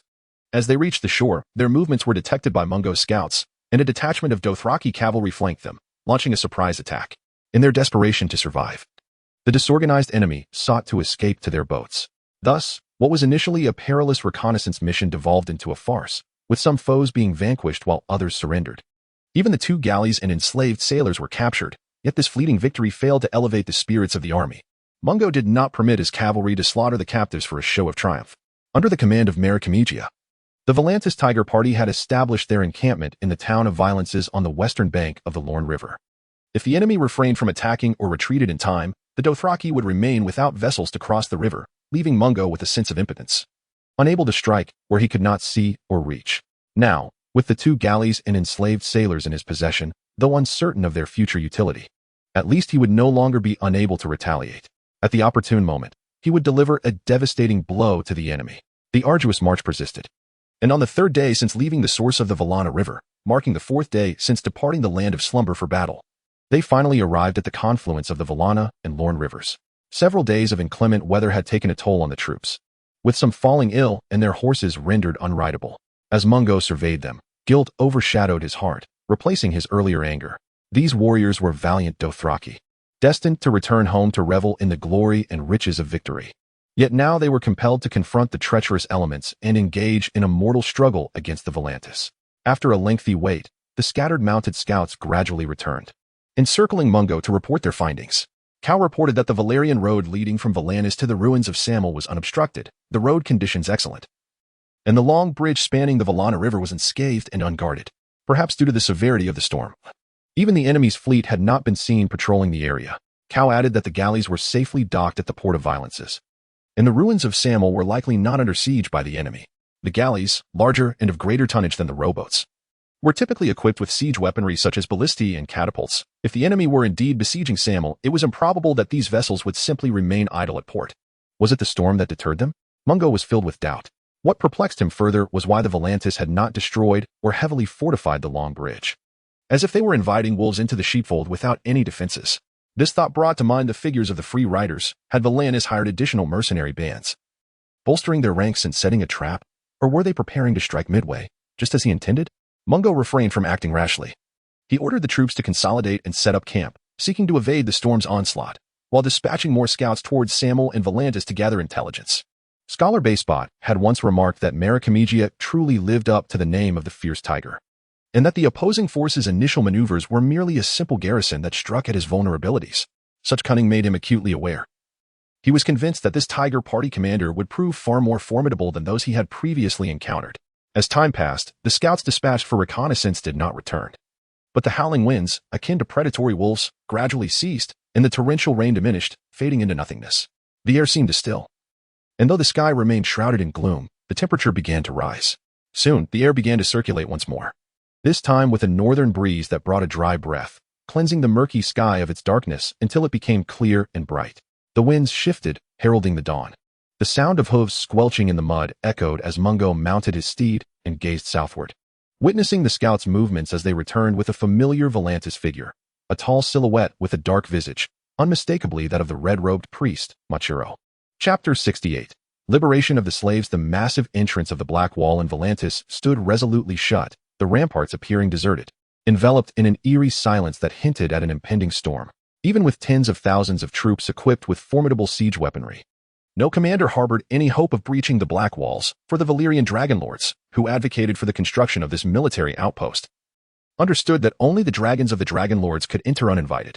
After centuries of development, the area beyond the walls had become densely populated with towering, closely knit residences and shops. However, due to the pressures of war, the Volantis officials had preemptively evacuated all free citizens and affluent merchants. Presently, only the Volantis spearmen, adorned with green tiger stripes, manned the defenses. The blinding dawn sliced through the darkness like a blade, as the soldiers donned in tiger helmets raised their glimmering claws, reciting prayers of gratitude to the Lord of Light for granting them the dawn. One soldier, smiling, turned to his companion and inquired, "If the Horse King were to grant you your freedom, would you still serve in the Tiger Cloak army?" A soldier leaned against the wall, his eyes heavy with sleep, tightly clutching a gemstone necklace against his chest as if in a pleasant dream. Another young soldier caressed the tiger stripes on his face, proudly asserting, "We are the Tiger Cloak army. What else could we be if not tigers? We are here to battle those vile Dothraki." He then paused, a hint of irritation crossing his features as he thumped his spear, softly complaining, "We shouldn't waste our time guarding those wretched slaves." The dreaming soldier, startled as if awakened from a nightmare, let out a sharp cry, gripping the safe gemstone tightly before exhaling with relief and offering a sheepish smile. "Indeed. The area is filled with the shops and residences of free citizens and wealthy merchants who desperately fled back behind the walls, leaving behind considerable riches. If time permits, we should seize the opportunity to plunder once more, along with the imprisoned female slaves." Upon hearing these frivolous remarks, the soldier could no longer manage a smile. The knowledge and contemplations he possessed far surpassed those of the ordinary soldiers, whether they belonged to the Tiger Robe army or were loyal followers of the Lord of Light. The governor of the Tiger Party, Maricamegia, had dispatched them here with the grim intent of confronting death. Yet he had no choice but to dutifully execute this suicidal mission. At this thought, the soldier's expression twisted in agony. His eyes bloodshot with a mix of rage and terror, resembling a cornered beast baring its teeth, just as they were about to turn and change shifts. The silence was abruptly shattered by the thunderous sound of hooves, echoing like muffled thunder along the banks of the Lorne River. The piercing, urgent bells of Volantis resounded, causing pain to the eardrums of the tiger-robed soldiers. The dawn illuminated the sky with radiant light, as an innumerable host of cavalry surged forth like a flood, the Dothraki exuberantly shouting as they galloped from the northern plains. The soldier found himself engulfed in darkness, the last flicker of hope within him extinguished. Soon, every inch of land surrounding the Tiger Robe army's stronghold was encircled by countless enemies, at the forefront of which stood an enormous figure, his bare chest resembling carved stone. He rode a fiery steed, its mane flowing, embodying grace and power. The soldier recognized him. Mere months prior, no legend spoke of his name, but now, people either celebrated or feared him, hastily bestowing upon him titles such as the Stone Giant from the Kingdom of Yago, the Breaker of Cities, the Butcher, and the Liberator of Slaves, King of the Dothraki. Once the troops were arranged, Mungo nonchalantly rode forth, accompanied only by the standard bearer and the Red Priest, Machiro. A golden banner adorned with black tassels fluttered in the sunlight and wind as they halted mere steps away from the soldier. "Is there anyone among you worthy of conversing with me?" Mongo inquired, surveying the peculiar tiger attire of the tiger robe army, bursting into laughter. Or perhaps someone who possesses sufficient knowledge of me to make an informed decision. The soldier, feeling the weight of the Dothraki's menacing presence, could not muster a word. Though his gaze and attire caught Machiro's keen attention, the Red Priest remained unmoving, merely translating Mongo's words for him. Nonetheless, the soldier retreated several steps. As if fearing an attack, and panically exclaimed, "I am merely a soldier tasked with guarding this place. You cannot harm me. Calm yourself, servant of the Lord of Light." Machiro replied, perceiving the fear in the soldier's eyes. He fixed a stern gaze upon him and declared, "March out and his ragtag band of mercenaries cower in the town of Violences on the west bank of the Lorne River, trembling and unwilling to confront the great Mongo tribe. Henceforth, all lands east of the Lorne River shall belong to Mongo Kao, including Volantis and the territories extending to the Dothraki Sea. You are all subjects of Mongo Kao and must disarm and kneel to pledge your allegiance." Observing the soldier's sudden silence, Machiro dismounted and approached him closely. Speaking in a tone audible to all, devoid of any emotion, "It is evident that Marikao's scheme has failed. I know your lives mean little to him. Perhaps his true intent was to abandon you. Soldier, servant of the Lord of Light. Consider this. Marikao's goal is to cleanse those who seek to escape slavery and the followers of the Lord of Light. He has callously betrayed you. You too are slaves. No different from those imprisoned within. Is Marichao not the tyrant oppressing you, the cruel master you cannot forsake? I implore you to utilize your remaining wisdom and composure to decide your course of action swiftly. Mongo Kao does not favor waiting, and his mood will directly influence your fates." The soldier scrutinized Mongo's movements cautiously, uncertain how to respond, as despair and turmoil were vividly etched upon his face. Moments later, he discarded his spear, removed his tiger helmet, and knelt upon the ground. The other slave soldiers followed suit, disarming themselves and choosing to surrender. The soldier turned his gaze across the ranks of the tiger robe army, his voice suddenly heavy with age. The 200 tiger robe soldiers of Volantis, alongside the 30,000 slaves imprisoned here, pledge our loyalty to the great liberator of slaves, Mongo Kao, king of the Dothraki. Since being dispatched to Volantis for a mission, or rather exiled from the cavalry, Machiro had become notably docile, translating the soldier's words verbatim. Mongo comprehended the implication behind them. Advancing on horseback to gaze down upon the soldier's bowed head. "You are quite clever. What is your name?" he inquired. P.S. The soldier trembled, unable to lift his gaze, responding in a hushed tone. Mongo did not pursue further inquiry. He gently steered his horse away from that spot, riding into the street, and called out to the slaves confined within their homes. For millennia, the slave trade in Essos has persisted without interruption, capturing men as laborers and women as bed slaves, as if it were a natural order. Yet, humans are neither sheep nor poultry, and should not be bought and sold at will. No one willingly submits themselves to another, condemning themselves and their children to a life devoid of freedom. This is an abomination. I declare to the gods, I am weary of slavery, and they wholeheartedly agree. From this day forth, from the Lorne River eastward to the Bone Mountains, slavery shall no longer be lawful. All my subjects are born free, and no one shall engage in the slave trade. Those who do so shall face the death penalty. And any city-state that defies this decree shall be met with the wrath of 20,000 warriors from the Mongo tribe, alongside all my people." Upon uttering these words, Mongo understood that he would ascend the world stage as the leader of a slave army. From sea to narrow sea, from Essos to Westeros, all nobility would oppose him, maliciously tarnishing his honor and lamenting his name. Yet, a barbaric Dothraki horse lord would find no support among the nobility, as long as he chose to conquer. Whether through heinous slaughter or benevolent generosity, the nobles and their descendants would privately label him a savage. His only allies would be the slaves. And what distinction remained between free men and slaves? Perhaps their status was slightly elevated, yet they remained blind to the world around them. The old waves do not recede, and the new tide does not arrive. Chapter 69. This is not a simple repetition. Violences lies on the western bank of the Lorne River. Established during the Valyrian Empire's westward expansion following the war with the Guise Empire. Crossing the river to the east leads to the ruins of Samel, and a swift descent down the river brings one to Volantis. The town's history along the banks of the Lorne River is fraught with calamity, however. If one were to speak of a devastating blow, it would be the wars between Valyria and Loina. The conflicts between them have persisted for nearly 3 centuries, too numerous to recount. A millennium ago, during the Second Spice War, the final battle took place in Violences. The war was ignited by the trade rivalry between Volantis, situated at the 4 river mouths of the Lorne River, and the city of Sahoy and Loina. Consequently, Volantis allied with 3 dragon lords to raid Sahoy, slaughtering the warriors within and selling the children into slavery. Subsequently, the Volantisans set the city ablaze and salted the earth. The devastation of Sahoy led to a complete escalation of the conflict. Prince Loinagale gathered an army of 250, and marched south, besieging cities along the way. In a decisive battle at the town of Volantis, he clashed with the 100,000 strong army of Volantis led by the 3 Dragon Kings. The Loinagale forces killed 2 dragons and drove away another, ultimately leading to the defeat of the Valyrians, with Volantis town succumbing to a deluge. However, this war did not conclude there.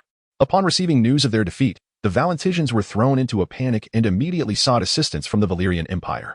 The Dragon Kings swiftly commanded 300 mighty dragons into battle, decisively vanquishing Prince Loinagale and reducing all Loinagale cities, including Samel by the Lorne River, to ruins. After the war, Volantis was rebuilt, now encircled by imposing white walls. Its vastness was such that it could be deemed a city among the 7 kingdoms of Westeros. Since the expansion led by the Blood Century's Tiger Party, it had remained under Volantis control.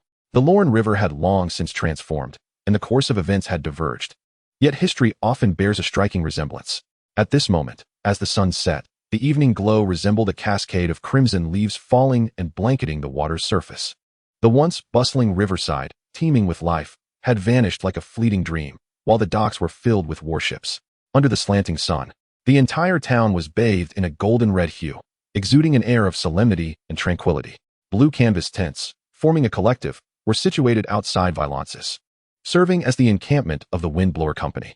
These tents were not the filthy, cumbersome abodes typical of mercenary bands. Rather, they were specially designed by the Windblower Company, accommodating tin soldiers comfortably. The founder and current leader, Prince Loinag, affectionately referred to them as canvas castles, allowing for swift departures. At that moment, the Tiger Party's governor, Malaka Magaya, had just finished dinner and stood at the entrance of the largest command tent, gazing into the distance. Since his departure from the Black Wall of Atlantis, he had resided in the Windblower's encampment. Unlike other old nobles, he was not consumed by fear. However, during this critical period, he harbored mistrust towards the slave soldiers. Loinag's subordinates derisively referred to him as the Rags King, a sentiment echoed by the prince himself, ragged and rogue, cunningly exploitative in his dealings. Yet, Malaka regarded him as a man of refinement. After all, Loinag was a noble of legendary stature, having been elected as the new ruling prince at the age of 23 by the governors of Pantos. However, he eschewed this perilous title devoid of real power and fled to the contested lands to become a mercenary, ultimately founding the Windblower Company, from which he never returned to Pantos. The trustworthiness of the Windblower Company stemmed from Loinag's prior meeting with Governor Malaka, during which he demanded a condition be met by Volantis, the reclamation of Pantos. A gentle breeze rustled the blue and white forked banners, and the cavalry's spear tips danced with cobalt silk streamers, accompanied by the thunderous sound of galloping hoofs. In Malaka's line of sight, he beheld the owner of the encampment. The prince had surpassed 60 years in age, being the sole survivor among the 6 founders of the Windblower Company. His hair and armor were both silver gray, and he donned a cloak sewn from various fabrics, mounted upon a towering gray steed. The horse's hind legs trailed numerous strips of cloth, mementos from enemies he had slain. He sat tall and straight in his saddle, his presence visible to all within the camp. Governor Magaya, your plans have faltered, Loinag stated, dismounting. His eyes, heavy with sorrow, bore the marks of his years. Yet this was merely his norm. No challenge remained that could conquer him. In a soft, articulate tone of high Valyrian, he continued, your soldiers have betrayed you. Kneeling before the Horse King, your slaves have been liberated. Loinag claimed his appearance was plain, easily overlooked without his rags, yet his demeanor and allure could not be concealed, radiating calmness and elegance. Good afternoon, your highness. Your health and horsemanship are truly remarkable, Malaka remarked, raising his brows in genuine admiration. Compared to Loinag, the Tiger Party governor appeared more like a serene elder. He then smiled, revealing his toothless gums. You speak truthfully, some have betrayed Volantis, and there are those in the city who have made grave misjudgments. Nevertheless, such occurrences are hardly surprising. If you have the time, I invite you to sit in my tent and enjoy my sweet red wine. With that, Malaka stepped aside, parting the tent flap in a welcoming gesture. Inside, the tent was empty, save for remnants of a lavish dinner. Loinag did not hesitate further and entered, draping his cloak around him. It seems you have more plans? He inquired, observing Malaka calmly arranging the wine vessels. A sense of doubt and trepidation crept into his heart, yet the leverage of reclaiming Pantos compelled him to persist. I refer to those slaves and the Horse King, as well as the timing for an offensive against the ruins of Samel. I must gain further insight into your strategy.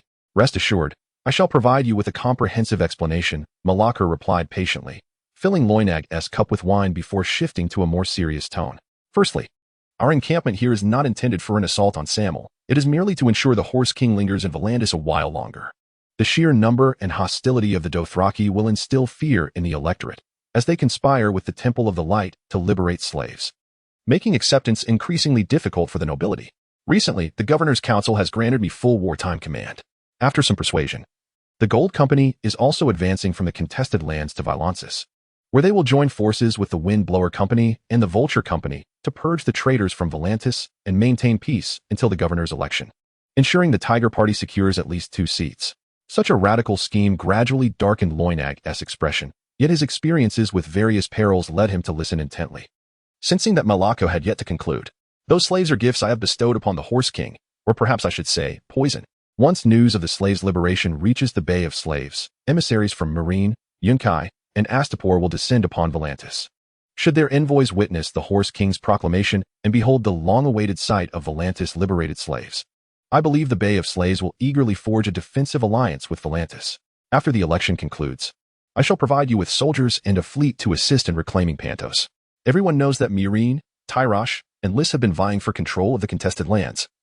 But do Pantos and Volantis not hold rights to that territory? We can partition the contested lands, and thereafter, the Bay of Slaves, Pantos, and Volantis shall form the Summersea Alliance, jointly inheriting the glory of the Valyrian Empire and the Giscari Empire. Upon hearing the entirety of Governor Malakar's plans, Loinag shivered, feeling a chill run down his spine despite the summer heat. Chapter 70, The Song of the Slaves. At the moment when Governor Malakar unveiled his strategy to Prince Loinag, Mungo was leading over 20,000 Dothraki cavalry and more than 30,000 recently liberated freemen along the broad Valyrian road towards Samel. The sun dipped below the horizon, leaving a radiant arc of twilight. The brilliant sun had vanished, and days of relentless rain had washed over the marshes, leaving the nearby air seemingly pristine. Throughout this journey, numerous free men approached Mungo, seeking weapons to join the fight for the liberation of slaves. They were acutely aware that if the Dothraki were to be defeated in Volantis, their fate would be far more tragic than merely returning to slavery. They, too, were fighting for freedom. However, Mungo unexpectedly declined their pleas, instructing the Red Priest Machiro to convey Kao's will. The free men should first restore their exhausted bodies to health. When an unforeseen crisis arose, they might need to take up arms to protect themselves. This decision garnered heartfelt respect from all the free men. In truth, Mungo believed it unnecessary to expend energy on this matter, as he suspected that among them could be spies sent by the Volantene. Should they acquire weapons, they might seize the opportunity to incite chaos, undoubtedly deepening the Dothraki's resentment and the free men's panic. Not far from the ruins of Samel, the sound of urgent hoofbeats approached. A frantic patrol of cavalry, spotting Kos' figure and the galloping banner, raced towards them. Could it be an attack from the Volantene? Mungo was prepared to voice this concern when he realized leading the charge was the officer Ova, draped in a filthy brown cloak, his entire being caked in mud, and his murky eyes bloodshot. Coming to an abrupt halt, he awkwardly bowed as if pursued by a beast, then, unable to contain himself, exclaimed, "Kos." The storm has caused the marshes to flood, obliterating the route markers left behind and trapping many scouts. The night is fast approaching, and we are eager to rescue them. I will dispatch cavalry to aid them. You must return to Samel with me first. Mungo felt no surprise upon seeing the swollen Volana River. He anticipated the marsh would face a similar plight. However, Ova's words displeased him. While he appreciated such compassion as a commanding officer, he believed he should remain in Samel to maintain control of the situation. A sudden wave of inexplicable melancholy washed over him.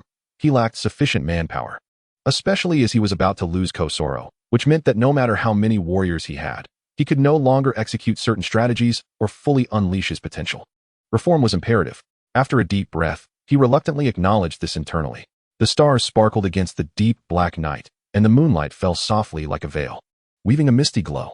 Above the ruins of Samel, thick smoke hung in the air, the camp suffused with a choking odor. They had not stored enough dry fuel and could only rely on dried firewood to fend off darkness and fear.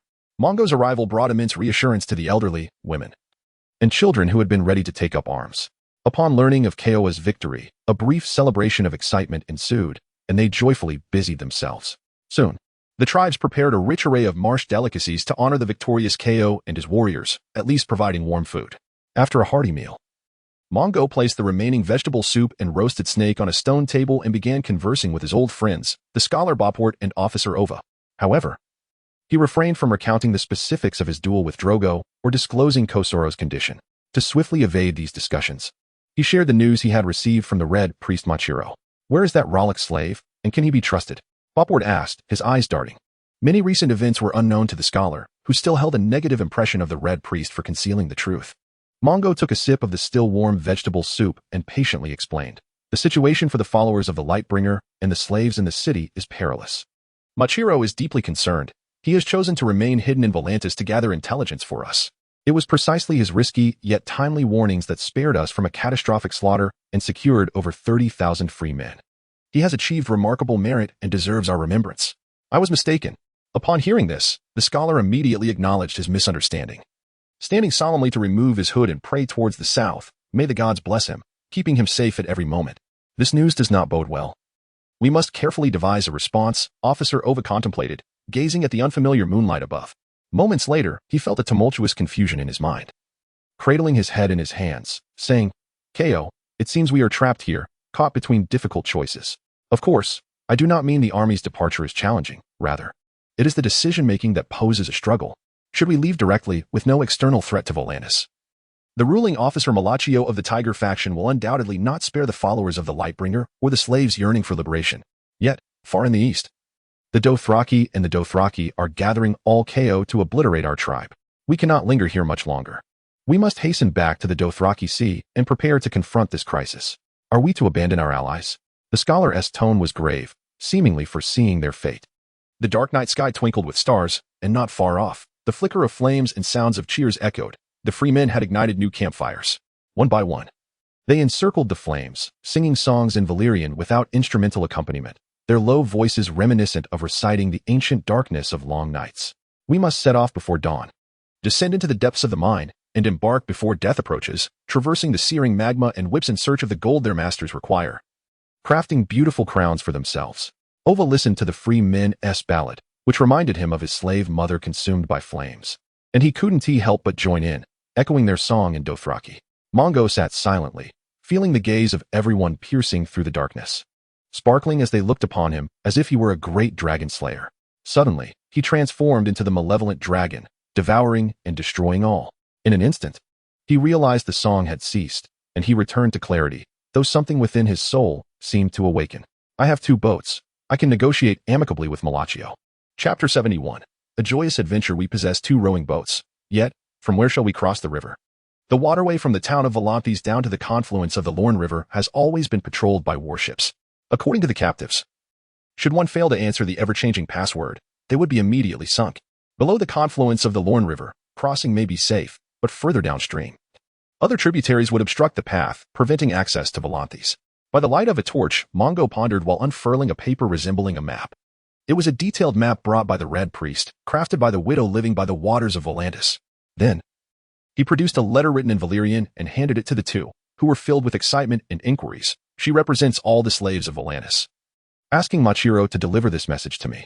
I fail to see how this will aid us," Scholar Boport remarked with disappointment after glancing at the map. "It clearly depicts the terrain surrounding the Lorne River and Volantis, but we already know where the Valana River lies, and we have located this abandoned Valyrian road, which is absent from other maps. There is a location in Volantis marked with a red symbol." Officer Ova first read the letter, his finger tracing the map on the table. He spoke. "This is a secret waterway that grants access to the city without soldiers guarding it. However, the passage is exceedingly narrow, making it impossible to transport many warriors into the city. If we need to take action regarding our allies, the widow by the waters will send a boat to assist us." Mongo did not respond to the remarks of the 2. Instead, he scrutinized the map intently. After a moment, his finger pointed to the town of Sihulu at the top of the map, and with a smile, he remarked, "Do not fixate solely on Volantis.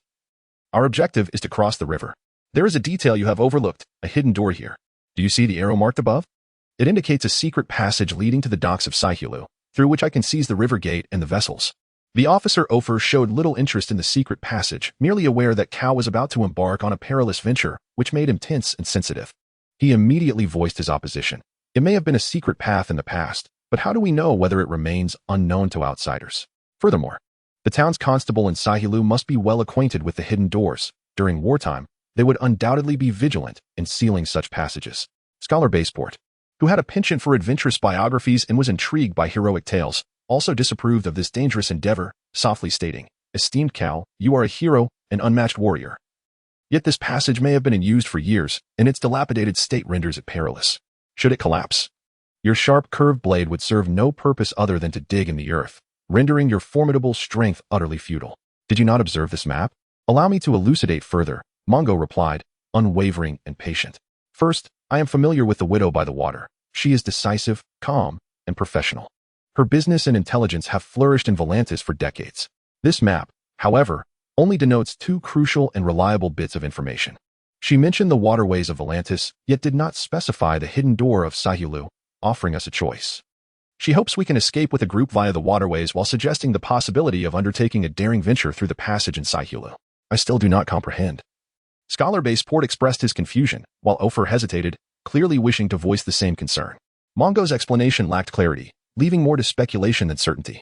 Now, unless we abandon our allies in the city, I believe there is no better option than this, Mongo stated gravely, rolling up the map on the table.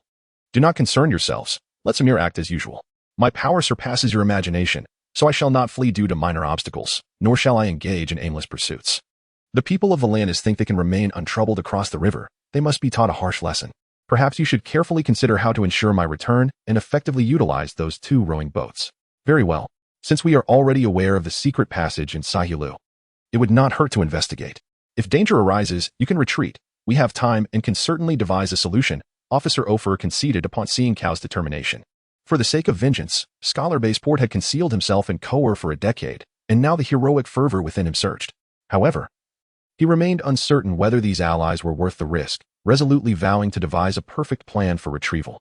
Mongo did not linger long in Samir, surveying the camp and advising the troops and free folk to coexist peacefully. In his 2 lifetimes, he had never engaged in such audacious acts, and he remained unsure if he could accomplish this extraordinary feat thus. He did not bring his Valyrian steel-curved blade, nor his fiery red warhorse. The moon and stars cast a shimmering light through the swaying trees, rendering the night ethereal and hazy, radiating an eerie glow. Under the company of the stars, Mongo mounted a piebald warhorse laden with packages and equipment, setting off along the Valyrian road towards Sahulu. However, he appeared somewhat comical at that moment.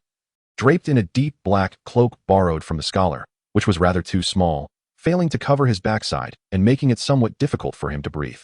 The only solace in this meager journey was that, aided by the reins of his spirited horse, it could at least bear him for a prolonged gallop. He shuddered at the thought of the horse collapsing midway, imagining the terrifying spectacle of him carrying the small beast and sprinting desperately. If seen by others, what legendary tales would emerge from such an image? Thus, under the cool breeze of the night, he crossed the marshland, sprinting several miles, turning his horse towards the northern town of Sahulu.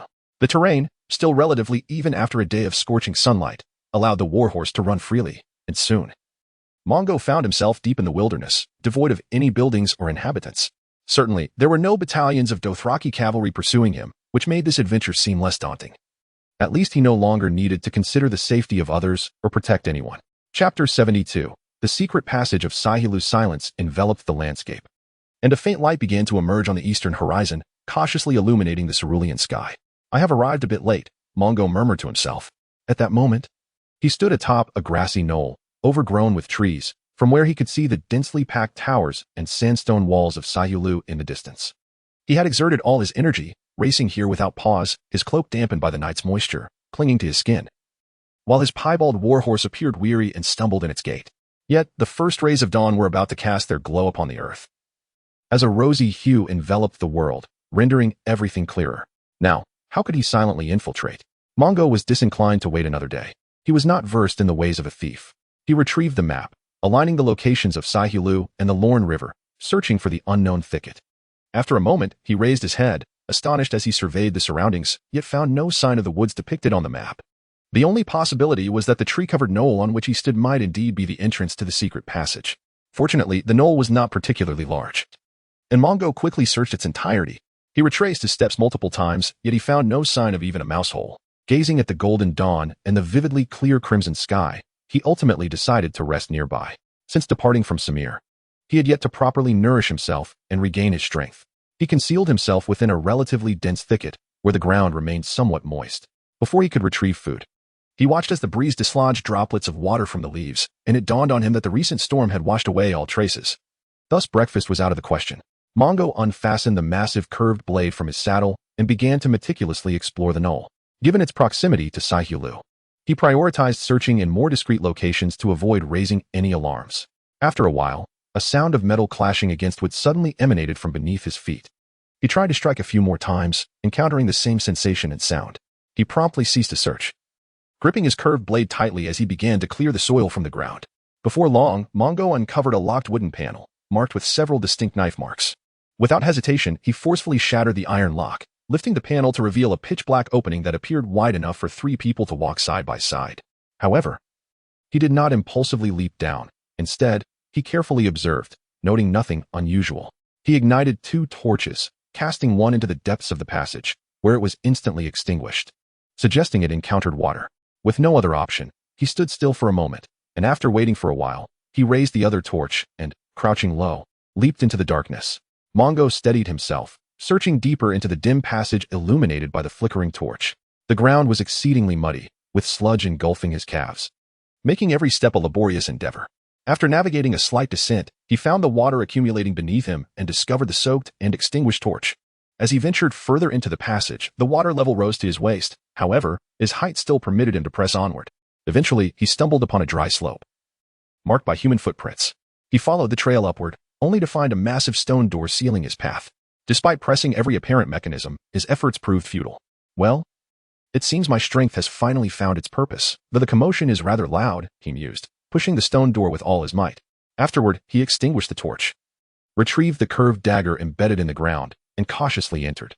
The walls were adorned with numerous oil lamps, casting a glow akin to daylight. The air was thick with the aroma of fermenting bread. Neatly arranged on the floor and shelves were several sealed wooden barrels, covered with a thick layer of yellow oilcloth, evidence that this was an operational wine cellar. Pray tell, did the widow by the water send you? A familiar voice in Dothraki emerged from behind the barrels ahead.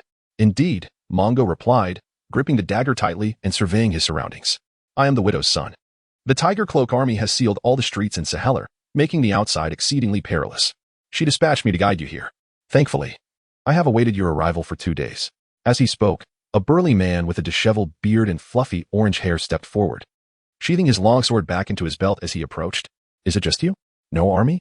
The robust man stared wide-eyed at Mongo, his tone serious, for he had never encountered someone of such stature. It is only I, Mongo replied, reluctant to disclose too much to a stranger. He set down the dagger and continued. The widow by the water sent word that there is a passage leading to the docks of Saheller, but she did not inform me someone would await my arrival. My name is Duncan. You have now reached the end of the passage, which is the stone inn of Saheller. To reach the docks through the river gate is not as simple as you may imagine.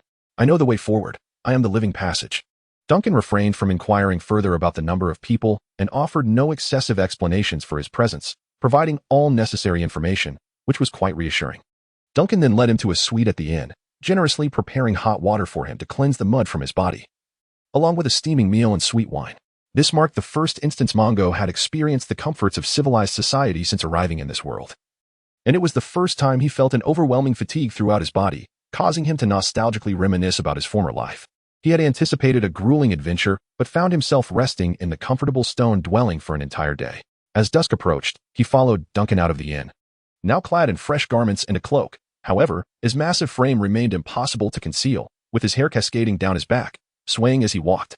As he traversed the street, curious glances were cast upon him, with passers-by scrutinizing his figure. Nevertheless, upon seeing Duncan leading the way, no slave soldier dared to approach and question him. The moon had yet to rise, and the light was becoming increasingly dim as they arrived at a secluded riverbank, surrounded by reeds and swarming insects, indicating that no one was hiding in the vicinity. Chapter 73. The correct path as twilight deepened. The illumination upon the river's surface nearly vanished, leaving only the sound of bubbling water in their ears, accompanied by the fresh scent of reeds in the air. Ah, it reminds me of my childhood, Mongo mused as he gazed skyward at the stars shining with brilliant white light.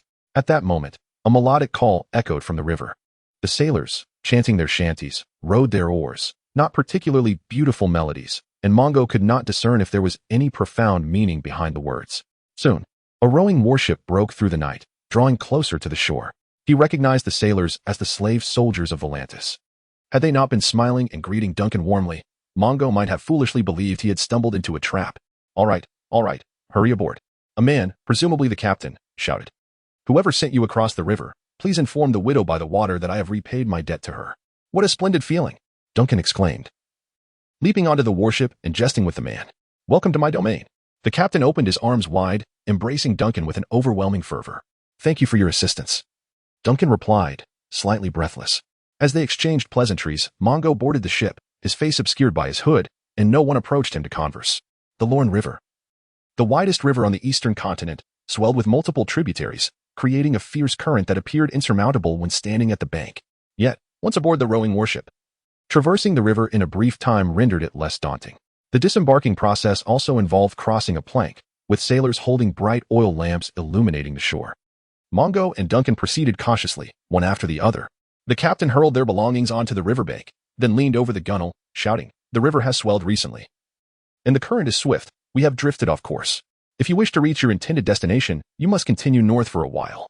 "Hush, hush," Duncan cautioned, raising a finger to signal silence, scanning the surroundings before responding with reassurance. "You are truly a good man. Thank you for your kindness. Farewell, my friend." They then hastily made their way north, where the prearranged horses awaited them. In no time, Duncan located 2 black horses tethered among the trees. Checking the saddlebags filled with bean cakes, he extracted one, feeding it to the horse while gently stroking its head, seeking to bond with the creature. When he turned around again, he found Mongo already mounted on his horse, which stood docilely without prancing or resisting, as obedient as a wooden post. After finishing one bean cake, Duncan finally mounted his horse and looked at Mongo, smiling. "You are truly a people of the horse, my friend. Your stature is undoubtedly beyond that of an ordinary Dothraki. Perhaps once you have completed your mission, you will tell me in person that you are the legendary liberator of slaves." With that, he playfully lifted his tousled hair and beard. Mongo gazed at the scars on Duncan's face, remnants of a slave's struggle for freedom, and replied loudly, "Duncan, the man before you is Mongo, the king of the Dothraki, also known as the liberator of slaves." "I knew it was you," the burly man exclaimed, enthusiastically patting his horse's back and excitedly pulling the reins in circles. After a while, he gradually regained his composure, dismounted, and bowed deeply to Mongo, sincerely stating, "Tylosai, Duncan Jeffries, pays homage to the great Mongo cow. May your benevolence envelop the entire world. May I accompany you on your mission? It would be an honor to travel with you." Mongo gazed intently at Duncan, shaking his head. Noticing the disappointment etched on Duncan's face, he began to explain, "If I require manpower, there are tens of thousands of troops on the other side eagerly awaiting. However, I lack sufficient ships to transport them all.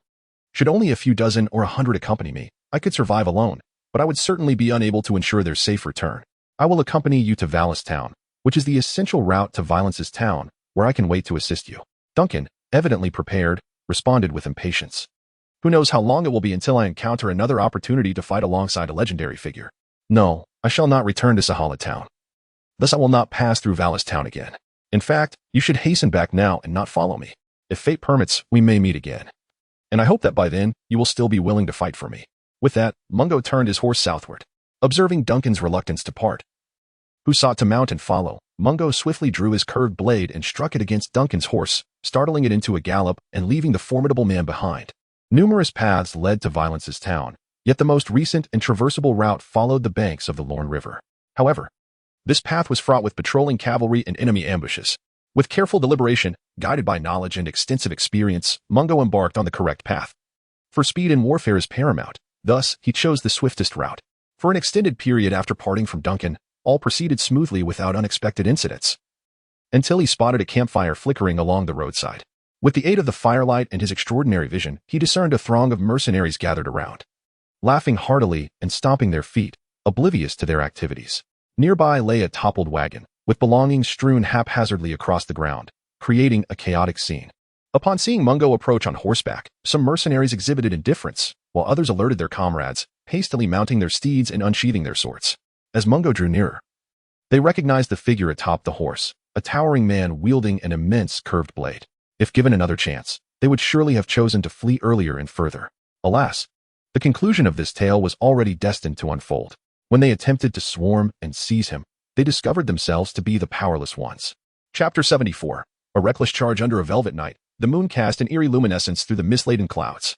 Maraccio, the leader of the Tiger Party, strolled alone through the silent camp, his gaze fixated on the fluttering blue and white banners, feeling inexplicably agitated. He turned towards the distant direction of Volantis, where everything blended into the black horizon, his cherished homeland, the epitome of comfort and tranquility. The Golden Brigade might just arrive by the next sunset. And once the agreement was signed, he could return to Volantis to quell the rebels and confidently participate in the gubernatorial elections. With this thought, Maraccio shook his head. Since the Tiger Party's defeat in the Century of Blood, each successor had been less capable than the last. The youth seemed as docile as a toothless tiger, even refraining from engaging in his clandestine plans. A gentle breeze swept through the camp's gaps, the night growing colder, prompting Maraccio to quicken his pace towards the commander's tent. At that moment, his mind was consumed by visions of Volantis' resurgence, firmly believing he was guiding it onto the right path, despite its treacherous and rugged nature. Inside the tent, Maraccio lay quietly on his bed, drifting into a restless slumber. Plagued by a nightmarish vision he had never before encountered, he found himself trapped amidst towering clouds, with an abyss of darkness beneath, surrounded by the inky night. As he peered into the shadows, he beheld the legendary Governor Barigio meeting a gruesome fate at the hands of a giant, being devoured whole. Upon dreaming this, Maraccio jolted awake, drenched in sweat, his senses still tinged with the echo of the giant's sinister laughter in the darkness. He huddled beneath the blanket, anxious that this nightmare might someday manifest into reality. The campfire flickered with a red glow, illuminating a small area, while the surrounding expanse was engulfed in profound darkness. How many soldiers were there? In which tent was Maraccio concealed? Mungo grasped the rope tied around the neck of a mercenary, forcing him to kneel before him. And in his somewhat faltering Valyrian, he inquired. The mercenary, a cross-eyed man from Mill, was named Lentil Botsi, the commander of the wind-blown mercenaries he had encountered earlier. Proficient with a crossbow, he had left Mungo with a scar during their skirmish and was his sole captive. The 2,000 cavalry and infantry of the Windblown, along with Volantis' slave soldiers, were stationed in Violence's town, with the governor residing in the largest commander's tent. After divulging all relevant information, Botsi pitifully pleaded with Mungo. I am at your service. Please grant me mercy. Mercy? I suspect you harbor ulterior motives. You must be concealing vital secrets from me. Mungo retorted as he moved behind the mercenary, raising his curved blade. No, no. I have revealed all the information I possess, my lord. Maris, Prince of Rags, and Frog Botsi are all mentioned as I enumerate the members of the Windblown, begging for a final chance to survive. Oh, I see. You are a thief. A traitor, a murderer. I witnessed you plundering and slaughtering 13 merchants and farmers. Now, I pronounce your death sentence. Mungo confirmed the accuracy of the information, disregarding the mercenary's futile defense, and swiftly severed his head. Next, he tethered his horse amidst the trees, shouldered a bag of weapons, and strode purposefully toward the camp. The inky darkness enveloped the night, as if an endless ink had been heavily smeared across the horizon. As Botsi had indicated, the dimness of the stars and moon that night had increased the number of wind-blown soldiers on patrol, who marched in 2 rows. Their steps synchronized as they traversed the camp. Under the veil of night, Mungo stealthily infiltrated, the firelight glinting off 2 daggers as he pierced the throats of 2 sentinels from behind. They trembled and collapsed, helpless. Yet, between every 2 tents, a sentinel stood vigilant. And nearby soldiers soon caught sight of Mungo's unmistakable figure. They screamed and scattered in terror at the sight of his gleaming daggers. Enemy attack! Enemy attack! Shrieked a piercing voice that echoed throughout the camp. I truly lack the talent of a thief, Mungo mused to himself. Discarding his daggers and drawing the curved blade strapped to his back, racing toward the commander's tent before the enemy grasped the situation. He seized any burning object within reach and hurled it towards the canvas tents, igniting fires along his path, sending thick smoke spiraling skyward. The mercenaries, armed and emerging from their tents, began to stir in chaos, tripping over one another, falling in disarray upon the ground, resembling a herd of horses roasting over a fire. Put out the fire. Quick, put out the fire. Where's the enemy? In their frantic state, when the mercenaries realized that there was only one intruder, they quickly regained clarity, hurling insults with hoarse, gravelly voices, mocking with sinister laughter, and swiftly forming an offensive line that charged toward Mungo. In no time, the foremost mercenary swung his sword, only to be astonished to find that their blades could not pierce the skin of their foe, who appeared as indomitable as a warrior clad in steel armor. The curved blade glimmered with a chilling light in the darkness. They had no choice but to abandon their weapons in panic, desperately attempting to evade the blade's edge, their final moments punctuated by anguished cries. Mungo surged through the fray, blood swirling in a haze before his eyes. With each swing of his blade, several fell lifeless to the ground. The mercenaries encircling him sensed something was amiss. They heard the clashing of steel and witnessed the grim spectacle of comrades collapsing around them. Gritting their teeth, the mercenaries banged their shields, their footsteps synchronizing as they formed a tight phalanx, slowly advancing forward. The crossbowman prepared for action. A mercenary with flaxen hair shouted, urging others to wait until he was near to strike at his eyes. Upon hearing this call, Mungo erupted with a furious roar, violently shoving aside the enemies surrounding him as he charged towards the white-haired mercenary. He understood that the crossbow posed a significant threat. Only in a crowded area could he ensure his safety, and he needed to sow chaos throughout the camp as swiftly as possible. Chapter 75. Death Brings Peace. Mungo had no alternative. Disliking his current predicament, he exerted all his strength against the shield wall. The curved blade gleamed crimson in the widened pupils of the mercenaries, and the foremost ranks of soldiers could only emit a startled gasp before being shattered into pieces. Steady! Steady! The mercenaries behind him shouted hoarsely, straining to maintain formation, yet they were relentlessly forced back, their footing faltering and tripping those struggling at the rear. Soon, everyone was once again engulfed in chaos. The curved blade, having already tasted blood, remained lethally effective in Mungo's hands. Any foe who ventured too close was gravely injured. His speed was remarkable. When faced with an incoming battle axe, he seized the assailant's wrist, twisting it with a sickening crack. He then grasped the man's shoulder and tossed him aside, knocking down several others, creating a brief opening before tumbling into the campfire. The roaring flames extinguished with a puff. A plume of gray smoke spiraling skyward, countless embers dancing in the air. Then, the fire reignited, raging fiercely. Amidst the light and the chaos, Mungo spotted a massive tent heavily guarded by numerous warriors, and he could hear the sound of hurried footsteps approaching. The previous throw ignited a spark of inspiration within him.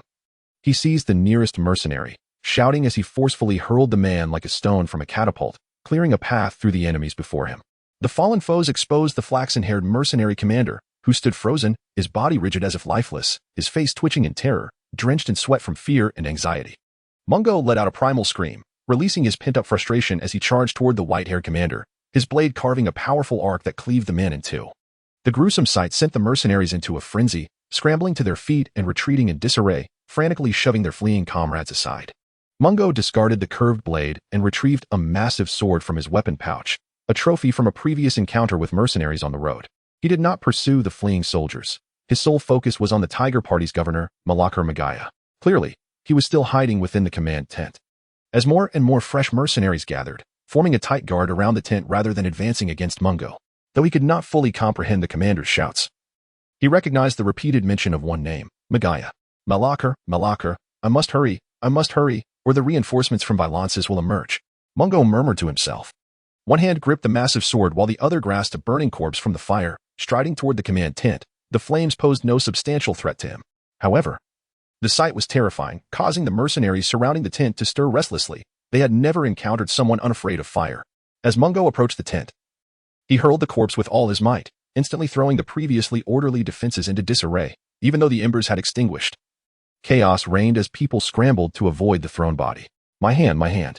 The alarm sounded, and the formation restructured. Seizing the opportunity, Mungo charged once more. The frontline mercenaries feeling as though their arms would be torn apart. He barreled through, toppling mercenaries to the ground, swinging the massive sword. Blood and flesh spraying as enemies fell around him. The Windblown Prince was known for his strict command, yet on this night, he was absent from the camp. Not all mercenaries were fearless, some were cowardly and selfish. Faced with such bloodshed, these individuals, terrified of death, abandoned their duties and wailed in retreat, plunging the entire formation into chaos.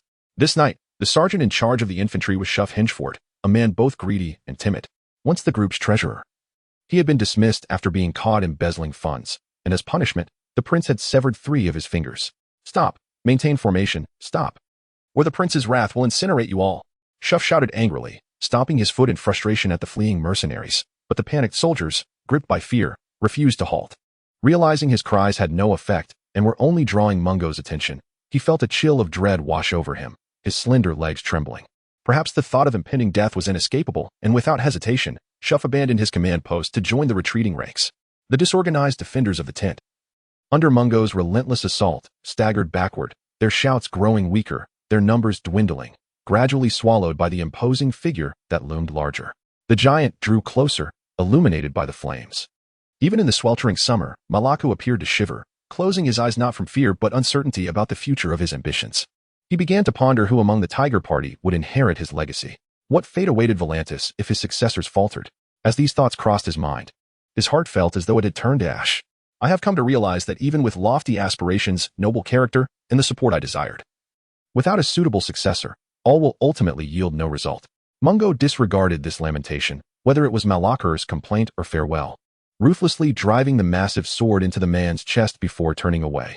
The raging flames swiftly engulfed the command tent, and Malakar's legs could no longer support him, his body stiffening and growing cold as he collapsed to the ground, lying silently as the scenes of his life seemed to flow away. The hot wind brushed against his face, and he felt as though he was drifting further from the earth, involuntarily closing his eyes, his fists clenched tightly, never to loosen even in death. Chapter 76, Pursuit and Blockade after slaying the Tiger Party's governor Malaka Magaya. Mungo set fire to the command tent and then retraced his steps to where he had originally come.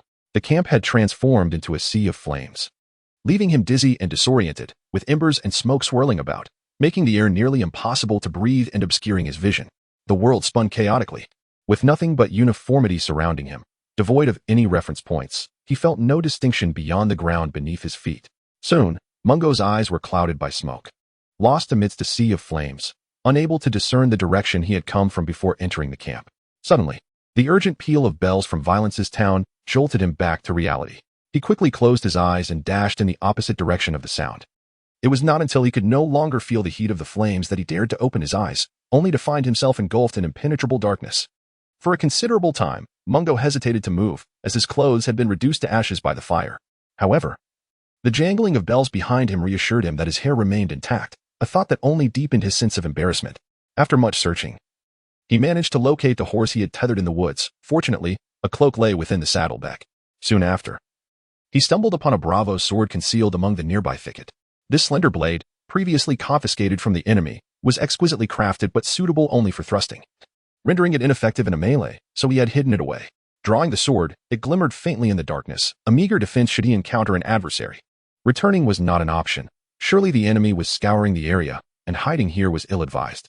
Amidst the turmoil, this was the optimal moment for Ulfo and the others to come to his aid. He must set forth.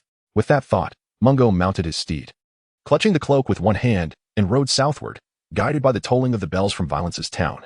As he was near the dock where the warship was anchored, he veered westward instead of heading towards the eastern direction of the Rhone River.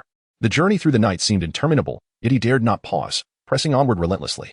Suddenly, he halted, focusing intently as he discerned the faint sound of rushing water from the left ahead, seemingly not too distant.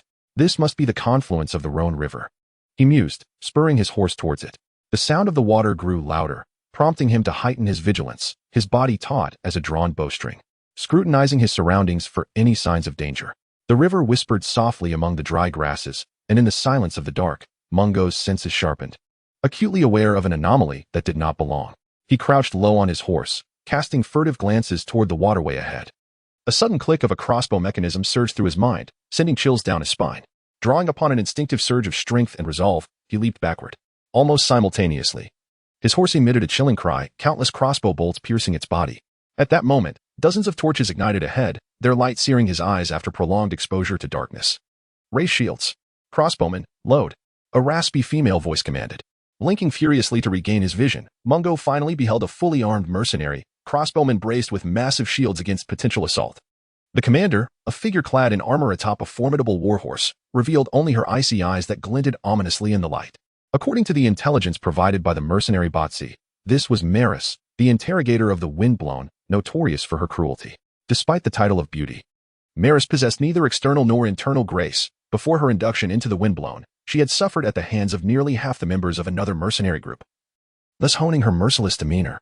Indeed, she harbored a deep-seated loathing for attackers and deserters, having executed infantry commander Shuff Hangford with brutal precision, contemplating how to torture Mungo for a month before his demise. As a confidant of the Ragged Prince, she was privy to his disclosure that Malacho would be rewarded with pantos, and among the terms of their agreement was the assurance of the employer's safety. The loss of life among members was inconsequential. However, with Malacho's death, the Windblown's future and reputation had crumbled overnight. These thoughts tormented Maris's mind as she seethed with rage. Her voice laced with hatred and despair as she shrieked, "I curse you to an untimely death." The crossbowmen released their bolts. As her words fell, the crossbows loosed their deadly projectiles, glinting like serpent's fangs as they hurtled toward Mungo. He bent low, muscles taut, evading the deadly barrage through the dry grass. Moments later, silence enveloped the area, yet for Maris, relaxation was a luxury she could not afford. The terrified screams and curses of the fleeing soldiers indicated that the enemy seemed resistant to Iron's harm, though she had not witnessed it firsthand. Caution was paramount. Crossbowmen, load. Infantry advanced to cover. As the orders rang out, Mungo peered through the grass, discerning that the command was genuine and not a ruse to lure him into the open. Seizing the opportunity while the crossbowman reloaded, he sprang to his feet and bolted forward.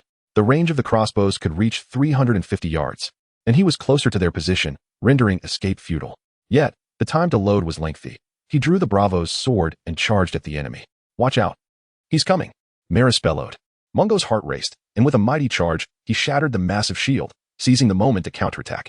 He unleashed a flurry of punches against the enemy's heads, the armor proving inadequate against his ferocity. With each blow, a soldier crumpled, necks twisting grotesquely. Seeing the infantry unable to halt the giant's advance, the pressure compelled the crossbowmen to abandon their posts and retreat.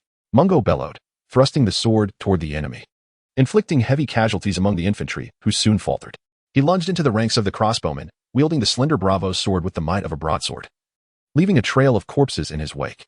In infantry advance, crossbowmen retreat. Fall back. Maris shouted frantically at the ensnared crossbowmen. Do not linger. Her horror deepened as she realized the truth in the soldiers' claims. This man was as impervious as steel, even their finest weapons failing to pierce his skin. The crossbowmen scattered, panic-stricken, most unable to maintain their footing, while Mungo relentlessly pressed forward, brandishing his sword. In the chaos, Maris struggled to comprehend the giant's relentless approach, continuing to command the infantry to counterattack. Eventually, Mungo decided there was no time to waste. He surged toward the source of the voice, reached for Maris's belt, and yanked her from her horse. The sword gleamed with a cold brilliance as it found its mark through the chinks in her armor, plunging into her eye socket. A scream echoed along the banks of the Rhone River. Maris uttered dreadful sounds, cursing the giant before her and the cowardly mercenaries, yet no one dared approach.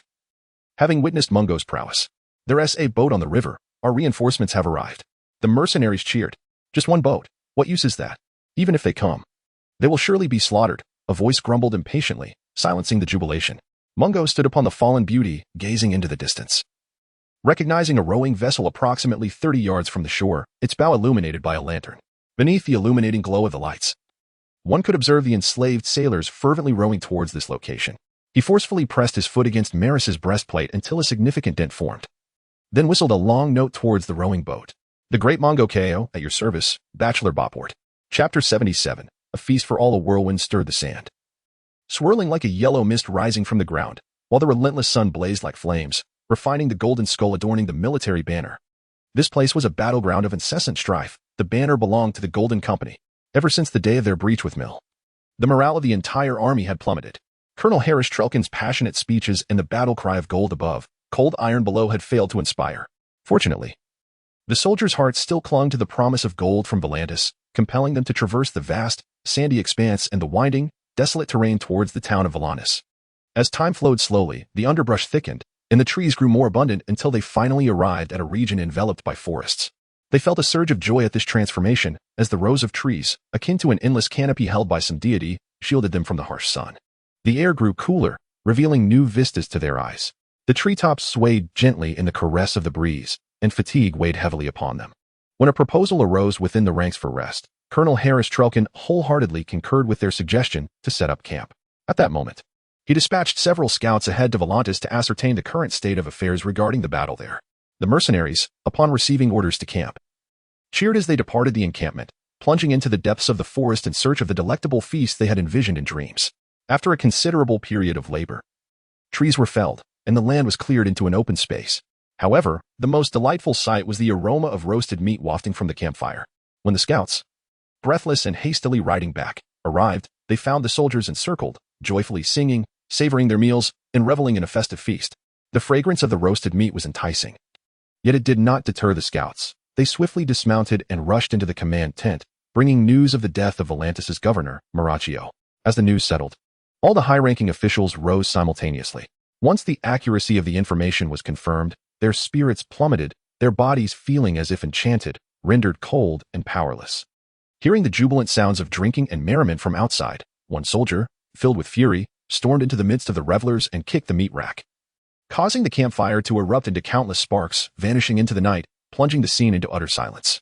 After a while, Harris Trelkin gradually regained his composure, shouting out his frustrations, stumbling over tables and chairs, crashing to the ground, and rising bloodied. His antics attracted the attention of nearly all the soldiers within the camp. Eventually, the silver-haired archer commander, Highback, stepped forward to restrain the colonel's wild actions. He then gathered all the high-ranking officials together to convene a meeting to determine their future course. They seated themselves, and Sir Tristan Haven, a trusted aide of the colonel, spoke first. I am weary of the plans devised by the Rotunda Lirio, whose strategies seem to shift monthly. This time, the Rotund One has urged us to breach our pact with Mill, only for it to dissolve once more, leaving the Golden Company with nothing but a tarnished reputation. What does this have to do with Illyrio?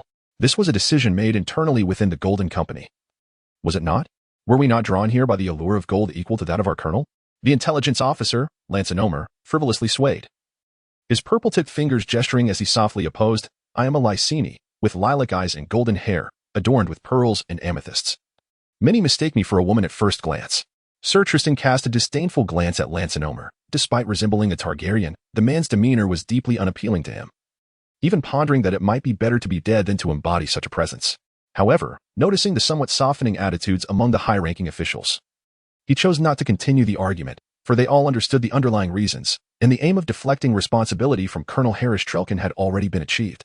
At this juncture, the archer commander, Highback, once again stood up, gravely stating, we must now deliberate on the future destinations for our brothers and how to mitigate the losses incurred during this mission.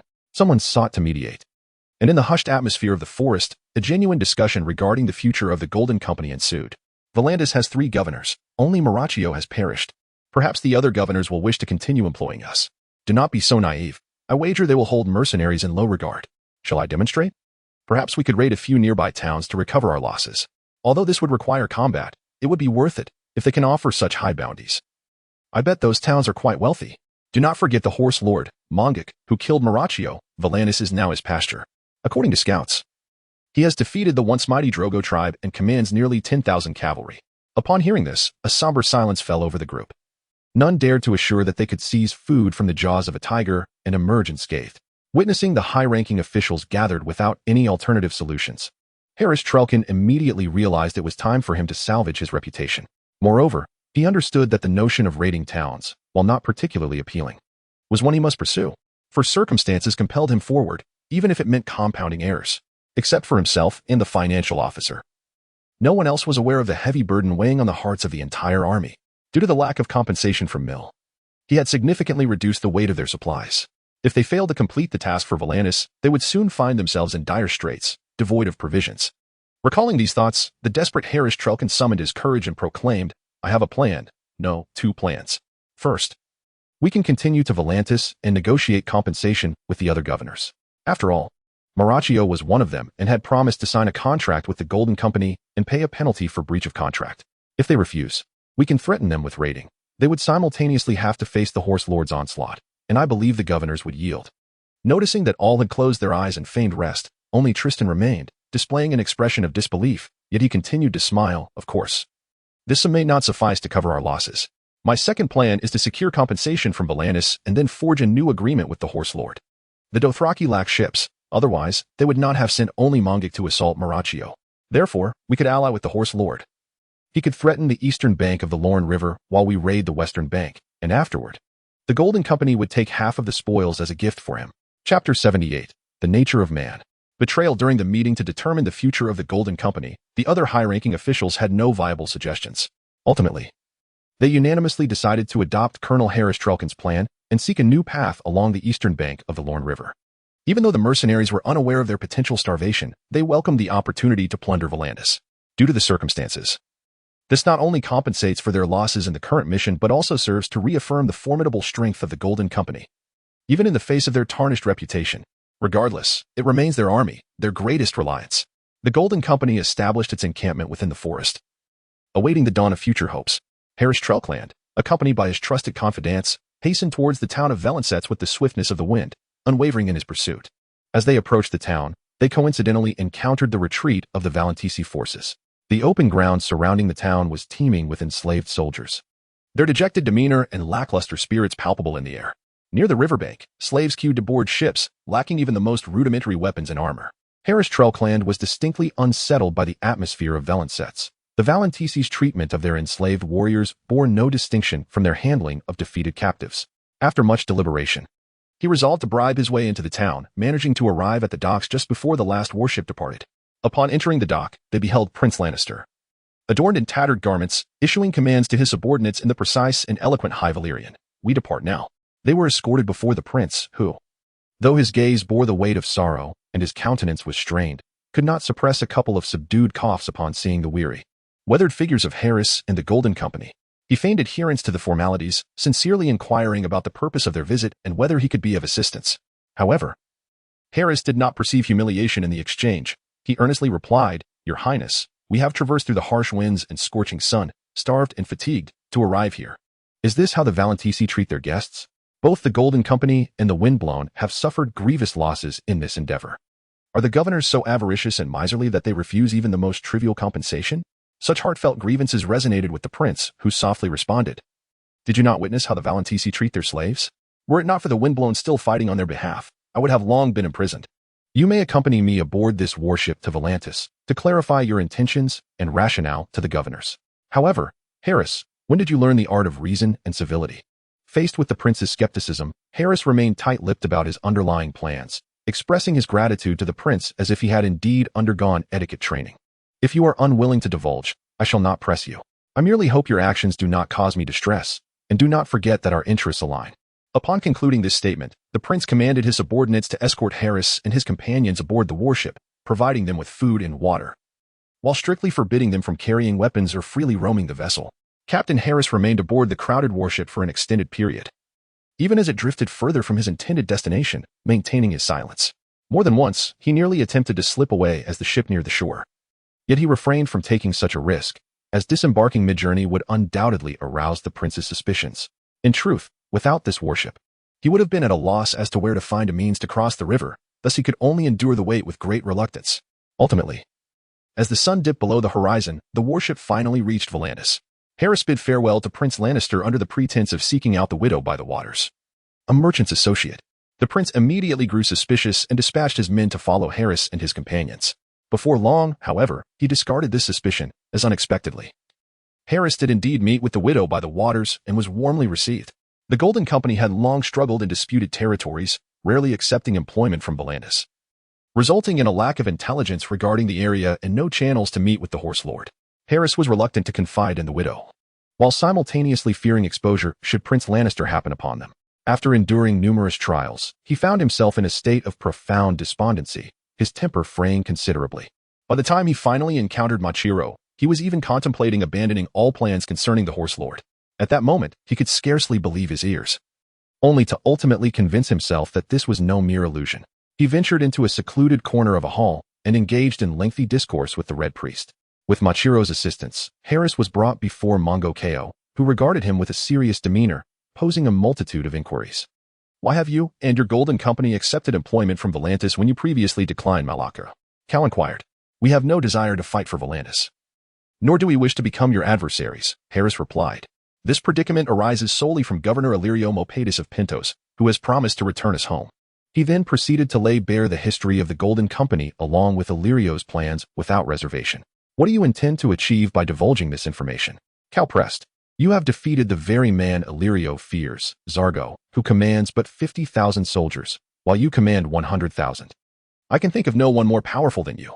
Only you can accomplish what Cold Iron and Blackfire cannot, return us home. But this does not entirely safeguard your interests. I require more compelling reasons to place my trust in you." After a period of contemplation, Harris clenched his jaw and responded, "I dare not place my faith in Illyrio, for I have inadvertently learned of a secret accord between him and the former commander, Mistoyne. However, upon my ascension as commander, no one has ever disclosed this accord to me. Do you suspect they have struck a clandestine agreement with other high-ranking officials in the Legion, covertly manipulating the Golden Company? Indeed, the high-ranking intelligence officer, Lancenomel, has consistently sought to undermine my reputation. Furthermore, Griffin, a loyal subordinate of the previous commander Mistoyne, was exiled before Mistoyne's demise.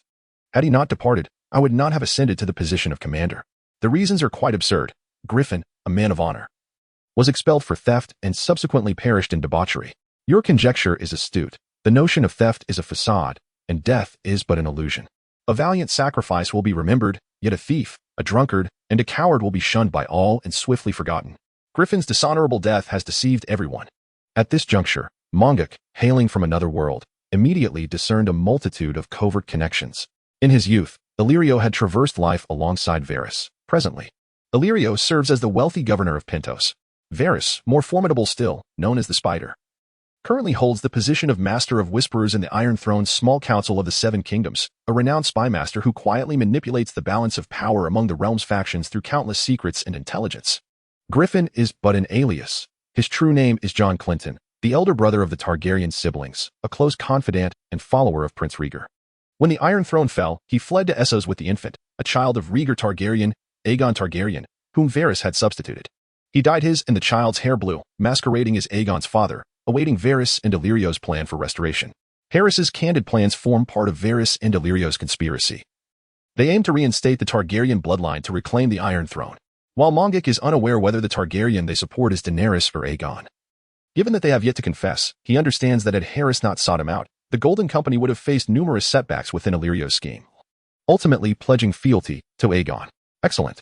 Mongo rose, a smile gracing his face as he approached Harry Strickland, saying, "If you are in agreement, I am willing to accept your loyalty. But let it be known that I speak of you alone. Should you be able to fully command the Golden Company and lead them in an oath to me, there will always be a place for the Strickland family by my campfire. I am willing." Harry instantly felt a wave of relief wash over him. Fidgeting with his sparse hair, his delight unmistakable. It appeared he had already envisioned himself as part of the herd, hesitatingly suggesting, "Great Mongo Kyle, may I present to you a precious gift? I wonder if you would consider marrying Daenerys Targaryen, as it would lend greater legitimacy to your claim over Westeros. Of course, you may not require it, but I assure you, she is exceptionally beautiful." Chapter 79. Harry's gift. Mongo certainly could not forget Daenerys Targaryen.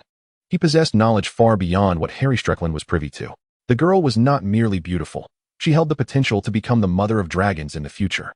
The Targaryens were one of the 40 royal families of the Valyrian Empire, possessing the so-called true dragon blood, granting them a remarkable resistance to heat and a closer affinity to dragons than others.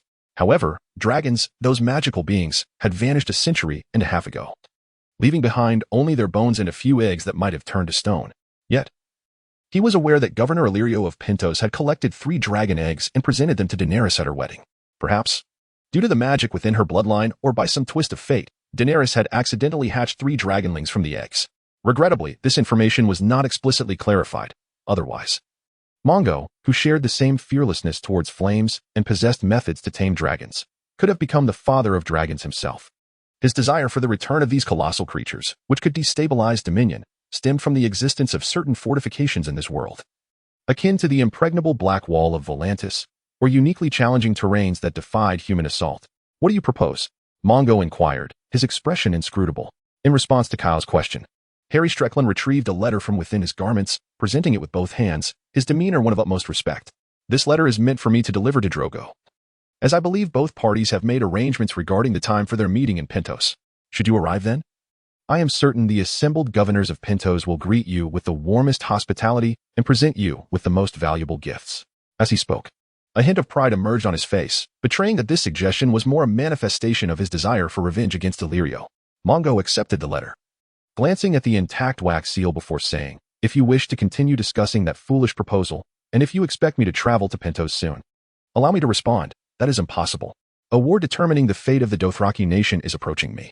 Given that the intended recipient is deceased, you should take this letter back unopened." Although Mongo made no overt gesture, his eyes were dark and profound, and his words bore an unsettling weight. For a moment, Harry found himself at a loss, unsure of what to say, fearing that his suggestion had angered Kyle and sealed his fate. However, Mongo merely intended to impart a simple lesson. He could not press too hard on one who had just pledged loyalty. Thus, he waved the letter gently, soothingly saying, "Do not be anxious. Your intentions are loyal. Yet, you have greatly undervalued your worth. I have a more significant task for you, to remain hidden near Illyrio, and therefore, this letter must not be opened. Kyle, what are your thoughts?" "I shall adhere strictly to your commands." Harry breathed a sigh of relief internally, his demeanor becoming increasingly respectful and his tone more obedient. "There is no need for us to approach them directly," Mongo replied. "This is because both Illyrio and Varys are cunning, suspicious, and wise individuals. When any aspect of the plan raises doubts, they will not easily place their trust. Recklessness is unwise.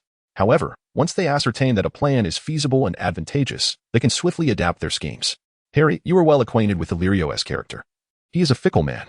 Therefore, merely inform him of my victory over Drogo and the fact that I command 100,000 warriors. Do not elaborate further. He requires warriors to fulfill his restoration plans, and my greatest asset happens to be warriors. Great Mongo Kyle, there is no one in this world wiser than you." Harry exclaimed, his eyes gleaming with admiration, wholeheartedly agreeing with Kyle's perspective while also recognizing Illyrio as a despicable character. At that moment, he realized he possessed more knowledge than Illyrio did. "Then follow me," Mongo instructed, leading Harry through the thoroughfare and marshlands to the tribal location, where numerous sturdy fortifications surrounded the ruins, along with tall tents resonating with lively voices and brilliant flames. As Harry entered through the ruins gateway, his eyes widened at the sight of warriors and horses crowding within. It was difficult for him to fathom the state of affairs following an encounter with the Dothraki in the wild, and he could not help but exclaim, "By the seven." The warriors. Each of them possesses at least 3 horses, while the Knights of the Golden Company each have their own, with the attendants having only one. This is my scholar, Bopwort, hailing from the Citadel, and he, like you, is a Westerosi. 10 years ago, he had already forged 5 links in his chain. Mongo's introduction nearly caused Harry to leap with astonishment. He eagerly approached the scholar, saying enthusiastically, "I am Harry Strickland. My great-grandfather was a noble of Westeros, loyal to Demon Blackfire. After the defeat at the Battle of Redgrass Field, he faithfully followed Cold Iron to Essos. To this day, for generations of the Strickland family have sworn allegiance to the Golden Company. Ahem, I now pledge my loyalty to the great Mongo Kyle."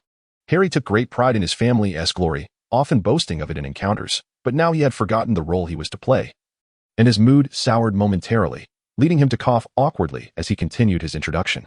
Yet, he quickly devised a clever means to alleviate the tension, grasping the scholar's hand and saying, "The Golden Company has raised its own ravens. I trust you would not mind accepting this sincere gift to build a new ravenery for Kyle." This marked Mongo's first encounter with such an ardent scholar, who even tightened his grip on Harry's hand, discussing his expertise in the art of ravenery and lamenting that the Citadel ought to forge him another black iron link. Had it not been for Kyle's presence, the scholar might have immediately taken Harry to showcase his trained pigeons, while pigeons could also be trained to deliver messages. These ravens from Westeros were not only robust and large, but also audacious and far more intelligent. They were well equipped to defend themselves against eagles, making them exceptionally suited for long-distance communication. Chapter 80, Declaration. The beginning to honor Harry Strickland's arrival, Mongo hosted a grand feast, following the tribe's recent victory in battle. The celebration spread through the camp like wildfire. People gathered in tents and open spaces, shouting with excitement, their voices filled with jubilant cheers. Some individuals began to sing songs of triumph, seemingly undisturbed by the current or future wars. Soon, others joined in, with their voices echoing across the banks of the Lorne River. In fact, even the eldest of the tribe, Ulf, had not witnessed such a jubilant scene in a long time. Harry grew increasingly confident in his decision, feeling as if he could launch a counteroffensive against Westeros at any moment. The scholar received the long-awaited raven, and his fondness for the mercenary leader rapidly intensified. He toasted to him with every drink, showing great respect for his boasts. With several cups consumed, Harry momentarily forgot the heavy burden weighing upon him. He rose, his stride exuding pride, as if he had already reclaimed his family's lands, though his speech was limited to expressing gratitude to the great Ko. At that moment, Mungo also rose from his seat, and the others dared not speak or act carelessly. In the ensuing silence, he approached Harry and declared loudly, "Harry Strickland, my loyal warrior. Your arrival has filled the Mungo tribe with joy and laughter. Will you pledge your allegiance to me? Esteemed Mungo Ko, you are my king. I, Harry Strickland, hereby swear, on my family's honor and in the presence of the 7 gods, that I will dedicate my all to you, serving you for life, striving to combat your enemies. And your commands shall be my eternal compass." Harry knelt before Mungo, solemnly taking his oath. "You shall be my loyal knight, serving me with your courage, strength, and wisdom. I shall generously reward your efforts and do my utmost to assist in your return home." Upon the completion of the ceremony, Mungo allowed Harry to rise and continued, "Harry, you may select 5 steeds from my stables, except for my own red horse. They shall be yours. This gift is to thank you for your service in delivering the raven." The leader of the Golden Company discerned the answer he had awaited in Mungo's words and nodded silently, standing by. Mungo then strode out of the tent, addressing the tribe's people outside, who had ceased their revelry and awaited change. "Dothraki, my warriors, we must reclaim what is rightfully ours. The time foretold has come. I ride upon the world's finest steed, and I shall lead my tribe eastward to the Mother Mountain, riding to the world's end.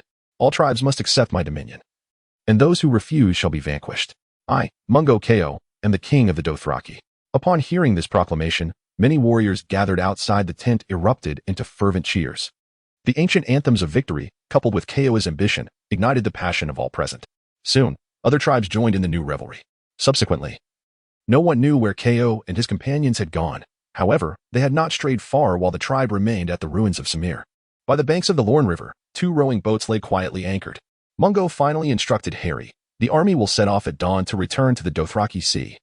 We shall descend the Valyrian road, resting outside Volantis. Seize this opportunity. The spoils need not be transported here.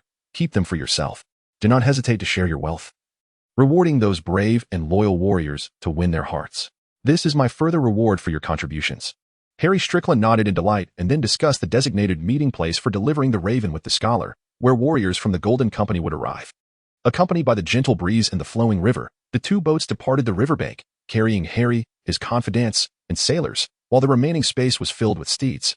The current was strong, and the black oars furiously propelled the vessel westward at a slow pace. Only when they saw their safe arrival on the western shore did Mungo turn away, with Ulf and the scholar closely following behind. The three walked along the riverbank toward the camp's entrance, where silence prevailed except for the sound of the flowing water. Breaking this tranquility was the officer Ulf, whose voice was somewhat hoarse as he said, "Ko, before we return to Westeros, should we implement reforms?" His expression was grave, concerned that reforms might incite unrest and lead to the tragedy of defeat in battle. To Ulf's surprise, Mungo Ko appeared far more relaxed than the others. Gazing at the darkening sky, he answered without hesitation, "Reforms are imperative. According to the news from Noart, we can now muster over 80,000 warriors. We have ample numbers but too few commanders. Without reforms, even with your assistance, we cannot unleash our full potential. I cannot command every small unit in battle. And the vast Dothraki Sea can sustain 25 tribes. If Mothikaran can rally 6 or 7 cows, their warriors will outnumber us. Without military reforms, what hope do we have for victory?" Beside the road, on the grass, lay a large black stone, upon which numerous snails crawled slowly. Mungo paused, pointing at the stone, and spoke softly, "Do you think those snails enjoy climbing on this cold stone? I doubt they do. Everyone desires stability, preferring to retreat into their shells. Yet, remaining motionless will lead to starvation or being devoured by more industrious foes. Therefore, it is not a matter of whether we should reform, but how we shall enact those reforms. Since defeating Drogo, I have been contemplating this plan." That night, Ulf and the scholar found themselves unable to sleep, wandering outside the camp until they reconvened, sitting silently as they gazed at the stone on the grass.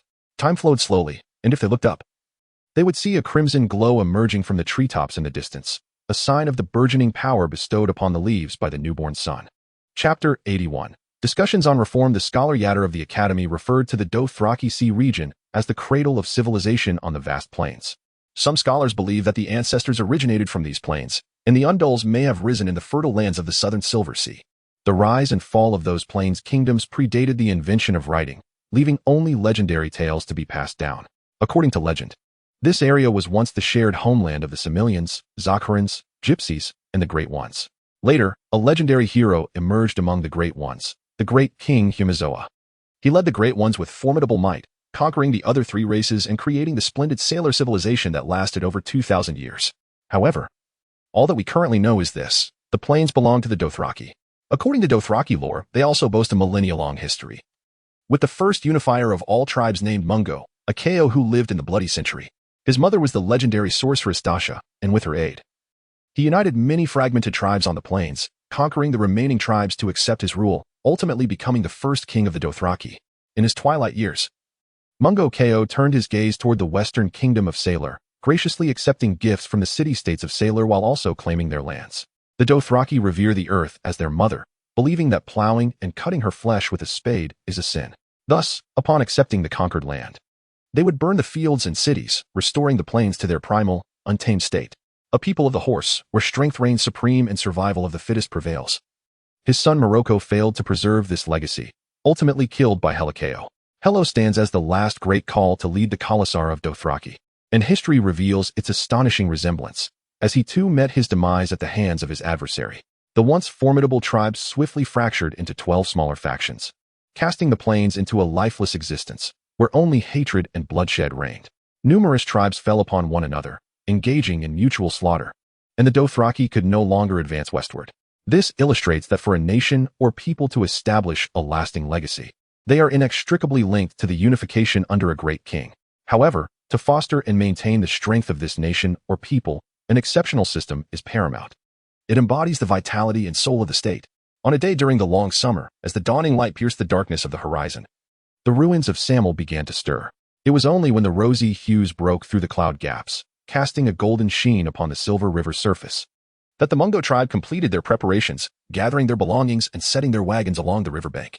Call, with so many people and supplies, will the Volantene venture out to attack? The officer Ofer inquired, hastening to Mungo's side on horseback. Within the ruins of Samel, over 30,000 warriors stood ready, seemingly more than sufficient, yet once they commenced their march, the lengthening line diminished that sense of security. After all, they faced over 40,000 tribesmen and more than 30,000 free folk, along with ample supplies requiring guardianship. Even the Khal's presence could not assuage Ofer's concerns. Mungo gazed toward the waterway devoid of any warships and the desolate land ahead, responding with a smile, "No, with Maracchio slain. The Volantene have lost their courage and will not dare to venture forth or act recklessly. Moreover, I have dispatched cavalry to inform Nohart, instructing him to lead 50,000 warriors and over 80,000 tribesmen to march towards the source of the Valana River, to coordinate with us from afar. Our tribe now boasts such numbers." For a moment, Ofer found himself momentarily dazed. He recalled scouting the Sarn River alongside the call when their entire tribe barely numbered 40,000. At this juncture, the scholar Bopward approached, appearing weary and disheveled, struggling to stay mounted as he squeezed past Ofer to Mungo's side. "Call, I have not studied management or military science in the academy, and I have no solutions for your proposed systemic reforms. However, I have reflected upon various systems around the world, and at least in theory, whether it be the guardians and vassals of the 7 kingdoms of Westeros or the Call of Dothraki, they can effectively prevent administrative chaos and disunity in command. Why not continue to utilize these?" Having spent considerable time together, Ofer had come to understand the scholar's nature well. He knew him to be a simple academic. Growing impatient with the lengthy discourse, he interjected, "Allow me to interject. The traditional guardian titles are held by lords of specific families. If a king were to grant them to another family based on personal will, it would only occur in times of turmoil or in the event of a holder's death with an underage heir. The title of guardian not only carries immense prestige and honor, but also pertains to the command of the military forces of the fief. The Call of Dothraki is similarly situated. The Call is essentially a private faction of the vassal. A vassal's vassal is not the king's vassal. The Call's followers are not the Call's followers. This reform must not only ensure unified command, but also not diminish the Call's authority." "Oh, wise Ofer. Are you implying that I lack understanding of these issues?" The scholar interjected. "Please clarify. I merely believe that with war imminent, the Call could retain the previous system for the time being." Naturally, Mungo could not accept the scholar's proposal. He had his own ideas and plans. Convinced that the time was ripe, he patiently began to explain, "Scholar, while the Dothraki are not a people who relish scheming or are overly enamored with power, they do deeply value honor and wealth. Moreover, since the century of blood, we have not achieved unity. Lacking this mindset, if I were to appoint certain calls now, distributing them among the Khalasar, after conquering other tribes, would I then need to appoint new calls? Such actions would inevitably lead to frequent internal strife when the time for complete reform arrives, and I have no desire to undergo the process of unification once more." Ofer. "In truth, any reform will inevitably lead to a reduction of the Call's power, yet I cannot attend to every matter personally. Hence, I must seek a balance. The primary aim of reform is to prevent the newly unified Dothraki nation from fracturing again." The scholar's understanding of the Dothraki and the challenges of reform was not so shallow as to overlook this, yet he merely nodded in disappointment, asking, "Call, do you have any good ideas?" Mungo did not respond to Bassport's inquiry. Instead, he sat quietly on his horse, contemplating the various systems from his past life as they flitted through his mind. Chapter 82. The System of Thousands. The rising sun pierced through the dazzling clouds, pouring forth fiery red light across the land, as if scorching the flesh into a purplish hue, with a faint scent of charred earth lingering in the air. Scholar Bopwart sat within his own wagon, wiping the sweat that dripped from his brow. Before him lay a smooth writing desk adorned with yellowed sheepskin parchment and ink. Tumultuous memories surged through his mind like a rushing river, recalling the moments when the Call spoke of systemic reform. The warm winds from the north swirled through the forest and eventually found their way into the wagon, sighing beside the scholar. After a considerable time spent in contemplation, despite the spaciousness within the wagon, he could not help but tremble slightly. Suddenly, it dawned upon him that he need not sort through rigid frameworks. Perhaps he could transcribe the Call's words directly in sequence. With this thought, the scholar swiftly grasped the quill from his desk, gazing at the parchment with bleary eyes, and began to write. "Wherever I go, I shall abolish the titles of local leaders such as Calls, governors, regents, and nobles, dismantling the institution of slavery, declaring all as free folk, my people. Every man, woman, and child within the regions under my control must be registered by name, age, status, origin, appearance, and wealth." Wise elder. The scholar murmured, "This is indeed a formidable task." The Call specifically mentioned that the Dothraki lack surnames, which must be noted for reform. These thoughts filled the scholar with considerable concern, as they would undoubtedly disrupt the existing structure and dismantle the rights of the established nobility. Nevertheless, he soon realized that Mungo was correct. A restructured and reshuffled new system would undoubtedly facilitate effective control over human resources. If successful, it would surely usher in prosperity for the state. Amidst a whirlwind of thoughts, the scholar did not pause his quill. Continuing to inscribe, "All tribes shall be reorganized into groups of 10, 100, and 1,000, dismantling the old tribal organization. The composition of 1,000 shall consist of a mingling of members from different tribes, and no original tribal member shall comprise more than half of the 1,000. The commander of 10 shall be the head of 10 households, while the 100 and 1,000 shall be governed by a leader. The leader must be an individual of merit, all of whom must be recognized and directly appointed by the call. The appointed leader shall manage the locality and must absolutely obey the call's commands. Should there be any dereliction of duty or acts of defiance, the call retains the right to dismiss or punish them at any time. The leader shall be obligated to pay taxes to the call and lead troops into battle. The leader of 1,000 shall possess the authority to engage in matters of state, and all levels of leaders must, in accordance with national laws and orders, allocate pastures, levy taxes, and assign labor within their jurisdictions, commanding the military. Leadership is not entirely hereditary.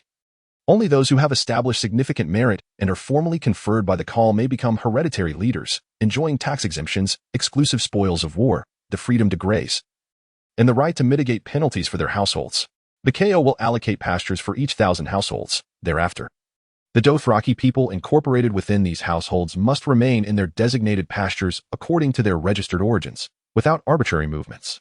Whether grazing, encamping, or embarking on expeditions, all households shall account for their presence at the camp, with the central leadership managing and coordinating their activities. All males aged between 15 and 50 are obliged to serve in the military and must, at any time, prepare their horses, armaments, and provisions as per the KO's command, led into battle by their respective household leaders. Above the 1,000 households, there exists the 10,000 households, which serve as military commanders, overseeing the troops of the 1,000 households without interfering in local administrative matters. I shall establish a new Blood Oath Guard to serve as the KO's personal army, divided into 2 sections. The first, the central army of 1,000 households, composed of the most valiant and skilled warriors in various arts of combat. The second, the guards of 1,000 households, consisting of the offspring of the fallen warriors. Should any member of the Blood Oath Guard evade conscription or substitute another in their place, they shall be deemed guilty and exiled far away, never to return, beyond the mandated conscripts. My Blood Oath Guard shall permit volunteers from the tribes to serve as guards before the KO's grand tent. All strong and capable individuals with a skill may be selected, and no one shall deter those who wish to join. The Blood Oath Guard shall solely protect me and my family, ensuring our safety, preparing for my travels and hunts, and accompanying me in battles. If I do not go to war, the Blood Oath Guard shall not be permitted to engage in warfare either. Any transgressors shall face punishment, and the leaders of any rebellious troops shall be executed. The status of my Blood Oath Guard is superior to that of the 1,000 households, while their families rank above the 100 households, enjoying equal standing.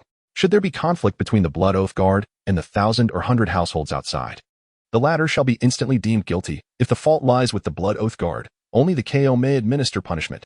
The distribution of spoils will be conducted according to a strict meritocratic and hierarchical system, where the most distinguished and highest-ranking individuals receive the largest shares. The fallen shall receive double rewards according to their share, one portion provided by the KO. Those who avenge the fallen and reclaim their corpses shall be granted the deceased's wives and all possessions. Having written this, the large parchment was filled to the brim, and the scholar gently set down his quill, rising wearily to stretch his numb limbs, awaiting the ink on the parchment to dry. Just then, a resounding horn suddenly echoed across the wilderness, reverberating in the open air, as a cavalry unit galloped swiftly along the road, calling out loudly, "Prepare to cross the river! Prepare to cross the river!" The scholar's fatigue instantly transformed into excitement. He had yet to see the stone bridge that did not appear on any map. Moreover, this bridge played a crucial role in the conflict with Khal Drogo, and he was determined to sketch it for his book. He quickly shook off his limbs, mounted his horse, and raced forward. Soon, he beheld a dilapidated stone bridge spanning the Valyrian River. The bridge surface was covered with dried moss, while the rushing waters battered the bridge as supports, creating swirling eddies. Cavalry units dashed across the bridge, their warriors grasping curved swords, spears, and bows, fully prepared for any sudden ambush. The scholar indelibly etched this scene into his memory. Chapter 83. Return to the prairie. The blood-red sunset spread like a tapestry across the vast mountains and rivers, while a gentle breeze caressed the damp warmth of the faces. The pale evening sky appeared particularly desolate. Fiery flames surged skyward, the wind twisting the white smoke into colossal columns, drifting toward Volantis. Behind the tightly shut black gates, the mournful wails of the Valantians resonated, lamenting the destruction of their eastern city and the devastation of their wealth and homes.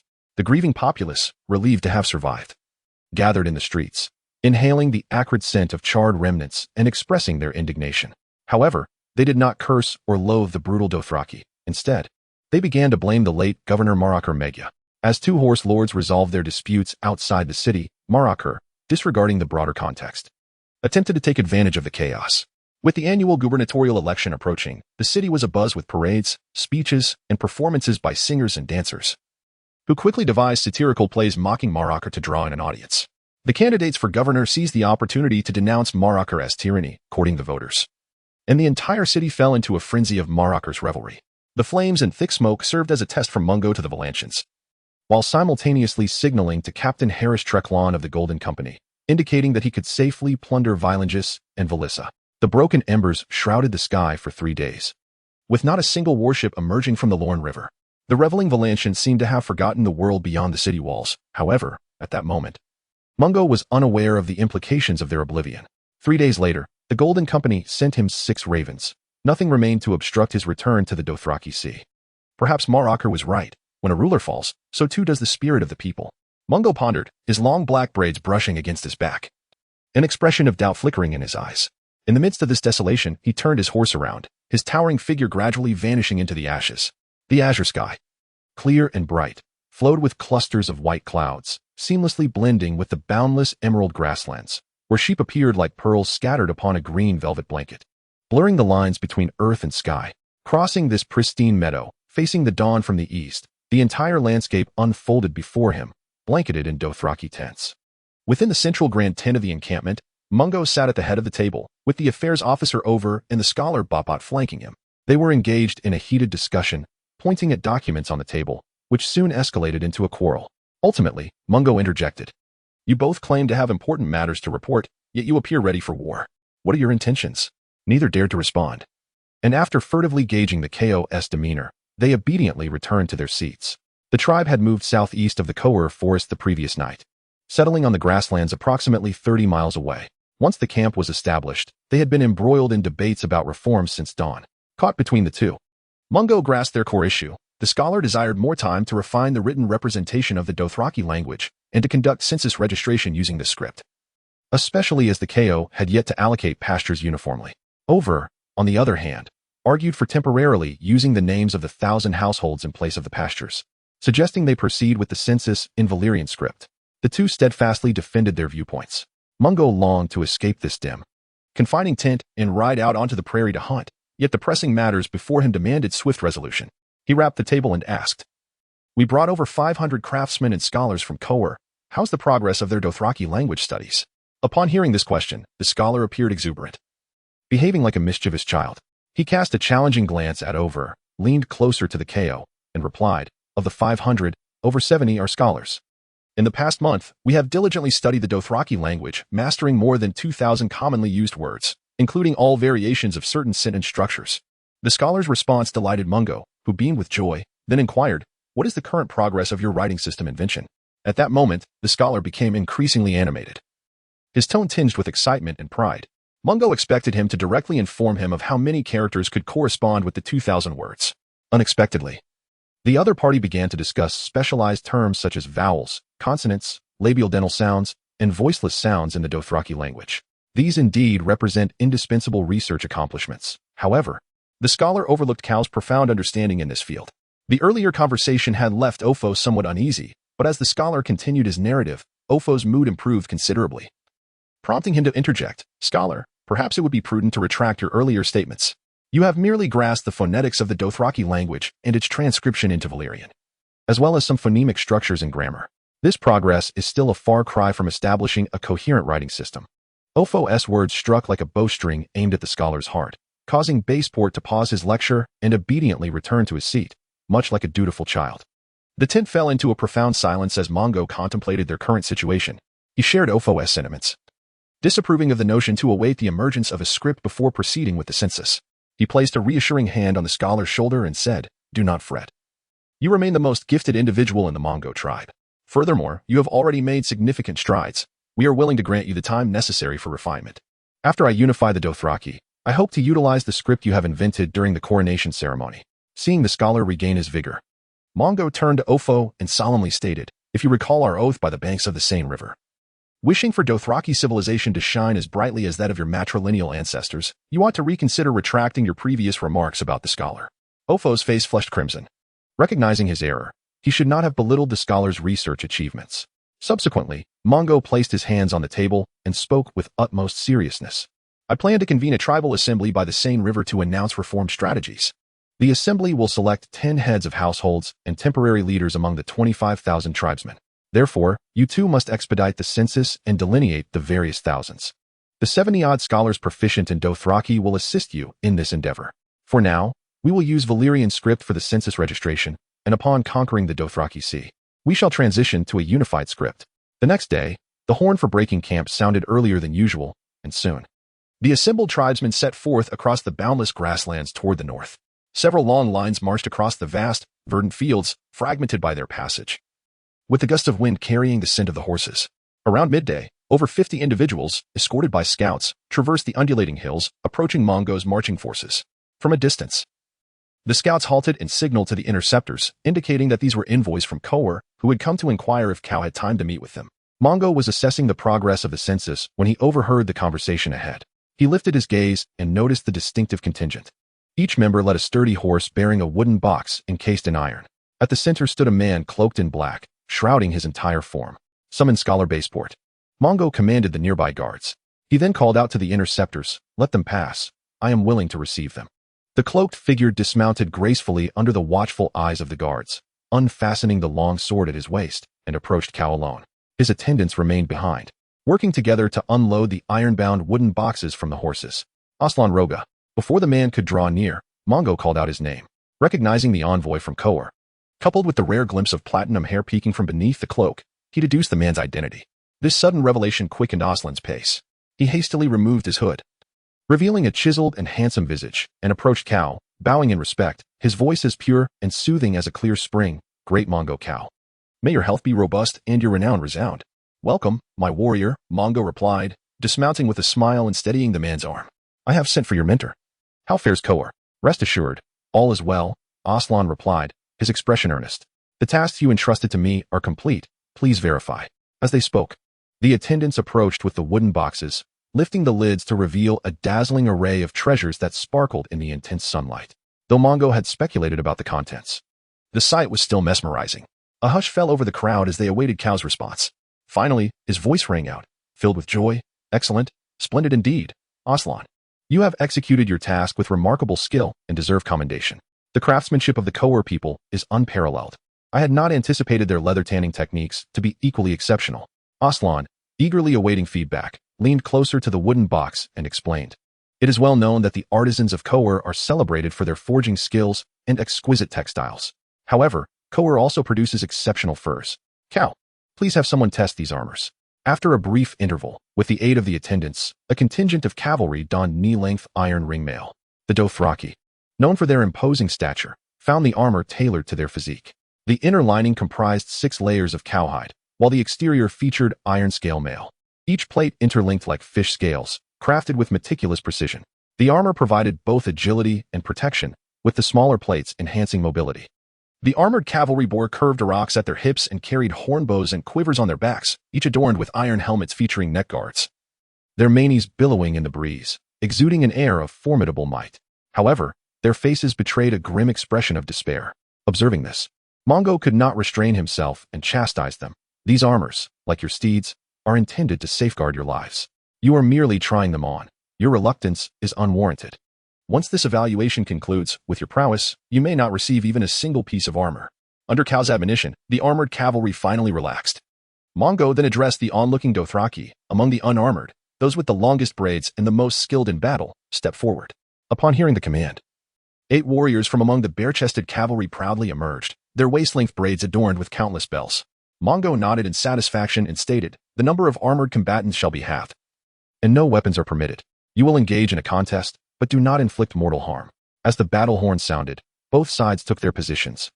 And soon the onlooking Dothraki beheld an overwhelming spectacle. Neither curved blades, spears, nor arrows could penetrate the iron ring mail. The 8 cavalrymen quickly dropped their weapons, raising their hands in surrender. Mongo halted their attempts to cut off their braids, declaring that this contest would not count as a win or loss. "Remove your armor," he instructed the reluctant cavalrymen. The armored warriors hesitated, suddenly realizing that the armor's hindrance to their combat skills was not as significant as they had thought. It was manageable. They were willing to part with half their possessions in exchange for the armor. Certainly, Mongo declined the requests of the cavalry, choosing instead to prioritize the armament of the commanders and the Blood Alliance guards. From the immediate scene, it was evident that these armored cavalry would play a decisive role in the forthcoming battle against Dothraki. Once the others had arranged the wooden crates, Aslan, follow me, Mungo said with a smile. The bachelor has yet to arrive. He may be too preoccupied to make it here. After the two departed on horseback, Mungo remarked, our war with Dothraki is unavoidable, yet we remain entirely ignorant of the situation in the capital, Westeros. According to my calculations alongside Bachelor over, their forces will surely outnumber ours significantly. Thus, the opportunity for victory on the battlefield lies within the strength of this armor. We shall wait a moment longer, hoping to delay this war initiated for the sake of unity. Before we are compelled to meet in combat, how many more suits of armor can you provide? Aslan quickened his horse to catch up with Cal, whispering with a smile, Cal, did you foresee this war? Is that why you had me prepare this armor? Mungo turned to glance at the current governor of Conqueror and replied, the unification by force is my plan. Hence, war is inevitable. Equipping the Dothraki in armor is a crucial reform I intend to implement. I understand, Aslan nodded, composedly stating. There are still 2,000 suits of iron scale armor en route to Westeros. Upon hearing this figure, Mungo halted. Noticing a look of slight astonishment and confusion on Cal's face, he continued to explain, these 50 crates of armor were the task you assigned to me. While the 2,000 suits are a gift from the Conqueror Governor's Council, over the past month, they have gathered all the armorers in the city to craft this armor. The messenger sent by Conqueror to request reinforcements from Norvos was turned away. It remains unclear who spread the rumor that the Conqueror fleet was laden with gold. However, the fleet was indeed transporting a shipment of iron ore and was heavily laden, leading the river bandits of Dagger Lake to believe the falsehood. In the ensuing assault, the fleet suffered significant losses, marking an unprecedented period of weakness for Conqueror. Furthermore, since the city's fall, the invulnerable myth of the Unsullied has been shattered, and the people of Conqueror no longer trust in their abilities.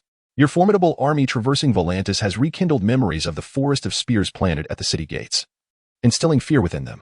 Simultaneously, they cannot fathom your true reasons for not engaging the outer city, leaving them uneasy in your continued presence by the Rhone River, believing that the previous gifts have yet to satisfy you. Chapter 85, Braids and Bells. Just as Mungo and Aslan Rogel paused to assess the situation before them, Bachelor Boport hurriedly approached. The bond between this mentor and student had long since transcended that of mere teacher and pupil, resembling a familial relationship. Their reunion was indeed a cause for celebration, promising much to discuss. However, Aslan did not linger among the throng of horses, hastily departing with his retinue, moving like a fleeting shadow, akin to a flash of lightning, leaving the bachelor momentarily dazed. The blazing sun cast a golden hue over the lush green grass, while gentle breezes swept through, as the tribal army continued to march towards Westeros, crossing the azure waves of the sea. A day swiftly passed, and as the eastern winds arose the following day, a refreshing and tranquil atmosphere enveloped the land. In the Dothraki camp, the dawn broke with the sound of horns signaling the breaking of camp, while scouts returned with reports of a convoy escorted by the Unsullied appearing amidst the ruins of Westeros. The tribe, having traveled relentlessly throughout the day, finally reached the once glorious free city of Asalia before sunset, halting to set up camp in the nearby woods. At that moment, a group of individuals disguised as wealthy merchants, under the protection of the Unsullied, approached the camp from the city ruins. They laid down their weapons outside the camp and raised their hands in a gesture of peace. Mungo came forth to meet them, recognizing them as the true envoys of Conqueror. Esteemed Mungo Cal, we have been sent by the Conqueror Governor's Council. When questioned, they responded with utmost respect. The council has heard of your victory over the formidable Drago Cal and, anticipating your imminent return to the Dothraki Sea, has sent us here to present you with a token of our friendship. Mungo understood the purpose of their visit and, of course, would not refuse the goodwill of the Conqueror people, reiterating his commitment to uphold previous promises without fail. These respectful envoys not only offered 2,000 suits of armor, but also brought substantial wealth and supplies. It was rather unexpected. They seemed to have adequately prepared provisions for the Dothraki's journey home as well. Cal readily accepted the gifts, which brought palpable relief to the Conqueror envoys. To them, the satisfaction of the Horse Lord meant they would not face further difficulties, and this gesture also served as a return gift from the Dothraki. The starry sky resembled countless silver beads embedded in the deep black night, while the luminous moon cast its gentle glow upon the tranquil world.